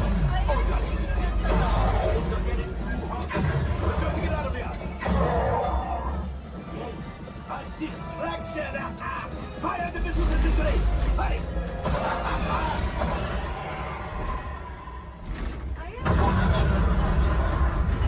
It's coming down. Left pilot, hit the boosters. Boost. Look. We're gonna die. Let's get out of here.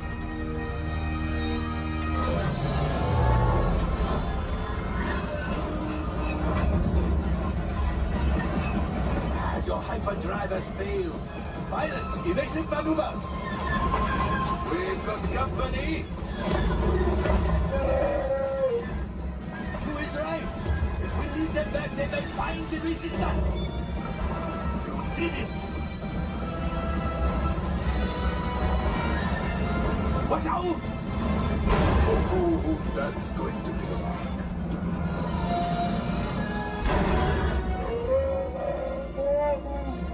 Yes, Chewie will pilot us in remotely. You retrieve 2 containers of coaxium. This will greatly help the resistance. You have heard the First Order and made Chewie proud. Now, after my modest profit, your cut minus what you owe me for damaging the Falcon is, hey, not bad.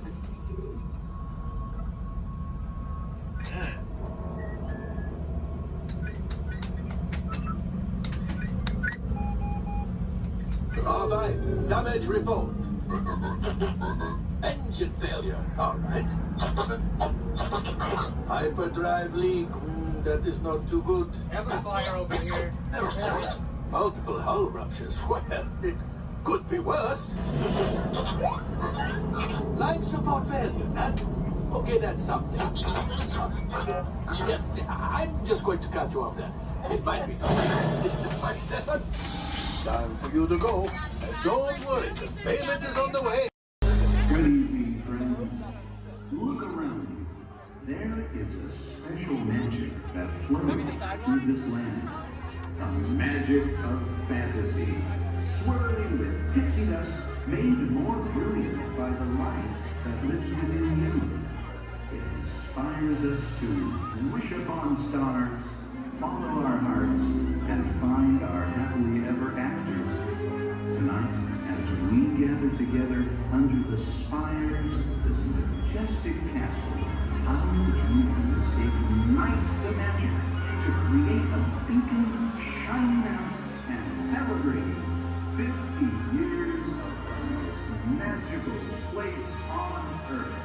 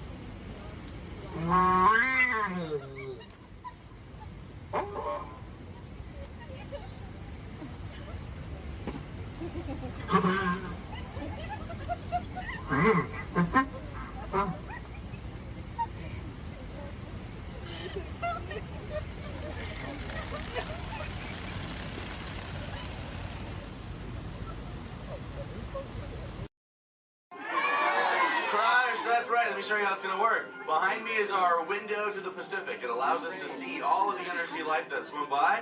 Up there in the corner is our hydrophone. That allows us to communicate with all the undersea life. So it's going to be very conversational, meaning Crush will talk to you. You'll be able to talk to Crush. He's got questions for you, and hopefully you all have some questions for him. You can ask him anything you want. You can ask him what he likes to eat, what he does in his free time, what's the meaning of life, anything like that. He'll be happy to try to answer. If you do need to leave at any time during the show, it's okay. Just use the doors on the opposite side of where you enter, back there. Again, if you need to exit during the show, use those doors back there. Back there is my pal Rachel. Everyone say, hey, Rachel! Hey, Rachel! She'll be back there to assist you if you should need any assistance during the show. I'm going to turn down the lights and the music now so we can see and hear just a little better. We do have some last-minute rules and regulations to go over, but my friends the Moonfish have volunteered to show you the rules visually. So, hey, Moonfish, come on out. All right, first rule inside, please no eating during the show. And no drinking, no smoking. And the last one, take all the pictures and video you like, just please no flash photography or video lighting. Round of applause for the Moonfish! All right, Crush is up there serving. He said when you're ready, just call him down. So, on the count of three, yell, hey Crush, ready? 1, 2, 3!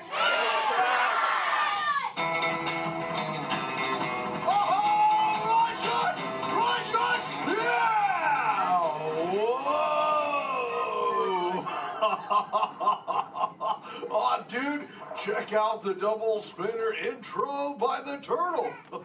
Whoa! Hey, check out all the human dudes in the human tank, too. Well, hello, human dudes. I said hello, human dudes. There you go. Whoa, hey, look at these little dudes, sub-level. Hey, little dudes. Focus, little dudes. Oh, man, let's totally make contact with some of the humans. Oh, hey, John, dude, come over here to the seafloor, dude. At the back of the seafloor, there's totally Meaty Man by the aisle with a blue lid and sparklies on it, dude. Oh, I see it, dude. Chaw. Hey, what's your name, little dude? I spent the old dude. Oh, totally sweet, dude. Let's see, how old is he?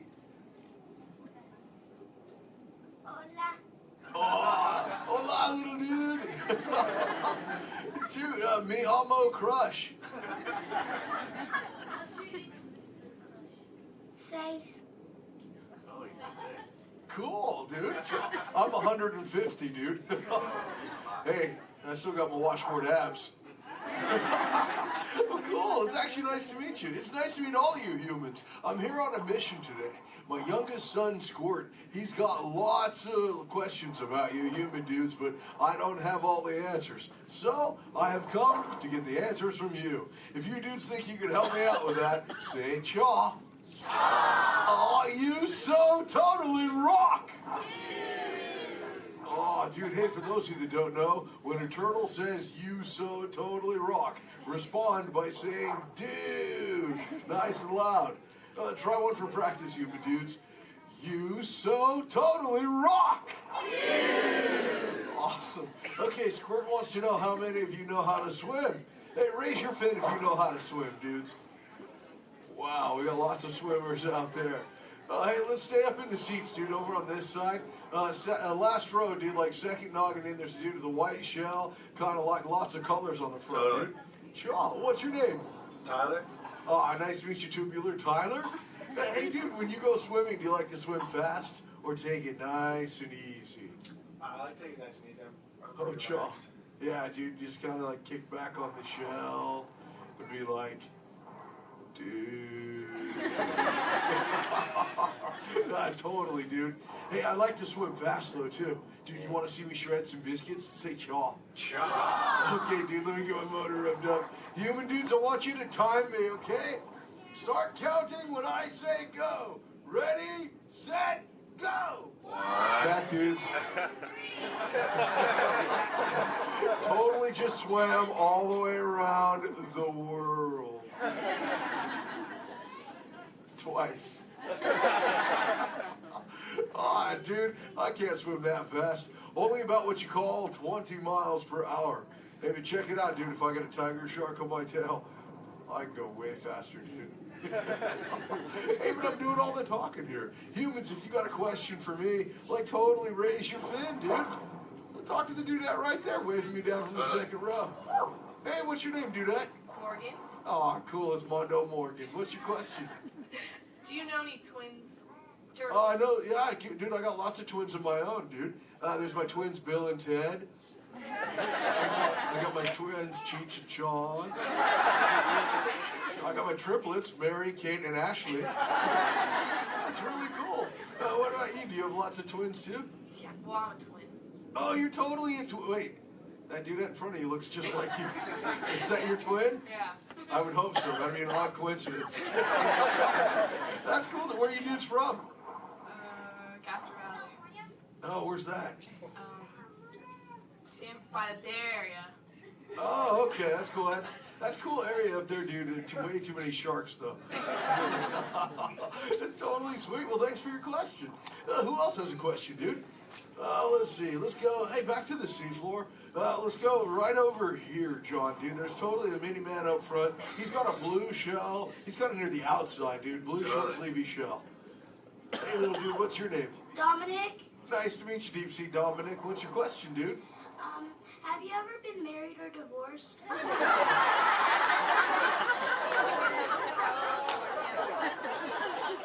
That's a pretty specific question. Actually, dude, most turtles, dude, we don't stay with the same dudette like our entire lives, but I have actually found one that's kept me around forever, dude. Her name is Shelly. She's my turtle dove, dude. We've been together for 130 years, dude. But it's still so awesome, it only feels like the first 75. It's really cool. Hey, can I tell Shelly you said hi? Can I tell her you said hi? Hi. Oh, dude, she'll totally love to hear about you, dude. Let's see, who else has a question? Let's see. Let's go. Hey, John, dude, jump across the aisle up here near the front. There's totally a mini man. He's getting his fin waved by another dudette. Hey, little dude, what's your name? Braden. Oh, cool, dude. What's your question, Boogie Braden? How many kids do you have? Yeah, I got 65, dude. Sure. Like I said, I already told you about my twins, dude. But like Squirt, he's my youngest. And then there's Sheldon, Shelby, Michelle, Herschel, Rochelle, Trishelle, Shell, Lella Ding Dong. Let's see, I got my teenagers, Leonardo, Donatello, Raphael, Michelangelo, Zach, Kelly, Slater, Screech, Jesse, Lacey, Chris Jr. Let's see, there's John, Paul, George, and Ringo. John's going through a really weird phase right now, though, dude. He thinks he's a walrus. So there's Michael, Janet, Tito, Jermaine, LaToya, Randy, Marlon, Chris Jr., Chris Jr., Chris Jr., Chris Jr., Chris... Well, there's lots of Chris Jr.'s, dude. All the way up to my oldest son. His name is Keanu. Keanu's not very bright, but we still love him anyway. Hey, dude. What's that? sister's name is Trishelle too. Oh, Trishelle, dude, that's a totally sweet name. She must be part turtle. That's Actually, hey, maybe you can help me out with something, dude. I got a question for you. I found a thingy on the beach the other day. I'm not really sure what you human dudes call it. Where did I put that? There it is. Hey, dude, what's this? That's a bikini. Oh, cool, a bikini, dude. Do you use a bikini when you go swimming? Oh, why not? Because I'm not a girl.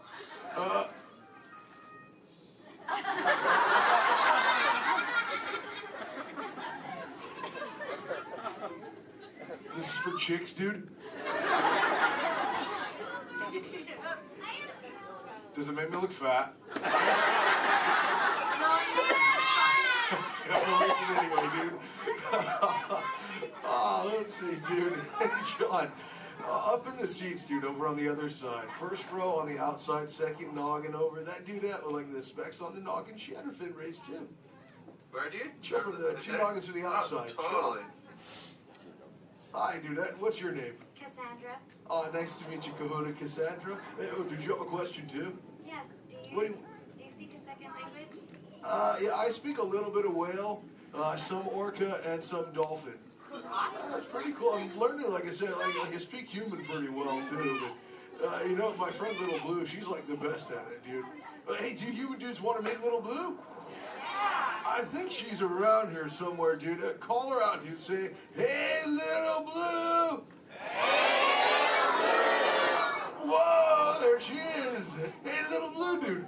Check it out. I was hanging out with these human dudes. Cassandra over there wanted to know if I speak any other lingo, dude. I told her I was speaking just a little bit of whale, dude.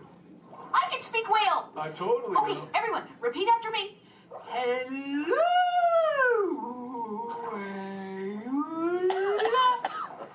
Okay, try that one all together, human dudes. Go.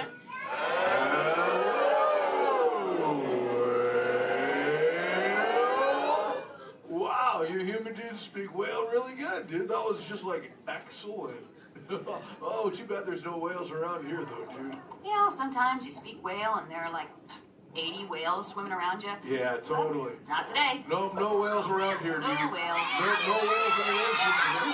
Try to speak sea. Where? Whoa! Oh, dude, look out! The humans call the whale, dude! Grab shot! Swim away!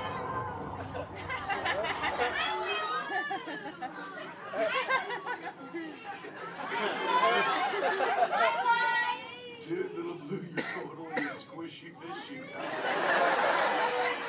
What should we do? Tell the whale to go away. Can't humans tell the whale to go away?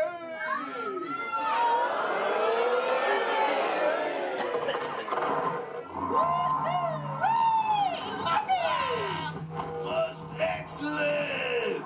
Oh, see you later, Little Blue! Hey, humans, put your fins together for saving Little Blue! You so totally rock! Yeah. Awesome. Thank you so much, human dudes, for sharing with me. I can't wait to get home and share all this knowledge with Squirt. Hey, but before I go, human dudes, remember this. We all share the same ocean, humans and turtles alike. So treat everyone you meet like an oyster, dude, because you never really know when you just might find a pearl, dude. That was like a warm and fuzzy moment, wasn't it?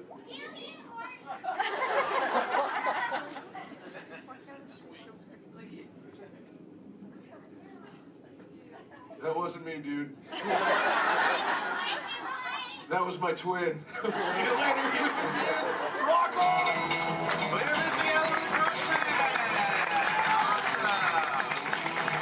Alright, you can find your next buddy and discover into the doors in the back. Thanks for swimming by.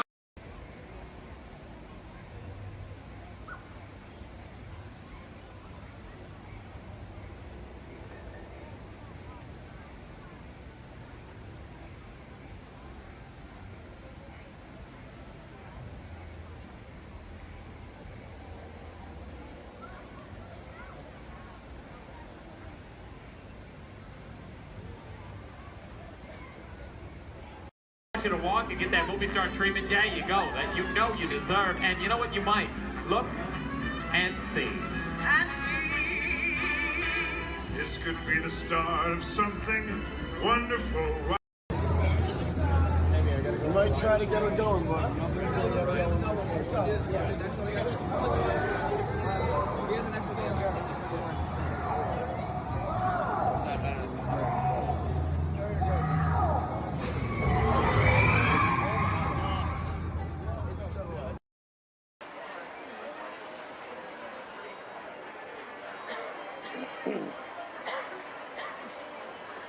Ladies and gentlemen, boys and girls, before we do the party dance, everyone, please maintain personal outlines on the times of motion. As well as if you're a small children, if you ask to go and please take it towards the side of the bench. And a welcome to the crowd today, and here we go. Our board.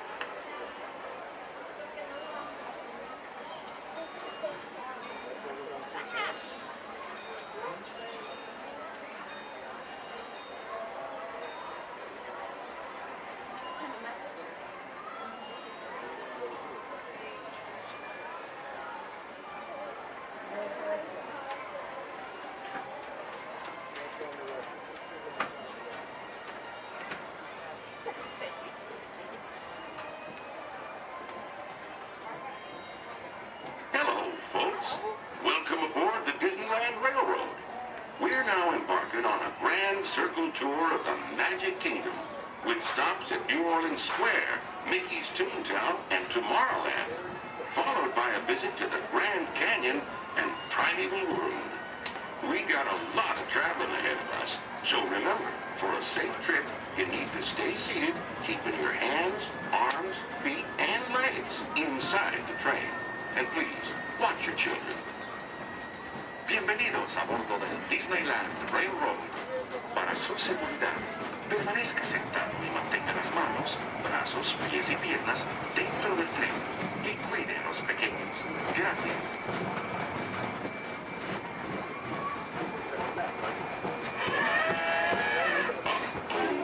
Did you folks hear that?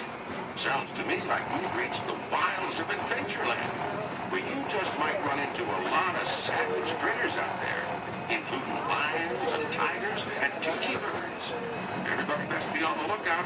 You never know just what may show up.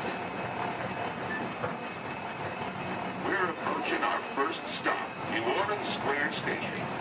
This station serves Frontierland, New Orleans Square, and Critter Country. If you'll be leaving us here, please remain seated till the train comes to a complete stop. Then watch your step while getting on. Have a good time at the Frontier, yeah? For those of you who continue on, we'll resume our journey in just a moment. This is New Orleans Square.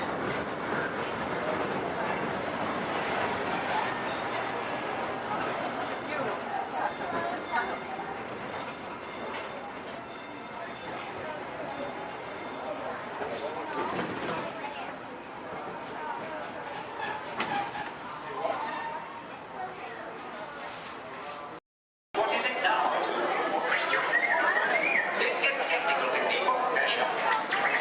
The fuel pressure. Well, why didn't you say so in the first place? Let me check. I am getting a rumble. Yeah. Yes, I'm shutting off the main line right now. Just to get back to fixing that motivator. These new transports are impossible.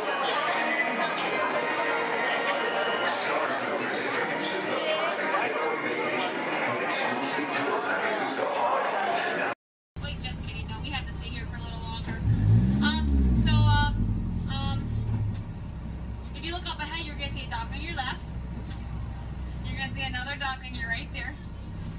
We like to call those a ferry dock. I know, exciting, exciting. Now, if you look a little further, you're gonna see some skips up there in khaki. We like to call those a ferry door.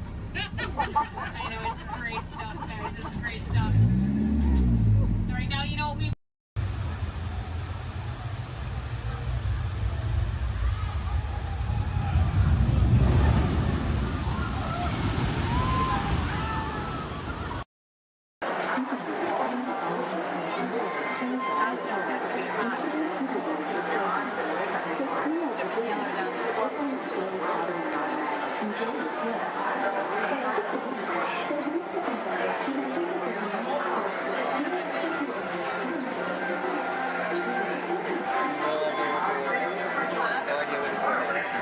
Welcome aboard the Tomorrowland Adventure. Your flight is into highway in the sky. We invite you to sit back, relax, and enjoy your delightful tour tomorrow. Along the way, you can preview many of the exciting places you'll want to be sure to enjoy today while visiting Disneyland of Tomorrow.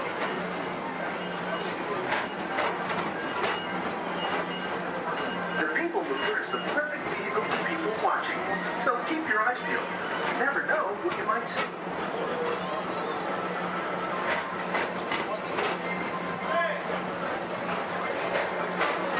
Coming up, Stitch's Dream State, where you can report for duty as a security agent for the Galactic Federation.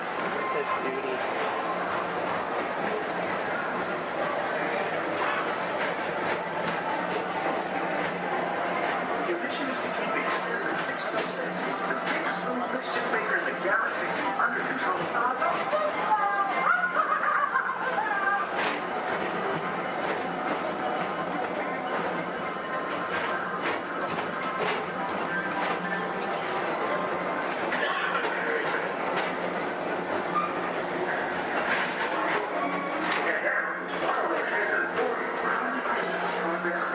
Walt Disney's Dream Planet experimental prototype medium Project City was the inspiration for Epcot, and many of its forward-thinking ideas have been realized throughout Walt Disney.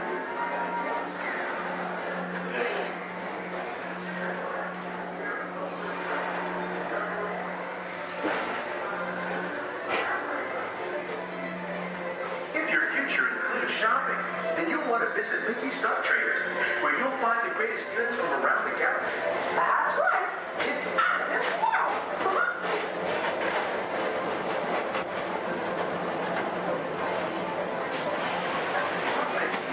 With the pedal to the metal and speed towards the checkered flag in your very own race car. Young or old, this is your chance to drive in the fast lane without worrying about getting a speeding ticket.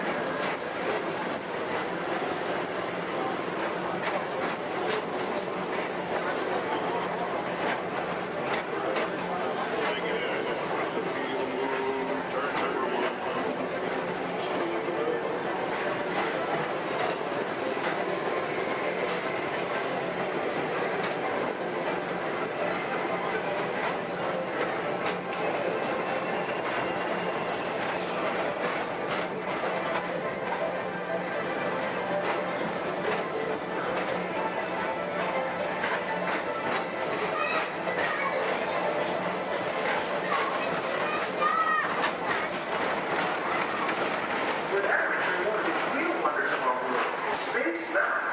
Blast off on a high-speed outer space adventure and complete through the cosmos.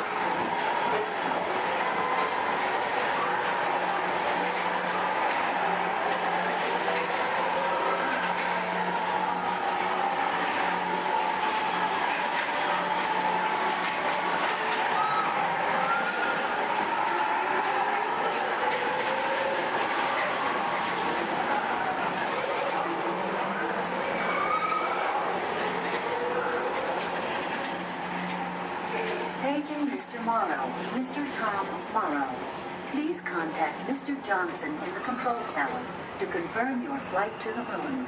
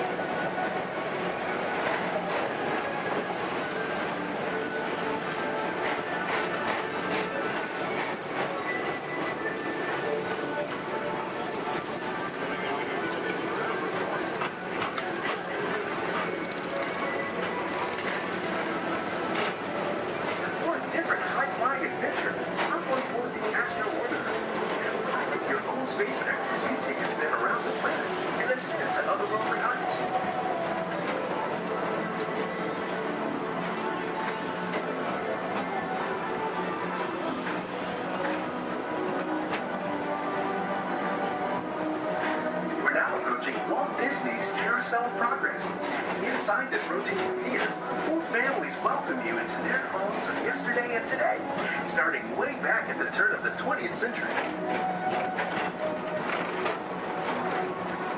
First presented at the New York World's Fair, this legendary circular theater celebrates the progress that has made our lives better. It's a perfect reminder that there's always a great, big, beautiful tomorrow shining at the end of every day.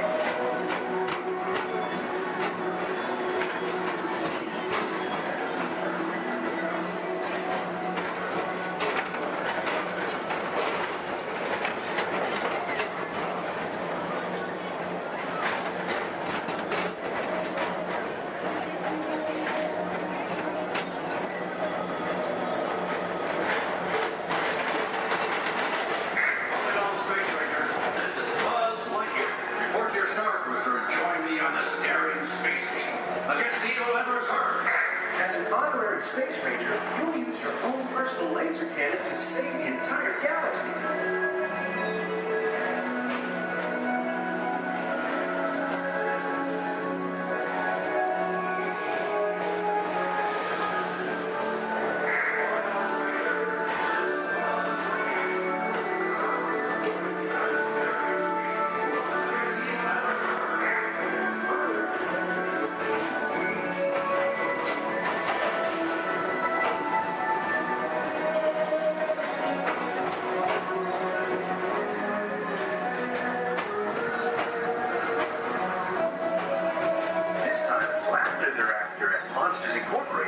So drop in and join Mike Wazowski and all his pals at Monsters Incorporated Laugh Floor. Share the fun.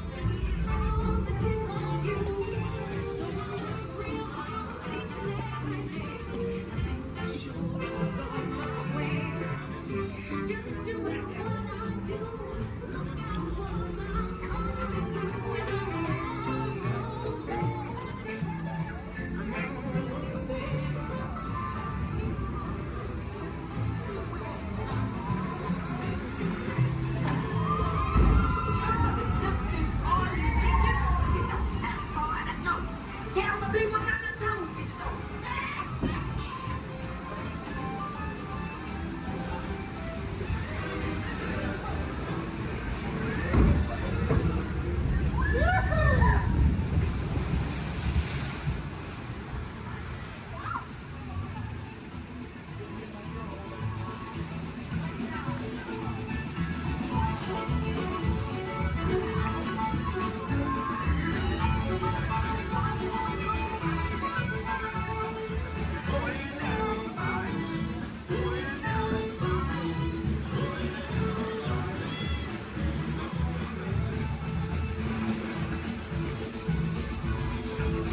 Seattle was right. There are musicians out here that really are good.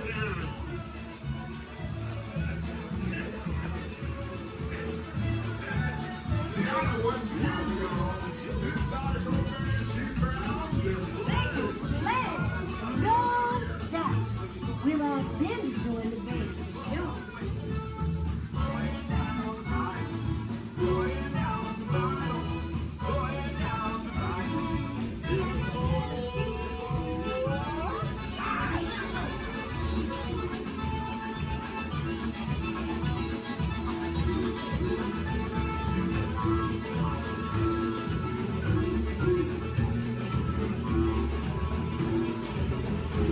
Seattle, you're right. The fire's not just what we need.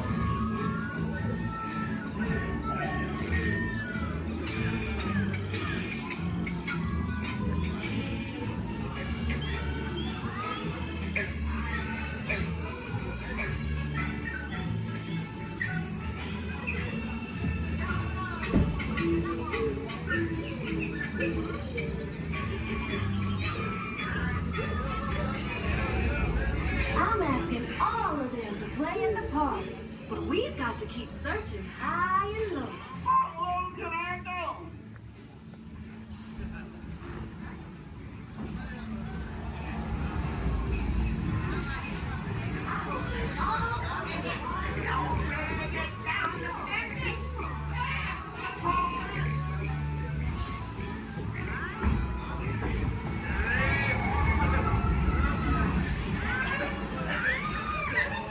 Time to make me.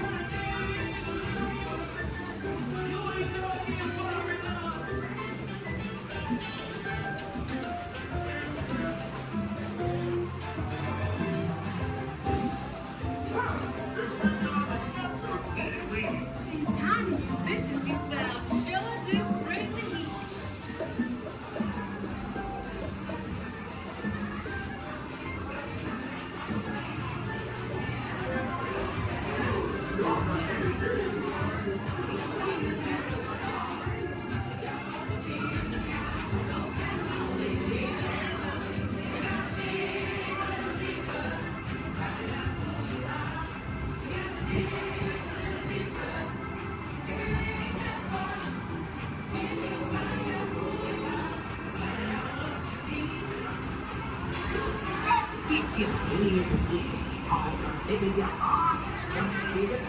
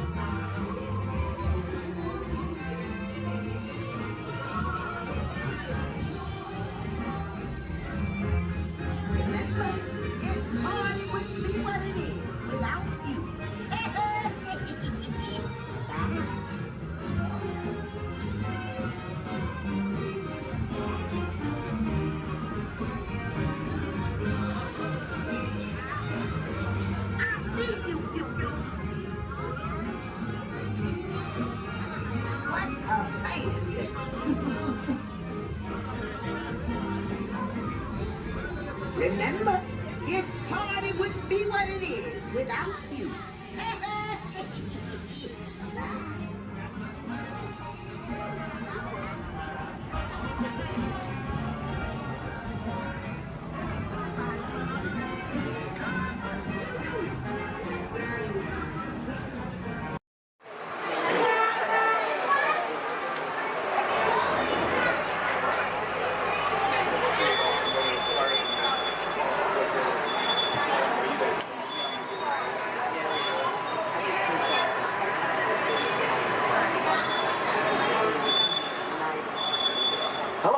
My name's Don, and welcome aboard.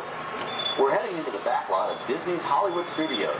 This production area was built in 1988 as a Florida counterpart to the Walt Disney Studios in Burbank, California. We included sound stages, recording studios, high-tech editing rooms, all the tools needed to create movies, TV shows, and radio broadcasts. We've even got our very own water tower, too. It's up ahead on the left side of our shuttle. We call it the Earful Tower. It's inspired by the water tower Walt Disney had built for his Burbank studio in 1939. Our Florida tower stands a lucky 13 stories high, and we added our own creative touch, a giant set of Mickey Mouse ears. If you wanted to wear those ears, you'd have to have a hat size, of 342 3/8. Up ahead, after the next bend in the road, you'll have a perfect opportunity to take a picture of this famous icon. In the world of entertainment, every project starts with a screenplay and a lot of creative ideas. A production studio is where the ideas of writers, producers, and directors are transformed into an on-screen reality. Within these huge spaces, filmmakers can literally create their own worlds. Our Florida sound stages are soundproof, weatherproof, and most importantly, air-conditioned, all vitally important for the cast, crew, and equipment. Many of the crafts needed for filmmaking are located right here on the lot. On the left, we have our own greens department. It grows flowers, trees, shrubs, and topiaries. A few well-placed plants can cover up empty spots in the set and add a touch of natural beauty to a scene. On the right are two of the aircraft from the 2001 blockbuster hit Pearl Harbor. These exact full-scale replicas of P-40 fighters were used in the special effect fight sequences. Of course, many of the planes we saw flying through the aerial battles or sitting on the ground weren't real at all. They were created entirely within a computer. Oh, keep your cameras focused to the right. We're coming up on that perfect angle of the Eiffel Tower I told you about. It's a true masterpiece.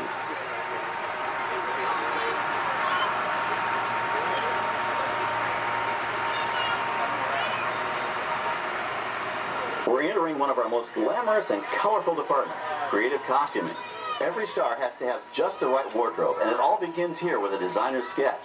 Our team of designers, seamstresses, and tailors can turn 1.5 million yards of fabric into over 25,000 costumes every year. Many of these costumes will become part of the shows and attractions of the Walt Disney World Resort.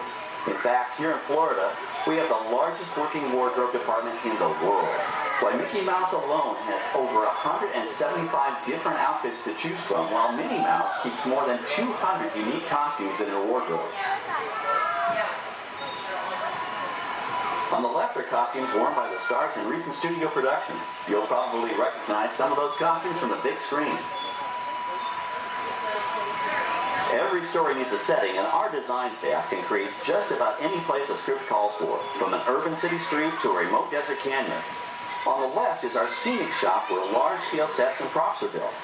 Our team of set designers, carpenters, artists, and engineers has created caves and caverns, game show sets, even replicas of the U.S. Supreme Court and NASA's Mission Control, all on our sound stages.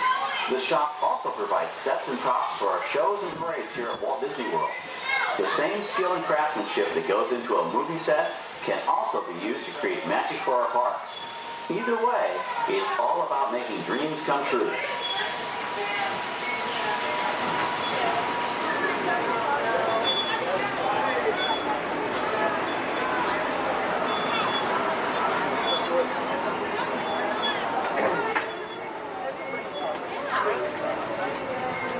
Now we're entering a zone we call the Boneyard.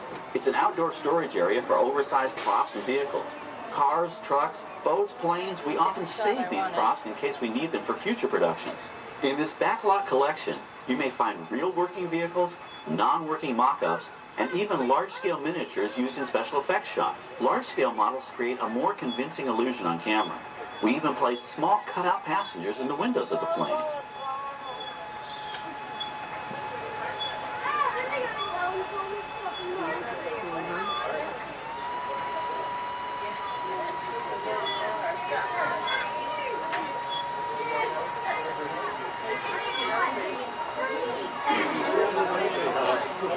We're now passing by the sets for our Lights, Motors, Action Extreme Stunt Show. On the left, you may catch a glimpse of the Mediterranean fishing village that sets the stage for this thrilling attraction. We'll get a closer look at it soon, but for now, we're approaching one of the largest standing sets on our back lot. It's over on the right. It may not look like much from this angle, but it's pretty spectacular on the other side.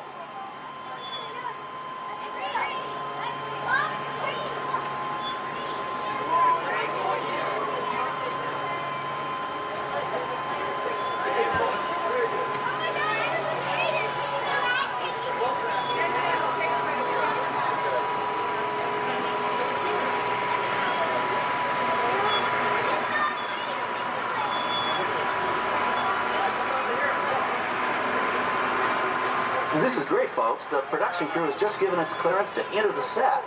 Hello, Backlot Tour. I'm Amy, a production coordinator here at the studios. I can see your shuttle heading toward our canyon set. I've given your driver permission to come in.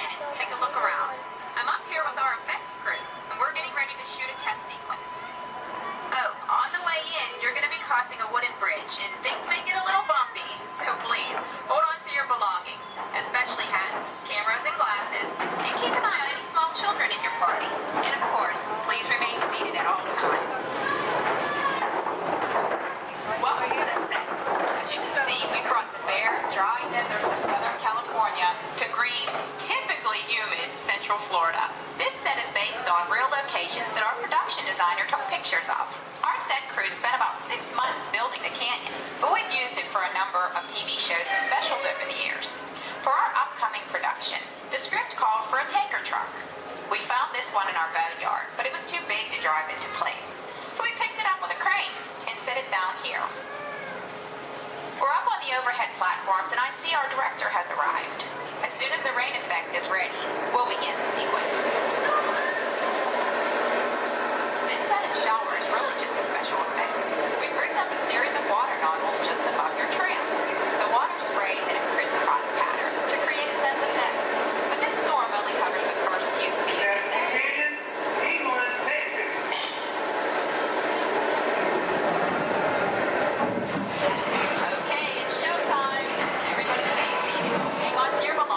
Watch your children.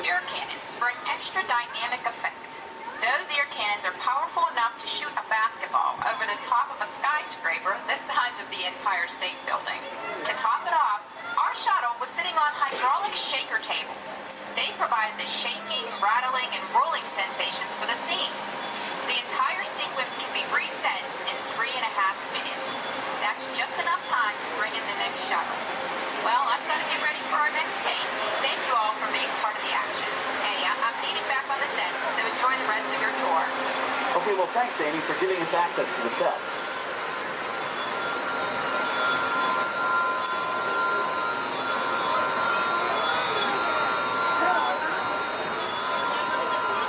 On the right, we have an authentic piece of Disney history.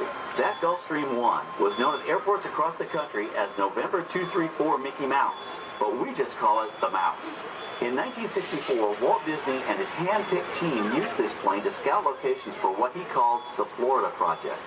Soon, they secretly began purchasing thousands of acres of land, which became the Walt Disney World Resort in 1971. During the creation of the resort and later Epcot, the Mouse shuttled studio executives and Imagineers between Burbank and Orlando, making it the most used executive aircraft in the country. Appropriately, the Mouse retired here in 1992. As Walt used to say, it was all started by a mouse. In this case, the 234 Mickey Mouse. On our right, we once again sweep past the magnificent Mediterranean village of our lights, motors, action extreme stunt show. This high-octane attraction is based on the hit show from the Walt Disney Studios Park in France. In this action-packed production, you'll feel like you're right there on the set during the filming of a spy thriller, complete with custom-built cars, motorcycles, even jet skis. You'll experience the split-second timing, coordinated driving, and fiery special effects that make action movies a real blast.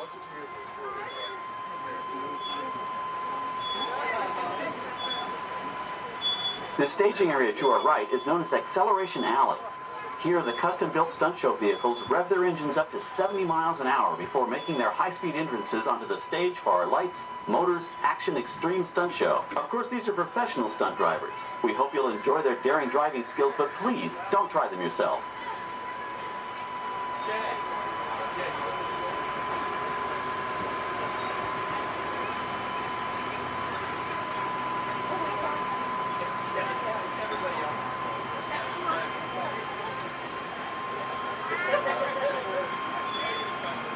On the left, we've reached our second boneyard with more historic props and vehicles. When we reuse older props in a new production, they're often refitted with custom parts and given a whole new color scheme. You might not even recognize them the next time you see them on screen. For instance, coming up is our friend Herbie the Love Bug. He went through a special demolition derby makeover. Those dents and dings were added on purpose, but he can be polished up as good as new for his next starring role.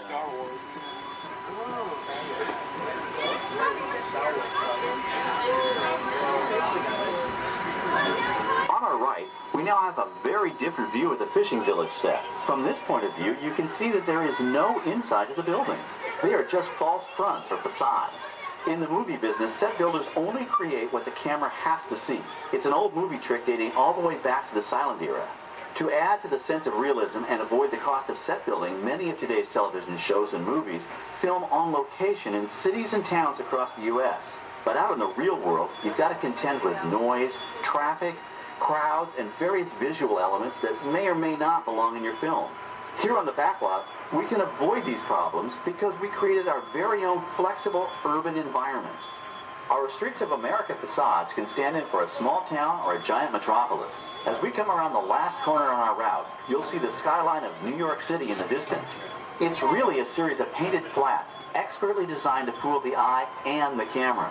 We can dress and decorate these streets to look like any city we want, from Chicago to San Francisco. Depending on the choice of vehicles, props, and costumes, we can even turn back the clock and set our story in a different time. And what's more, these sets are built with Florida weather in mind.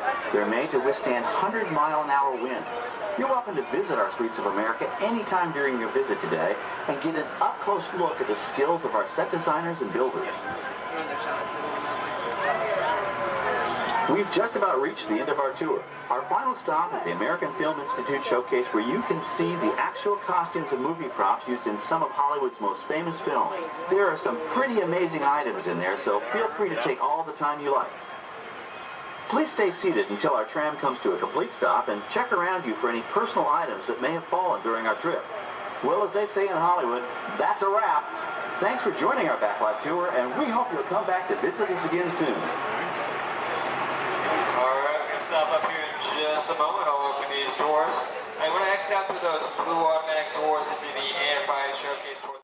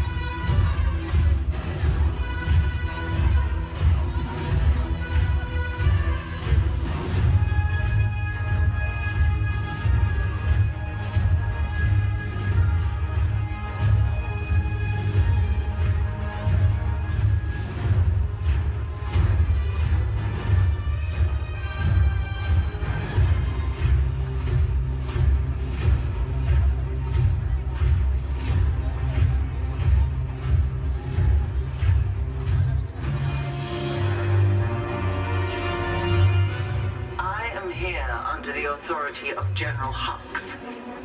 You are here under the authority of me. Stand proud.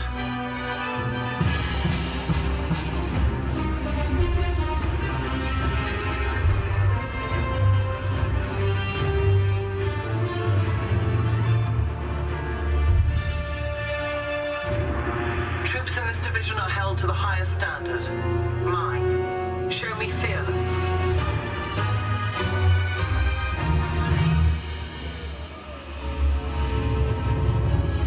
Under my command, you will be proud to wear the armor of a stormtrooper. You will learn discipline, loyalty, and what it means to be a stormtrooper. Battle stance.